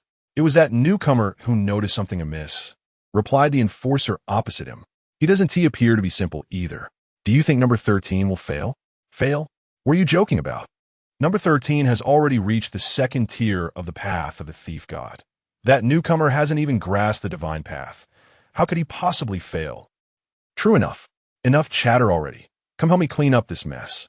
The blood is splattered everywhere. It's utterly disgusting. In the midst of the swirling snowflakes, Chun-Ling crouched atop the train, observing the figure below flailing in the snow like a headless fly, his eyes narrowing slightly. Indeed, he had not fled at all. Though the mechanics were unclear, this train, capable of traversing the snow without tracks, made it evident that recklessly jumping down would render him unable to outrun it on the flat terrain, especially while being pursued. Thus, he chose to feign an escape through the shattered window, actually gripping the edge of the train beneath the window, quietly climbing back onto the roof. In the most perilous of places, one often finds the greatest safety. Chun-Ling traversed the top of the train, leaning forward as he made his way to the rear. This train consisted of 6 carriages, with the last one being an absolute visual blind spot. As soon as the train distanced itself from the pursuers, he could silently alight from there and make his escape. The usurpers. Were they also after the ancient repository of military strategies? As Chun-Ling walked, he pondered the recent events.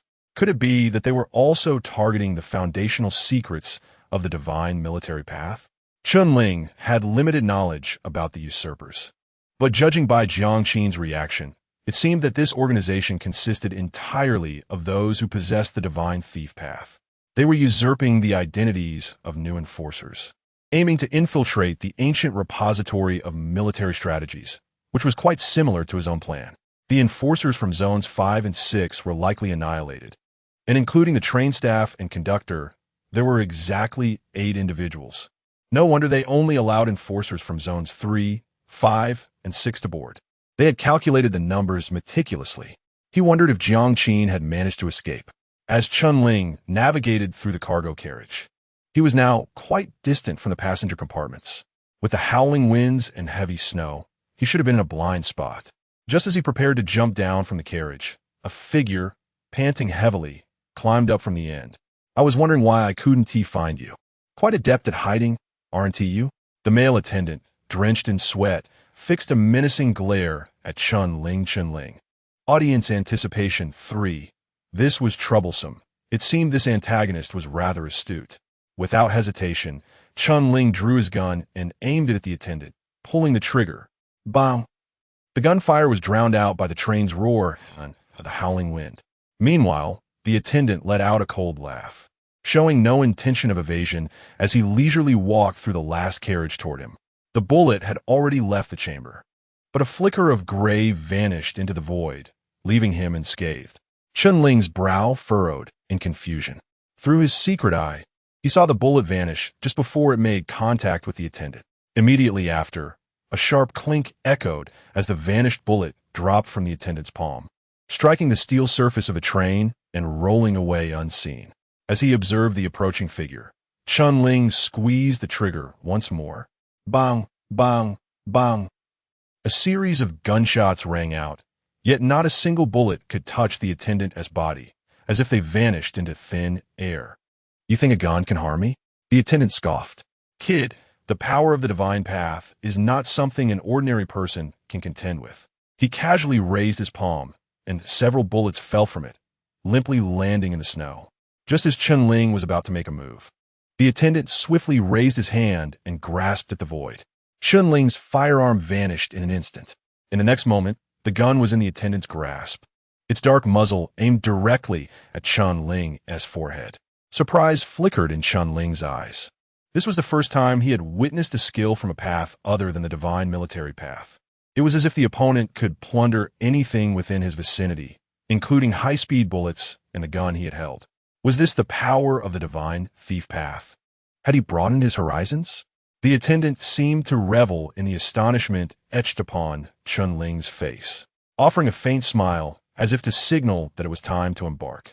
Suddenly, a burst of orange flames erupted from the muzzle of the gun, a bullet swiftly leaving its chamber. Almost concurrently, a fleeting shadow darted past.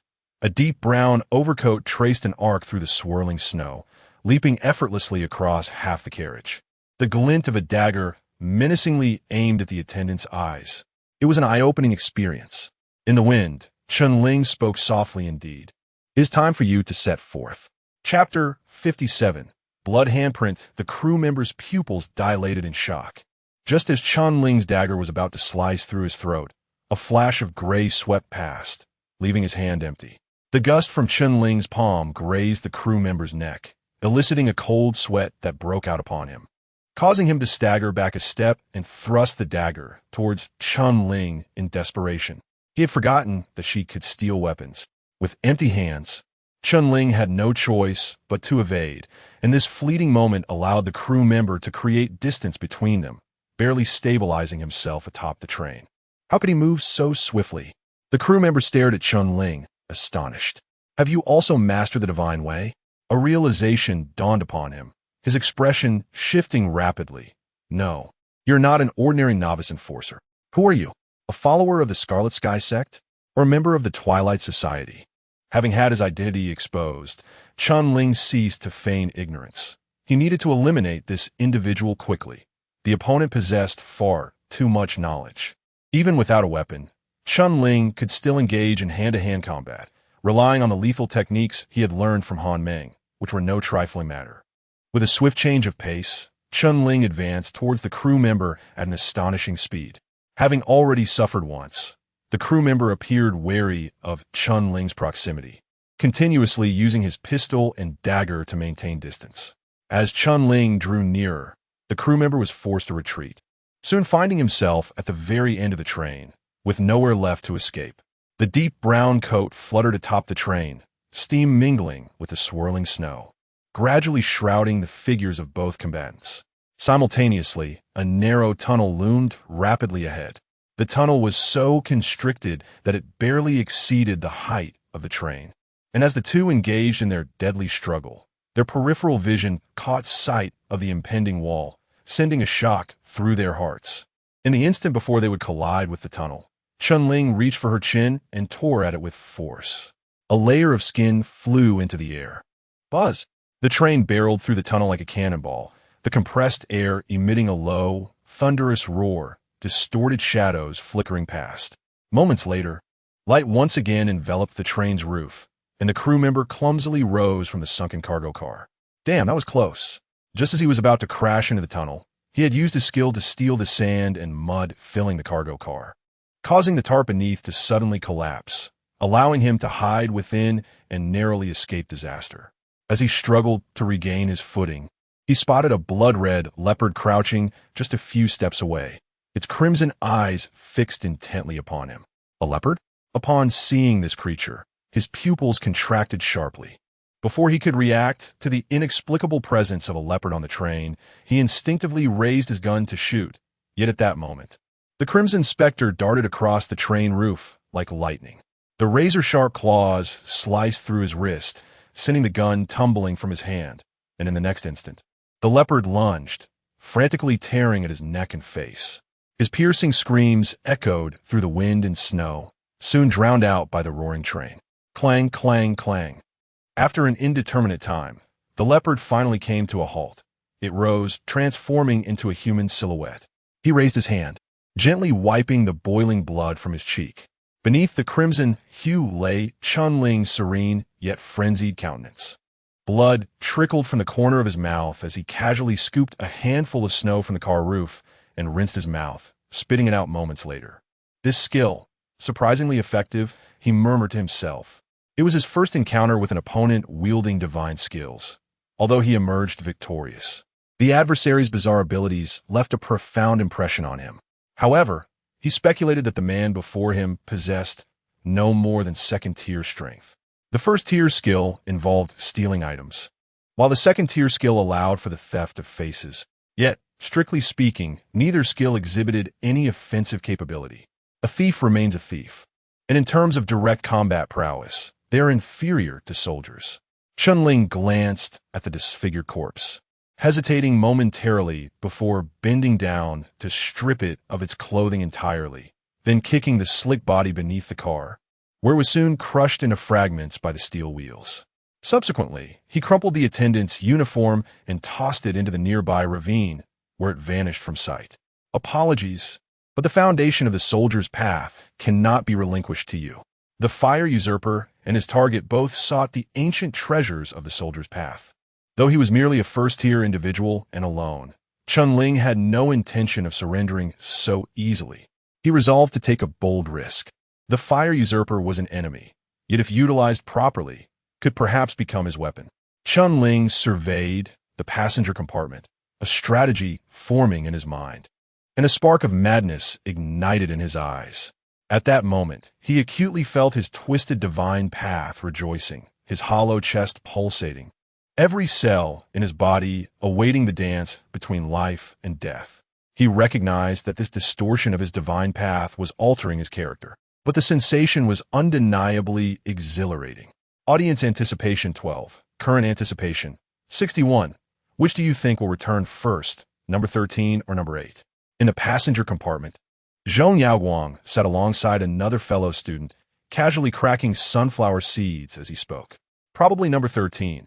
After all, the enforcer leading Zone 3 looks quite agile. I think I heard gunfire a moment ago, near the rear of the train. Someone must have met their end. I have a feeling it's number 8. He has a third tier, and with that skill, killing is hardly a challenge for him. That makes sense. As the discussion unfolded, a figure clad in a deep brown coat lightly alighted at the entrance of the car, stepping inside amidst the scattering snowflakes. Surprisingly, number 13 returns first. Zhong Yaoguang remarked with a smile. What took you so long? That kid pretended to escape, but actually hid on the roof, making me run a full circle before I found him. Exhausting. Chunling grumbled as he casually took his seat. Quite clever. It's evident he was the first to notice us, replied another enforcer. Here, have some sunflower seeds. Chunling picked up a couple of seeds, crunching them while surveying the interior of the compartment. Is the other one not back yet? He asked nonchalantly. Jiang Qin ran alongside him, and had he chosen the appropriate path, there remained a glimmer of hope for escape, while Chunling remained indifferent to the demise of others. He harbored a fervent wish for Jiang Qin's survival. Observing the thick, deep brown coat enveloping him, a sense of unease crept into Chunling's heart. Uncertain of the circumstances, he decided to investigate further. A flicker of resolve sparked in his eyes as he rose and made his way towards the carriage door. Just then, a figure entered the carriage, approaching him with deliberate steps. Upon sighting the individual, Chunling's pupils constricted slightly. It was Jiang Qin, drenched in blood, dragging a lifeless body across the carriage, coming to a halt before Chunling. The corpse in his grasp was another Jiang Qin. Jiang Qin lifted a bloodstained hand, patting Chunling's shoulder, and remarked, "All theft successful. Well done." With that, he brushed past Chunling stunned. Chunling stood frozen for a long moment, then lowered his gaze to find a vivid crimson handprint starkly imprinted upon his deep brown coat, a haunting sight. Chapter 58. The thief saint, the formidable black steel beast, surged through the flying snow, and within the solitary compartment, 8 enforcers sat in their respective seats, perfectly recreating the scene of their boarding. "We're nearing Winter Harbor," remarked number 8, glancing out the window, his tone calm. The first phase of the plan had been successfully completed. Now, the most critical stage awaited. The usurper number 8, who had assumed Jiang Qin's identity, appeared to be the leader among the 8. Upon his words, the previously animated chatter among the group ceased abruptly. Chunling, who had feigned slumber, slowly opened her eyes. "In Winter Harbor, we will rendezvous with new enforcers from other districts and 3 escort enforcers from Aurora City. According to intelligence, among these 3 enforcers, 1 is of the 5th rank and 2 are of the 4th rank. The disparity in our strengths is significant. We must avoid direct confrontation and conceal our identities. Prior to our departure, I provided each of you with a brief on the identities and experiences of the roles we are to impersonate. It is imperative that you adhere to these disguises and refrain from causing trouble. Do you understand?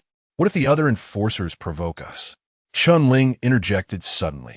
"Then we must endure." Number 8 paused momentarily, emphasizing the importance of the mission, which could not afford any errors. Hearing this, the other usurpers displayed visible discontent, but ultimately nodded in agreement. "Do we really need to be this cautious?" Number 8? Zhong Yaoguang inquired, perplexed. "Weren't we told that a thief saint would accompany us for protection?" The thief saint is a 7th-tier superpower, and among the usurpers, there are only 5. With him present, what could those enforcers possibly threaten us with? Chunling felt a weight in her heart. The thief saint? 7th tier? Though Chunling did not fully grasp the significance of the thief saint's title, she understood the implications of the 7th tier. It is said that the path to divinity consists of 10 tiers. Thus, this so-called thief saint is but 3 steps away from godhood. Thus far, The most formidable divine path wielder Chen Ling had encountered was Han Meng, who was merely at the fourth tier. The thief saint? Is this for real? Another usurper's eyes sparkled with excitement. Which one has arrived? Red, yellow, blue, white or black? White. Number 8 responded calmly. The thief saint is Bai Yi. Chen Ling could clearly sense the air thickening with anticipation among the group. Upon hearing the name, their eyes gleamed with fervor. Though she was not fully aware of the significance, she quickly mirrored their enthusiasm, her gaze lighting up with hope. With him here, what do we have to fear? We can simply cause a ruckus in the military path ancient repository. One among them suggested. Cause a ruckus in the military path ancient repository? Do you think the god of war path is that easily trespassed?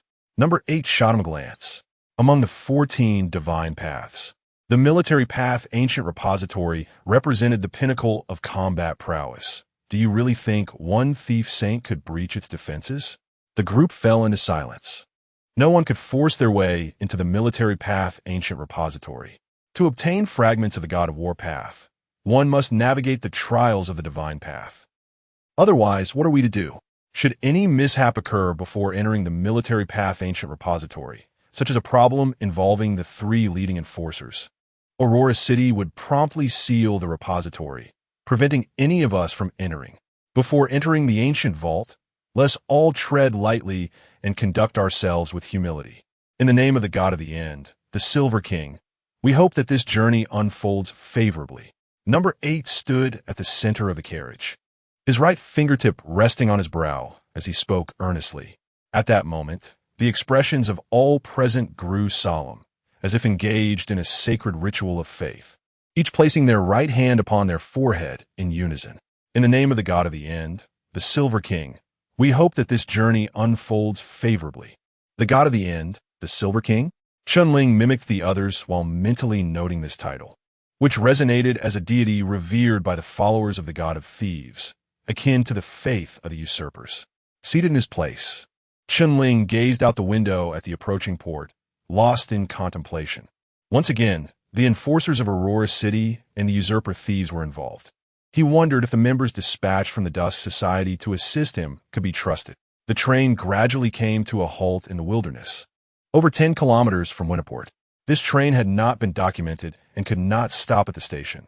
Thus, Number 8 sought refuge in an abandoned factory warehouse to conceal it, after which they proceeded on foot.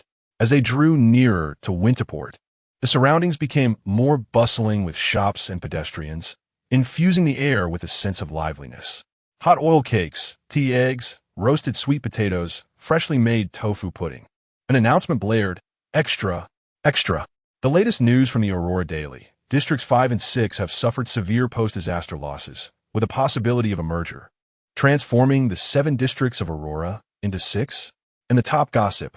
The third young master of the Aurora City Star Chamber marries a renowned courtesan, only to discover she is his long-lost aunt. "Little brother, bring me a copy of that newspaper about the third young master and his aunt. Right away." The boy's bright voice echoed along the street, instantly drawing a crowd of passers-by eager to purchase newspapers.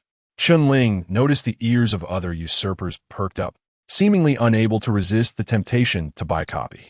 Let us not complicate matters. Number 8 cast a glance at them. The group shrugged, their enthusiasm undeterred. Newspapers, magazines, toys, playing cards, care for some? A languid voice drifted from nearby. Chen Ling turned to see a woman lounging in a shabby grocery stall, calling out as she idly played with a deck of cards, the cover prominently displaying a clear image of the Heart 6.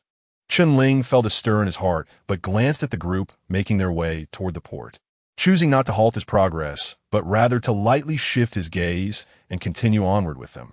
The 8 of them crossed the street and headed directly to the port, where numerous figures clad in enforcer attire had gathered, encircling 3 enforcers dressed in long coats. As number 8 had indicated, the insignia on their coats was unmistakable, 1 with 5 stripes and 2 with 4. "Greetings, I am Jiangqin, the lead enforcer from District 3. On the 8th, he stepped forward respectfully to address the 3 law enforcers, simultaneously presenting several documents.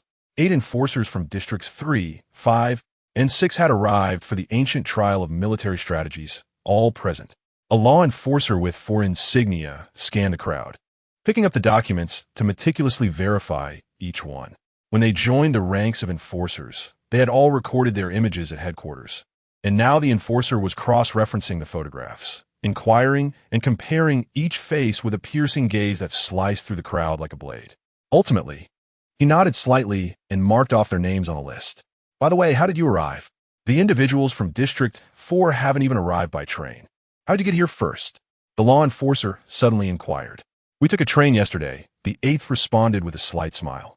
They mentioned they had never visited Frost Harbor, so we decided to come a day early to explore and unexpectedly encountered friend from Districts 5 and 6 along the way.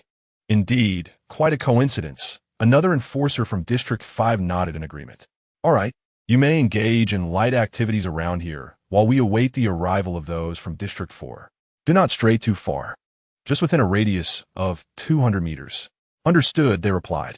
Upon hearing this, the other few firebearers exchanged cautious glances and asked tentatively, Commander Jiang, may we go by newspapers? Go ahead, he replied. The group promptly turned and left, while Chun-Ling quietly followed behind, hands tucked into his pockets. Chapter 59. The meeting Chun-Ling walked approximately 40 to 50 meters before abruptly turning and entering a nearby public restroom. He had naturally observed the contact information provided by the grocery stall, yet given the size of Winter Harbor and the watchful eyes of 3 enforcers in number 8, he could not approach the stall owner directly. To connect with the enigmatic member of the Twilight Society, he had to employ a more discreet method. Chun-Ling trailed a fortunate boy, and, at the moment the boy prepared to enter a stall, swiftly rendered him unconscious with a precise strike and dragged him inside, quickly closing the door. When the door swung open again, he had assumed the boy's appearance. Chun-Ling adjusted his somewhat disheveled collar and stepped out of the restroom, making his way directly to the grocery stall. Newspapers, magazines, toys, cards. Anything you need? If not, I'm closing up. Hello. I would like to write a letter to my mother. Just as the woman yawned, a youthful voice suddenly chimed in. She looked down to see a pair of innocent, wide eyes gazing up at her with a pitiable expression. Little one, my mother has a heart condition, and I wish to give her some hope. Without waiting for the woman to respond, the boy continued, I only have $6 left. Can I send it? Upon hearing this, the woman's eyes flickered with a hint of surprise. Instantly, she smiled and pushed paper and pen towards him. Of course, you can write it here. Thank you. The boy swiftly took the pen and began to write on the paper. The arsonist has infiltrated the ranks. The thief Saint Bai Yi lurks in the shadows, requesting support. Upon finishing the last word, he promptly folded the paper and handed it to the woman. At that moment, several enforcers hurried past him, heading towards the port. The enforcers from District 4 have arrived. The boy, seeing this, cast a deep glance at the woman before immediately making his way back to the restroom. This woman was not a member of the Twilight Society, but rather, like the grocery store Xiao Fong in District 3, she merely served the role of a messenger. Although he had not directly encountered the member who would come to his aid, he was confident that the woman would relay his message. Thus, the Twilight Society would be prepared, if not for sending over a member capable of suppressing the thief Saint Bai Yi, at the very least, it would ensure his safe retreat. With this thought, Chun-Ling's heart settled considerably. He returned to the restroom, reverted to his true appearance, and nonchalantly proceeded towards the gathering point. Meanwhile, the woman at the grocery stall scanned her surroundings with vigilance. Carefully, she took the paper beneath the table and slowly unfolded it, only to freeze in place. On the large sheet of paper, there were only 2 blood-red characters. Go die. The woman? At the moment Chun-Ling saw those words, his heart sank. The audience's anticipation had inexplicably surged, which boded ill. This was the experience he had accumulated over time. Chun-Ling endeavored to search for any clues in his surroundings, yet he found none. No assassins. No imminent danger. He even circled the ship for a while, fearing that someone might secretly breach the hull. As the enforcers from Zone 4 arrived, 3 law officials convened everyone, boarding the vessel in groups according to their respective districts. The number of individuals from Aurora City was indeed considerable, nearly accounting for half of the assembly. Zhong Yaoguang, noticing the large gathering of enforcers, could not help but speak up. It's quite normal, replied another fire manipulator nonchalantly. Aurora City is the heart of the Aurora domain, monopolizing 80% of its resources. Originally, the 7 districts were designed to serve as peripheral factories for Aurora City. It's quite generous of them to allocate so many spots to the 7 districts. Following their gaze, Chun-Ling observed a throng of enforcers waiting by the ship's edge, preparing to board, at least 30 in number. They conversed among themselves, scarcely acknowledging the enforcers from the 7 districts, who, in stark contrast, cast envious glances their way. The distinction in demeanor between the enforcers from Aurora City and those of other districts was palpable. The former exuded an air of confidence in their every gesture, while the latter appeared almost like unrefined bumpkins in comparison. At that moment, 3 individuals among the Aurora City enforcers stood out particularly. Their prominence stemmed from the fact that they were not clad in the customary black and red uniforms. One donned black attire, another adorned with jewels, and the last held a folding fan, leisurely fanning himself in the chilly breeze. They stood at the forefront, with no one daring to encroach upon their space. Not even the 3 enforcers from Aurora City, who intentionally refrained from positioning themselves ahead of these 3. Who are those 3? A fire manipulator inquired curiously. The one in black is likely Lu Xianming. His father is one of the 5 top enforcers in Aurora City, wielding significant influence. The one with the fan is Pu Wan, reputedly from a family of scholarly deities that migrated from another domain. A family of scholarly deities? Why would they venture into the military path? Uncertain, and the one bedecked in jewels? That Zhong Yaowang hesitated, as if realizing something. He lifted the newspaper he had just purchased, eyes widening. Now I understand why he looks so familiar. He is the 3rd young master of the Starry Merchant Association. Yin Shizai. The crowd gasped in astonishment. Chun-Ling narrowed his eyes, deliberately raising his voice in feigned shock. Is he the one who sleeps with his aunt? Quiet down, scowled the leader of the group. Number 8, don't stir up trouble. Meanwhile, Lu Xianming, clad in black, cast a glance at the 3rd district and spoke languidly. Yin Shizai.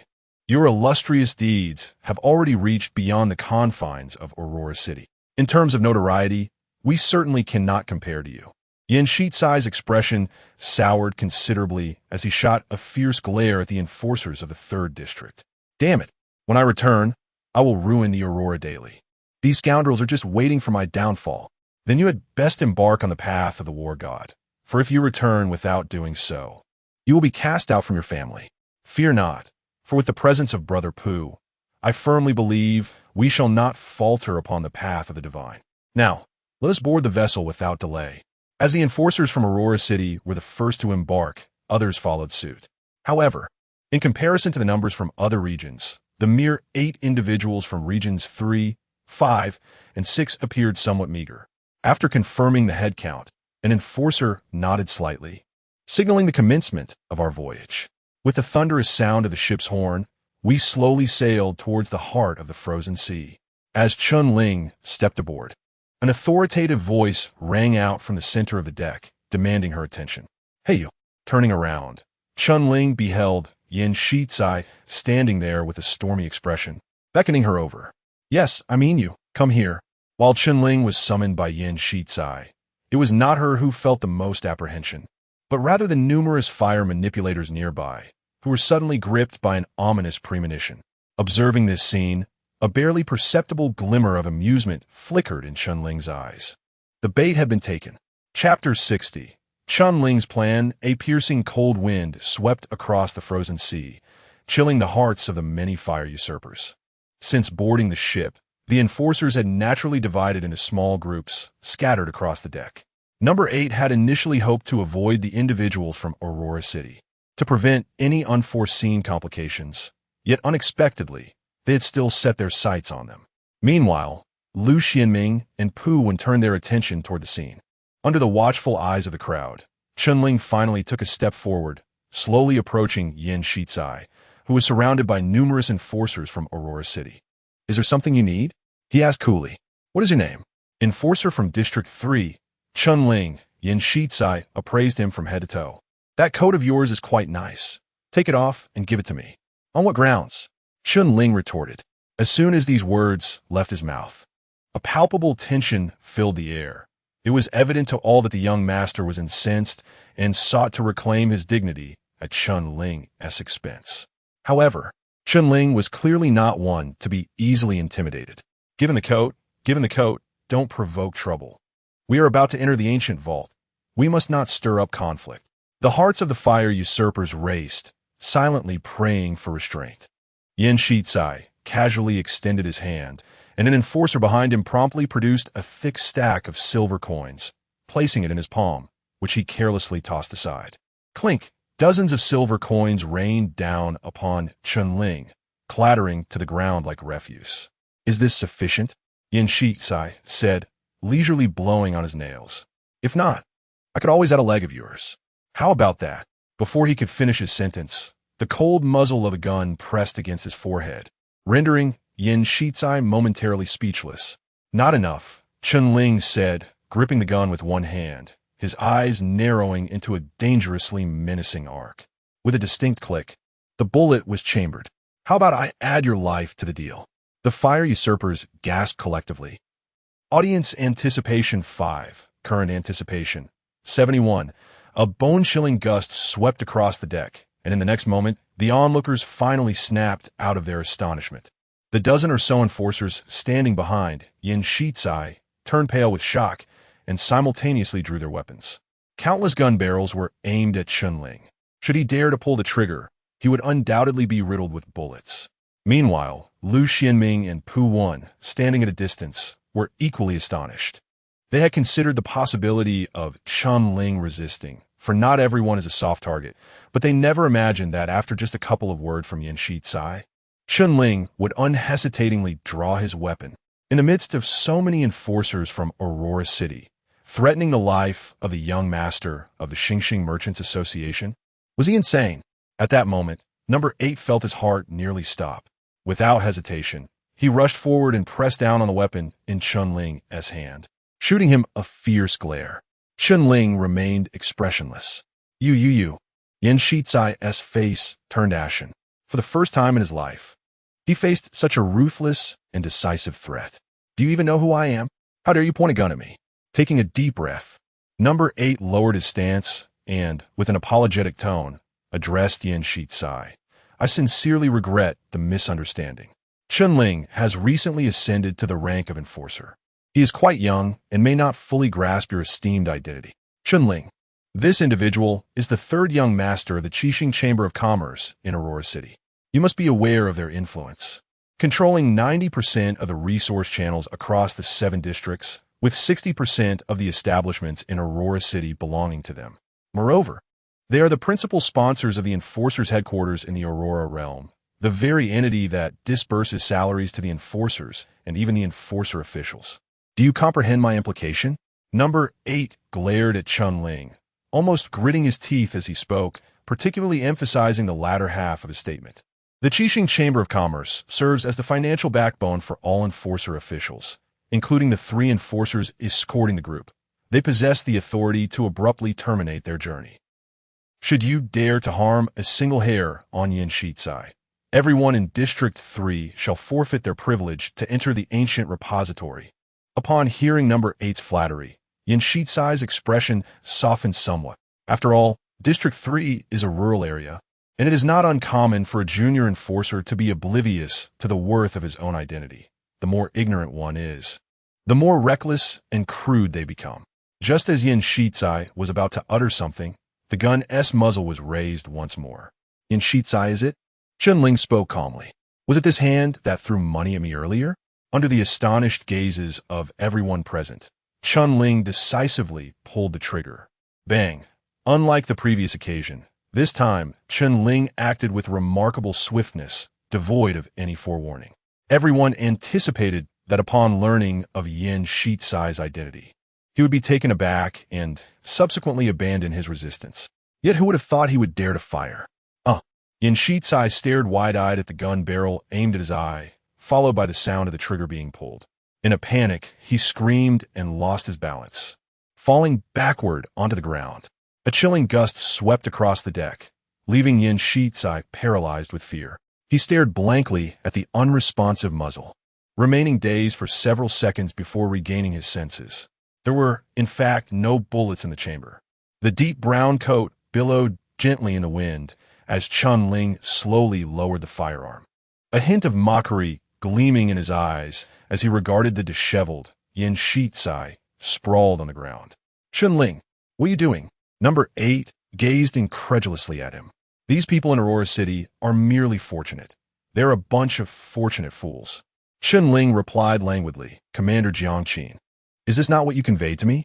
Number 8 was momentarily taken aback. He fixed his gaze on Chun Ling's face, and after what felt like an eternity, rasped, Are you attempting to rebel? No, that cannot be. But he left the latter half of his thought unspoken. Yet, all those lurking in the shadows appeared to sense something amiss, their eyes reflecting hesitation and shock as they looked at Chun Ling. Commander Jiangqin. Do you wish to punish me? Chun Ling met number 8's gaze unabashedly, his eyes narrowing slightly. On the ship, number 8 was taken aback. To outsiders, this exchange undoubtedly appeared as a conflict arising between the enforcers of District 3. Only the arsonist can discern something extraordinary from this.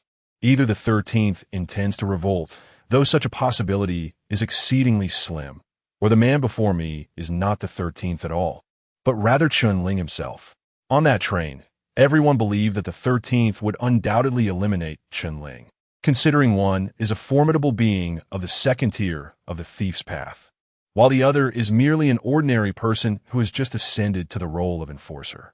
How could an ordinary individual possibly turn the tables on the 13th and dare to assume the very name of his opponent, engaging them in a game of dual identities? It seems utterly implausible, yet paradoxically, this very scenario has unfolded. Chun Ling gazes calmly at the 8th before him, a subtle smile gracing his lips. He is well aware that his identity as the arsonist has been unveiled, yet he remains unperturbed. This vessel is en route to the ancient repository of martial arts, teeming with countless enforcers and 3 enforcers of higher rank. Even if the arsonist and others were to discover his true identity, they would not dare to act against him, let alone expose him. Concealing his identity, nestled within the ranks of the arsonist, ensuring a safe passage into the ancient repository of martial arts, and ultimately executing a counterstrike at the last possible moment. While a commendable strategy, it holds little allure for Chun Ling, since this is but a performance. He intends to elevate the audience's expectations as much as possible, crafting more intriguing points of conflict. Chun Ling harbors an even more audacious plan. Chapter 61. The Ancient Path of Warfare. You dare to deceive me?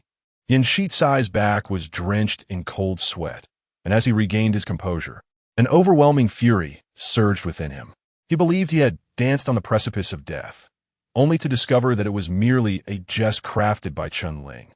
In that fleeting moment, his life and death were manipulated by Chun Ling. How dare you toy with me? How dare you? Yin Shitsai staggered to his feet, his eyes bloodshot with rage. He bellowed, Kill them for me. In an instant, the multitude of enforcers surrounding Yin Shitsai drew their weapons, encircling Chun Ling and number 8 with the barrels of over 10 guns. A pack of country bumpkins. How do they mock me? Yin Shitsai seized a firearm from a nearby enforcer, thrusting the muzzle against Chun Ling's forehead. What do you possess to contend with me? At my command, half the crew would come to slay you. And you. He swiftly redirected the gun at number 8. Yes, I'm indeed favored by fate. A mere word from me could compel you pathetic dogs from the 3rd District to meet your end. Do you dare defy me? Number 8? No. 8 had been unwittingly dragged into this mess by Chun Ling. His mind was already filled with expletives. He had painstakingly led a group of arsonists, stealing the identities of enforcers from 3 major districts, concealing their identities to blend into the ancient path of warfare. Yet the emergence of Chun Ling had thrust them into the spotlight. Number 8 never imagined things would escalate to this extent. Young master, are you truly going to pull the trigger? A relatively calm enforcer from Aurora City inquired cautiously as he observed Yin Shitsai's near-manic state. What is there to fear? I can easily handle 2 curs. Everyone, fire. Wait. Just as Yin Shitsai was about to give the order, 3 figures clad in black trench coats hurriedly approached. The 3 enforcers had been in a meeting within the cabin, discussing the upcoming route when the commotion outside drew their attention, leading them to discover the chaos that had erupted. Lower your weapons. Do you all wish to forfeit your entry into the ancient path? The five-striped enforcer spoke coldly. The crowd exchanged glances, reluctantly lowering their firearms. Directorly, what does this mean? Sheet's eye furrowed his brow. They provoked me first. I was merely defending myself. He emphasized the words, defending myself, with fervor. Young Master Yin, please do not put us in a difficult position. If a life is lost before we enter the ancient path, according to regulations, we must turn back and submit to an investigation by the Aurora City Enforcer Headquarters. Upon hearing this, the fury in Yin Shitsai's eyes subsided slightly. This was indeed a regulation issued by the Enforcer Headquarters. In other circumstances, he would have killed without hesitation. However, this vessel en route to the ancient path held extraordinary significance for the Aurora realm. Yet even so, Yin Shitsai remained unwilling to relent. His gaze fixed on Chunling and the other, his eyes gleaming with cold malice. A four-striped enforcer, upon witnessing the scene, leaned closer to him and whispered, "Young Master Yin, please bear with it for now. It would be wiser to take action once we are inside the ancient vault. It is not uncommon for 1 or 2 lives to be lost within the military path ancient vault each year. If a life is lost aboard this vessel, we all shall bear the consequences." Yin Shitsai cast a glance at him, and his mood significantly eased. He glanced at Chunling and the others, conceding, "Very well, we shall deal with them once we enter the ancient vault." Seeing Yin Shitsai refrain from further confrontation, the other fire manipulators finally exhaled in relief, though they sensed that their plans would likely encounter unforeseen difficulties once they crossed into the military path ancient vault. Number 8 cast a deep look at Chunling, who responded with an innocuous smile. Yet for reasons unknown, this smile sent a chill through Number 8's heart. As the ship gradually glided across the cerulean sea, immense ice floes began to emerge around them, the piercing cold seeping into their very bones. Despite their heavy garments, the biting chill was relentless. Simultaneously, at the horizon's edge, a darkened firmament began to materialize. Even though it was still afternoon, the sunlight above the frozen sea began to wane, and the dim waters, laden with thick ice, flowed past the ship. This realm was visibly succumbing to darkness. The crew stood upon the deck, gazing up at the heavens, the majority of whom had never beheld such a sight, including Chunling. A black sky above the frozen sea. This was the second time since arriving in this era that Chunling had witnessed a large-scale supernatural phenomenon, the first being the aurora. However, even the omnipresent auroras within the auroral realm could not extend into this black sky, as if an invisible barrier segregated all light from this realm. The young enforcers exchanged glances, realizing the significance. The domain of the military deity path, the four-striped enforcer began. Since the dawn of humanity, spanning tens of thousands of years, human civilization emerged the moment we began to dwell in groups. From the primitive acts of gathering firewood, igniting flames, and hunting, to the intricate divisions of labor that followed the flourishing of civilization, the concept of profession has woven through the fabric of human history. The myriad professions, from scholars and physicians to soldiers, artisans, and entertainers, represent manifestations of divine nature within human civilization. The ancient vault of the divine path embodies the physical manifestation of this divinity, encapsulating the cumulative knowledge and experience amassed over millennia along specific paths. The military path ancient vault serves as the vessel for all acts of combat and warfare since humanity's inception. Do you see that sword? The crowd followed his. And in the central region of the black firmament, a colossal black sword pierced the heavens, standing like a mountain in its grandeur. It seemed to descend from the sky, penetrating the earth, reaching towards the core. Even as they stood on the deck, gazing up, they could only behold half of the sword's length. The other half had vanished into the inky sky above, beyond mortal sight. Beneath that sword lay the military path ancient vault. Shall we proceed beneath that sword? Indeed, but only to the periphery. The vast expanse of the ancient martial repository is immense, and the area accessible to you is but a mere fragment. The enforcer paused momentarily, stating, "In the path of the war god, one attains enlightenment through bloodshed. Within the realm of the aurora, you lack the opportunity to take lives. However, in the ancient battlegrounds manifested by the martial repository, you may engage in unrestrained combat. When you find resonance amidst blood and fire, gathering sufficient killing intent through slaughter, you may attract the foundational essence of the war god, granting you the qualification to embark upon the divine path. The group stood in awe, gazing at the colossal sword of the heavens drawing ever closer, their minds profoundly shaken. The ship hummed, the cold wind howled, and the garments of those on deck were whipped into a frenzy by the gusts, creating a cacophony of sound. Chapter 62, in the name of the King of Silver. Seeking resonance, gathering killing intent. Is this the key to attracting the foundation of the divine path of arms? Shun Ling etched these 8 words into his memory. He suddenly recalled that when he was observed by the divine path of arms in his courtyard, he seemed to be in a similar state. An overwhelming hatred consumed his heart. Standing before the bone knife, he, who had never taken a life, used a dagger to cleave the body of his opponent. The killing intent that surged within him annihilated the entire courtyard before it was barely quelled. The distinction, however, lay in the fact that at that moment, he was directly bestowed with divine insight by the stars, representing the divine path of arms in the heavens. Whereas the individuals entering the ancient repository of arms now draw their divine path from its foundational essence. In terms of efficacy, the latter should be inferior to the former. Before entering the ancient repository, there were 2 rules that must be remembered. First, all beings manifested within the ancient repository of arms may be slain at will, for they are but projections of ancient killing intent. However, you must not harm one another. Should a manifested being perish, it can be reborn. But if you die, it is a true death.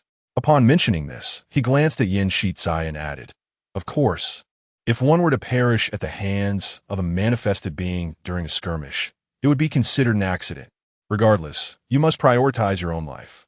Second, upon entering, the ancient repository will automatically seal itself, reopening only after 24 hours. During this time, there will be no opportunity for temporary exit. Again, if an unforeseen circumstance arises, prioritize your own life. Each year, enforcers are sent into the ancient repository of arms. Yet less than 1 in 10 will ascend the divine path of arms. It matters not if one fails to ascend, but if a life is lost here. All is forfeit. The enforcer's every word served as a reminder to the crowd to avoid excessive aggression, striving to minimize unnecessary casualties within the repository. Simultaneously, Chun Ling felt a gaze upon him. He turned to find Yin Shizai, flanked by numerous enforcers, casting a cold smile in his direction, while the remaining 7 usurpers also furrowed their brows, their eyes glittering with scrutiny. Chun Ling chose to disregard the scrutinizing gazes of both groups, his deep brown coat billowing in the wind as he stood at the bow, gazing at the approaching ancient repository of arms, lost in contemplation. Before long, the vessel arrived at the base of the colossal sword in the heavens, docking before a massive portal. There were no walls, no pathways. That solitary black door stood resolutely upon the frozen sea. Behind it lay an abyss of endless void. At last, the 4-pattern enforcer glanced at the time, and upon crossing that threshold, they would officially enter the interior of the ancient repository of arms. The ship would await them here in 24 hours. The crowd exchanged glances, each approaching the edge of the deck, gazing at the black portal standing before the void, momentarily at a loss as to how to proceed. Just then, Lu Xianming, who had remained silent, suddenly stepped forward, leaping onto the railing, his figure soaring high before plunging into the black portal, vanishing completely from sight. Lu Xuanming's decisiveness startled those around him, prompting an increasing number of individuals to follow suit. Taking a deep breath, they leaped off the ship one by one. Chun Ling, is it? Yin Shizai, with one foot perched on the railing, sneered at Chun Ling. I'll be waiting for you in the ancient vault. With that, he too leapt down, vanishing without a trace. The 7 fire usurpers followed closely behind. As the crowd dispersed, only Chun Ling remained solitary on the deck, dwarfed beneath the vast black sky. 3 enforcers clad in trench coats stood behind him. Enter, the 5-striped enforcer spoke slowly, Even if you choose to withdraw now, once ashore, Yin Shizai will still find a way to eliminate you. His power is far greater than you can imagine. Seeing Chun Ling hesitate to enter, they assumed he was paralyzed by fear. After all, anyone with sense would realize that once inside the ancient vault, Yin Shizai would unleash all his might to hunt him down. For Chun Ling, stepping into this vault was akin to walking into certain death. After a prolonged silence, Chun Ling slowly turned his head. He offered a faint smile to the three enforcers. Who said I intend to withdraw? Leaning against the railing, he gently tilted backward, his form gracefully plummeting into the abyss beyond the ship, disappearing through the dark portal. As darkness enveloped him, Chun Ling found himself standing on the edge of a precipice upon opening his eyes again. The multitude of enforcers who had entered the ancient vault before him now stood in an arc before him, seemingly awaiting his arrival. Their gazes were laden with a mixture of pity, regret, schadenfreude, and compassion. Anyone who had witnessed the friction between him and Yin Shizai aboard the ship understood. Chun Ling was doomed. This was the inevitable consequence of provoking Yin Shizai. Ultimately, he was merely a newly promoted enforcer from the 3rd District. How could he possibly contend with the powerful Yin Shizai? Among them were enforcers from other major districts, most regarding Chun Ling with sympathy. For even if they were in his place, their fate would not have been any better. Yet, they too could not step forward to speak on Chun Ling's behalf. Their sole relief lay in the fact that Yin Shizai had set his sights on Chun Ling rather than themselves. Amidst the crowd, Chun Ling's expression remained unchanged. He shifted his gaze to those at the periphery, including the 8th enforcer. The fire usurpers exchanged glances, seemingly reluctant to interfere in Chun Ling's plight. Lost in her thoughts, you truly dare to come in? Should I call you arrogant or brave? Yin Shizai, surrounded by numerous enforcers, spoke in a chilling tone, his gaze icy and menacing. With a slight raise of his right hand, the over a dozen enforcers from Aurora City simultaneously drew their weapons. The dark muzzles of their guns were aimed squarely at Chun Ling, leaving him no escape. Yin Shizai was resolute in his intent to kill Chun Ling here. The bullet lay poised in the chamber, while before Chun Ling stretched a dense web of gunfire, and behind him loomed an endless abyss, leaving him with no avenue of retreat. Chun Ling's hand reached for his waist. The moment he drew his gun, every nerve in the crowd tensed instantly. Yanshi instinctively clutched the sacrificial artifact in his pocket, while Pu Wen stepped protectively to his side, a subtle aura of divinity emanating from him. Simultaneously, every armed enforcer felt an involuntary urge to pull the trigger. Yet amidst the palpable tension, Chun Ling slowly pressed the gun's muzzle against his own mouth. A grin spread uncontrollably across his face, and a madness flickered in his eyes. Did you think that if I perished, everything would come to an end? Before the gaze of the multitude, he raised his right hand, the tip of his finger lightly touching his brow, like a profoundly devout believer addressing the void, to usurp the heavenly path, to seize the universe. In the name of the end, the thief of the divine king of silver, you shall all perish here. Bang! Chun Ling pulled the trigger.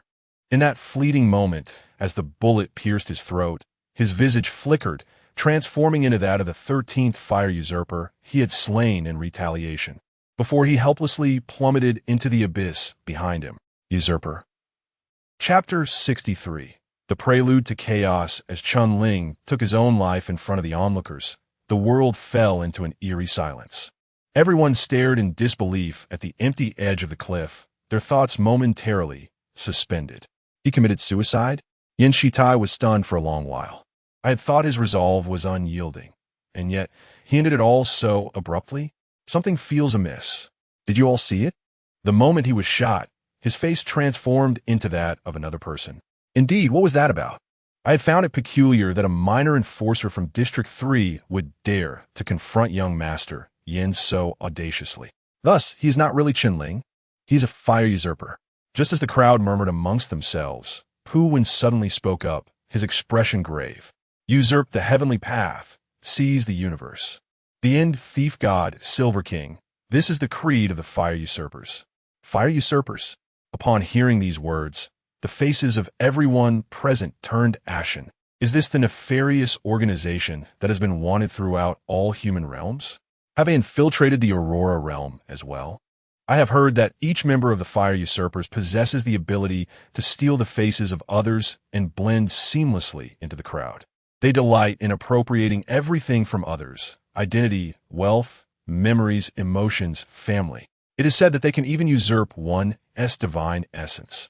So, the one who just died was not Chunling at all, but a fire usurper who had infiltrated our midst. They have even penetrated the ancient vault of Martial Path. The atmosphere of horror and dread rapidly spread within the confined ancient vault as voices rose in a cacophony. Meanwhile, the fire usurpers were equally bewildered. They had presumed that Chunling had killed number 13 and then masqueraded as a fire usurper within their ranks. But after he was shot, he distinctly transformed into the appearance of number 13. Thus, number 13 did not fail. Was everything just now executed by number 13 himself? Has he betrayed us? But what could he possibly gain from this? All the fire usurpers felt their minds spiraling, exchanging glances filled with confusion and uncertainty. He just said that we would all die. Suddenly, Lu Xianming, who had remained silent, spoke up. If this had been uttered by Chunling, the others would have found it laughable, considering he was merely a powerless enforcer from District 3. But if these words came from a fire usurper disguised as Chunling, the implication would be vastly different. At this moment, as everyone reflected on Chunling's words, expressions, and smile before his demise, a chill crept down their spines. Yet he is dead now. Can he still kill us? A raspy voice emerged from among the enforcers. On what grounds can you be so certain that only one fire usurper has infiltrated our ranks? As this question hung in the air, the hairs on everyone's necks stood on end. The hearts of the fire usurpers plummeted. The fire usurpers' motives for infiltrating the ancient vault of Martial Path must be substantial. Do you truly believe they would dispatch merely one person? Lu Xuanming's somber voice reverberated in the ears of the crowd. From another perspective, if he were alone, why would he intentionally provoke Yin Shizai, inciting us to unite against him? Isn't this tantamount to revealing his identity and courting death? Are you suggesting that he is deliberately drawing our attention to shield his accomplices? This reasoning is also flawed. Upon his demise, we would undoubtedly realize that infiltrators had entered our ranks, thereby further exposing his comrades. Could it be that discord has erupted among the infiltrators themselves? This possibility cannot be dismissed, yet I still sense something amiss. Chunling incited the wrath of the law enforcers in Aurora City, leaving the infiltrators bewildered. Then, this enigmatic young man, standing at the pinnacle of turmoil, abruptly took his own life, leaving them with an endless enigma. Yin Shizai's expression darkened considerably. He had anticipated that entering the ancient repository would allow him to vent his frustrations on Chunling. Yet he found himself in a more distressing predicament than he had imagined. So, an infiltrator truly exists among us? He gritted his teeth and inquired, "Who is it?" The crowd exchanged furtive glances, their eyes now tinged with wariness and doubt. According to Lu Xuanming's earlier assertion, any individual in their midst could have been swapped out by the infiltrators. If memory serves, Chunling arrived alongside the law enforcers from Districts 3, 5, and 6, who seemed to have an epiphany.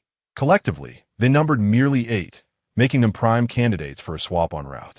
Suddenly, all eyes turned sharply towards those from Group 8. Moreover, they had arrived a day early. A law enforcer from District 4 interjected, noting their proximity to Winter Harbor, particularly District 3. Upon reflection, it was unnecessary for them to arrive a day in advance, even if they were merely visiting. The serendipitous encounter with law enforcers from Districts 5 and 6 en route seems implausible. Speaking of which, during the voyage, the dialogue between Chunling and the captain of their District 3 team appeared rather peculiar. The hearts of the 7 infiltrators tightened with each exchange among the others. They acutely sensed the growing fear and suspicion directed at them, prompting some to hastily distance themselves, with several even revealing murderous intent. What a predicament this is. The 7 infiltrators found themselves on the verge of tears. They had diligently concealed themselves within the ranks of the law enforcers, committing no wrongdoing, yet their identities were suddenly at risk of exposure. And with Chunling's death, all leads had been severed. as their identities loomed on the brink of revelation. The infiltrators exchanged glances, their expressions darkening with malice. Since exposure was imminent, should they not simply eliminate them all? After all, once within the ancient repository, regardless of how ruthlessly they slaughtered, the outside world would remain oblivious. Although they were outnumbered tenfold, the majority of their adversaries were but ordinary individuals. The act of killing would not pose a challenge. Jiang Qin, a law enforcer from District 3, crossed his arms slowly and spoke, "We must verify the authenticity of your identities. Do you consent?" Suspicion had already taken root. Without confirming the identities of this group from District 3, who could feel secure while navigating the ancient repository? "How shall we verify?" inquired Group 8 in response. "I have heard that the usurpers of fire steal faces, merely layering the flesh and blood of others upon their own visage.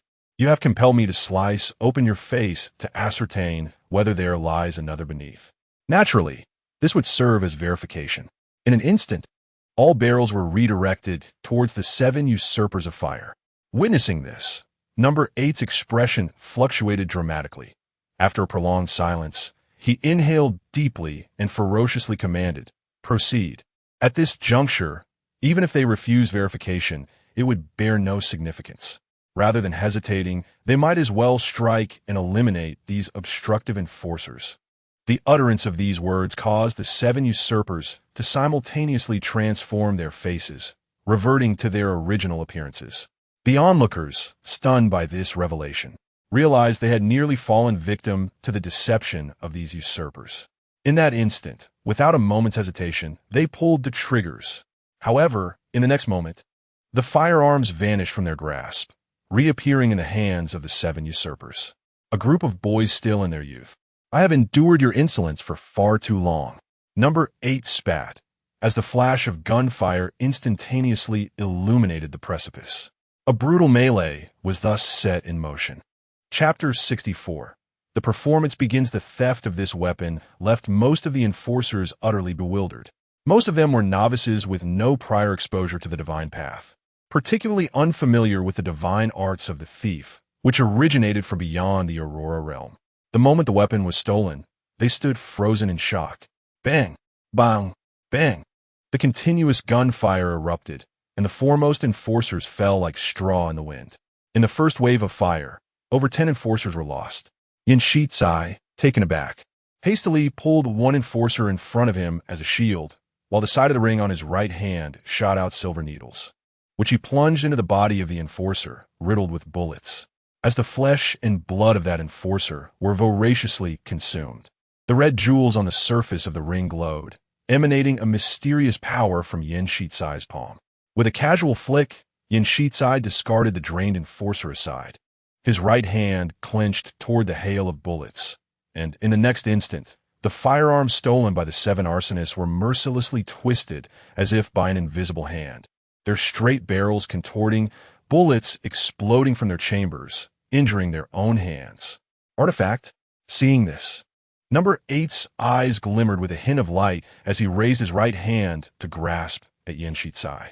Just as he was about to seize Yin Shizai's artifact, Pu stepped forward, producing a piece of rice paper from his sleeve and pointing it at the 7 men suspended in midair.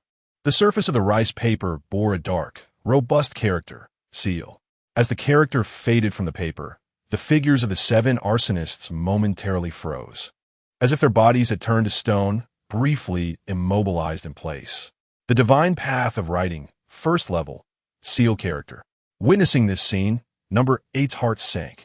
He had not anticipated that Pu had indeed mastered the divine path of writing. How had he obtained the opportunity to enter the ancient repository of military arts? With Yin Shizai accompanying him, was that not a blatant act of cheating? In a flash, a blade of light sliced through the darkness, curving like a crescent moon as it severed the neck of one of the immobilized arsonists. The black-clad Lu Xianming halted, the pristine blade now stained with blood. Simultaneously, a large head rolled away from the body of the arsonist behind him. "One more arsonist down. Let us go," Lu Xianming exclaimed after slaying one, opting not to continue his assault, but instead charging decisively deeper into the ancient repository, We are no match for them. Split up and flee. His words jolted the other enforcers into action. Without hesitation, they turned and dispersed in various directions. Though they numbered over 70, they had suffered significant losses in mere moments, with several enforcers falling to the arsonists. Despite Yin Shizai's artifact, Pu Wen's divine path of writing, and Lu Xianming's sudden strike, enabling them to narrowly exchange one arsonist for their own. The remaining arsonists would easily turn the tide and retaliate once freed from the seal. A second later, number 8 was the first to break free from the seal. His gaze turned cold as he watched the fleeing figures disperse into the depths of the ancient repository. After a long moment of hesitation, he chose not to pursue. Damn it, number 14 has been beheaded. The remaining arsonists, witnessing the decapitated body of their comrade, bore expressions of utter dismay. We have underestimated them. On the 8th day, a voice emerged slowly, belonging to Yin Shizai, Lu Xianming, and Pu Wen, 3 remarkably influential figures of the younger generation within Aurora City. How could they enter the ancient vault of martial arts without means of protection? The main concern was Pu Wen. Zhong Yaoguang gritted his teeth and declared that had it not been for his divine literary prowess, they could have swiftly stolen Yin Shizai's sacrificial vessel and Lu Xuanming's blade. The next time they meet, they must be annihilated. 8th, shall we not pursue them? Let's not forget our objective. Our priority is to seize the foundation of the martial god's path.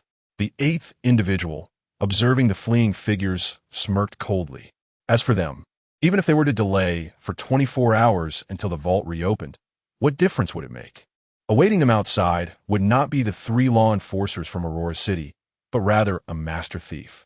The remaining fire usurpers envisioned that scene, their lips curling into smiles, their hearts suddenly at ease. With a master thief backing them, what was there to fear? Indeed, let them frolic a while longer. Yet this 13th, he was utterly perplexing. Who exactly was he? What of it? He is but a corpse. How much turbulence can he stir? I just feel that something about this whole situation is amiss. Enough of this overthinking. Our focus must remain on seizing the foundation of the martial god's path. The 6 fire usurpers turned away from the cliff, heading directly into the depths of the ancient vault of martial arts, soon vanishing beyond the horizon. Time elapsed without notice, until a bloodied hand slowly clawed its way over the cliff's edge.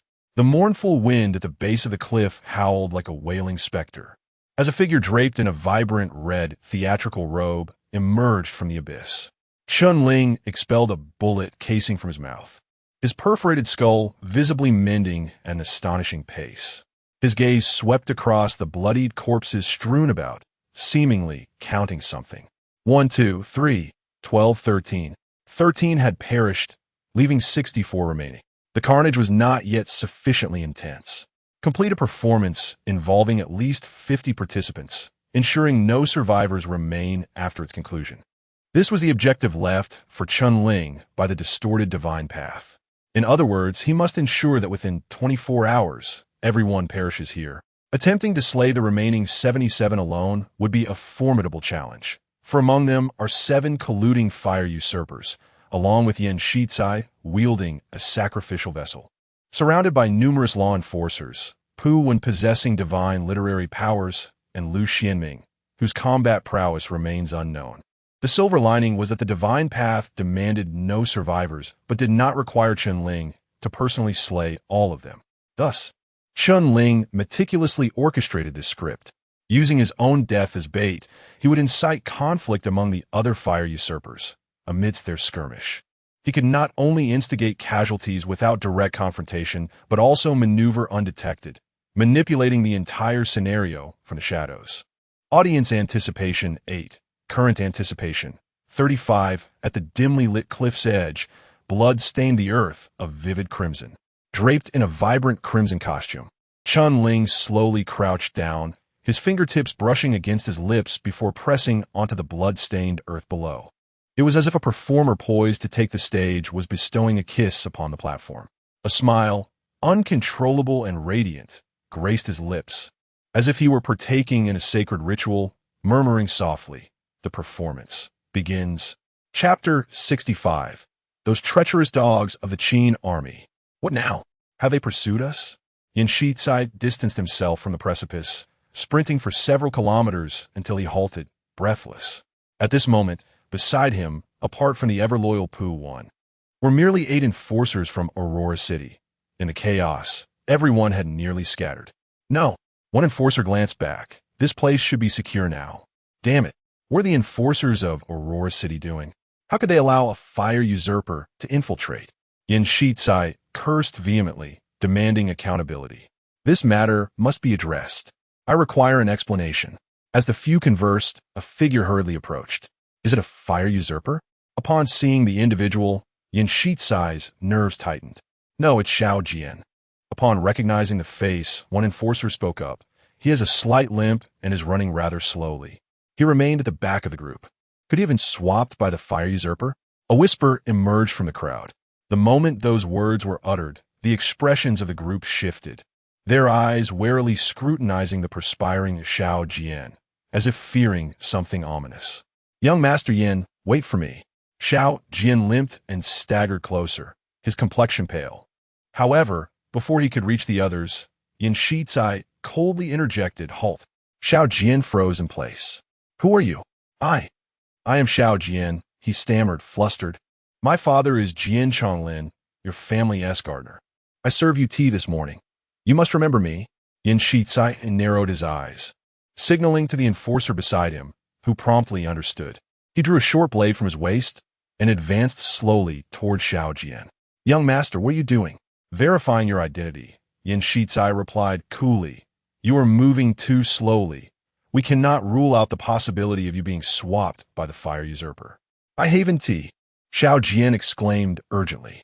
I truly haven tea. I run slowly because of my limp. I have not been swapped. Whether you have been swapped or not will be revealed by cutting your face. The enforcer reached Xiao Jian, the blade's glimmer reflecting ominously on his face. Xiao Jian's legs buckled, and he collapsed to the ground. Young master, please don't cut my face. I beg you. I am already limping. If you cut my face, how will I survive?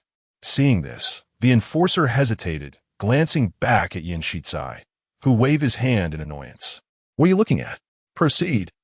Apologies, my friend. The enforcer seized Xiao Jian by the collar, the sharp tip of the knife piercing his cheek, and he began to apply pressure downward. A piercing scream erupted from Xiao Jian's throat, his face contorting in agony as crimson blood seeped from the wound. A gruesome gash marring the majority of his cheek, exposing the flesh beneath. Beneath the flesh, there was no other face. The enforcer sheathed his dagger and stood up, giving a slight nod to Yin Shizai and the others. It was indeed him. A collective sigh of relief escaped the crowd. The crisis had been averted. Pu Wen glanced towards the cliff. The group of arsonists had not pursued them, indicating they likely had other objectives. As long as they did not provoke us, their intentions mattered little. Yin Shizai spoke gravely, asserting that once the 24 hours elapsed, their demise would be inevitable. Until then, there were more pressing matters at hand. In order to bring you into the ancient repository, I have exhausted all my connections and goodwill. If I cannot ascend the path of the war god, I shall never wield authority over the Starry Merchant Association in this lifetime. Let be known, I can only assist you in siphoning murderous energy through the Book of Gods. Whether you can tread the path of the war god is beyond my concern. Pu Wen shot him a glance, silently acknowledging the reminder. Yin Shizai's eyes glinted with determination as he waved his hand. Let us move swiftly. The group followed closely behind him, making their way deeper into the ancient repository, leaving behind a solitary figure, bloodied and lifeless, sprawled on the ground. Xiao Jian struggled to rise, a ghastly gash marring his cheek as he stared blankly at the retreating figures, darkness clouding his gaze. After a moment, he regained his senses, gritting his teeth and laboriously trudging in their wake. Was this indeed the interior of the ancient repository of martial arts? Beneath the somber sky, Chun Ling stood alone in the desolation, clad in a striking crimson theatrical robe, murmuring to himself. He refrained from pursuing any faction, for there was ample time before the ancient repository of martial arts reopened. During this interval, it would be prudent to allow the tensions to fester. He believed the chaotic bloodshed was far from over, merely at a temporary standstill. In other words, let the bullets fly a while longer. Ling also required some time to devise a method for stealing the path's foundation. He vividly recalled the Enforcer's words before entering the repository. When one finds resonance amidst blood and fire, and gathers sufficient murderous energy through slaughter, there lies a chance to attract the foundation of the war goddess path. How precisely should this be accomplished? Pondering this, he ascended a small hill. Not far from the hill, he observed a narrow ravine carved into the earth, within which 10 armored figures stood, weapons in hand, seemingly engaged in conversation. Their attire and weaponry bore no resemblance to those of this era. Could this be the ancient projection of murderous energy that the Enforcer mentioned? After a moment's hesitation, Ling descended the hillside and approached the ravine. As he stepped into the confines of the ravine, the 10 armored figures suddenly turned, as if sensing his presence. They fixed their intense gaze upon the crimson-clad Ling, as though he were the nemesis of their kin, and bellowed in unison, "It's that dog of the Qin army! Kill!" In the next instant, the 10 figures charged at him, spears raised and brimming with murderous intent. Ling hesitated for a moment, instinctively retreating a step, his foot leaving the ground as he stepped back. Unexpectedly, the 10 armored figures halted, as if they had lost their target, and turned to retreat. They lowered their weapons, gathering together as if to discuss something. Ling. He contemplatively stepped into the chasm once more with his right foot, prompting the 10 individuals to instantly seethe with rage, brandishing their weapons and charging towards Ling. "It is those treacherous soldiers of the Qin army. Kill!" As Ling retracted his foot, they fell silent and turned back. Ling took another step forward. "It is those treacherous soldiers of the Qin army. Kill!" "It is those treacherous soldiers of the Qin army. Kill!" This chant echoed repeatedly, and Ling regarded the expressions of the 10 in the chasm with an utterly peculiar gaze. Were they not mere NPCs? Chapter 66. The repository Ling appeared to grasp the essence of the ancient military repository. The enforcers aboard the ship had remarked that the divine repository embodies the divinity of the divine path in the mortal realm, encapsulating the cumulative experiences of humanity over millennia along a singular trajectory. Initially, Ling struggled to comprehend this concept, but the current scene evoked memories of a term from a bygone era: repository. The ancient military repository resembled a superlative repository, consolidating every war and conflict throughout human history, manifesting and refreshing through some underlying logic. The trial segment they occupied likely represented the periphery of this repository. Before him lay a trench inhabited by 10 soldiers, seemingly preserving a fragment of war history. The moment anyone ventured into this domain, it would be triggered, and upon departure, the spectral hostility within would automatically reset. No wonder the Enforcer advised them to act within their means. In this mode, as long as the participating enforcers did not engage in reckless folly, they could ensure their safety by retreating at the first sign of overwhelming odds, making this an ideal training ground for novices like them. Ling stepped once more into the trench, this time not retreating, but resolutely advancing towards the 10 figures. "It's that traitor of the Qin army. Kill!" they bellowed, brandishing their long spears and charging at him with fervor. In the confined terrain, facing them head-on was his only option. The darkened tips of their spears sliced through the air, yet they never made contact with his form. With an agile evasion, he gracefully sidestepped the trajectories of spears, swiftly closing the distance with a glimmering dagger that soon found its mark upon the throat of the first soldier. In rapid succession, 3 more spears lunged toward him. These soldiers were markedly different from the rabble of I Spring Street. They exhibited evident training, demonstrating remarkable coordination and precision in their assault angles. Ling, dagger in hand, retreated within the trench, deftly avoiding the frenzied thrusts of the spear points. Simultaneously, he pushed off the adjacent wall with formidable force, propelling himself into the air and soaring over the wall of spears, landing like a specter amidst the group. The hem of his robe swept through an arc, and in a heartbeat, the icy glimmer of his dagger extinguished the lives of 3 more. In such close quarters, the dagger's agility far outstripped that of the spears, leaving the soldiers little time to react as they fell one after another. In mere moments, Chun-Ling had dispatched 4 of them. Turning to gaze upon the lifeless bodies sprawled in pools of blood, an indescribable sensation coursed through him. He was unaware of how he had accomplished such feats. The leap facilitated by the wall and the subsequent slaying of the soldiers had been pure instinct, devoid of conscious thought. It was as if he had an innate understanding of the most efficient method to take a life. As he continued to eliminate the soldiers, Chun-Ling watched as their corpses dissipated into shadows, merging into his being. Simultaneously, an inexplicable yearning surged within his mind. This feeling was difficult to articulate, akin to stepping out of a gangster film and unconsciously standing tall, eyes fierce, regarding everyone with a newfound confidence that made them seem like mere trifles. Beneath the baptism of murderous intent, his soul yearned for more intense combat, craving blood and fire. The fierce light flickered in Chun-Ling's eyes as he unhesitatingly struck again, charging towards the remaining 6 soldiers. A flash of red danced amidst the crowd. Under Chun-Ling's agility, the advantage of the long weapons became irrelevant. The 6 soldiers retreated amidst the ravine, unable to withstand the cunning angles of his dagger's assault. Ultimately, under Chun-Ling's ferocious onslaught, their coordination faltered, and as the first figure fell to his strikes, more and more shadows succumbed in succession. Blood soaked the ground, a chilling aura of death permeating the ravine, all absorbed by that flash of red. Traitors, may you meet a grim fate. Chun-Ling's dagger pierced the chest of the last soldier, whose blood-red eyes fixated on him. Blood surged from his throat, and only after uttering those words did he collapse into a pool of blood. The final vestige of murderous intent surged into Chun-Ling's being as he glanced at the multitude of corpses on the ground, pondering aloud, dogs of the Qin army. I wonder which war shadow this is. Chun-Ling had little knowledge of history and no desire to delve into it. For him, the paramount task was to swiftly seize the foundation of the war goddess path. Just as he prepared to depart the ravine, the ground beneath him suddenly trembled.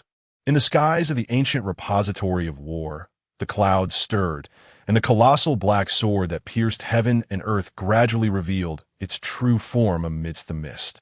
A distant glimmer ignited at the end of the sword's hilt, where a dark red gemstone shimmered like a star. In that moment, Chun-Ling felt the murderous intent within him begin to boil, as if an unseen force had locked onto him. Wait, why does the sensation feel so familiar? Just as confusion enveloped Chun-Ling, a black satin ribbon extended from the gemstone, slithering through the clouds and darting straight towards him like a serpent. Meanwhile, in other regions of the ancient repository of war, useless, with so many people, can't you handle even 3 shadows of murderous intent? In a small ravine, 7 enforcers clumsily wielded their blades, steadily retreating before the attacks of 3 armored soldiers. Yen Shizai and Pu Wen stood at the edge of the ravine, observing the arduous battle, unable to restrain themselves from cursing. Can't 7 of you defeat 3? What kind of enforcers have you become over these years? The 7 enforcers within the ravine felt utterly helpless.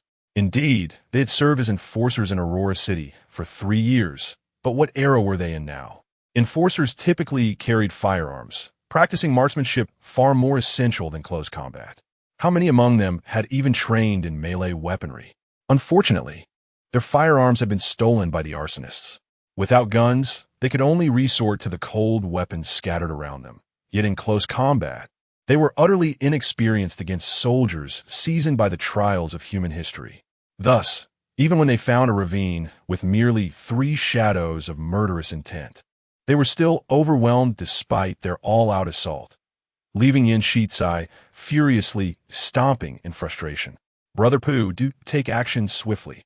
I fear that if I linger any longer, I may be unable to restrain myself from eliminating this group of worthless fools. And she spoke through gritted teeth, suppressing his fury as he addressed Pu Wen beside him. Pu Wen nodded, reaching into his sleeve, where he produced a piece of Xian paper that once again graced his palm. Freeze, he murmured softly to the 3 armored soldiers. As the character for freeze faded from the paper, the 3 soldiers became motionless in an instant, allowing the remaining enforcers to finally exhale in relief as they brandished their swords and began to strike at the immobilized figures before them. Chapter 67. The token amidst the chaos, Three enforcers struck with precision, absorbing the murderous aura left behind by the vanquished soldiers. Their eyes gleamed with newfound brightness, as if something within them was awakening. Their earlier fatigue vanished completely, their postures straightened instinctively, and a sense of valor adorned their brows. "What are you waiting for? Step forward," Inshitsai commanded once more. The crowd promptly emerged. After some time, only 3 auras had been absorbed. At this pace, how long would it take to attract the attention of the war god? Inshitsai remarked with displeasure. The attention of the war god varies from person to person. Puis interjected à propriété. Some are naturally suited for the path of the war god. Even the slaying of a single foe can draw divine notice. Conversely, others may not befit this path. Even gathering dozens of murderous auras might not suffice to capture divine attention. I understand, Inshitsai waved his hand.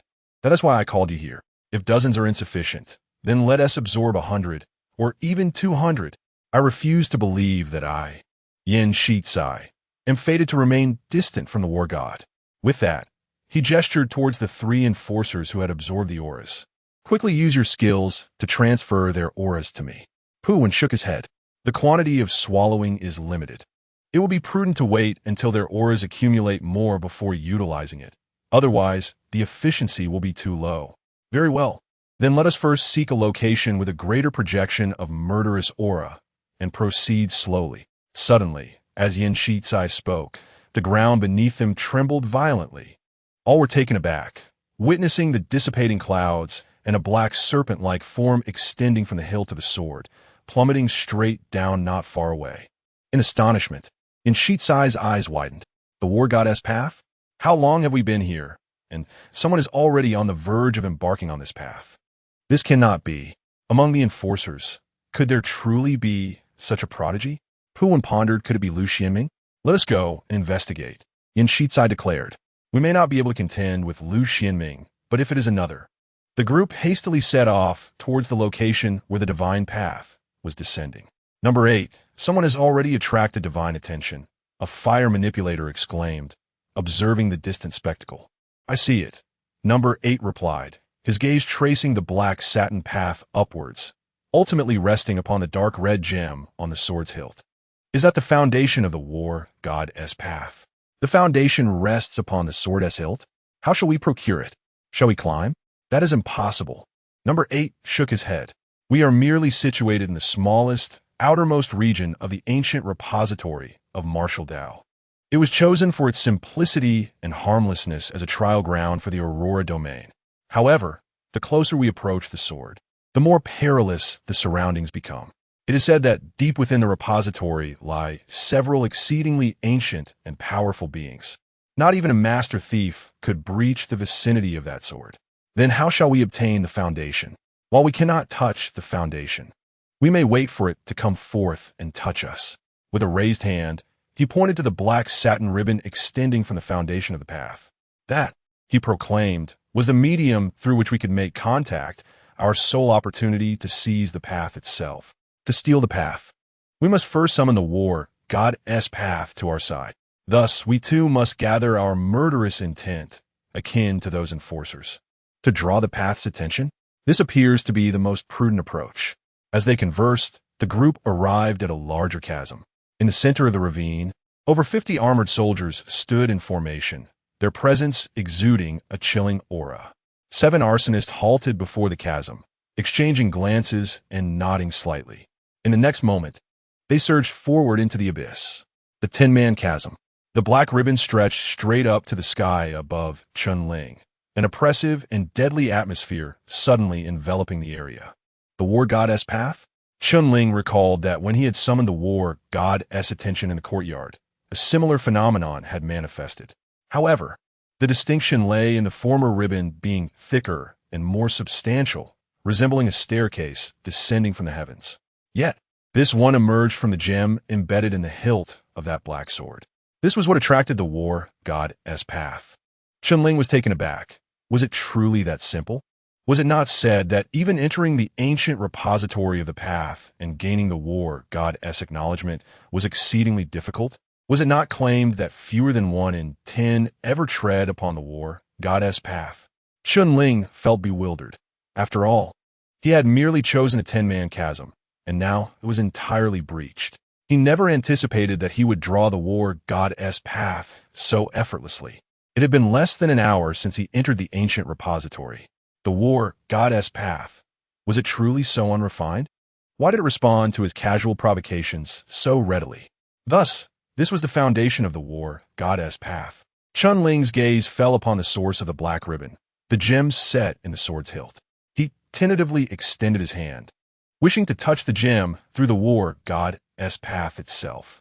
Yet, before his fingertips could make contact with the black ribbon, it trembled violently. Then, as if sensing something terrifying, it swiftly retreated. Chun-Ling reached out, but his hand grasped only emptiness. He turned to glance at the void behind him, where pairs of crimson eyes gradually faded, the spectator's oppressive presence driving the war goddess path away, leaving him no chance to make contact. Indeed, even upon entering the ancient repository of the path, the outcome remained unchanged. The divine path fled at the sight of him. This was troublesome. Chun-Ling's brow furrowed. If he could not even touch the divine path, how could he seize the foundation? In that case, perhaps he would have to ambush those arsonists. It was unrealistic for him to single-handedly eliminate 6 arsonists. He would have to employ a cunning strategy. However, the enforcers and arsonists were currently at an impasse. How could he expedite their conflict and incite them to fight once more? Just as Chun-Ling pondered this, a shadow suddenly fell from the retreating war goddess path, plunging through the dim sky and landing precisely before him. A dull thud captured Chun-Ling's attention, revealing a blood-stained token lying quietly on the ground. Curiously glancing back at the retreating divine path, he stepped forward to retrieve the token, examining it closely in his hand. This artifact exuded an air of antiquity, its icy touch suggesting a metallic composition, and through the thick, dark bloodstains, he could barely discern 2 characters beneath. They were not the simplified characters familiar to Chun-Ling. Instead, they resembled the small seal script. Although Chun-Ling could not decipher the small seal script, the first character, by its silhouette, bore a striking resemblance to the character for white. White? The thought immediately struck him, recalling the mention of the legendary thief by Yi during the train journey. Yet, the second character appeared nothing like Yi. Moreover, given the token's considerable historical depth, it was certainly not a modern creation. Chun-Ling focused intently on the enigmatic second character, sketching in the dirt for quite some time, and then, with a hint of hesitation, he delineated another character in simplified form that closely resembled it. On the gray-white earth, the 2 characters came together, forming a name that sent a shiver through Chun-Ling's heart. Bai Qi. Chapter 68. Has it chosen me? The God of Death, Bai Qi. Naturally, Chun-Ling had heard of Bai Qi's illustrious name. This figure is undeniably a resounding presence in the annals of human warfare. But why did this token inscribed with Bai Qi's name fall from the divine path of warfare? Furthermore, the timing and location of its descent seemed almost as if someone had deliberately placed it into his hands. Gazing at the colossal black sword that pierced the heavens, a thought suddenly flashed through Chun-Ling's mind. If the ancient repository of military knowledge serves as a repository of human warfare, might it still harbor data on certain renowned generals? For instance, Bai Qi? As Chun-Ling meticulously scrutinized the token for further clues, a voice echoed from a distance. Oddly, why had the divine path of warfare vanished again? If controlled by someone, it would naturally disappear. However, judging by the position, that individual should not be far away. There lies a ravine. Within it, 10 projections of murderous intent lingered. That person must have gathered their malice here, summoning the divine path of warfare. Among them, Chun-Ling discerned the voice of Yan Shizai. Clutching the Bai Qi token, his eyes narrowed, and a fleeting thought emerged in his mind. Without hesitation, he concealed the token within his garments, and with a swift motion, he tore a piece of skin from his cheek, transforming himself into an identical replica of the Bai Qi token, lying quietly in the depths of the ravine. After Chun-Ling had pierced through the ravine of 10 individuals, the 10 projections of murderous intent seemed to refresh, firmly occupying the entrance, while Yan Shizai and the others were kept at bay, tiptoeing to discern what lay within. Is anyone inside? Yin Shizai inquired. Uncertain. These projections of malice obstruct the view. Came to reply. Then let us eliminate them first. Yin Shao. But there are 10 projections of murderous intent. We cannot contend with them. Fools! With Brother Pooh here, what is there to fear? Charge! Yin Shizai bellowed in fury, kicking one of the enforcers, sending him directly into the ravine of 10. It is that lackey of the Qin army. Kill! The 10 armored soldiers charged forth, brandishing their spears with fierce determination. Witnessing this, Pooh had no choice but to produce a binding charm once more, briefly immobilizing the 10 soldiers. The other enforcers, wielding swords and blades, followed suit, and with a flurry of strikes, 6 of them were slain. Moments later, the remaining 3 soldiers broke free from the binding and engaged in fierce combat with several enforcers. Faced with 3 living and active soldiers, chaos erupted among the group. They retreated through the ravine, suddenly ensnared in a stalemate. Do not look at me. The binding charm can only take effect once on the same target within a short period. I can offer no further assistance, Pooh remarked, sensing Yin Shizai's gaze and shrugging. A bunch of useless fools. Yin Shizai scolded. Today, whoever accumulates the most murderous intent upon returning can choose any battalion from the Aurora Domain's enforcers' headquarters at will. But whoever accumulates the least, I shall revoke their position. Upon the utterance of these words, all enforcers seemed to be invigorated, charging recklessly towards the 3 armored soldiers. Their sharp spears sliced through flesh, leaving behind gruesome wounds. Yet, despite their fearlessness and the overwhelming numbers, the formation of the 3 armored soldiers was eventually breached, leading to their demise at the hands of the most fervent of the enforcers. 10 strands of murderous intent were absorbed by the crowd, their gazes growing increasingly luminous. Even the enforcer known as Shao Jian, who had a limp, experienced a noticeable transformation after striking down one of the armored soldiers amidst the chaos. The gloom in his eyes gradually dissipated, replaced by an unprecedented sense of confidence and strength. Is this what it feels like to embrace murderous intent? Shao Jian curiously gazed at his hands, finding himself rather fond of this sensation. Witnessing this scene, Yin Shizai's expression finally softened. He hastily entered the chasm, peering into the depths. Is anyone there? It seems not. An enforcer advanced a few steps, but saw no figure. The individual who first obtained the title of the war god must have already departed. With a soft thud, a blood-stained token slipped from stone, landing at Yin Shizai's feet. What is this? Yin Shizai noticed the bloodied token, bending down to retrieve it, his eyes filled with confusion. Pooh approached, and upon seeing the small seal on the token, his complexion shifted in shock. Bai Qi, who is that? He is an ancient general mentioned in legends. Pooh's gaze remained fixated on the token, astonished. Most records about him have been obliterated in the Great Cataclysm. Yet, it is said that he was bestowed with the title of the God of Killing. The God of Killing? At the mention of these words, even Yin Shizai, who was not well versed in history, was taken aback, promptly inquiring, could it be that he is still alive? Impossible. Pooh shook his head. The ancient path of warfare indeed serves as the vessel for all conflicts and bloodshed up to this point, but historical figures remain historical figures. Even if Bai Qi were to truly materialize, it would merely be a projection of a segment of warfare from the ancient path, not a resurrection from history. Yin Shizai felt a wave of disinterest wash over him. So, this token is a fabrication? No, the aura of the war god emanates strongly from this token. It should not be false, Pooh replied uncertainly. Even if it were a projection of warfare, given by Qi's stature, he would undoubtedly be among the most exalted entities within this ancient repository. The appearance of his token here may indicate that the war god is attempting to convey some message to you.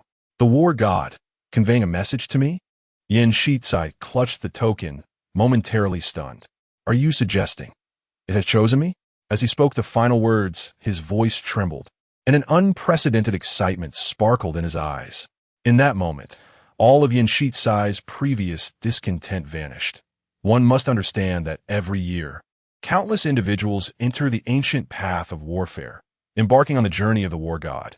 Yet how many are truly selected and bestowed with something by the war god? If this artifact truly possesses the worth, as described by Pu1, then this token from Bai Chi would undoubtedly eclipse any other enforcer that dares to embark upon the trials. Even if he never sets foot on the path of the war god, upon returning home, this singular token would astonish all of his elders. The mere phrase chosen by the war god is potent enough to overshadow all competitors vying for the inheritance of the Celestial Merchants Guild. Upon hearing Yin Shitsai's final remark, Pu1 was momentarily taken aback. He sensed a potential misinterpretation of his intent by Yin Shitsai. Yet, upon witnessing the ecstatic expression on the latter's face, Pu1 hesitated for a moment but chose to remain silent. I knew it. After enduring such misfortune for so long, my day of redemption must surely arrive. That usurper of flames dared to label me as a mere fortunate fool. What does he understand of my journey? Yin Shitsai erupted in laughter. The Bai Chi token. The Bai Chi token. With this in hand, who in Aurora City would dare to look down upon me? The scheduled release was miscalculated. 2 more chapters will be available tonight at 7 o'clock. Dog emoji. Chapter 69. The Celestial Wolf. Just as Yin Shitsai was engulfed in ecstasy, the ground beneath everyone's feet trembled once more. The dim clouds parted, revealing the radiant brilliance emanating from the sword's hilt of the war god, as an ethereal stone staircase cascaded down like a silken ribbon, extending towards an unknown direction. Has another stepped upon the path of the war god? Pu1 exclaimed in astonishment, noting that among this batch of enforcers, many possessed considerable talent. Witnessing the birth of the second war god path, Yin Shitsai's joy was significantly diminished. Gritting his teeth, he declared, "Continue. We shall wait outside this 10-person ravine. Whenever the murderous aura converges, we shall strike. I refuse to believe that with our numbers, we cannot forge a path of the war god." Yin Shitsai led the group back to the ravine's edge, and after a brief interlude, the 10 armored soldiers reappeared. "Charge!" With a sweeping gesture, Yin Shitsai signaled the other enforcers to rush forth, and under Pu1's strategic coordination, the familiar scene of battle unfolded once again. It was not that Yin Shitsai wished to transition to a ravine with a greater accumulation of murderous aura. Rather, managing 10 opponents was already their utmost limit. Should they switch to a 20-person ravine, this group would likely be overwhelmed, leaving him as the sole commander. Clutching the Bai Chi order like a treasured possession, Yin Shitsai observed as the enforcers repeatedly pierced through the 10-person ravine, during which 2 more paths of the war god emerged from the foundational light. The path of the war god, the Celestial Wolf, standing in an empty 15-person ravine. The dark-clad Lu Xuanming's gaze flickered with a glimmer as the path of the war god gradually receded. Congratulations, Lu Xiao, on embarking upon the path of the war god. His 3 accompanying enforcers immediately congratulated him. It is merely a path of the Celestial Wolf. What is there to celebrate? Lu Xianming shook his head. Although the Celestial Wolf path exhibited no weaknesses, it also bore no distinct advantages, ranking only moderately among all paths of the war god. Years ago, I declined the divine favor of the Celestial Wolf path, seeking a more formidable path, such as Azura or Judgment. Little did I expect the outcome would remain unchanged, even upon entering the ancient vault. Lu Xiao, please do not be modest. The divine favor is something many covet yet cannot attain. Not only have you received it, but you also turn it down once. If Yin Shitsai learns of this, he would surely be consumed with jealousy. Indeed, Lu Xiao, the Celestial Wolf path, is commendable in its own right. Your perception of its inadequacy stems from the absence of a definitive champion emerging from it thus far. If that is the case, why not become that champion yourself? If I could tread the path of the war god like you, regardless of which path it may be, it would be a testament to my ancestors' glory. The enforcers following Lu Xianming cast envious glances. Enough of trailing behind me. There remains ample time before the trial concludes. You should seek your own places to gather murderous aura. Should you ascend to the path of the war god and become enforcers, come serve under my command. Thank you, Lu Xiao. Will you not continue to accumulate murderous aura? I find this method to be rather effective. I also sense that after absorbing this murderous aura, my confidence has significantly increased, and I feel invigorated. Lu Xianming shook his head, explaining that gathering this murderous energy was merely a means to attract the attention of the war god sect. Essentially, this aura is a remnant of ancient battlefields. Excessive absorption can adversely affect one's mental state. Only a fool like Yin Shizai would believe that more is always better. I see. Where are you headed? To confront those fire usurpers and test my Tianling. Lu Xianming narrowed his eyes, a flicker of killing intent dancing within them. Fire usurpers?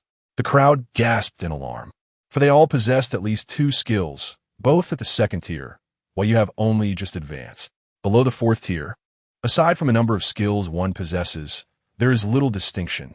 Moreover, within this ancient repository, it is improbable to encounter any strong adversaries of the 4th tier or above. Furthermore, they are merely a band of thieves. Whether it be theft of goods or identity theft, they pose no significant threat to me, as long as I can locate a solitary fire usurper. I am confident in my ability to eliminate them. With a black blade slung across his back, Lu Xianming strode into the distance, gradually vanishing from the sight of the onlookers. It is that dog of the Qin army. Kill. This was a phrase that Chunling had heard countless times, to the point where his ears felt calloused, although he currently had no ears. Though transformed into a token, Chunling could still perceive everything around him, noticing Yin Shizai's great care for it, as if he were searching for a place to enshrine it. It had been 5 or 6 hours since Yin Shizai had people repeatedly engage in this 10-man skirmish, reminiscent of the scenes from the previous era of online gaming, where players would grind dungeons for loot. Now, under the relentless efforts of these enforcers, they had completed 9 rounds, gathering a total of 90 units of murderous aura. Among the enforcers, the one with the most aura possessed around 17 or 18 units, while the least had 6 or 7. Despite the bustling activity, the average outcome was akin to what Chunling could achieve in just a few minutes. I can't take it anymore. I truly cannot. An enforcer, battered and bruised, staggered out of the ravine and collapsed onto the ground. The remaining enforcers bore their own injuries, and after 5 or 6 hours of continuous battle, they were nearly drained of strength. Even with the invigorating effects of the murderous aura, their stamina could not hold up, and one by one, they fell to the ground. Observing the sprawled figures of his comrades, Yin Shizai felt a twitch in his eyelids. After a moment's hesitation, he turned to his companion. Pu-Wen, Brother Pu, it should be about time, wouldn't you agree? Indeed, Pu-Wen nodded slightly. If this dragged on, and any among them proved exceptionally gifted, it could attract the war god sect, rendering the absorbed murderous aura useless. Very well. Additionally, we must ensure that each of them willingly contributes their murderous aura. Otherwise, the Devour command will be ineffective. Rest assured, I have already made the necessary arrangements. Yin Shizai had finally awaited this moment. He carefully placed the Bai Chi token aside and addressed the enforcers, declaring, "All of you, stand up." Upon witnessing this, the crowd could only drag their weary bodies to their feet, forming a line before Yin Shizai. Pu-Wen, with his right hand, reached into his sleeve and produced 8 sheets of rice paper in one breath, presenting them to Yin Shizai. Each sheet bore the same black characters. Swallow. Place the paper on your palm. When I instruct you to act, press your palm against their chests. Understood? Pu-Wen formed a hand seal in front of him, and in the next moment, the character Swallow in Yin Shizai's hand suddenly distorted, transforming into an invisible vortex that swirled in the void. Go, Pu-Wen commanded. Without a moment's hesitation, Yin Shizai placed his palm against the chest of one of the enforcers, and the visible black aura of death was drawn into Yin Shizai's body through the vortex. Within 10 seconds, the enforcer's complexion turned ashen, as if his very spine had been extracted, leaving him utterly weakened, and he collapsed to the ground. Chapter 70. Provocation. Chunling stood by, observing with wide eyes as Yin Shizai siphoned the murderous aura from the enforcer. His gaze ignited like a blazing torch. Is it truly possible to do this? Chunling was utterly astonished. It was his first encounter with the skills of the god of books. With a single character, one could immobilize a body and even drain its murderous intent, although he was uncertain if this character devourer could seize other things. The degree of abnormality it exhibited was already comparable to formless. One could not help but wonder what rank this Pu when truly was. While enjoying the spectacle, Chun-Ling quietly transformed into a spider and stealthily crawled away from the chasm, taking advantage of everyone's focus on Yen Shitsai. Having drained an enforcer's murderous aura, Yen Shitsai felt an unmistakable surge in his state. It was a sensation of unparalleled exhilaration and confidence. He promptly approached the second enforcer and began to absorb again. 10 strands of murderous aura, then 22, 35. As each enforcer succumbed and collapsed to the ground, Yen Shitsai's eyes visibly reddened. An indescribable ferocity emanating from his being, the accumulation of murderous aura within him intensified, yet the god of arms remained unresponsive. A fierce restlessness surged within his heart. Not enough, still not enough. Yen Shitsai drained another 16 strands of murderous aura, forcefully pushing the recently drained enforcer to the ground before seizing the next enforcer by the shoulder. How many do you have left? 10. 15 strands. The enforcer stammered, clearly terrified of Yen Shitsai. Without hesitation, Yen Shitsai pressed his palm against the enforcer's chest, the murderous aura swirling through his hand and violently flooding into him. Xiao Jian, whose cheek bore a gash, possessed the least murderous aura, ranking last among the group. He watched in trepidation as Yen Shitsai drew nearer, his heart racing. Still not enough. Just one more. The final one. After consuming the 7th enforcer's murderous aura, Yen Shitsai, with his head bowed and eyes crimson, charged toward Xiao Jian. How many do you have left? 7. 7 strands. Just 7. Yen Shitsai's menacing face was nearly pressed against Xiao Jian's. You pathetic fool. He kicked out violently, sending Xiao Jian sprawling to the ground. The latter felt a hand suddenly press down on his chest, a powerful suction emanating from it. Not enough. Pu Wen's voice echoed suddenly, as he did not relinquish his mind, agreeing to the character devour. Yen Shitsai's pupils constricted slightly. He stomped heavily on Xiao Jian's chest, roaring, "What are you doing? Spit out the murderous aura." Xiao Jian, dazed from the force of the kicks, found his mind blank. Do you truly not wish to be an enforcer anymore? Do you believe that with a mere word, I could annihilate your entire family? Yen Shitsai's roar resounded again, akin to a beast growling in Xiao Jian's ear. At those words, Xiao Jian's pupils constricted in horror. A flicker of struggle crossed his face, yet he ultimately relaxed his body, allowing the word devour to siphon away the murderous aura within him.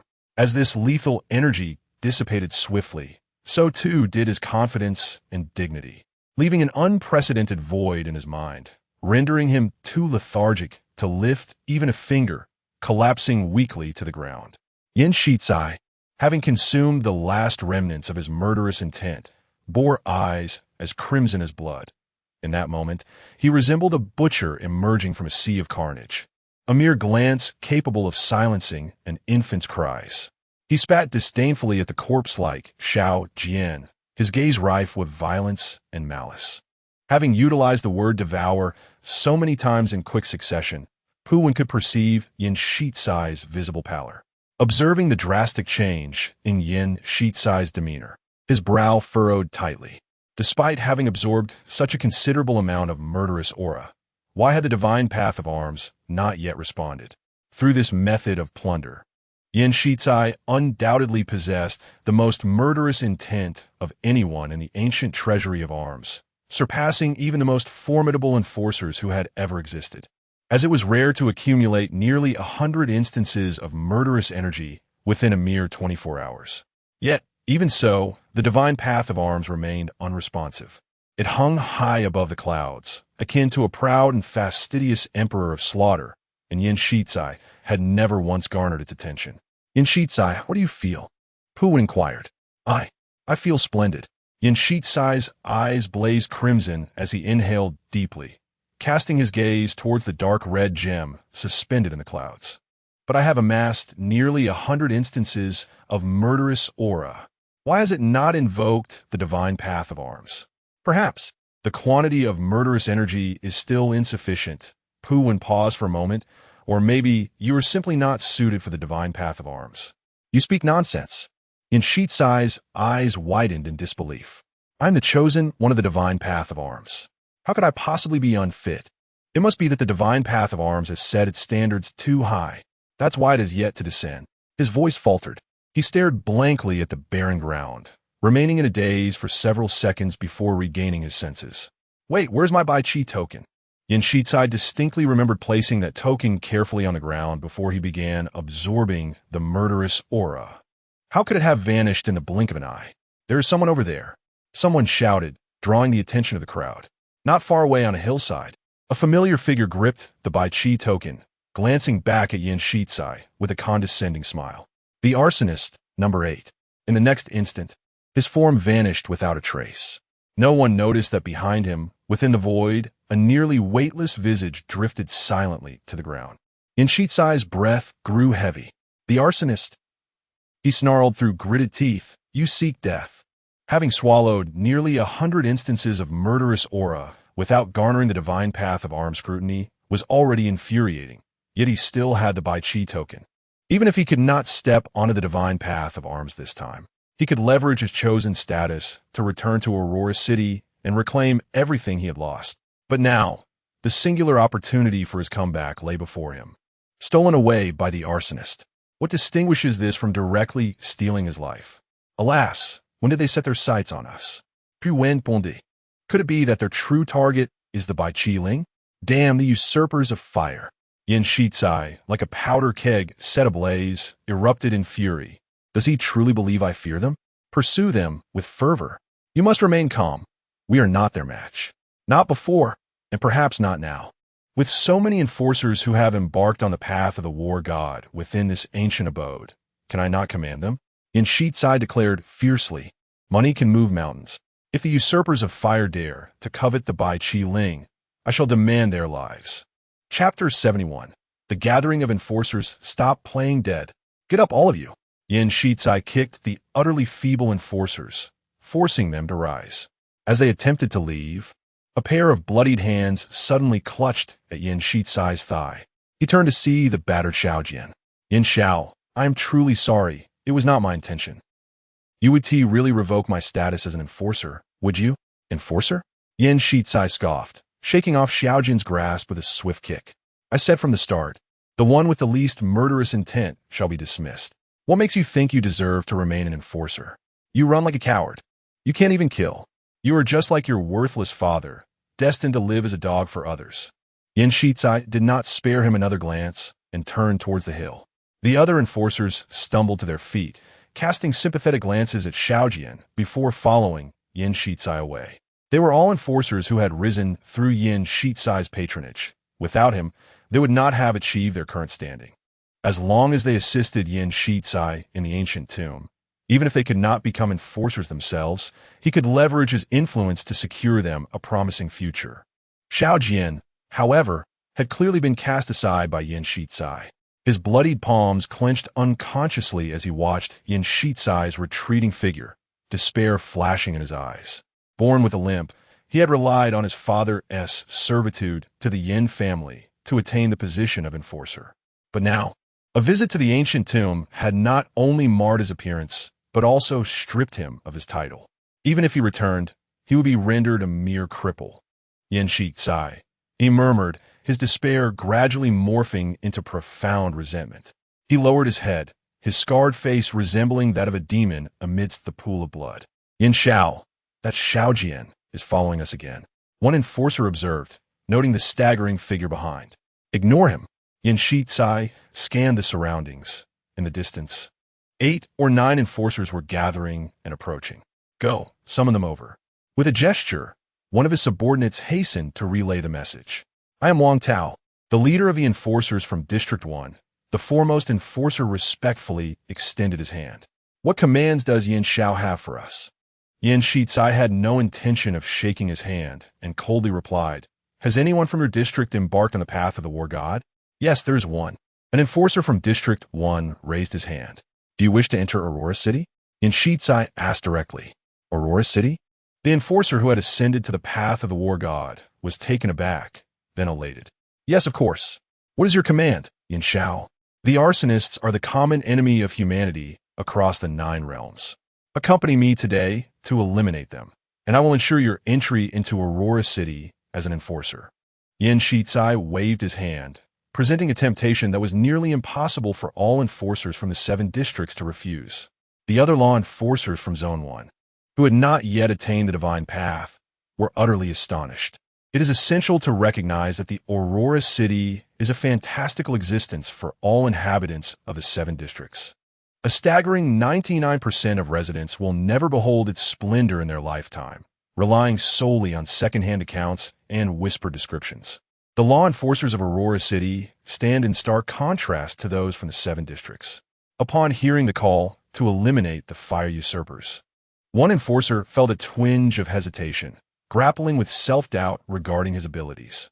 Yet, the prospect of entering Aurora City ignited a spark of determination within him. "Very well. I shall accompany you." Others who had not yet stepped onto the divine path were also invited to join. Although they could not enter Aurora City, he promised them ample resources. Under the enticing proposition presented by Yin Shizai, all present law enforcers opted to follow him. After all, lacking the divine path meant they could avoid direct confrontation with the fire usurpers. Merely skirting the periphery would allow them to reap this unexpected fortune and gain favor from the Celestial Merchants Guild, a deal too lucrative to resist. Swiftly assembling a contingent, Yin Shizai inquired further, "Have you encountered any other law enforcers?" "I saw some from Zone 4. They just passed by," came the response. "Let's proceed." For groups of 7 or more law enforcers, the number was inconsequential, but those with fewer than 7 must verify their identities, Pu-Wen reminded sagely. At that moment, considerable time had elapsed since the group entered the ancient battlefield repository. Those capable of attaining the path of the weapon deity had largely done so, leaving behind only those with lesser talents. Under Yin Shizai's persuasion, nearly all opted to join the expedition. Naturally, some law enforcers hesitated to take risks. However, witnessing the growing throng behind Yin Shizai, they ultimately chose to align themselves with the group. Humans have an innate proclivity for conformity. When everyone is engaged in a singular endeavor, those who abstain are perceived as outliers. Should Yin Shizai and his contingent successfully eliminate the fire usurpers and compile a list afterward, those who did not join would find their future paths fraught with difficulty. Several hours later, Yin Shizai had rallied an army exceeding 50 individuals, 5 of whom had ascended to the first tier of the weapon deity path. With such a formidable force at his disposal, Yin Shizai stood tall and inquired of Pu-Wen, "How much time remains until the ancient repository opens?" "Less than 3 hours," came a reply. "That should suffice." Gritting his teeth, Yin Shizai commanded, "Send out scouts to search thoroughly. We must locate the fire usurpers." As several law enforcers departed to search, Pu-Wen's eyes glimmered with intensity as he addressed the group. "Their thievery skills are quite formidable. We must not act recklessly. Listen closely to my instructions." Suddenly, number 8 sneezed. "What is the matter?" someone inquired. "Nothing. Just felt a chill at the nape of my neck." Number 8 turned to gaze at the blood-soaked battlefield, frowning involuntarily. "This shouldn't be, despite our accumulation of killing intent. Why hasn't it drawn the attention of the weapon deity path? Could it be related to the presence of the thief god within us? No. The gaze we attract has nothing to do with the existence of the god. It is only when the god approaches us that we can sense the aura of the thief god within. The lack of attention may simply be due to our incompetence," one of the arsonists explained. "What should we do then? The time for the ancient concealment is approaching, isn't it?" Just as number 8 was about to say something, his brow suddenly furrowed. He turned to glance at a nearby cliff and noticed a law enforcer casting a fleeting glance in their direction before hastily retreating. "Have we been discovered?" One of the arsonists felt a jolt of alarm. "So what if we have been discovered? They see us, but they won't have time to escape." "Indeed. Wait a moment." Number 8's eyes narrowed slightly. Something felt amiss. Chapter 72. The onset of chaos. "I have found them," exclaimed a hurried enforcer as he raced across the wilderness, addressing the gathering of Yin Shizai and his companions. Upon hearing these words, Yin Shizai's eyes sparkled with anticipation, and he promptly inquired, "Where?" "To the southwest, before a ravine inhabited by 50 individuals." "How many are there?" 6 individuals all together. Let us go. Without a moment's hesitation, Yin Shizai led over 50 enforcers directly towards that location. The 5 enforcers who had already embarked on the path of the war god surged around Yin Shizai like generals, their eyes ablaze with an unprecedented fervor for battle. They had just begun their journey along the war god path, acquiring their skills, and eagerly awaited an adversary to hone their prowess. And the arsonists presented the perfect target. A cloud of dust swirled around them as they departed. The enforcer who had just delivered the news stood still, a faint smile gracing his lips. With a swift motion, he tore at his chin, sending a mask of skin fluttering into the wind. "Let the slaughter commence," murmured the crimson-clad Chunling, enveloped in the rising dust. "It is time for this performance to reach its conclusion." Audience anticipation 3 simultaneously. The 6 arsonists observed the multitude clad in black and red uniforms emerging from the nearby hills, their expressions visibly darkening. Are they truly here? 1, 2, 3, 4, 5. Another 5 enforcers had embarked on the path of the war god.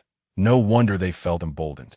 Initially, they had fled merely to allow more individuals to ascend the war god path, intending to encircle us together. This shouldn't be. When did these enforcers become so united? What now? What are we afraid of? Let us kill them all, scoffed one arsonist. Do not be deceived by their numbers. Most are mere targets without divine skills or firearms. Do you truly believe they can harm us? As for those few who had taken the path of the war god, they were merely at the first tier. What could they accomplish? Do not underestimate them, spoke number 8 in a grave tone. Before reaching the 4th tier, those on the thief god path are at a disadvantage in combat. Especially be cautious of the war god path members closing in. We must rely on ranged weapons to wear them down. On the opposing hillside, Yin Shizai advanced slowly, flanked by the 5 first-tier war god path enforcers. His blood-red gaze locked onto number 8, brimming with a desire to rend him asunder. "You thieving scoundrels, hand over my token at once." "Token? What token?" One arsonist blinked in confusion, whispering to the others. "Did anyone steal from him? Not that I know of." "Quit feigning ignorance." Yin Shizai roared in fury, pointing at number 8. "In the entire ancient realm of the war god, who else but you could have stolen something from afar? I saw it with my own eyes. If you refuse to surrender, then I shall take it by force. All of you charge." With a single command from Yin Shizai, the 5 first-tier war god path enforcers surged forth like arrows, hurtling down the hillside, creating a cacophony of whistling winds. The other enforcers exchanged glances and quickly followed suit, a formidable wave of black and red rushing towards their foes.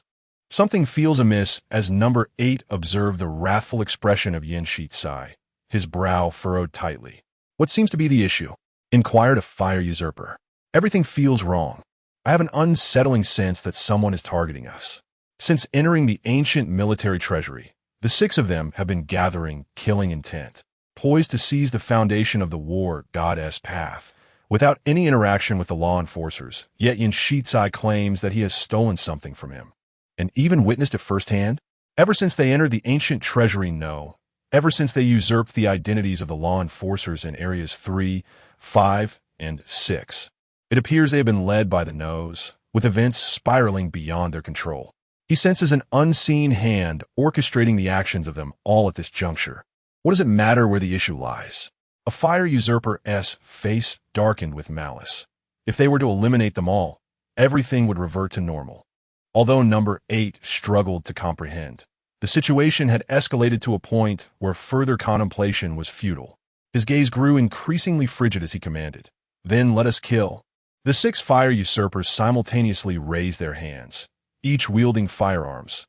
The dark muzzles aimed at the oncoming tide of black and crimson, and they opened fire in succession. Bang! Bang, bang, bang. Upon entering the ancient treasury, they had seized all the firearms of the law enforcers, possessing an almost inexhaustible supply of ammunition. In stark contrast, the law enforcers were empty-handed, forced to brave the hail of bullets as they charged forward. Fortunately, there were only 6 usurpers, with each holding 2 guns, totaling a mere 12.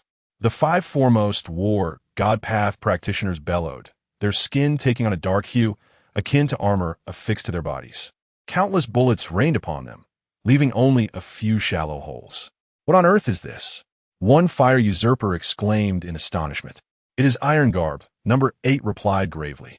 The primary skill of most first-tier practitioners of the War God path is iron garb, significantly enhancing their defense and strength. But its weakness lies in the fact that it cannot fully envelop the body until the 4th tier is attained, as the fire usurpers unleash their firepower. Apart from the 5 foremost War God path practitioners, the other law enforcers charging ahead fell one by one, struck down. Crimson blood stained the ground. Witnessing this, the law enforcers hiding behind the crowd turned pale and fled. Yet, barely a few steps into their escape, Yanshitsai's ferocious and sinister visage blocked their path. He struck down the fastest fleeing law enforcer with a single punch, the ruby ring on his finger embedding itself into the opponent's flesh, swiftly absorbing a copious amount of blood and flesh, exuding an eerie red glow. "Advance or perish." Yanshitsai raised his hand, gesturing towards the panicked law enforcers, and clenched his fist in midair. Crush! Crack! Several law enforcers' necks seemed to be ensnared by an invisible hand, which then forcefully tore them apart. Their bodies twisted grotesquely before collapsing to the ground. This scene left the fleeing law enforcers utterly stunned, and coupled with the intense killing intent emanating from Yanshitsai, they hesitated momentarily before ultimately choosing to turn back toward the fire usurpers with death looming before and behind them. The prospect of survival lay in charging forward. Meanwhile, 5 divine warriors of the 1st tier have surged through a barrage of gunfire, their forms hurtling towards the 6 usurpers of flame like cannonballs, seeking their demise. A glimmer of murderous intent flashed in the eyes of one usurper as he raised his hand and grasped to the void. Instantly, the ground beneath the advancing 1st-tier enforcer gave way, creating a gaping pit in the solid earth. As the enforcer stepped into the void and lost his balance, in that fleeting moment, the usurper deftly seized his dagger, the sharp tip aimed directly at the opponent's throat. Chapter 73. The clash of clams and herons with a sharp clang. The blade pierced the throat of the 1st-tier enforcer, akin to stabbing into steel. Emitting a jarring sound reminiscent of metal striking metal, the fire usurper felt a sudden numbness in his hand, an ominous premonition flooding his mind. In the next moment, the enforcer, having lost his balance, swiftly twisted his body, and a black fist came crashing down on his jaw, the sheer force propelling him into the air. Shattered teeth mingled with blood, scattering across the barren ground. This single blow left the fire usurper dazed and disoriented. Instinctively, he raised his hand in an attempt to seize the opponent's weapon, but found himself thwarted. He could not steal another's fist. The enforcer, too, was taken aback by the woeful combat prowess of these thieves. His confidence surged uncontrollably as he unleashed a whip-like kick. At that moment, darkness suddenly enveloped his vision. Disoriented and directionless, his kick met only emptiness, and he nearly lost his footing. What is happening? How could I lose my sight amid such chaos? The abrupt loss of vision sent the newly appointed enforcer into a panic, akin to a blind man fumbling in the dark, crying out in terror. Then, he felt a chill at the nape of his neck, as if something were pressing against it. Bang! A gunshot rang out. His head erupted in an instant, blood and brain matter bursting forth like a blossoming bouquet, splattering onto the ground. A wisp of smoke drifted from the gun's muzzle as number 8, gun in hand, stood impassively behind the fallen corpse. "I warned you not to underestimate your enemies."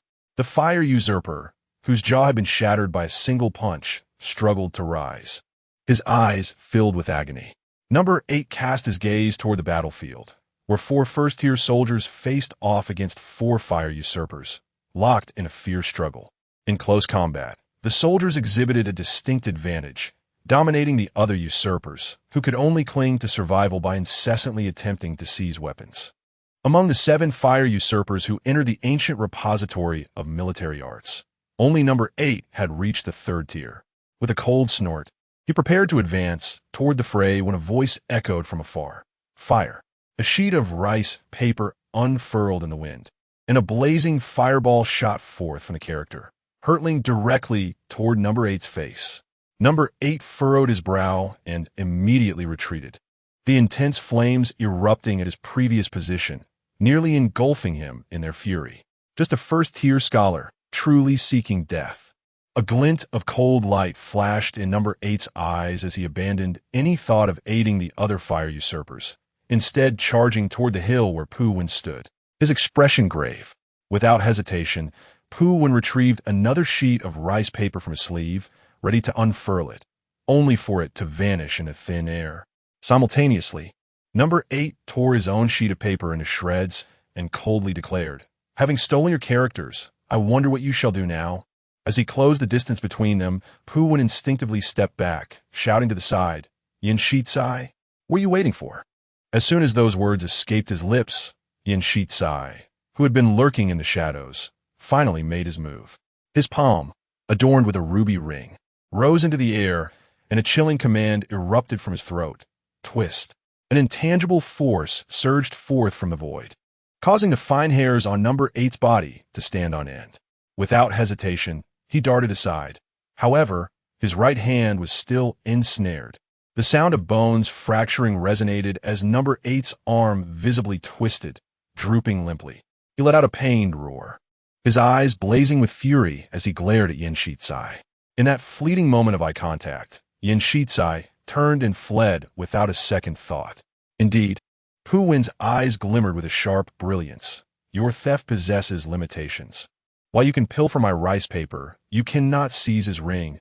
The maximum distance should be less than 50 meters. Number 8's heart raced, and he regarded Pu Wen with newfound gravity. He had underestimated these young individuals. This fellow had long since devised a plan specifically against him. Number 8 shot a glance at the arsonist beside him, who immediately understood and swiftly snatched several weapons, pursuing the direction in which Yin Shitsai had escaped. Initially, the path ahead was obstructed by numerous law enforcers who had yet to embark on the divine path. But upon witnessing Number 10's menacing advance, they gasped in unison and scrambled to the sides, creating a passage for him. "You're clever, but what of it?" Number 8 turned back, speaking ominously. "Your teammate does not seem so trustworthy. He has fled. How will you survive?" Pu Wen remained silent and made no further attempt to retrieve the rice paper. Instead, he formed a hand seal before him and softly intoned, "Wind." Simultaneously, a life-saving piece of rice paper concealed beneath his clothing rapidly faded, and a whirlwind erupted from the void, causing his robes to billow wildly. In a blink, buoyed by the wind, he fled with astonishing speed. He still possesses rice paper. Number 8 gritted his teeth and hurriedly pursued. He had discerned that this young man, a practitioner of the divine path of writing, was Yin Shitsai's strategist and the most formidable adversary. Number 10 had already set off to hunt down Yin Shitsai. It should not be too difficult to eliminate him once he stole the opponent's sacrificial item, as long as they dispatched Pu Wen and Yin Shitsai. This disarrayed group of law enforcers would pose no significant threat.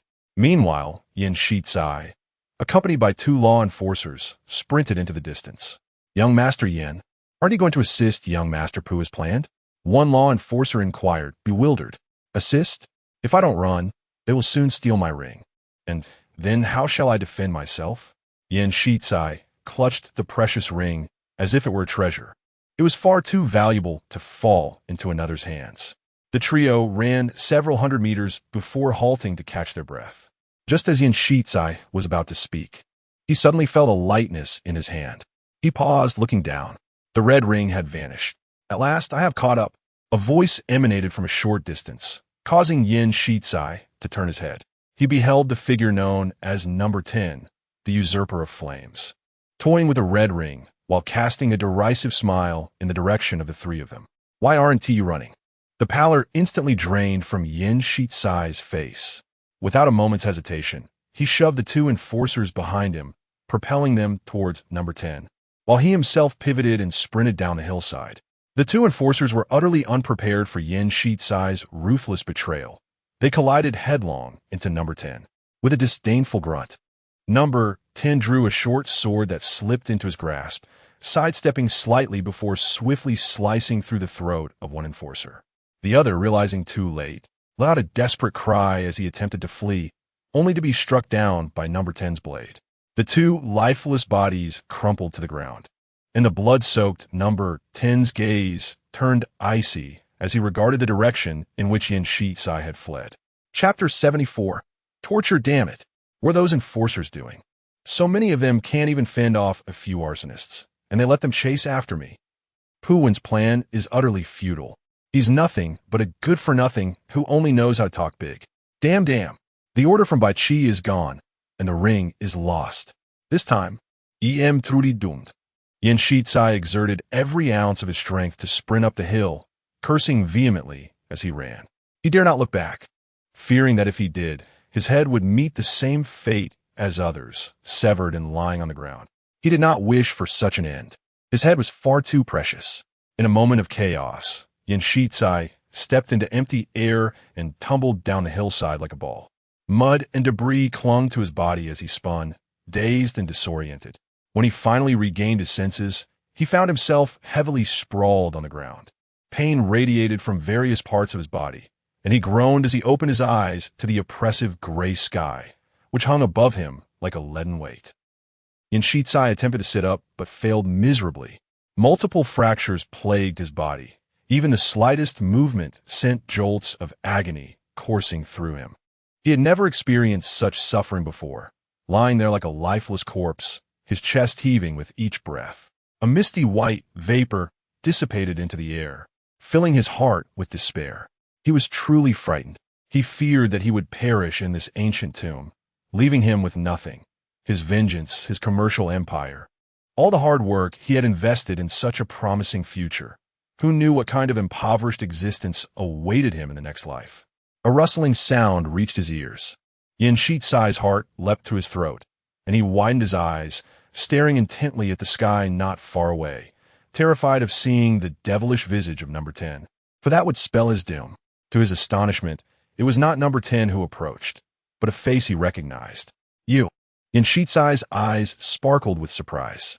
It was a young man with a scarred face, limping as he walked. It was Xiao Jian. Quick, get me out of here. Yin Shitsai's heart soared with joy as he immediately spoke. Carry me on your back. As long as I can survive this ordeal, I guarantee you can continue as enforcer. Moreover, you will want for nothing for the rest of your life. Yin Shitsai could no longer move, but he hoped Xiao Jian could carry him. If he could escape this place and find somewhere to hide, he could survive until the ancient tomb reopened. Xiao Jian glanced at Yin Shitsai's hefty frame and, after a moment, shook his head slowly. I'm sorry, Yin Xiao. I'm a cripple. At those words, Yin Shitsai's voice faltered. Indeed, Xiao Jian was a cripple, someone who struggled to walk on his own. How could he possibly carry Yin Shitsai away from the pursuit of the arsonists? Realizing this, the flicker of hope that had ignited within Yin Shitsai was extinguished in an instant. He glared at the gaunt, unattractive Xiao Jian, helplessness and rage surging within him, his bloodshot eyes blazing as he cursed vehemently. Damn it. Damn you. Even now, at this critical juncture, you're still a useless piece of trash. Laozi's fate rests in your hands, and your glory and wealth lie within your grasp. How can you be so incapable of managing it? Why must I bear the burden of such a useless companion? Can you accomplish even a single task? I am truly cursed by misfortune. Yin Shitsai was utterly broken, never anticipating that his promising life would ultimately be thwarted by a cripple. Regret consumed him, wondering why he had taken this worthless individual into the enforcers. He should have dealt with this fool and his father decisively from the start. Xiao Jian lowered his head, enduring Yin Shitsai's tirade. Beneath the gloomy sky, a chilling glimmer ignited in his eyes. The humiliations he had suffered, along with those endured by his father, flashed through his mind. He gazed upon the grotesque and menacing face before him, his fists clenching uncontrollably. You are just like your father. Both of you are utterly useless. If it weren't for my father providing him with a meal, he would have been. Silence. Xiao Jian roared, launching himself onto Yin Shitsai, delivering a powerful blow to his cheek. Yin Shitsai's voice faltered, staring in shock at Xiao Jian's fierce countenance. After a moment, incredulity filled his voice. Do you dare hit me? You actually dare to strike me. I have struck you, what of it? Xiao Jian landed another punch, followed by another. Is being reborn so remarkable? What gives you the audacity to act so arrogantly? My father gained entry into your family through his own merit. Who do you think you are to insult him? My useless leg was crippled by your drunken violence. If it weren't for you, I would not have fallen to this state. Xiao Jian's fists were solid, honed by years of hard labor. He relentlessly pounded Yin Shizai, who could not muster a coherent response. It was only when Xiao Jian grew weary that Yin Shizai, bloodied and gasping, fixated on him with a vengeful glare. You dare strike me. You are doomed. I am doomed. Xiao Jian sneered, abruptly drawing a short knife from his waist and plunging it into Yin Shizai's lung. Who is truly doomed? Yin Shizai shrieked, blood oozing from the corner of his mouth. You dare to kill me, your entire family will perish. Am I to kill you? Who can testify to that? The cold glint in Xiao Jian's eyes intensified as he spoke of the chaos wrought by the usurpers within the ancient military, slaughtering mercilessly. Is it so strange to slay a single Yin Shizai? Upon hearing this, terror washed over Yin Shizai's face as he stared, bewildered, at Xiao Jian's scarred visage, as if seeing him for the first time. Xiao Jian withdrew the knife, frantically stabbing Yin Shizai's body, the blade entering and exiting, drenched in crimson, as blood pooled upon the dark earth, gradually engulfing both men. As Yin Shizai's life ebbed away, he sought to stop Xiao Jian, attempting to barter with resources or promises for his life. Yet he could not utter a single coherent word. Xiao Jian. Blood surged like a fountain into Yin Shizai's throat, and he mumbled, "My name is not Xiao Jian." Xiao Jian gripped the hilt of the knife, raising it high. His eyes, once filled with humility and servility, now glimmered with unprecedented ferocity. "My name is Jian Changsheng." The blade swiftly pierced through Yin Shizai's throat. Yan's body jolted violently before collapsing lifelessly to the ground, breathless. Xiao Jian's chest heaved with intensity, and the corners of his blood-splattered mouth involuntarily curled into a smile. A wave of unprecedented exhilaration and clarity surged within him, as if a haunting nightmare had been shattered, and he was embracing a new beginning. Meanwhile, high above the heavy clouds, the divine path of the war god illuminated. At this moment, was there still someone worthy of the war goddess recognition? Number 8, who had been pursuing Pu Wan, abruptly halted in his tracks. He gazed at the black satin ribbon extending down from the divine path, descending towards a nearby hill, a glimmer of light igniting in his eyes. The plan to attract the war god's attention through the accumulation of murderous intent was evidently no longer feasible.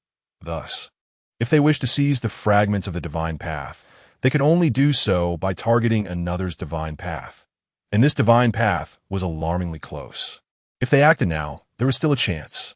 Without hesitation, Number 8 abandoned the pursuit of Pu Wan and charged straight towards the black satin ribbon cascading from the heavens. At the edge of the hill, a figure clad in red, witnessing Xiao Jian's brutal assassination of Yin Shizai, raised an eyebrow, a faint smile playing upon his lips. How intriguing. Chapter 75. Transformation. The Path of the War God. As Jian Changsheng beheld the black satin ribbon hurtling towards him, he momentarily froze. Stumbling to his feet, he cast a glance at the mangled corpse of Yin Shizai and the bloody dagger in his grasp, his expression laden with complexity. Fate, it seemed, was indeed wondrously peculiar. The path of the war god coalesced before him, intertwining to form a staircase leading to the heavens. After a moment's hesitation, Jian Changsheng finally stepped forward. Thud! The instant his foot struck the ground, the divine path materialized. A torrent of information and power surged into Jian Changsheng's consciousness, rendering him motionless for an extended period as he gazed down at his hands. The path of the war god, first stage. The Shura pathway? A look of astonishment crossed his face. Having served as an enforcer for so long, Jian Changsheng was well aware of the various paths within the war goddess domain, and Shura was undoubtedly among the most formidable. It was said that even Lu Xianming had sought it in vain, and yet he had awakened this path. Perhaps I am indeed a prodigy of the war goddess path. As Jian Changsheng murmured to himself, he began to stretch his body, realizing that ever since embarking on the Shura path, His formerly injured leg had regained its strength. He felt an unprecedented lightness, a surge of power coursing through him. This sensation was far more intoxicating than mere accumulation of killing intent. He closed his eyes, meticulously engaging every muscle and bone in his body, producing a series of crisp cracks. Taking a deep breath, he expelled the murky air slowly. When he reopened his eyes, they shone with the brilliance of a blazing fire. Indeed, I'm a genius, am I not? The corners of Jian Chongqing's mouth involuntarily curled upward as he spat on Yin Shizai's corpse, this once muddy obstacle that had hindered his life for over a decade. Now, he felt as though his life was finally back on track. Perhaps it was the result of having suppressed his nature for far too long, but at this moment, Jian Chongqing brimmed with confidence, akin to a newly wealthy individual eager to find a target to test his newfound strength. A surprised voice interrupted his thoughts. It was number 10, standing at the edge of the hill, gazing down at Jian Chongqing and the corpse of Yin Shizai, astonished at the sight. Killed by someone else? TSK. The moment Jian Chongqing caught sight of the fire usurper, his eyes brightened, and gripping the bloody dagger, he charged towards the hill without hesitation. His speed was remarkable, each step leaving a trail of crimson. To number 10, he appeared as a fleeting crimson shadow, rushing towards him with alarming speed. Another who has embarked on the path of the war god. A sense of unease washed over number 10, heightening his vigilance. Though he had never witnessed the first stage skills of the Shura pathway, it was evident that they were distinctly different from the iron skin of others. With a swift motion, number 10 drew a handgun into his palm, aiming at the rapidly approaching Jian Chongqing and pulling the trigger repeatedly. Bang, bang, bang. 3 bullets fired in rapid succession struck Jian Chongqing, who, unlike those with iron skin, did not possess impenetrable skin, allowing the bullets to embed themselves effortlessly. Is this it? Number 10 was momentarily taken aback, but in the next instant, he sensed something was amiss. After taking 3 shots in quick succession, Jian Chongqing not only did not falter, but instead accelerated, moving like a wraith across dozens of meters. Before the figure known as number 10 could fire again, a glimmer of cold light flashed before him. Number 10 gasped in surprise as his weapon was suddenly rendered useless. Jian Chongqing's dagger vanished in a thin air, leaving only a fist crashing against the side of number 10's head. The impact was thunderous, deafening him instantly, and blood began to flow from his ear. How could he still be so swift after taking 3 shots? Moreover, his strength surpassed that of the ironclad warriors. Despite the searing pain and dizziness, 10 gripped his dagger and plunged it into Jian Chongqing's abdomen 3 times, each thrust penetrating deep. Yet after these 3 strikes, Jian Chongqing not only showed no sign of pain, but appeared increasingly invigorated. With his bare fists, he unleashed a flurry of 5 strikes upon 10's chest in a mere half-second, so swift that crimson afterimages lingered in the air. Number 10's chest visibly caved in, nearly all of his ribs shattered. He spat out a mouthful of blood and was sent flying several meters like a severed kite, crashing to the ground. Blood seeped uncontrollably from Jian Chongqing's wounds. Yet he appeared oblivious, stepping forward, leaving a trail of crimson footprints as he approached the fallen number 10. In his blood-red eyes flickered a mix of exhilaration and arrogance. Is this the path of the Azura? How powerful, entirely unlike any other path. Jian Chongqing could not help but laugh heartily, proclaiming himself a genius. As 10 beheld the blood-soaked figure advancing towards him, terror welled up in his eyes. This man, impervious to pain from both bullets and blades, grew fiercer with each wound.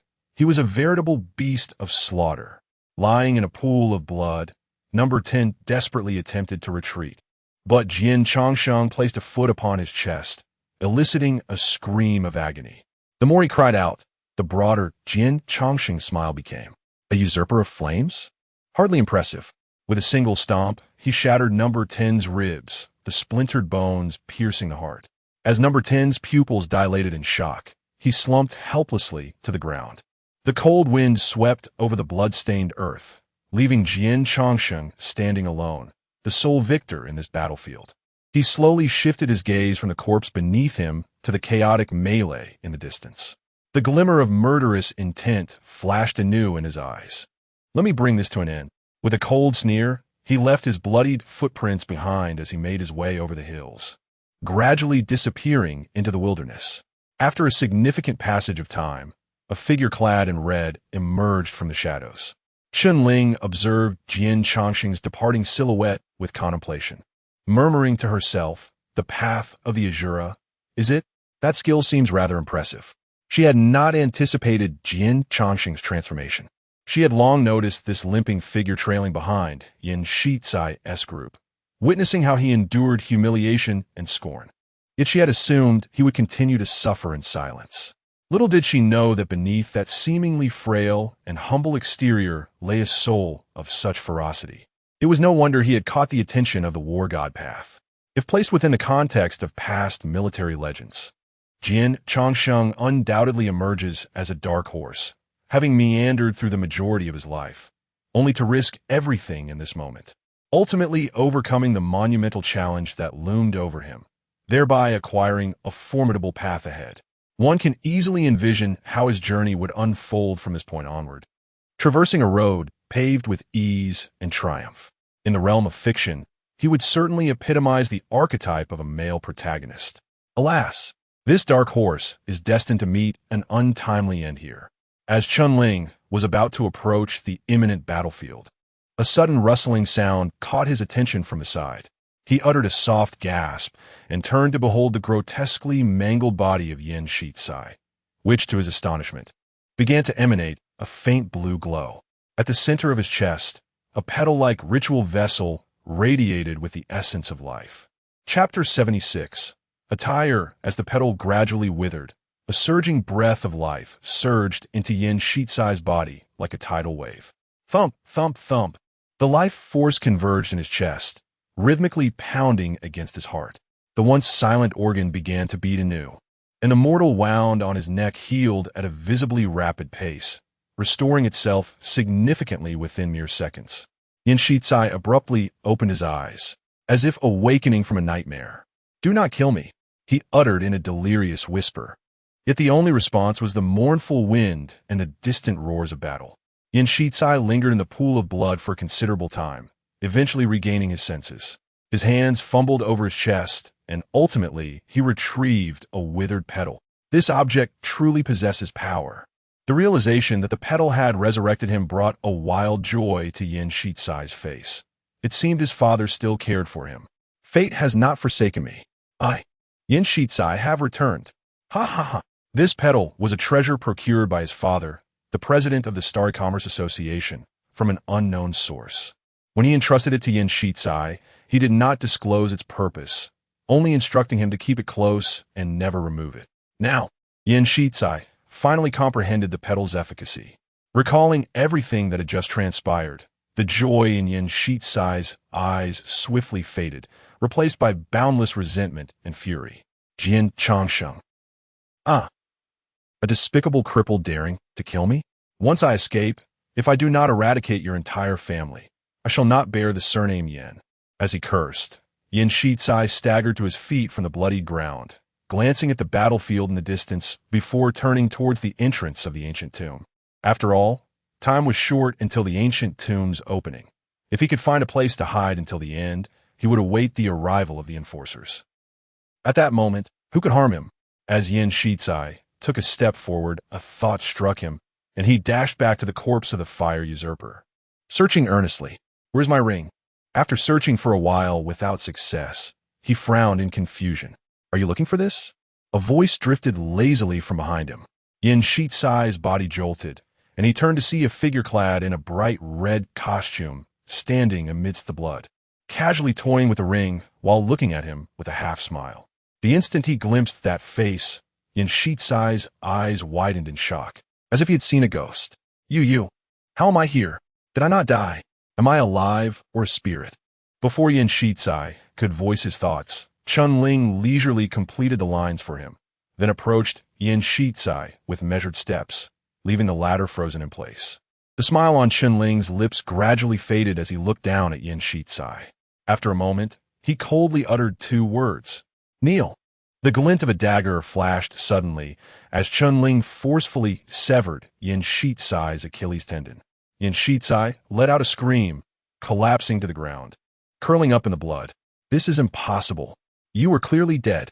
Yin Shizai curled up his legs, his complexion deathly pale. "If you require 2 attempts to kill me, why should I not survive?"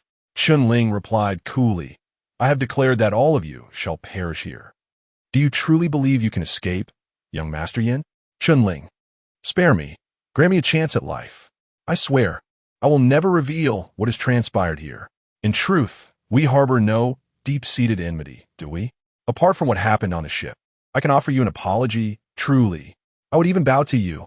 I could escort you to Aurora City. You may choose any position among the law enforcers.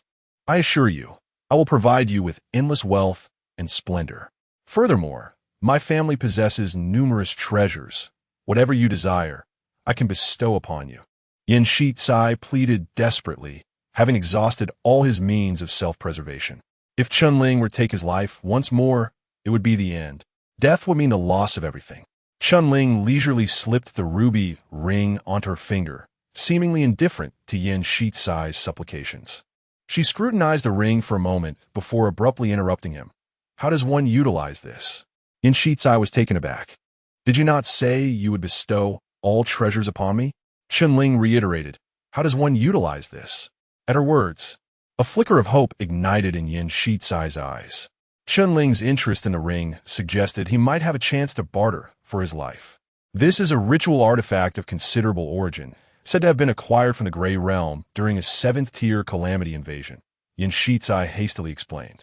"If one allows it to consume their mental energy, it can manipulate space within a limited area. However, if the user's mental energy is below the 4th tier and insufficient for consumption, fresh blood can serve as a substitute. Only those of the 4th tier can utilize it without cost. Indeed, only a 4th tier can command the domain. Without that, mental energy is nearly non-existent. And how does one facilitate its consumption of flesh? There's a mechanism at the edge of the ring. Simply touch it, and then pierce the protruding needle into the body." Before Yin Shizai could finish his sentence, Chun-Ling seized his throat with one hand, the needle of the ring piercing his skin, commencing a frantic consumption of Yin Shizai's flesh. Under the voracious appetite of the ring, Yin Shizai's once robust body visibly shrank, reminiscent of Chun-Ling's first encounter with Qian Fan utilizing a finger artifact. Yet the ring's consumption seemed swifter. With Chun-Ling constricting his throat, Yin Shizai yearned to scream, but could produce no sound, only gazing desperately at her, pleading for mercy. Finally, just as Yin Shizai was on the brink of being drained completely, Chun-Ling released her grip. Coughing violently, Yin Shizai collapsed to the ground, his body emaciated and frail, resembling a skeleton shrouded in skin, barely recognizable from his former self. "Ah, I see." Chun-Ling observed the faintly glowing ruby, deep in thought. It now belongs to you," Yin Shizai gasped, breathless. "Chun-Ling, may I be spared now?" "Very well." Chun-Ling gently patted his shoulder, slowly rising from the pool of blood. "By the way, did you not express your fondness for my attire? That garment cannot be given to you. What do you think of this one I am wearing?" Yin Shizai glanced at the bright red theatrical robe draping Chun-Ling and hastily shook his head. At such a moment, he dared not act as he did aboard the ship. Moreover, his interest in Chun-Ling's tattered clothing had never been genuine. He merely sought a pretext to provoke her. "No, it's unnecessary." "Very well, that is indeed a pity." Chun-Ling turned and walked away into the distance. Seeing her depart, Yin Shizai felt the tension in his heart finally ease. He struggled to crawl through the blood, inching toward the entrance of the ancient tomb. At last, he could return home. Just then, a gust of cold wind swept past the hem of the bright red robe. As Chun-Ling continued forward, she casually raised her right hand and snapped her fingers. Crack! Yin Shizai's form twisted grotesquely, and the feeble breath of life within him extinguished instantaneously. He lay emaciated in the blood, his vacant gaze turned skyward, resembling a specter clad in a robe of the same vibrant hue as Chun-Ling's, against the backdrop of this ashen earth. Chapter 77. Assassination of the fire usurper, where have they gone? Pu traversed the desolate wilderness, his gaze sweeping the surroundings in search of the figure of number 8.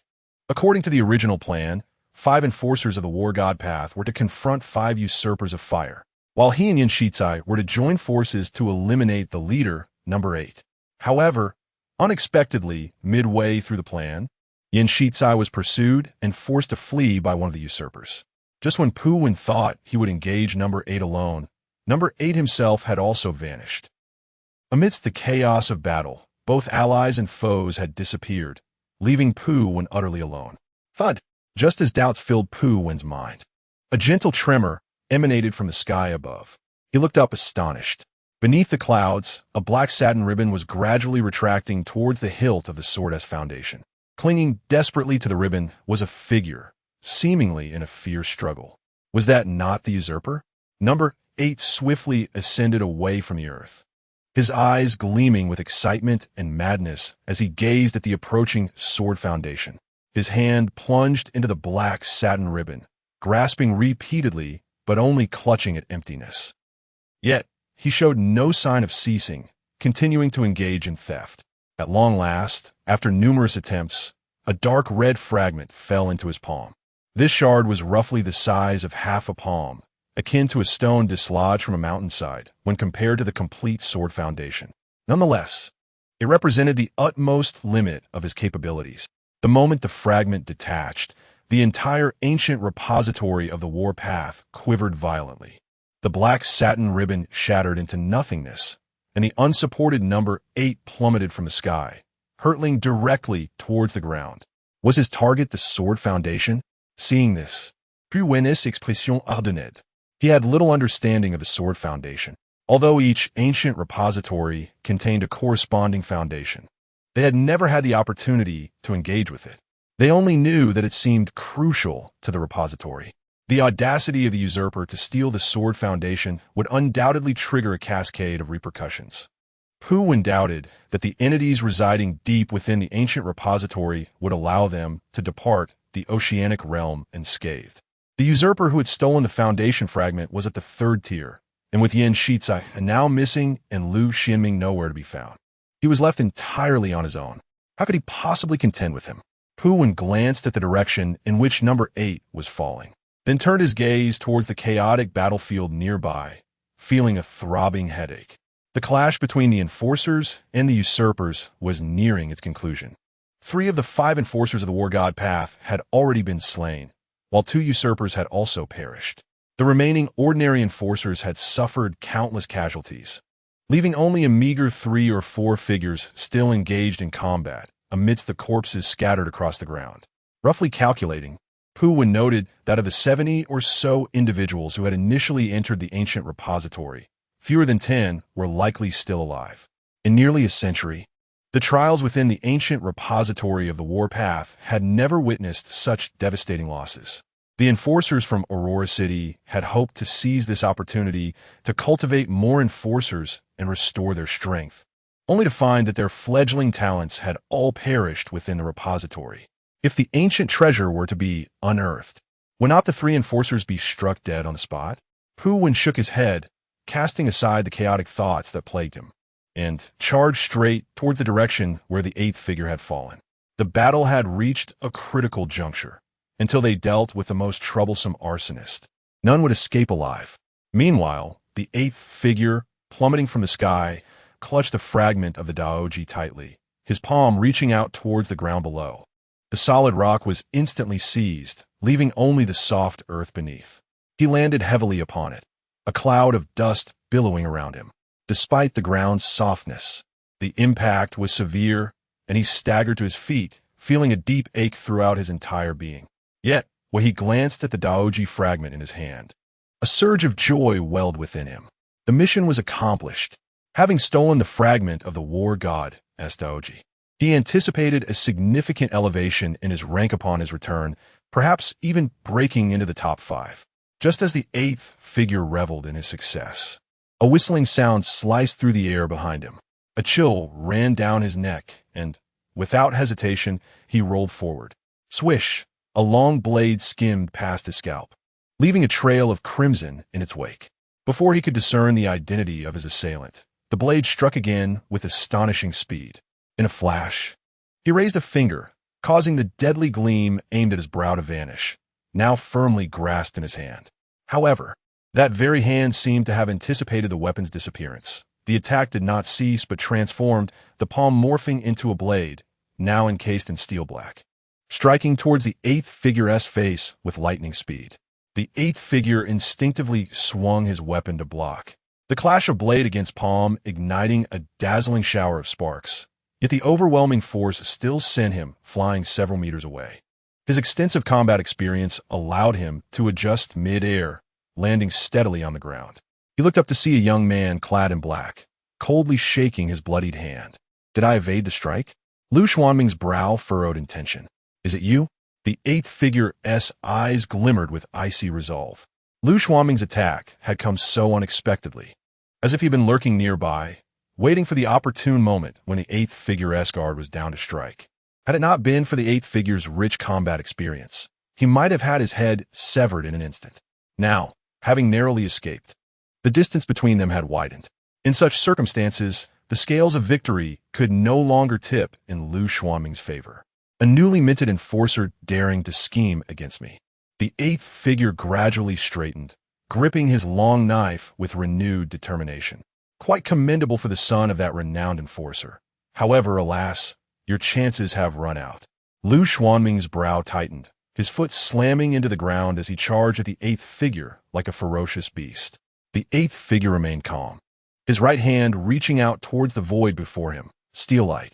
Instantly, darkness engulfed Lu Xuanming. His target vanished, the environment faded away, and this abrupt change caused him to falter. In that moment, a swift blade of light sliced towards his neck. It was his own knife. Without a moment's hesitation, Lu Xuanming felt the cold steel of the armor enveloping his skin, a sharp sensation piercing through the hardened surface. The force of the blow sent him tilting to one side, as he instinctively prepared to roll and dissipate the impact. The unmistakable sound of a bullet being chambered echoed in his ears. Click, this is trouble. A fleeting thought crossed Lu Xuanming's mind, and in the next instant, a crimson blossom erupted from his thigh. Chapter 78. The Final Victor? Lu Xuanming could discern the trajectory of the air when a blade sliced through it, allowing him to anticipate the source of an attack and employ the iron garb for defense. However, he was utterly incapable of determining the origin of a bullet's trajectory. Thus, he was struck. The bullet pierced through his thigh, causing him to lose his balance completely. A tremendous force surged from his chest, propelling him backward with great violence. Dust billowed around him as Lu Xuanming, deprived of his sight, crashed heavily to the ground. Instinctively, he sat up, yet he was entirely disoriented, utterly unaware of where the enemy might strike from next. Blood flowed profusely from the gunshot wound in his thigh, rendering his complexion ghastly. Was this the oppressive sensation of a third tier? Even the unskilled combatant of the thief god path found it insurmountable compared to the first tier. In the desolate wilderness, Number 8 approached Lu Xuanming, one hand gripping a knife and the other a gun, his expression inscrutable. He silently raised his firearm, aiming at Lu Xuanming's forehead, poised to pull the trigger when a voice interrupted from the side. Is this the last one? Number 8 paused, turning to see Jian Chongsheng, bloodied and fierce, staring intently at him from a distance. His scarred face was alight with excitement and desire. Eliminating this one would surely be a significant achievement, wouldn't it? He let out a hearty laugh, his form resembling a blood-soaked arrow as he charged forward with great speed. Is there another who has embarked upon the path of the war god? Number 8 furrowed his brow. Jian Chongsheng moved with astonishing swiftness, far beyond what Lu Xuanming, even with iron garb activated, could perceive. In a mere blink, he traversed dozens of meters and stood before Number 8. Startled, the latter immediately unleashed a barrage of gunfire. Bullets struck Jian Chongsheng's body, yet instead of slowing, his speed surged further, and a bloodied fist hurtled toward Number 8 with a deafening whoosh. Stealing light. Without hesitation, Number 8 activated his skill. Suddenly deprived of sight, Jian Chongsheng, much like Lu Xuanming, flitted about aimlessly. Just as number 8 began to relax, a fist, as heavy as a boulder, slammed into his chest. That punch shattered 2 of number 8's ribs, and he coughed up a mouthful of blood, collapsing to the ground. Lu Xianming, eyes closed, had unknowingly found his way to Jian Chongqing's side, a dark fist poised in the air, coldly directed towards number 8. Your voice has betrayed your position, he spoke calmly. Number 8, gritting his teeth against the pain, struggled to rise, a cruel glint flickering in his eyes. At that moment, a piece of rice paper drifted silently above him. Freeze! The characters sketched in blood gradually faded away as Pu Wen stood nearby, empty-handed, forming a hand seal. Number 8's figure became as rigid as a statue, frozen in place. 2 law enforcers, deprived of sight, and 1 immobilized fire manipulator, plunged the battlefield into an uncanny stillness. After a few seconds, Lu Xianming regained his vision first, charging at number 8 like a cannonball. Half a second later, number 8 broke free from his paralysis, one hand stealing Lu Xianming's sight once more, while the other raised his weapon, firing 3 shots in quick succession. Damn it! Is his theft boundless? Lu Xianming cursed inwardly. 3 bullets whistled through the air, piercing Lu Xianming's body. 2 were deflected by the randomly activated iron armor, while the last one penetrated his shoulder, causing his clenched fist to fall limply. The 8th assailant attempted to fire again, only to discover that his magazine had been emptied. Reluctantly, he discarded the weapon, but a sudden wave of agony surged from his lower back. Jian Chongqing's punch had shattered the 8th's kidney, and he swiftly wrapped his arms around the opponent's waist, forcefully slamming him to the ground. Now, how will you escape? He sneered. Jian Chongqing's vision remained obscured from the earlier theft, yet he followed the sound of gunfire to locate the 8th. With a single, devastating blow, he crushed the assailant's insides, pinning him beneath his weight.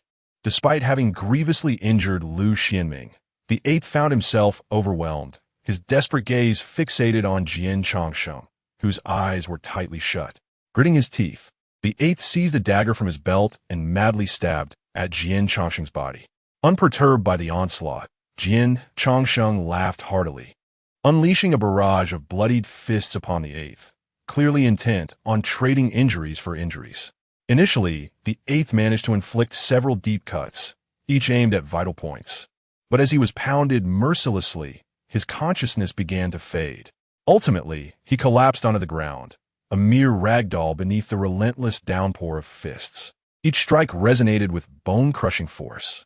Pu Wen, having exhausted all his writing materials, stared blankly at the gruesome scene before him, unable to suppress a furrowed brow. He recognized Jian Chongqing, but was baffled by the transformation from a timid lackey to a reckless assailant. Enough, Pu Wen called out. Jian Chongqing, seemingly deaf to the plea, continued to rain down blows, blood and flesh flying. Enough! Pu Wen stepped forward, shouting once more. Only then did Jian Chongqing relent, glancing at the mangled form of the 8th beneath him before slowly rising. It is over. This usurper of fire, I have slain. The credit belongs to me, he declared, casting a possessive glance at Pu Wen. No one will take your credit, Pu Wen replied, surveying the surroundings. By the way, have you seen Yin Shizai? I have. He was slain by a usurper of fire. Upon hearing this, Pu Wen's brow furrowed deeply, his gaze piercing into Jian Chongqing's eyes, as if attempting to fathom his very soul. The latter remained unfazed, his scarred face betraying no emotion. Meanwhile, Lu Xianming exhaled deeply, unsteadily rising to his feet. Once his vision cleared, he walked to a nearby hill and gazed into the distance. They're all dead. What? They are all dead, Lu Xianming reiterated, surveying the battlefield littered with corpses. Only the 3 of us have survived. Pu Wen and Jian Chongqing stood momentarily stunned before joining him atop the hill. Before their eyes lay a scene painted in blood and bodies. Whether usurpers of fire or enforcers of the law, not a single one remained standing. In the end, the enforcers had triumphed, albeit at an exceedingly grim cost. 3 blood-stained figures stood shoulder to shoulder atop the hill, the gentle breeze caressing their garments. One a Shura, another a heavenly wolf, and the last a scholar. They were the final victors of this realm. Pu Wen's countenance was somewhat grim, Despite his disdain for Yin Shizai, he was nonetheless employed by him. With Yin Shizai's demise within the ancient vault of military paths, news would surely incite chaos upon its return to Aurora City, and he himself could likely face accountability. Lu Xianming bore no particular expression. Though possibly due to excessive blood loss, his visage was as pale as parchment. As for Jian Changsheng, he gazed upon the countless corpses strewn across the landscape. And after a moment of silence, he unexpectedly broke into laughter. The ultimate victor is suddenly, amidst the profound silence. A series of crisp claps resonated from behind. The three were momentarily taken aback, turning to look. A figure clad in a grand red theatrical robe had, unbeknownst to them, taken a seat upon the blood-soaked stone pinnacle, smiling down at the trio. His hands, adorned with ruby rings, gently applauded, resembling an audience member genuinely expressing admiration. "Brilliant," he remarked with a smile. "I believe I'm beginning to grasp the joy of being an audience." Chapter 79. 1 against 3. The appearance of the figure in red nearly caused the hearts of the three to cease beating. They stared blankly at the familiar visage, their eyes filled with astonishment and confusion. Even a usually composed Lu Xianming appeared somewhat pallid. Chunling, that usurper of fire? Was he not already dead? One question after another surged through their minds, and they suddenly felt their brains were insufficient to process it all. Only Pu Wen was quick to react. He fixed his gaze on Chunling and rasped, "I thought something fell off. Are you the one orchestrating all of this from behind the scenes?" "To be honest, I am rather reluctant to explain myself to you." Chunling paused momentarily, for villains often meet their demise through excessive verbosity. The three exchanged puzzled glances. Chunling slowly rose to his feet, casting a disdainful gaze down upon the trio. His crimson theatrical robe billowed wildly in the wind, resembling a bloodthirsty specter. A manic smile curled at the corners of his mouth. "You three, come at me together." The three atop the hill exchanged glances, their expressions grim. Yet it was Jian Changsheng who charged forward first, lunging at Chunling like a rabid dog, while Lu Xianming swiftly drew his long blade from the ground in pursuit. Pu Wen, however, remained rooted, hastily biting his finger and rapidly inscribing symbols upon the ground. He had exhausted all the previously prepared seal characters, and the one he had just used to immobilize number 8 had been hastily written. Now, he had no choice but to act again. Standing atop the towering rock, Chunling leisurely extended his finger to his cheek and tore away a layer of skin, which fluttered away in the wind. In that instant, he seemed to vanish into thin air. Both Jian Changsheng and Lu Xianming were momentarily stunned as a black shadow darted past them with incredible speed. It was a black falcon. What kind of skill is this? Lu Xianming had never witnessed anyone transform into an animal. Even the renowned trickster, the god of theater, could only change his face. Could this be the means of those sorcerers? The falcon soared past them, then morphed back into Chunling mid-air, crashing down towards the earth like a crimson meteor. Just as Pu Wen was about to complete his sealing character, he sensed something rush past him. Amidst the flying debris, his wrist was seized with an iron grip. Pu Wen stared in shock at the face, so close before him. But Chunling had already pressed the muzzle of his gun against Pu Wen's forehead, smiling faintly. A commendable skill, but unfortunately, your initial setup is too slow. Bang! With a single shot, Pu Wen met his end. Chunling had been observing from the shadows for so long that he had seen through everyone's abilities. Pu Wen's literary prowess was indeed formidable, comprehensive in its strength. However, each use required him to produce paper first. Without it, he could only write on the spot. Had this encounter occurred upon entering the ancient vault, Chunling would have never dared to challenge three at once. Yet now, Pu Wen had exhausted all his paper, and Lu Xianming was severely injured, rendered incapable with one arm and one leg incapacitated, greatly diminishing his combat effectiveness. Eliminating Pu Wen at the outset was crucial to Chunling's plan. Otherwise, once he released his sealing character, Chunling could have easily faced an instantaneous counterattack. As they witnessed Pu Wen's precise demise at Chunling's hands, both Lu Xianming and Jian Changsheng's pupils constricted in horror. They exchanged a glance, a silent understanding prompting them to turn and swiftly approach Chunling from either side. Jian Changsheng moved with remarkable speed, almost a crimson blur, reaching Chunling in the blink of an eye. In contrast, Chunling drove the red ring into Pu Wen's body and gradually rose to his feet, casually gesturing at him. With a sharp twist of space, Jian Changsheng reacted instantly, evading to the side, yet his shoulder was still crushed into a mist of blood. He let out a muffled grunt, the ferocity in his gaze intensifying. Losing an arm severely disrupted his balance, especially during high-speed movement, causing him to tilt dangerously to one side, nearly collapsing. In that fleeting moment, the vibrant red robe clashed with the black-clad Lu Xianming. The dagger and long knife sparked as they scraped through the air. Upon seeing Chunling's ring, Lu Xianming coldly inquired, "You killed Yin Shi, didn't you? What now?" Feeling a tremendous force emanating from the knife's tip, Chunling adeptly retreated to dissipate the energy, his form as graceful as a fluttering butterfly, swiftly appearing behind Lu Xianming. Lu Xianming, clad in iron armor, possessed formidable strength and defense, making a direct confrontation with Chunling unfeasible. Instead, Chunling relied on the agility of Dance of Slaughter to engage him. As long as his speed remained unmatched and his angles sufficiently unconventional, Lu Xianming would be unable to activate iron armor in time for defense. Having already lost a hand to number 8, Lu Xianming could only awkwardly fend off Chunling's relentless assault with one hand, struggling to retreat while awaiting Jian Changsheng's assistance. Yet Chunling would not afford him such an opportunity. Like a specter, Chunling deftly evaded Lu Xuanming's counterstrike, thrusting his ring-adorned right hand into Lu Xuanming's wound. The frenzied absorption of power visibly drained Lu Xianming, causing him to thin before one's eyes. Reacting swiftly, Lu Xianming aimed his knife at Chunling's wrist, but it was intercepted by the dagger midair. After a brief struggle, Chunling was knocked back several steps, and before Lu Xianming could retaliate, he lightly waved his finger. Crush! A localized distortion of space struck precisely at Lu Xuanming's gripping hand, shattering his bones and forcing him to release the long knife. In a flash, a remnant shadow surged before him, the cold glint piercing his chest. Lu Xianming let out a groan, his eyes glaring at the proximity of Chunling, and moments later, he fell straight to the ground. Simultaneously, a sound of slicing air erupted behind Chunling.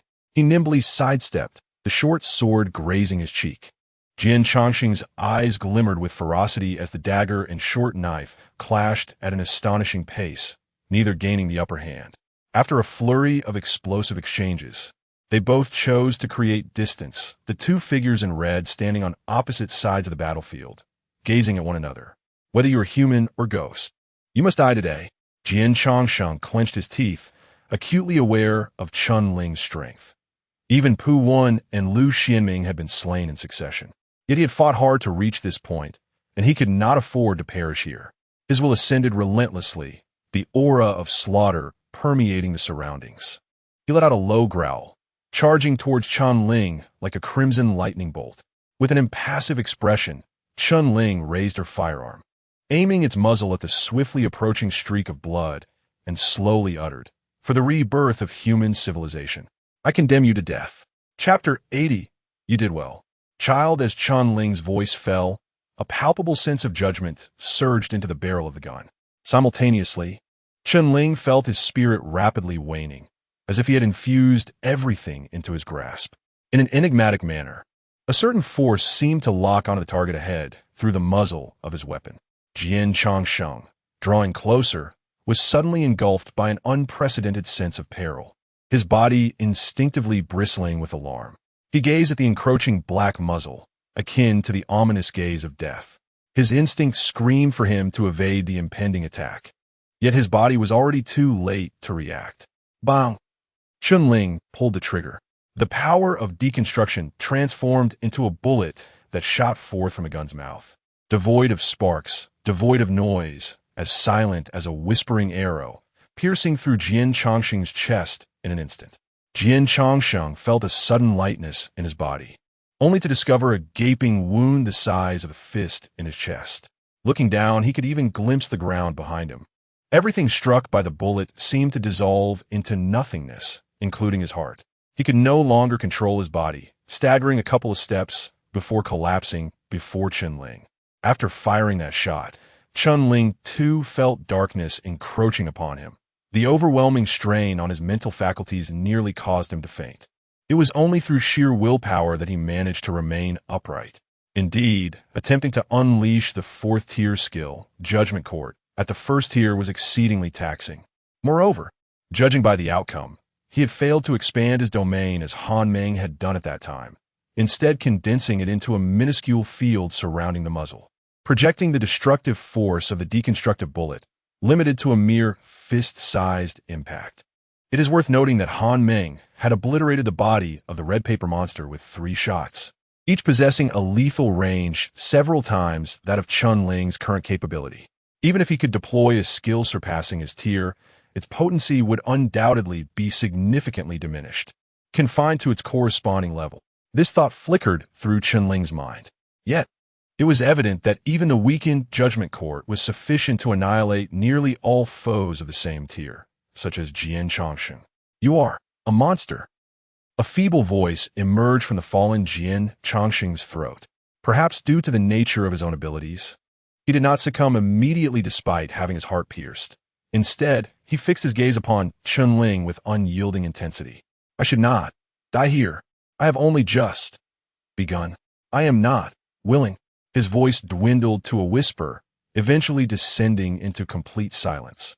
Nevertheless, his eyes remained fixed on Chunling, as if trying to imprint his visage for the next life. He departed this world with unclosed eyes. Only upon confirming Jian Chongsheng's demise did Chunling finally exhale in relief. This man was exceptionally difficult to kill. Wounds did not seem to inflict pain on him. Rather, he grew fiercer with each encounter. Chunling suspected that had he not employed the Judgment Court skill to eliminate him instantaneously, he might not have emerged victorious in a prolonged confrontation against Jian Chongsheng. After taking a moment to collect himself, Chunling gradually regained his composure, scanning his surroundings before cautiously advancing towards the blood-soaked figure of number 8. At this moment, the 8th was rendered unrecognizable by Jian Chongsheng's relentless assault. Chunling rummaged through the carnage for a moment before finally uncovering the fragment of the divine soldier's Dao that the 8th had clutched tightly in his hand. Just as he intended to seize it, he realized that the 8th still clung desperately to the shard, refusing to relinquish his grip. "You're still alive?" Chunling exclaimed in astonishment. Though the 8th S-form was shattered beyond recognition, he still possessed a flicker of life. The lone remaining eyeball glared at Chunling amidst the blood-soaked ruins, his hand resolutely grasping the fragment, an embodiment of his last defiance. The 8 of them, the usurpers of fire, had traveled great distances from other realms, solely for this fragment of the divine soldier's Dao. To acquire it, they had already sacrificed their entire force. This was the fruit of their lives. How could it be allowed to fall into Chunling's hands in the end? "Let go," Chunling sighed. "Everyone is dead. Do you really think you can turn the tide?" A flicker of despair crossed the 8th's remaining eye. Yet he still did not release his hold. Rather than prying the shard from the 8th's grip, Chunling gently placed his palm upon the 8th's bloodied visage, while drawing a gun with his other hand to press against the 8th's temple. Chunling could sense the tremor in the 8th, though whether it stemmed from fear, anger, or resentment, he could not discern. All right, Chunling, draped in a crimson theatrical robe, crouched beside the mangled remains, soothingly uttering, "You did well, my child." Bang! The bullet pierced through the 8th's skull, extinguishing the last vestiges of life within him. Chunling withdrew his hand. The 8th's eyelids had been forced shut, as if he had peacefully departed this world. With a dagger, Chunling sliced open the 8th's rigid palm, retrieving the blood-stained fragment of the divine soldier's Dao, and slowly rose to his feet. A gentle breeze caressed the hem of his bloody robe, swaying in the stillness of the desolate wilderness, reminiscent of ethereal crimson flames. The performance is not yet concluded. Chunling pondered for a moment, suddenly enlightened. Of course, I'm still alive. He was the final victor, the sole survivor upon this stage. The ultimate condition of the performance was, "No one survives." Chunling glanced down at the blood-stained words etched upon the ground. Current anticipation level, 65. Since the performance commenced, the audience's anticipation had gradually increased alongside the unfolding events. However, the true accumulation of anticipation arose from his transformation into Bai Qi, igniting the conflict between the law enforcers and the usurpers. Merely by eliminating Yan Shizai, seizing the ring ritual, and facing off against Jian Changsheng and his companions, who believed themselves victorious, he had harvested nearly 30 points of anticipation from those 2 battles alone. The recent demise of the 8th had netted an additional 5 points. With everyone perished, where could he possibly procure another 5 points of anticipation? Chunling felt a slight headache. Had he known this would transpire, he would have devised a few more scenarios to elicit greater contributions from the corpses. Chunling's gaze swept across the field littered with bodies, ultimately resting upon the depths of the ancient repository of weaponry. Within that unknown, mysterious darkness, there was no other path left to traverse. Chunling glanced at the time. A short interval remained before the ancient repository would open. He promptly set forth, making his way deeper into the ancient vault. As Chunling ventured deeper, he encountered increasingly substantial soldier respawn points, progressing through the 5-person, 10-person, 15-person, 20-person, and ultimately the 50-person areas. Upon surpassing the 50-person zone, he beheld a conspicuous stone tablet standing majestically upon the grayish-white ground. Trial boundary, no entry beyond this point. Crossing this monument would signify departure from the trial area delineated by Aurora City, plunging into the depths of the ancient tomb. The region ahead was evidently not intended for their novice group. Chunling paused briefly before the tablet, then continued onward. The moment his foot stepped beyond the trial area, a faint warmth began to emanate from his chest. Startled, Chunling reached into his bosom to retrieve the source of the heat, which was none other than the Bai Qi token. Chapter 81. The grave in the audience. Did the Bai Qi Ling respond? A flicker of doubt crossed Chunling's mind as he grasped the Bai Qi Ling tightly and continued onward. The emergence of the Bai Qi Ling was already exceedingly peculiar, as if someone had transmitted it to him from the depths of the ancient tomb through the path of the war god. Now, as Chunling ventured deeper into the ancient tomb, the Bai Qi Ling responded once more, perhaps guiding him towards something. As Chunling delved further into the ancient tomb, the colossal sword that pierced the heavens gradually drew nearer, an inexplicable chill enveloping his surroundings, as if it could freeze him to the core. This chill was not merely a physical coldness. It was an indescribable sensation, akin to walking through a desolate graveyard in the dead of night, feeling the gaze of unseen eyes upon him.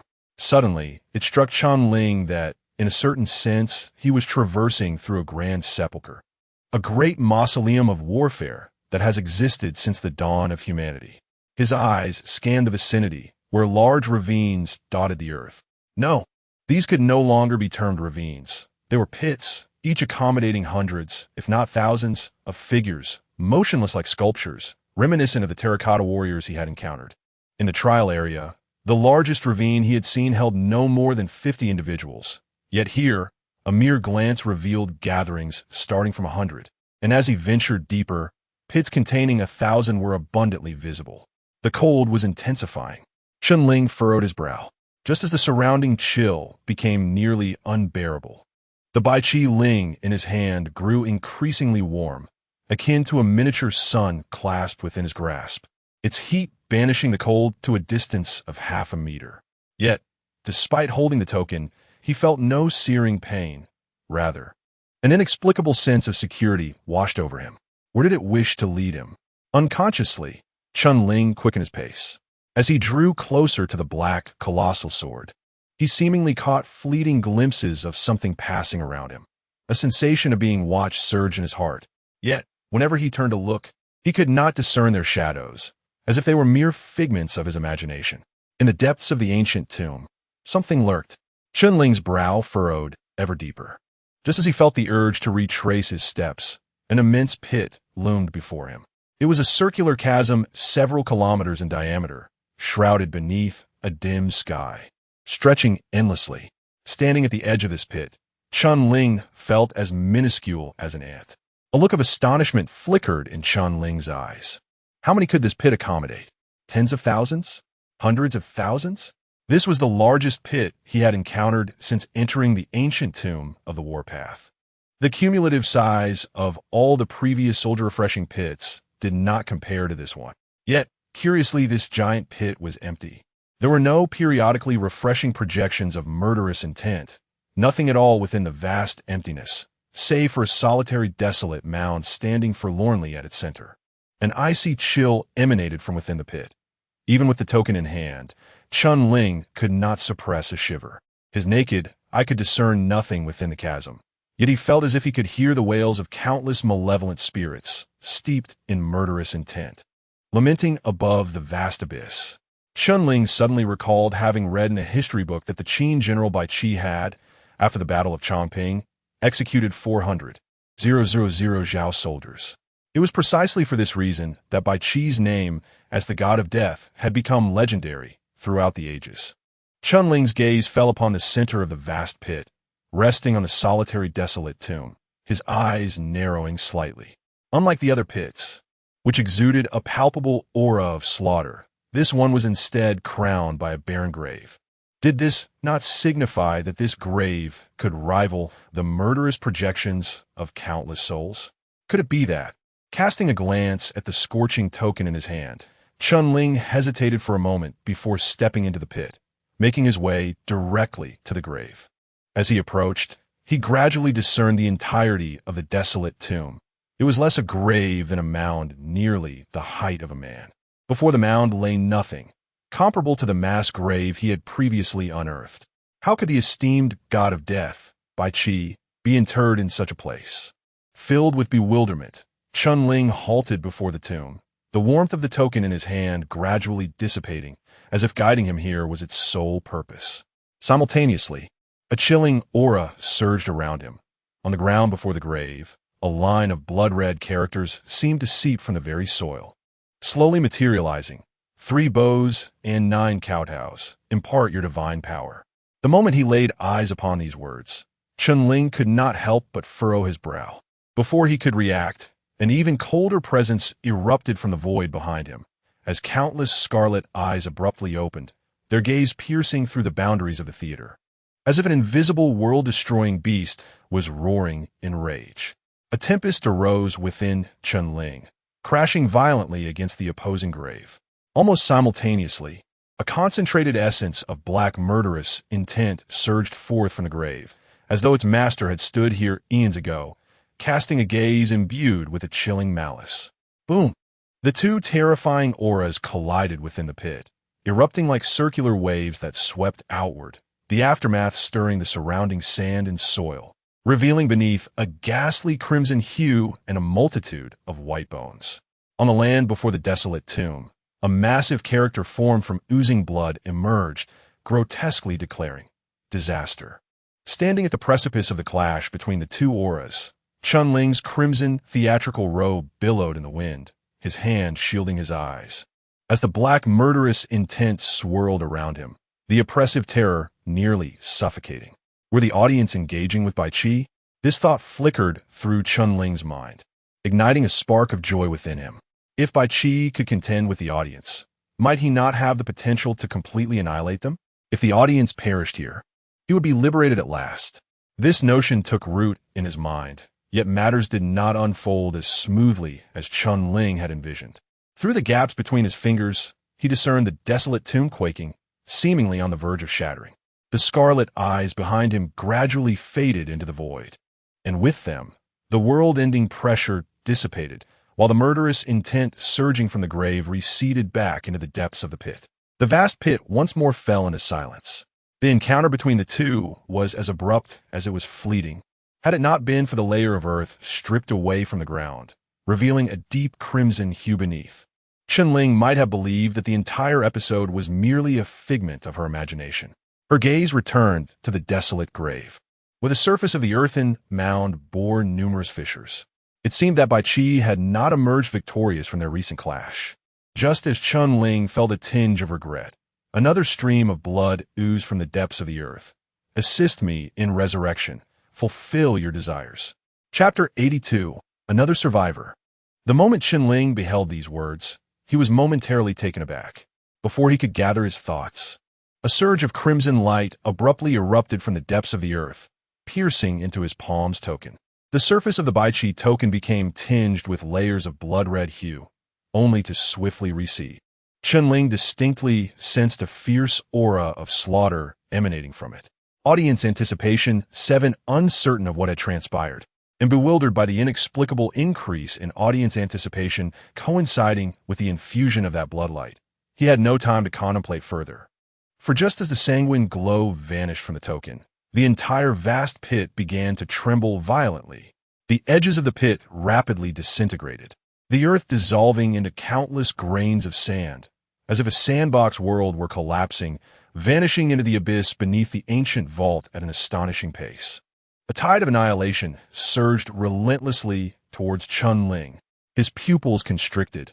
Without hesitation, he turned to flee, his figure slicing through the air like a sword, darting back in the direction he had come. Amidst the cataclysmic collapse of the enormous pit capable of containing hundreds of thousands, he resembled a diminutive and struggling ant, desperately pursuing a sliver of hope. Chunling's speed reached its zenith, and at the very instant the collapse threatened to engulf him, he narrowly escaped the confines of the pit, stumbling on his solid ground. Damn, what just happened? Wiping the cold sweat from his brow, he glanced back to see that the once mighty pit had utterly vanished, replaced by an expanse of hollow void. As he looked down, it felt as though he were peering into an abyss. In the next moment, the earth began to restore itself, the void filled with soil emerging from seemingly nowhere, leveling out completely within mere seconds, as if the immense pit had never existed. Witnessing this scene, Chunling involuntarily recalled the moment when the projection of murderous intent had been slain and subsequently restored. Thus, was the vast pit also rejuvenated by some mechanism of the ancient martial vault? Gazing at the token in his hand, confusion deepened within him.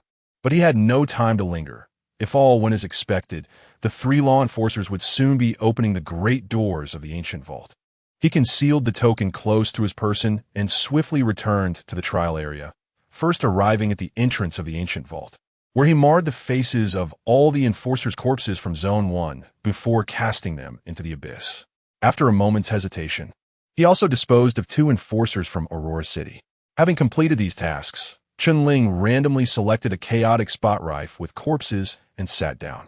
Thud! Simultaneously, a deep, resonant hum emanated from the entrance of the ancient vault. The ancient martial vault was opened. Chunling narrowed his eyes, casually picking up a short blade nearby, pressing the blade slowly against his abdomen. With a forceful stroke, his waist was cleaved open, a torrent of blood gushed forth, and Chunling's complexion visibly paled, enduring the excruciating pain as he lay back amidst the disarray of corpses. Amidst the scarlet pool of blood, his pallid face, devoid of any color, wore an eerie smile. The performance has concluded. His eyes closed. Outside the ancient martial vault, the massive vessel swayed gently with the ocean's undulations. Beneath the inky sky, 3 figures cloaked in long coats stood resolutely at the bow, gazing at the slowly unfolding whirlpool. The moment had arrived. A 4-striped enforcer clasped his hands behind his back, pondering how many would embark upon the path of the war god this year. Based on previous years, a mere 7 or 8 would be commendable. This time, the number would likely be even fewer. Let's not forget, Yanxi was the one who had brought that boy into the book goddess path. He sought to seize others' murderous intent, thus diminishing the chances of advancement for the rest. With Yanxi so brazenly cheating, does the higher authority truly remain indifferent? Mind your own business. The 5-striped enforcer replied coldly. We are merely tasked with obeying orders. The 2 4-striped enforcers fell silent immediately. As the whirlpool expanded, half a minute later, it had returned to the size it was when the crowd entered. They stood at the bow, awaiting the return of the enforcers who had completed the trial. 1 minute, 2 minutes, 3 minutes. After 3 minutes, the whirlpool remained eerily silent, devoid of any signs of return. What is happening? Have they miscalculated the time? The 4-striped enforcer was perplexed. This shouldn't be. Could something have gone awry inside? In such an external trial, what could possibly go wrong? Losing 1 or 2 individuals at most. The other enforcer shrugged. They likely have some who are unwilling to concede, wishing to try again. Let us wait a while longer. The trio waited another 10 minutes, yet the whirlpool showed no signs of activity. Something feels amiss. The five-striped enforcer furrowed his brow, contemplating for a moment before deciding to enter and investigate. But our rank exceeds the fourth tier. We might be repelled here, no? In this urgent situation, as escorts, we possess the secret treasures granted by Aurora City, allowing us temporary passage within. He stood at the bow, solemnly bowing before the colossal black sword that pierced the heavens, then leaped directly into the whirlpool. The other two enforcers exchanged glances and followed suit. A sensation of vertigo enveloped them, and in the next instant, the three stood firmly at the edge of precipice.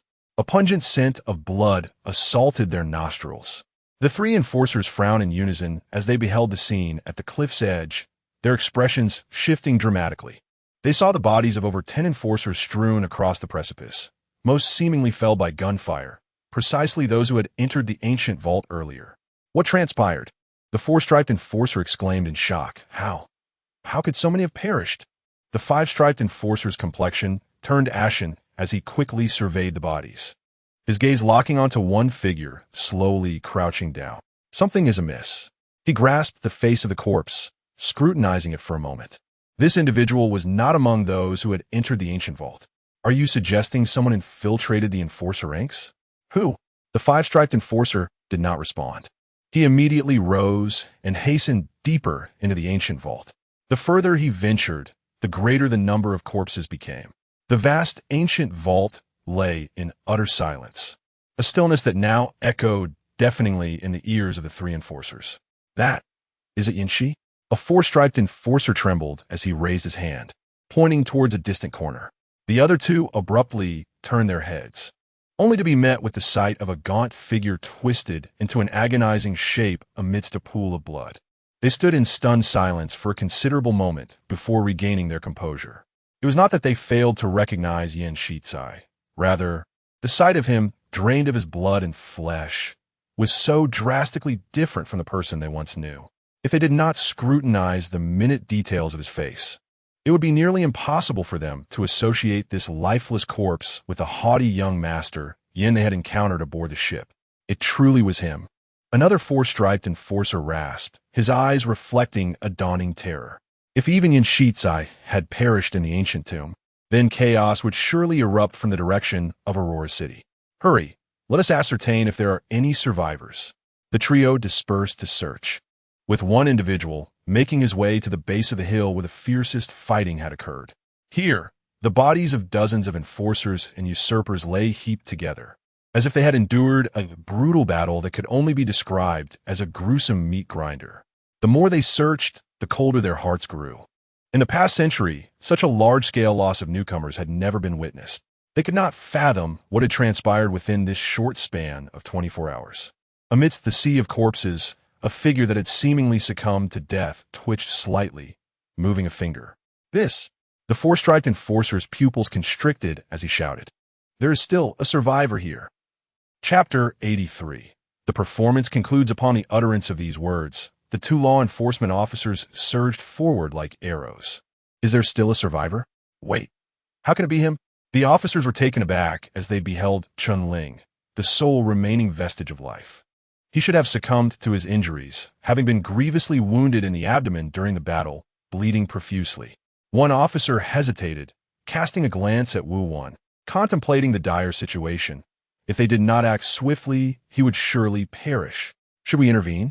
All who entered the ancient tomb had met their demise, leaving only Chun Ling, whom they had deemed doomed, unexpectedly clinging to life. They found themselves lamenting the capriciousness of fate, caught in a web of uncertainty. To save or not to save? Wu Wan, the officer, barked in anger. Have you all lost your senses? He is the last hope of our enforcement team. If he dies, who will explain to Aurora City what transpired here? We must save him, at all costs. Bring him back to life. The two officers immediately set about assisting Chun Ling, though they lacked proper medical equipment, resorting to rudimentary bandaging before hastily escorting him out of the ancient tomb. As the group departed, the tomb once more succumbed to an eerie silence. In the desolate wilderness, strewn with corpses, a malevolent aura emanated from the depths of a black sword. coiling like a serpent around one of the lifeless bodies, surging with ferocity. Moments later, Jian Chongqing's crimson eyes snapped open. In the dimly lit center of the stage, Chunling, draped in a vibrant red theatrical robe, slowly opened his eyes. Exhaling deeply, he instinctively placed a hand on his abdomen, feeling a sense of relief wash over him. To deceive the 3 law enforcement officers, Chunling had resorted to the slow and agonizing method of self-disembowelment. Had he simply shot himself, his revival would have been swift, possibly eluding the officers entirely. With his wounds healed before they could find him, only death by blood loss could prolong the dying process to its maximum extent, and even upon revival, it would not be overly shocking. Yet the downside was, this method of dying was excruciatingly painful. A swift demise would have been far more merciful. Chunling gradually rose from the stage, his gaze sweeping over the audience. Despite the unexpected confrontation with the desolate tomb, nothing seemed amiss. Countless pairs of scarlet eyes remained fixated upon him. He had grown accustomed to this eerie scrutiny and approached the screen, peering down. Following his self-inflicted wounds, the audience's anticipation had predictably plummeted by 50, dropping from 72 to 22, teetering on the brink of chaos. The silver lining, however, was that in the lower right corner of the screen, an icon of a treasure chest began to shimmer once more. Chunling reached out and tapped the treasure chest. Ding, ding, ding. Accompanied by an exhilarating melody, a table materialized in the center of the stage, and upon its surface, a few lines of text swiftly appeared on the white paper. Congratulations on completing the performance. And then there were none. Highest audience anticipation rate for this performance. 72. You have earned a designated lottery draw opportunity. Upon completion of the performance, one may select a character from the myriad roles in this production to randomly extract their abilities. The likelihood of acquiring rare skills is intricately tied to the collective anticipation of the audience for this spectacle. Indeed, fulfilling the task upon the stone steps signifies the successful completion of a performance. Chunling mused to himself. Before him, in the void, pages of paper materialized from thin air. Have you awakened? As Chunling opened his eyes, the voice of Chu Mu Yin drifted softly from beside him. Where were you when they colluded with the enforcers, leading one innocent soul after another to their demise? What your investigative authority? What your enforcement power? A subtle smile crept upon his lips, as if he were partaking in a sacred ritual, murmuring, the performance begins. Words emerged successively upon the script, chronicling all of Chunling's experiences during this period. Upon witnessing his life transcribed into a script once more, Chunling felt little stir within his heart. Perhaps it could be said that he had grown numb.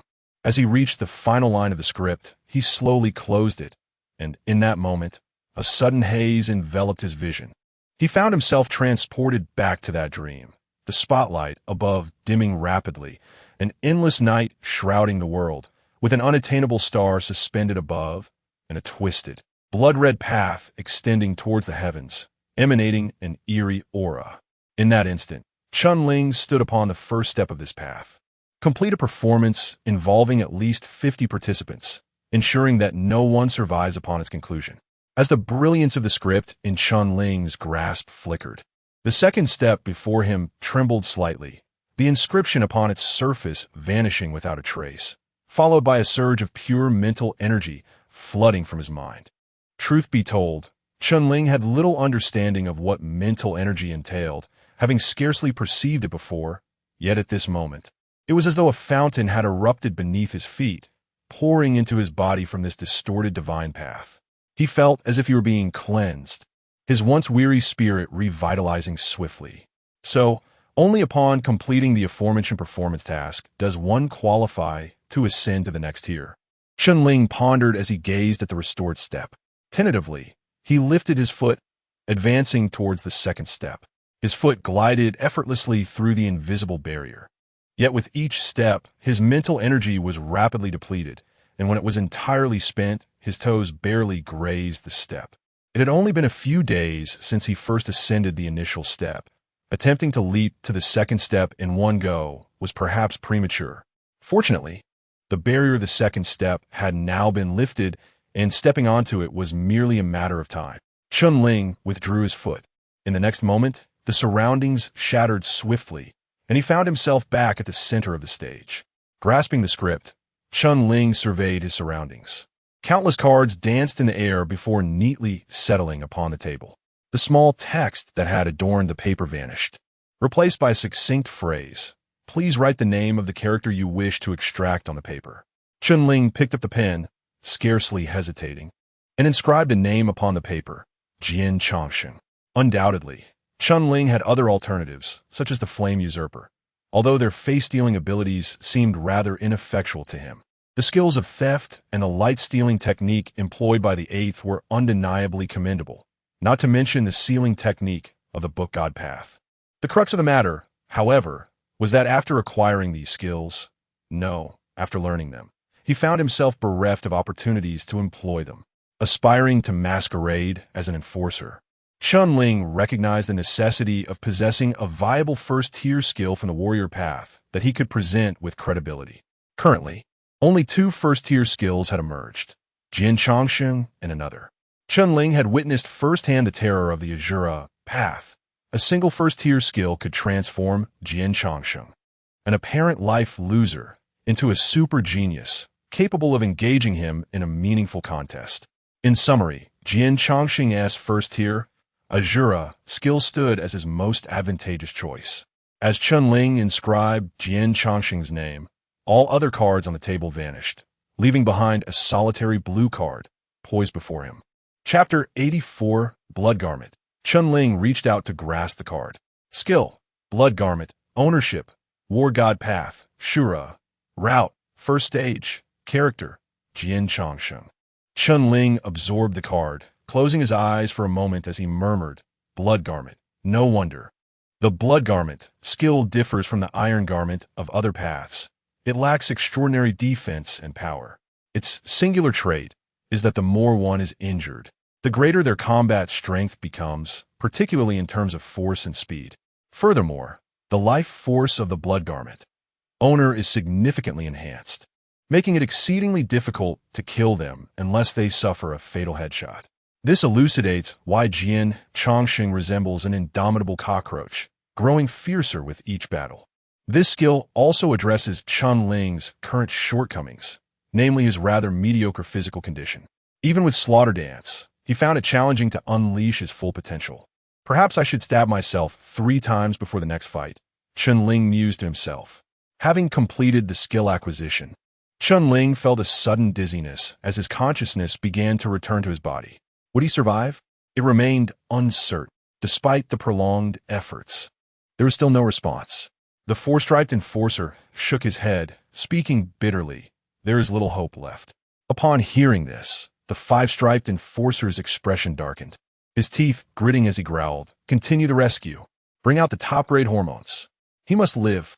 If he dies, we all perish. The 2 enforcers exchanged a glance and promptly began preparing the hormone injections. Just then, a faint, almost mosquito-like voice rasped through the air. "I." The 3 enforcers froze simultaneously, then elation flooded their faces. "He is alive. Chun Ling, can you hear me? How do you feel?"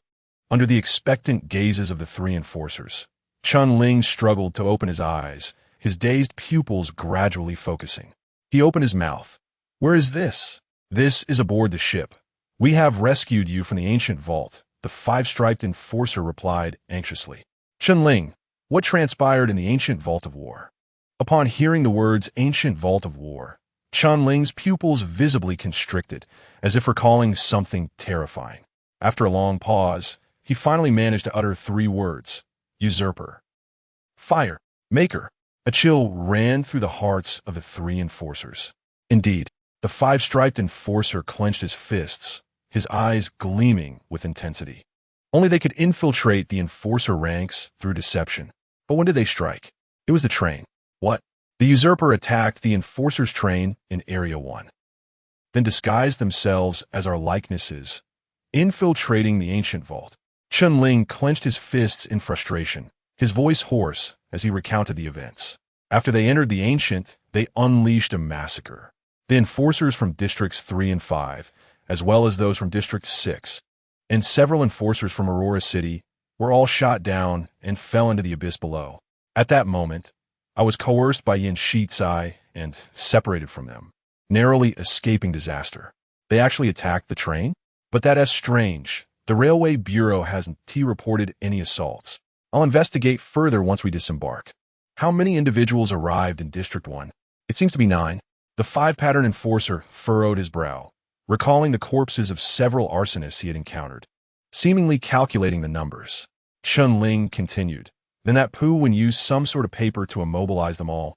Lu Xianming killed one with a single strike. And Yin Shitsai pushed 2 others off the cliff with his ring. When Pu Wen shouted, we scattered in different directions. This aligns. The 5-pattern enforcer nodded slightly. I was terrified, fleeing to a desolate area, but I noticed several divine soldiers converging on other locations. Later, Yin Shitsai mentioned that they were going to encircle the arsonists, and then the fighting broke out. Yin Shitsai said this? The 5-pattern enforcer exclaimed in surprise. Yes, he claimed that group of arsonists stole his ring. At that moment, he was exuding a heavy aura of killing intent, seemingly enraged. And then they began to fight. I intended to hide until the end, but just then, one of the pursued arsonists ran toward me, and I fought desperately, ultimately killing him. After that, I felt a divine soldier's blow strike my face, and I lost consciousness. Chun Ling concluded his narrative, his eyes filled with sincerity and pain. The 3 enforcers exchanged glances, each recognizing the gravity reflected in the other's eyes. At this point, the essential sequence of events had been clarified. Yet more specific details would likely require verification from personnel dispatched from Aurora City. So, you also traversed the divine path? It seems so, Chun Ling replied uncertainly. Which path? Azura. Upon hearing these words, astonishment flickered in the eyes of the 3 enforcers, their expressions betraying disbelief at the magnitude of his talent. Very well, you should rest properly. The 5-pattern enforcer inhaled deeply. After we disembark, we will conduct a more detailed investigation. This incident is extremely serious, and you must be prepared for inquiries from Aurora City at any moment. Chun Ling nodded softly and wearily closed his eyes as the 3 enforcers exited the room. As the vessel gradually distanced itself from the domain of the ancient path, the fragment of the divine path hidden within Chun Ling trembled suddenly. The 3 enforcers stood on the deck, glancing back at the pitch-black night sky above the ancient path, pondering. What are your thoughts? This incident is too heinous. Once we reach land, we must immediately inform Aurora City. Speaking of which, haven't the arsonists always been active in the Southern Territories? Why have they suddenly come to the Aurora domain? Uncertain. As the voices of the crowd faded, the colossal black sword, piercing through the heavens and the earth, emitted a deep rumble akin to thunder, instantly locking onto the vessel poised to depart from the domain with an ominous intent to kill. The murderous aura of the god of war. The expressions of the 3 law enforcers shifted dramatically. What transpired? What disturbed the ancient depths of the military Tao? Almost simultaneously, Chun Ling within the chamber opened his eyes. He sensed a surge of warmth coursing over the surface of the Bai Chi order. Following this warm current, the murderous intent emanating from the military Tao's ancient repository swiftly diminished, as if everything that had just occurred was merely an illusion shared by the onlookers. Am I hallucinating? The 4-pattern law enforcer gazed at the tranquil surface of the frozen sea, his eyes filled with confusion. Indeed, the military Tao's ancient repository had reacted. The 5-pattern law enforcer spoke up. But why? Something feels amiss. What is out of place? That Chun Ling who emerged from the ancient repository is not right. Chapter 85. Bai Yi, the expression of the 5-pattern enforcer tightened as he abruptly turned to gaze at the cabin. The 3 were on the brink of making a move when a barely discernible white light flashed overhead. They stood frozen, akin to statues, for an extended moment before one of them broke the silence. Am I seeing things? The ancient war treasury indeed reacted. But why? The 5-pattern enforcer pondered intently for a while, as if an idea was on the verge of emerging from his mind, yet he could not grasp it. Surely, there must be something aboard this vessel that has provoked the murderous intent of the ancient war treasury. But what could it be? It seemed that only. Before he could finish his thought, Another white light streaked across the sky. Once again, the trio's pupils dilated, staring vacantly into the void, as though they had lost something essential. This time they stood in silence for a full 10 seconds before regaining their senses. What do you make of this? This incident is far too grave. Once we disembark, we must immediately inform Aurora City. By the way, isn't the arsonist usually active in the southern domains? Why have they suddenly appeared in Aurora's territory? On the deck, the eerie repetition of the trio's initial conversation echoed, as they seemed to have completely forgotten the earlier anomaly involving the ancient war treasury and their suspicions towards Chun-Ling. It was as if an invisible hand had stealthily extracted that fleeting memory from their minds. The steam from a ship billowed as it sailed beyond the black canopy of the ancient war treasury. The dim golden sun pierced through the clouds, cascading over the frozen sea's surface. Upon a massive, pristine white iceberg, a hand slowly lifted the brim of a white duckbill cap, revealing half of a face, with silver serpent-shaped earrings gleaming like gold in the twilight. The imposing ship approached the iceberg with the weight of a mountain, a faint smile curling at the corners of his lips. In the next moment, his figure vanished without a trace. Did the Bai Chi token react? Inside the cabin, Chun-Ling furrowed his brow as he regarded the token in his hand, confusion etched in his eyes. He was unaware that the vessel had just passed the edge of the ancient war treasury. All he knew was that, in that instant, the fragments of Dao Foundation and the Bai Chi token had reacted sequentially, only to revert to their original states within a second, as if nothing had occurred. As Chun-Ling was lost in thought, a flicker of white caught his peripheral vision. Startled, he swiftly concealed the token and turned his gaze toward the direction of the movement. Unbeknownst to him, a tall figure clad in white had quietly leaned against the cabin wall, like a specter. Who? Where did they come in? Two questions surged in Chun-Ling's mind. He knew that this cabin had but a single entrance, surrounded by heavy steel walls, leaving no room for anyone to enter. Moreover, he was certain that he had been the sole occupant until now. Chun-Ling's mind raced, and in a flash, he reacted. He raised his right hand and lightly tapped his forehead, reciting with reverence and sincerity. Usurp the heavenly Tao, seize the universe. Arsoniste número 13. I humbly welcome the thief saint. Cold sweat began to pour from Chun-Ling's back. The man before me was not clad in the black coat of an enforcer, indicating he was undoubtedly not a resident of Aurora City. His infiltration had gone unnoticed, suggesting that either the three enforcers outside had already fallen victim to him or that his prowess allowed him to swagger into the cabin without detection. Regardless of the scenario, it was evident that this man's strength far surpassed that of the three enforcers. Possessing formidable power, he was not an enforcer, and his sudden appearance after departing from the ancient military vault was perplexing. He could either be the notorious thief, Bai Yi, or a member of the Dust Society, come to assist him. Considering the worst-case scenario, Chun-Ling's opening words echoed the tenets of the fire usurpers without a doubt. The figure slowly raised his head. Beneath a white cap, a pair of piercing eyes locked onto Chun-Ling, icy as glacial frost. Number 13. His voice bore no trace of emotional fluctuation. And the others? They are exposed. They clashed with the enforcers in the ancient vault and perished in battle. A sense of regret flickered in Chun-Ling's eyes. Number 8 and the three enforcers met their demise together. I barely salvaged my own life. What are the Dao Foundation fragments? I did not acquire them. Did not acquire them? He raised an eyebrow. Then what is this? He withdrew his hand from his pocket, revealing a dark red crystalline shard that had inexplicably appeared in his palm, the very fragment Chun-Ling had once concealed. Chun-Ling's heart plummeted. Damn it. How could these thieves be so swift? Dao Foundation fragments? Chun-Ling feigned surprise. Senior thief, where did you obtain this? Where? Why? From you. Before the man could finish his sentence, Chun-Ling shot forth from the bed like an arrow, racing toward the cabin door with astonishing speed. Just as his hand was about to make contact with the threshold, a sudden blur enveloped him, and when he regained his senses, he found himself displaced before the enigmatic figure. He had stolen Chun-Ling's position. Reacting swiftly, Chun-Ling realized escape was futile. He opted instead to strike at the man's neck with an open palm, while the other chuckled lightly. You shouldn't move about carelessly while still injured. Red Heart 6. Upon hearing those final three words, Chun-Ling's hand abruptly halted before the man's neck, a flicker of astonishment crossing his gaze.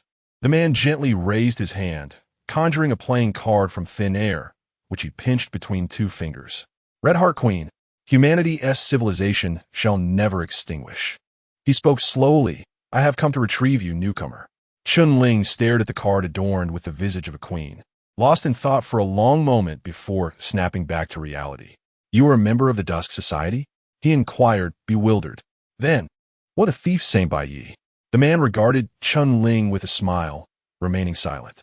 You are the thief Saint Bai Yi of the Fire Usurpers, and also the Red Heart Queen of the Dusk Society? Chun-Ling finally connected the dots. Are you an undercover agent as well? I am not an undercover agent. The role of thief saint is my original identity. However, I chose the path of betrayal.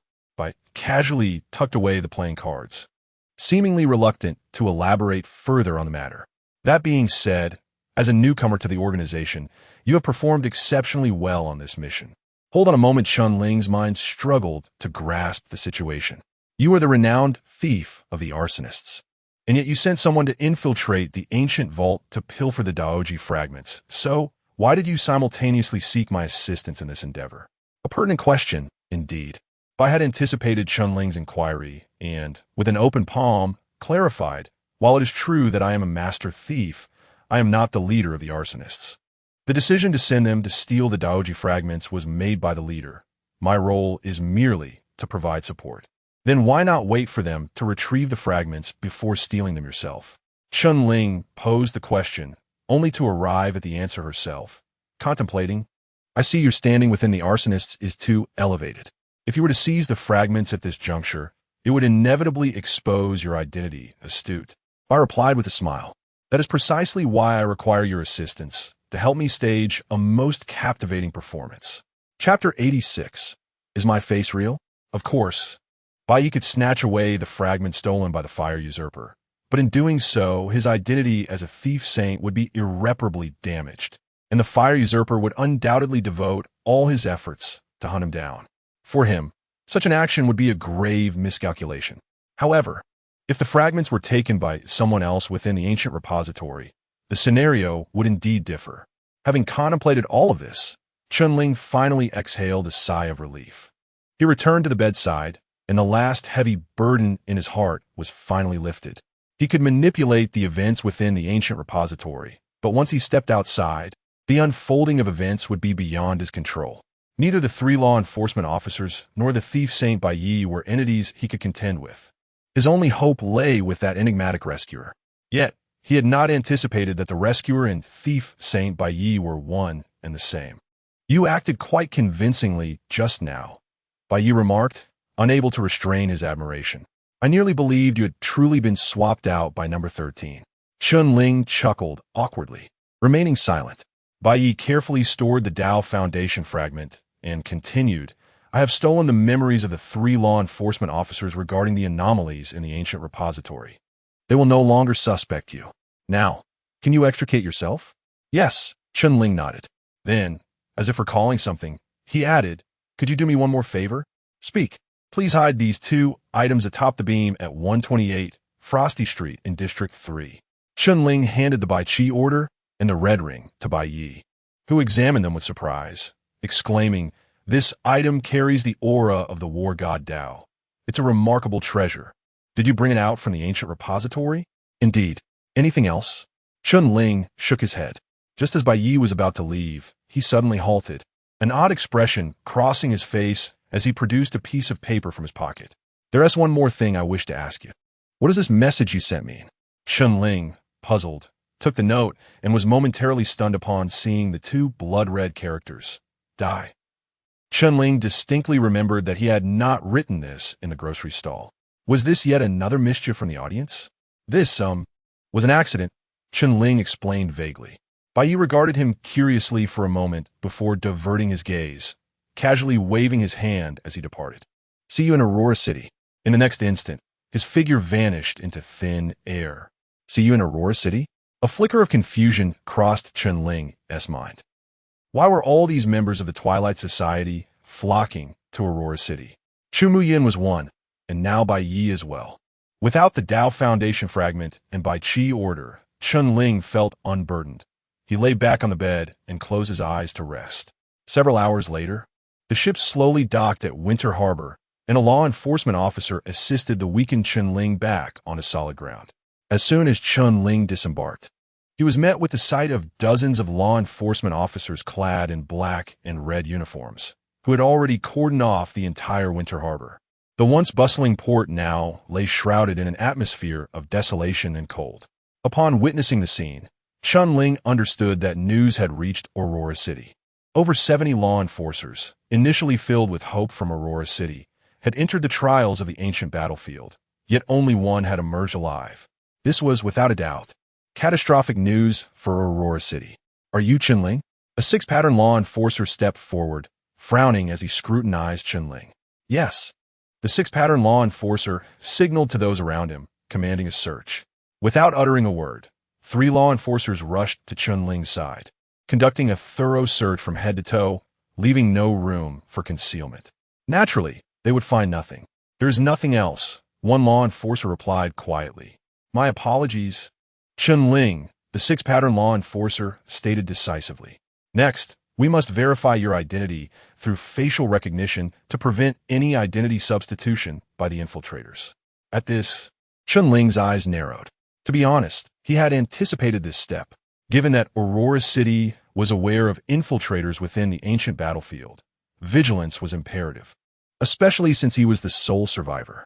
From the moment he stepped out of the ancient battlefield, he was destined to undergo the most rigorous investigation in the entire Aurora realm.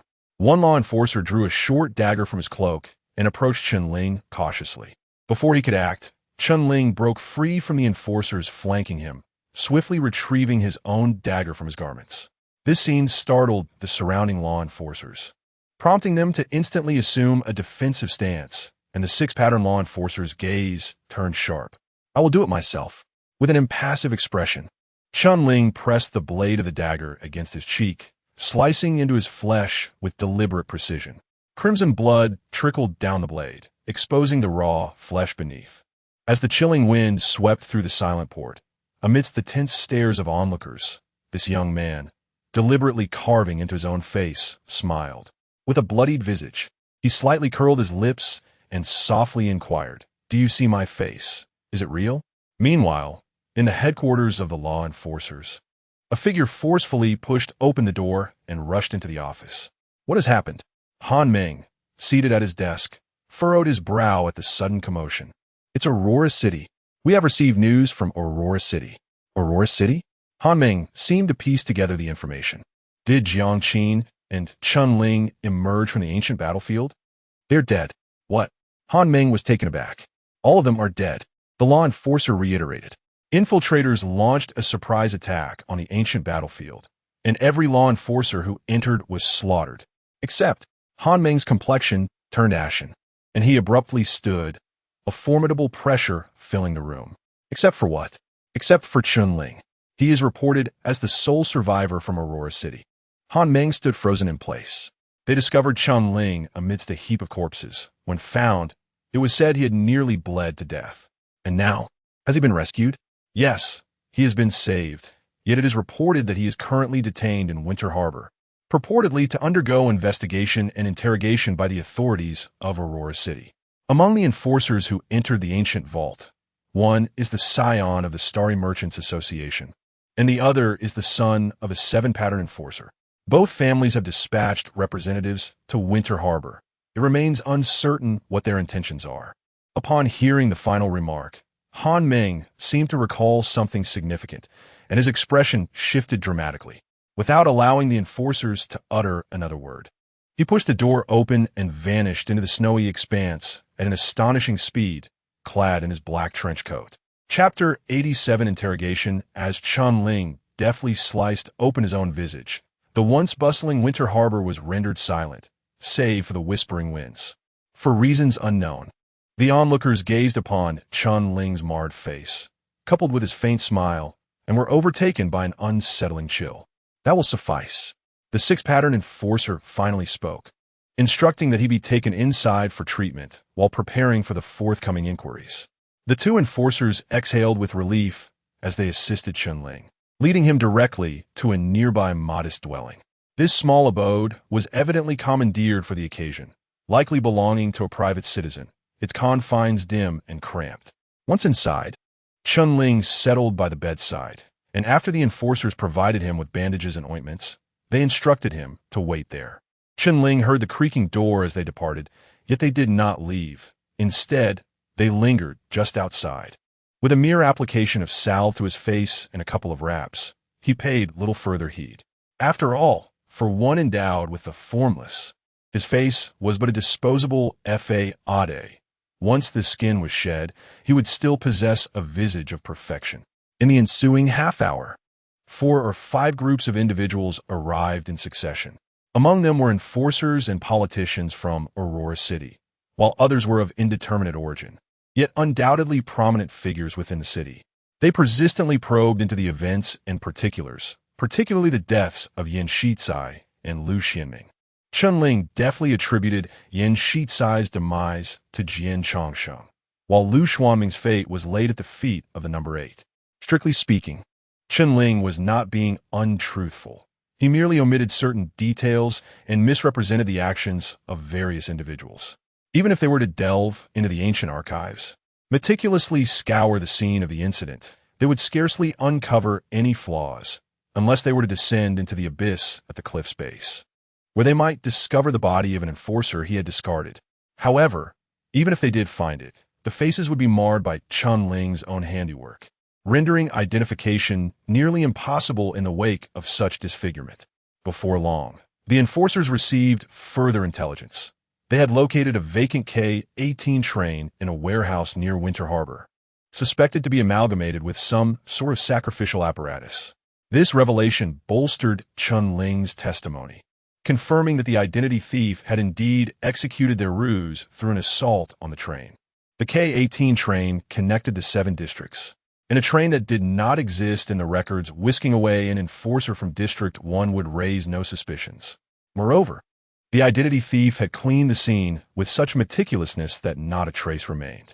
As for whether it was possible for a switch to have occurred from another district, none entertained such doubts, for Chunling had no need to lie in this matter, and his own experience aboard the train, coupled with the fact that he had not been replaced, served as the most compelling evidence.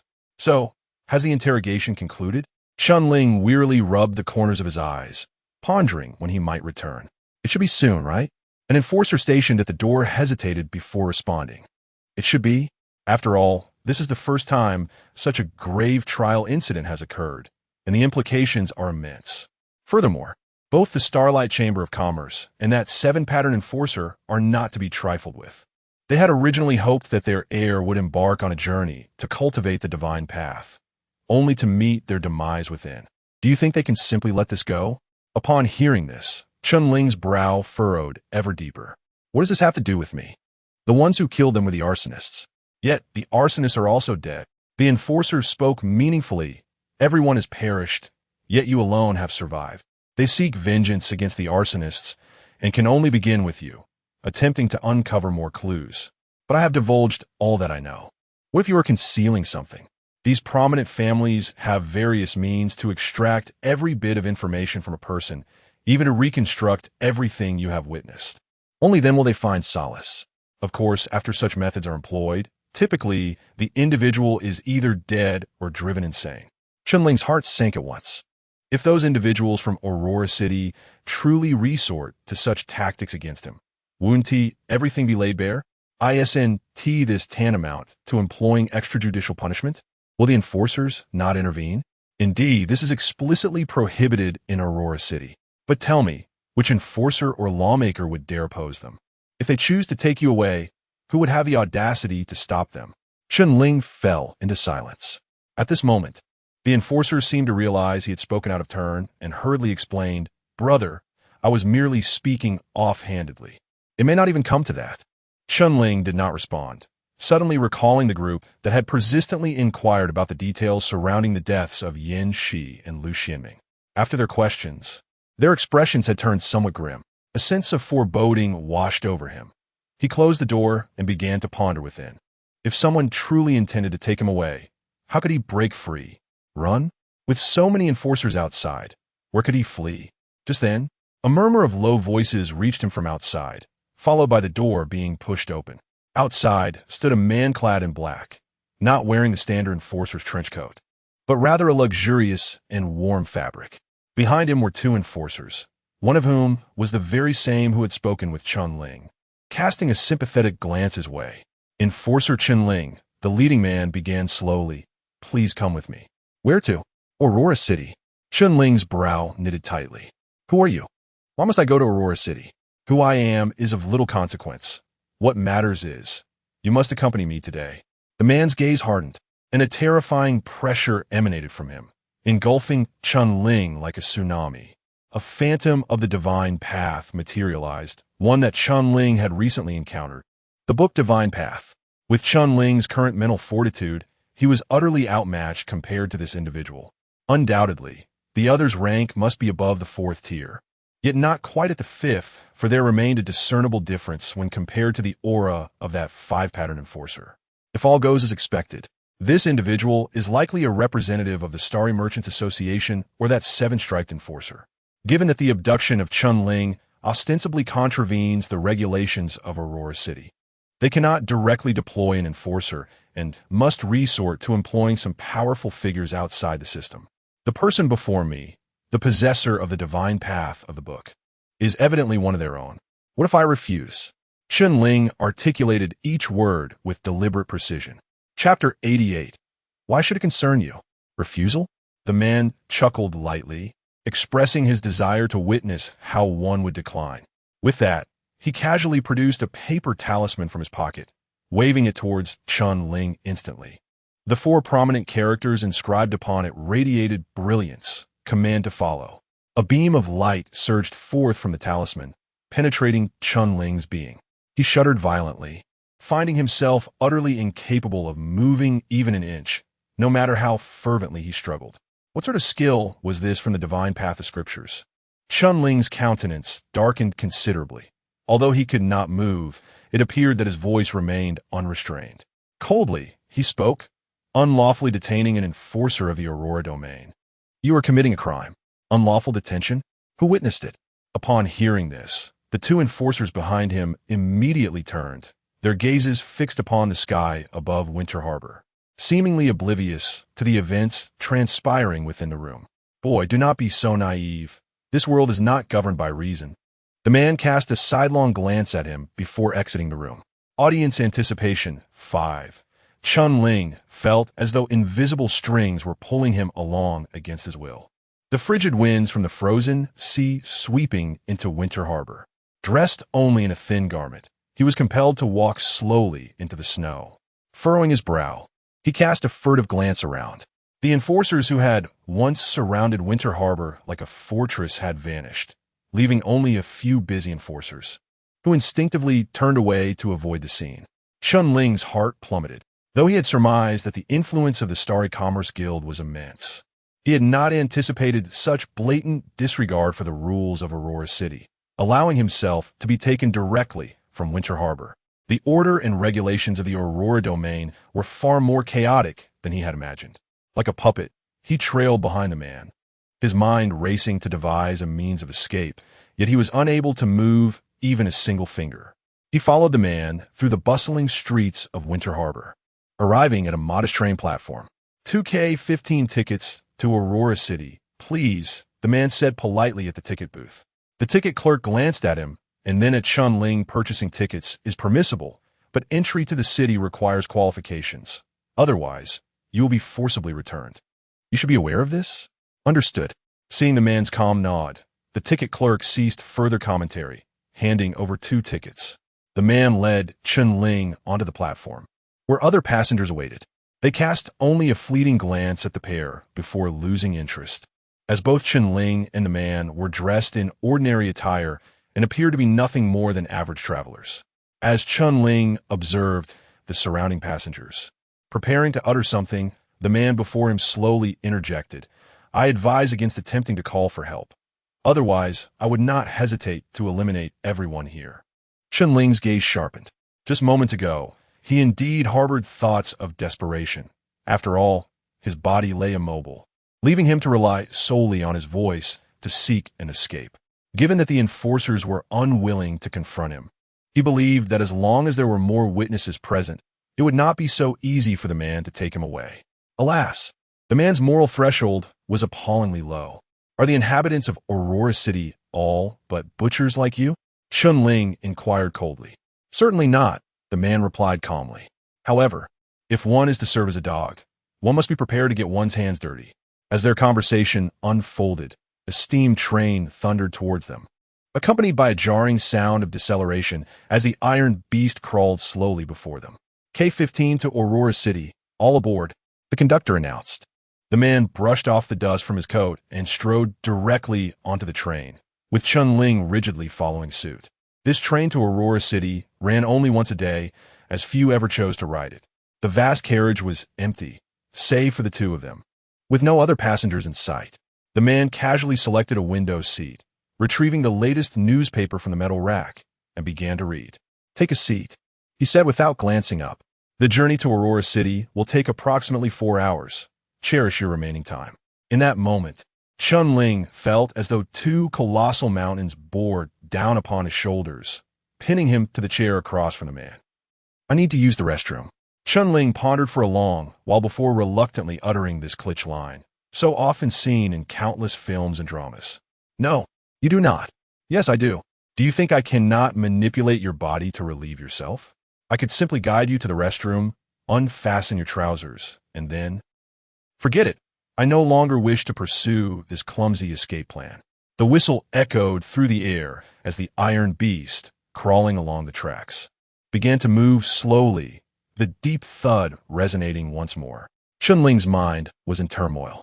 With his own strength, it seemed nearly impossible to escape from this fourth-tier adversary. He could only wait until they reached Aurora City and attempt to devise a plan for the Twilight Society to rescue him. But how precisely should he execute it? Just as Chun Ling wrestled with these thoughts, a thunderous gunshot rang out from outside the carriage. Bang! Immediately, the drive wheels beneath the train exploded, and Chun Ling felt the train lurch violently, tilting to one side. The newspaper rack beside the man toppled over.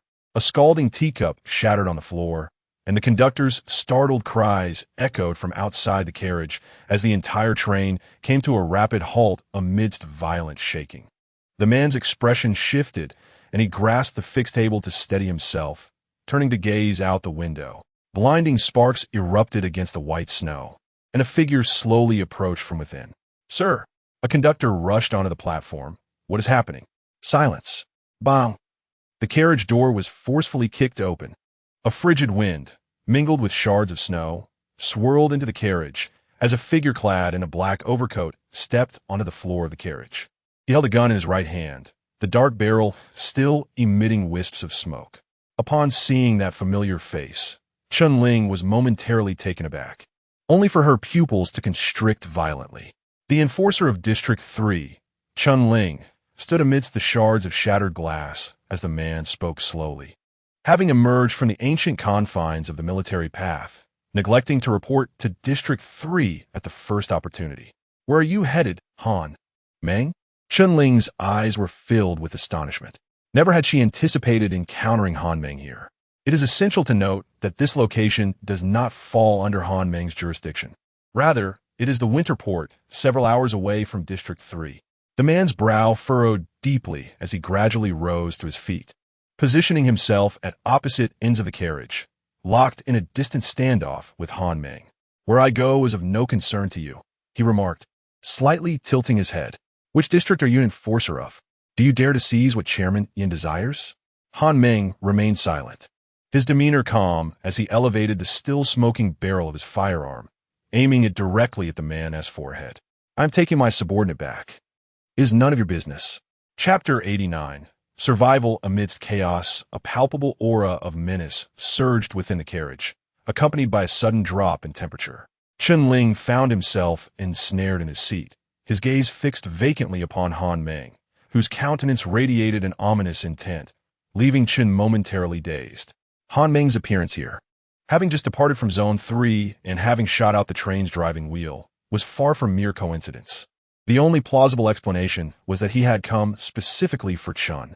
But how had he known that the Starry Commerce Guild intended to target him? With Han Ming's gun trained upon him, the man felt an overwhelming sense of dread enveloping him. He furrowed his brow, staring intently at Han Ming, as if recollecting something significant. Han Ming. That name rang a bell. A flicker of astonishment crossed his eyes as he recalled the tale of a newcomer enforcer from Zone 3 who had, several years prior, slain the nephew of the Starry Commerce Guild's president within the ancient military archives. Remarkably, this enforcer had endured 3 rounds of soul-shattering evidence collection whilst maintaining his composure. That enforcer was it Han Ming? Indeed, Han Ming replied nonchalantly, what a coincidence. His finger rested upon the trigger, and beneath his black trench coat, a formidable domain unfurled rapidly around him. The man's countenance darkened further as he sensed the terrifying aura emanating from the domain. Without hesitation, he raised his hand, attempting to conjure something from the void. In an instant, a thick beam of light grazed his temple. The invisible force of deconstruction, akin to a bullet, effortlessly severed his hair, piercing through every compartment of the train, leaving behind a gaping, circular void. What makes you think your words can outpace my bullet? Han Ming remained in his stance, wielding his gun with a calm demeanor, a thin wisp of smoke curling from the barrel, his expression inscrutable. Yet, beads of cold sweat began to trickle down the man's forehead, his pallid face betraying a flicker of fear and trepidation. Had Han Ming's shot been even slightly misaligned, his head would have been rendered to nothingness. His survival was not due to a fortunate miss, but rather because Han Ming had no intention of killing him. This was merely a warning. Never attempt to confront a judgment head-on, foolish one. Pointing his gun at the man, Han Ming gestured towards Chun Ling, commanding him to unbind the words upon his person. Otherwise, the next shot would find its mark in his skull. The man, now both astonished and enraged, grappled with his feelings of helplessness. Despite being a formidable 4th-tier adept, he found himself utterly subdued by Han Ming's court of judgment, a fact that gnawed at his pride. He possessed an arsenal of divine literary abilities, yet before the barrel of that gun, all his skills felt agonizingly slow. Moreover, the majority of divine literary combat capabilities paled in comparison to the martial divine path, with the judgment path being the most lethal among them. What could he possibly wield against judgment when he had already been locked onto? No matter how swift his words might be, could they ever rival the speed of a bullet? The man's expression shifted through a spectrum of emotions as he scrutinized Han Ming, gritting his teeth before speaking. You understand the consequences of offending the Starry Commerce Guild better than anyone. Han Ming's eyes narrowed slightly, a fresh wave of menace sweeping through the carriage. Do not make me repeat myself for the 3rd time. Release him. As the second bullet was poised to be fired, the man clenched his jaw, his palm sweeping through the void, effortlessly unraveling the characters that controlled Chun Ling suddenly. Chun Ling felt a lightness in his body, the reins of control returning to him. Do not assume that merely hiding outside Aurora City renders you invulnerable. The man slowly retreated, and with each step he took, mysterious characters began to materialize on the train's floor. The next time we meet, you shall not have the opportunity to point a gun at me. A glimmer of cold light flashed in his eyes, and in the next instant, those enigmatic characters blazed to life. His form transformed before Chun Ling's eyes into a dark silhouette, as if ink had been dispersed into a myriad of strokes, swiftly vanishing into the abyss. He can transmute his body into characters? Witnessing this spectacle filled Chun Ling with astonishment. The skills of the book God seemed to transcend his comprehension. Upon seeing the man depart, Han Ming calmly holstered his gun and glanced at Chun Ling. Are you not leaving? Do you long to follow him to Aurora City? With that, he turned and strode toward the train's exit. A single shot shattered the train's drive wheel, leaving the attendants and other passengers in shock, their eyes wide as they beheld Han Ming in his black trench coat emerging from the platform, as if they were witnessing a monster. Chun Ling pushed through the crowd and approached him. How did you know I was here? The train to Aurora City only ran once a day, departing from Winter Harbor, and this was the sole location. Chun Ling wished to inquire how he had deduced that the Starry Commerce would secretly whisk him away. Yet recalling the man's earlier words, he refrained from posing the question. According to him, Han Meng had offended the starry commerce several years prior in the ancient soldier's repository, enduring 3 soul-shattering investigations. What Qianling had already experienced, and even what he had yet to encounter, Han Meng had faced years ago. No one understood the methods of the starry commerce better than him, the victim. Thus, they walked side by side through the snow.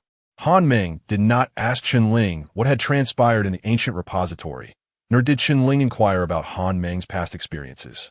They maintained a silence akin to 2 weary travelers heading home. Finally, Han Meng's voice broke the quiet. I underestimated you. What? I thought you would merely kill a few people. I did not anticipate that you would emerge alone in the end. Han Meng's tone bore no discernible praise or reproach. The situation had escalated far too much. Suddenly, Qianling recalled the words Han Meng had left him before he ventured into the ancient repository. If you encounter any incidents there, do not be overly cautious. You are our enforcer in Zone 3. Even if you stir up trouble, I will shield you. Qianling had not faltered. Indeed, Han Meng had truly stood by him. When Qianling exited that small room, all the enforcers and officials chose to close their eyes. Only Han Meng, having traversed hundreds of miles, exploded the train with a single shot, raising his gun against the powers within Aurora City. Without him, it is likely that Qianling would have been forcibly taken into Aurora City, with the outcome remaining uncertain. Qianling remained silent for a long time before earnestly and solemnly uttering 2 words. Thank you. Han Meng glanced at him briefly, and then continued to advance through the snow in his black trench coat. It is enough to be alive. Chapter 90. The Azura and Judgment in the Ancient Battlefield. A blood-soaked figure staggered from the vortex, plunging into the frozen sea. The biting cold permeated his entire being. Yet Jian Changsheng persevered through the pain and the stiffness brought on by the chill, struggling to swim over 100 meters before finally climbing onto a 2-meter-long floating ice. Coughing weakly, he lay upon the icy surface, his strength utterly depleted. A gust of sea breeze swept by, solidifying the moisture on his body into fragments, robbing him of his last remnants of warmth. Jian Changsheng stared vacantly at the dark sky and the receding colossal sword, his scarred face a mask of numbness. He had survived. How he managed to do so eluded him. The last fragment of his memory was of Qianling standing before him with a gun in hand. He recalled his heart being pierced. Reflexively, he reached for his chest, finding the flesh intact. No gaping wound present, though something within seemed to pulse. He felt the rhythm of his heartbeat surging with murderous intent coursing through his veins, cleansing him in some profound manner.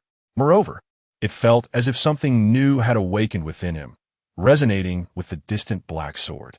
What manner of monster was that? Jian Changsheng recalled the figure clad in red who had single-handedly pierced the ancient battlefield, a lingering dread still gripping his heart. Ever since he had exacted vengeance on Yan Shitai, his spirit had sharpened to an extraordinary degree, yet he had not anticipated the emergence of Qianling, who had crushed his pride with ease. Most troubling of all was that he still remained ignorant of that person's true identity. A usurper of flames? An enforcer? Or perhaps a member of some clandestine organization. After a brief respite, Jian Changsheng sat up on the ice, his gaze sweeping across the boundless frozen sea. A terrifying thought suddenly assailed him. How would he return? Their journey had taken several hours by boat, and now he possessed nothing. Was he to claw his way back atop the floating ice? His expression darkened further as he realized that aside from this option, he truly had no other means. Gritting his teeth, he crawled upon the ice, plunging his hands into the frigid water, utilizing his astonishing speed and strength to inch toward the direction of Lingdong Port. Little did Jian Changsheng realize that the once spirited Azura had now been reduced to a mere human engine. He needed to hasten his pace before he succumbed to starvation or frostbite on the return to Zone 3. Qianling recounted the events that had transpired within the ancient battlefield to Han Meng. Of course, there was a version refined by him. Han Meng listened in silence, and after Qianling had finished speaking, he finally rasped out his first question. How did Jiangqin die? He was slain by that usurper of flames, number 8. Qianling paused momentarily. I avenged him. Han Meng gazed at the coat belonging to number 8 that Qianling wore, anguish flickering in his eyes. a weariness and desolation that Chun Ling had never before witnessed on his face. "Thank you." This time, Han Ming expressed his gratitude to Chun Ling. Chun Ling did not accept it, as he felt unworthy of such thanks. Jiang Qin was already dead. Avenging him would not alter the course of events. If he truly possessed the capability, he should have saved Jiang Qin instead. As for the others within the ancient battlefield, although their deaths were intertwined with his own actions, even if he refrained from inciting enmity between the enforcers and the usurpers of fire, once the usurpers had claimed the fragments of the Tao, a conflict would inevitably ensue at the entrance of the ancient site. Not to mention, there was still the legendary thief, Bai Yi, lurking outside. From the very beginning, the enforcers who entered the ancient battlefield had no possibility of leaving alive. By the way, Han Ming turned to Chun Ling. "Have you embarked on the path of the god of war?" "Yes," Chun Ling replied. "Which path?" "Shura." A flicker of surprise crossed Han Ming's eyes as he nodded slightly. "Shura is indeed commendable. Very few have treading this path in the entirety of Aurora City. What about you? Which path do you follow?" Chun Ling feigned ignorance. "Judgment. How does it differ from Shura?" "Of course, judgment seeks the utmost lethality, yet at higher tiers, one's essence becomes comparatively fragile. Conversely, Shura reigns supreme in close combat. Though its lethality may not rival that of judgment, its survivability is exceptionally robust. Particularly, the first-tier skill, Blood Garment. You should be able to sense the power it bestows upon you. Unless struck down instantly, the greater the injury, the more potent the damage becomes. When this effect is maximized, its harm can rival that of judgment." Chun Ling nodded thoughtfully. Now, he had acquired the third and fourth tier skills of judgment, alongside the first tier skill of Blood Garment. The combination of the two made him ponder whether it could be deemed a complementary enhancement. Once one embarks on the divine path, how does one advance? Chun Ling inquired tentatively. "Are there any prerequisites to fulfill?" "Prerequisites? Such a notion does not exist," Han Ming elucidated. "Though the 14 divine paths of this world are distinct, their essence remains the same. They all utilize mental strength to facilitate ascension. With each ascension, one not only gains different skills, but also experiences a significant enhancement of mental strength. Ultimately, it all hinges on personal talent. Those whose gifts align with the divine path witness a swifter growth in mental strength and advancement speed. Conversely, if one lacks talent, progression becomes exceedingly arduous.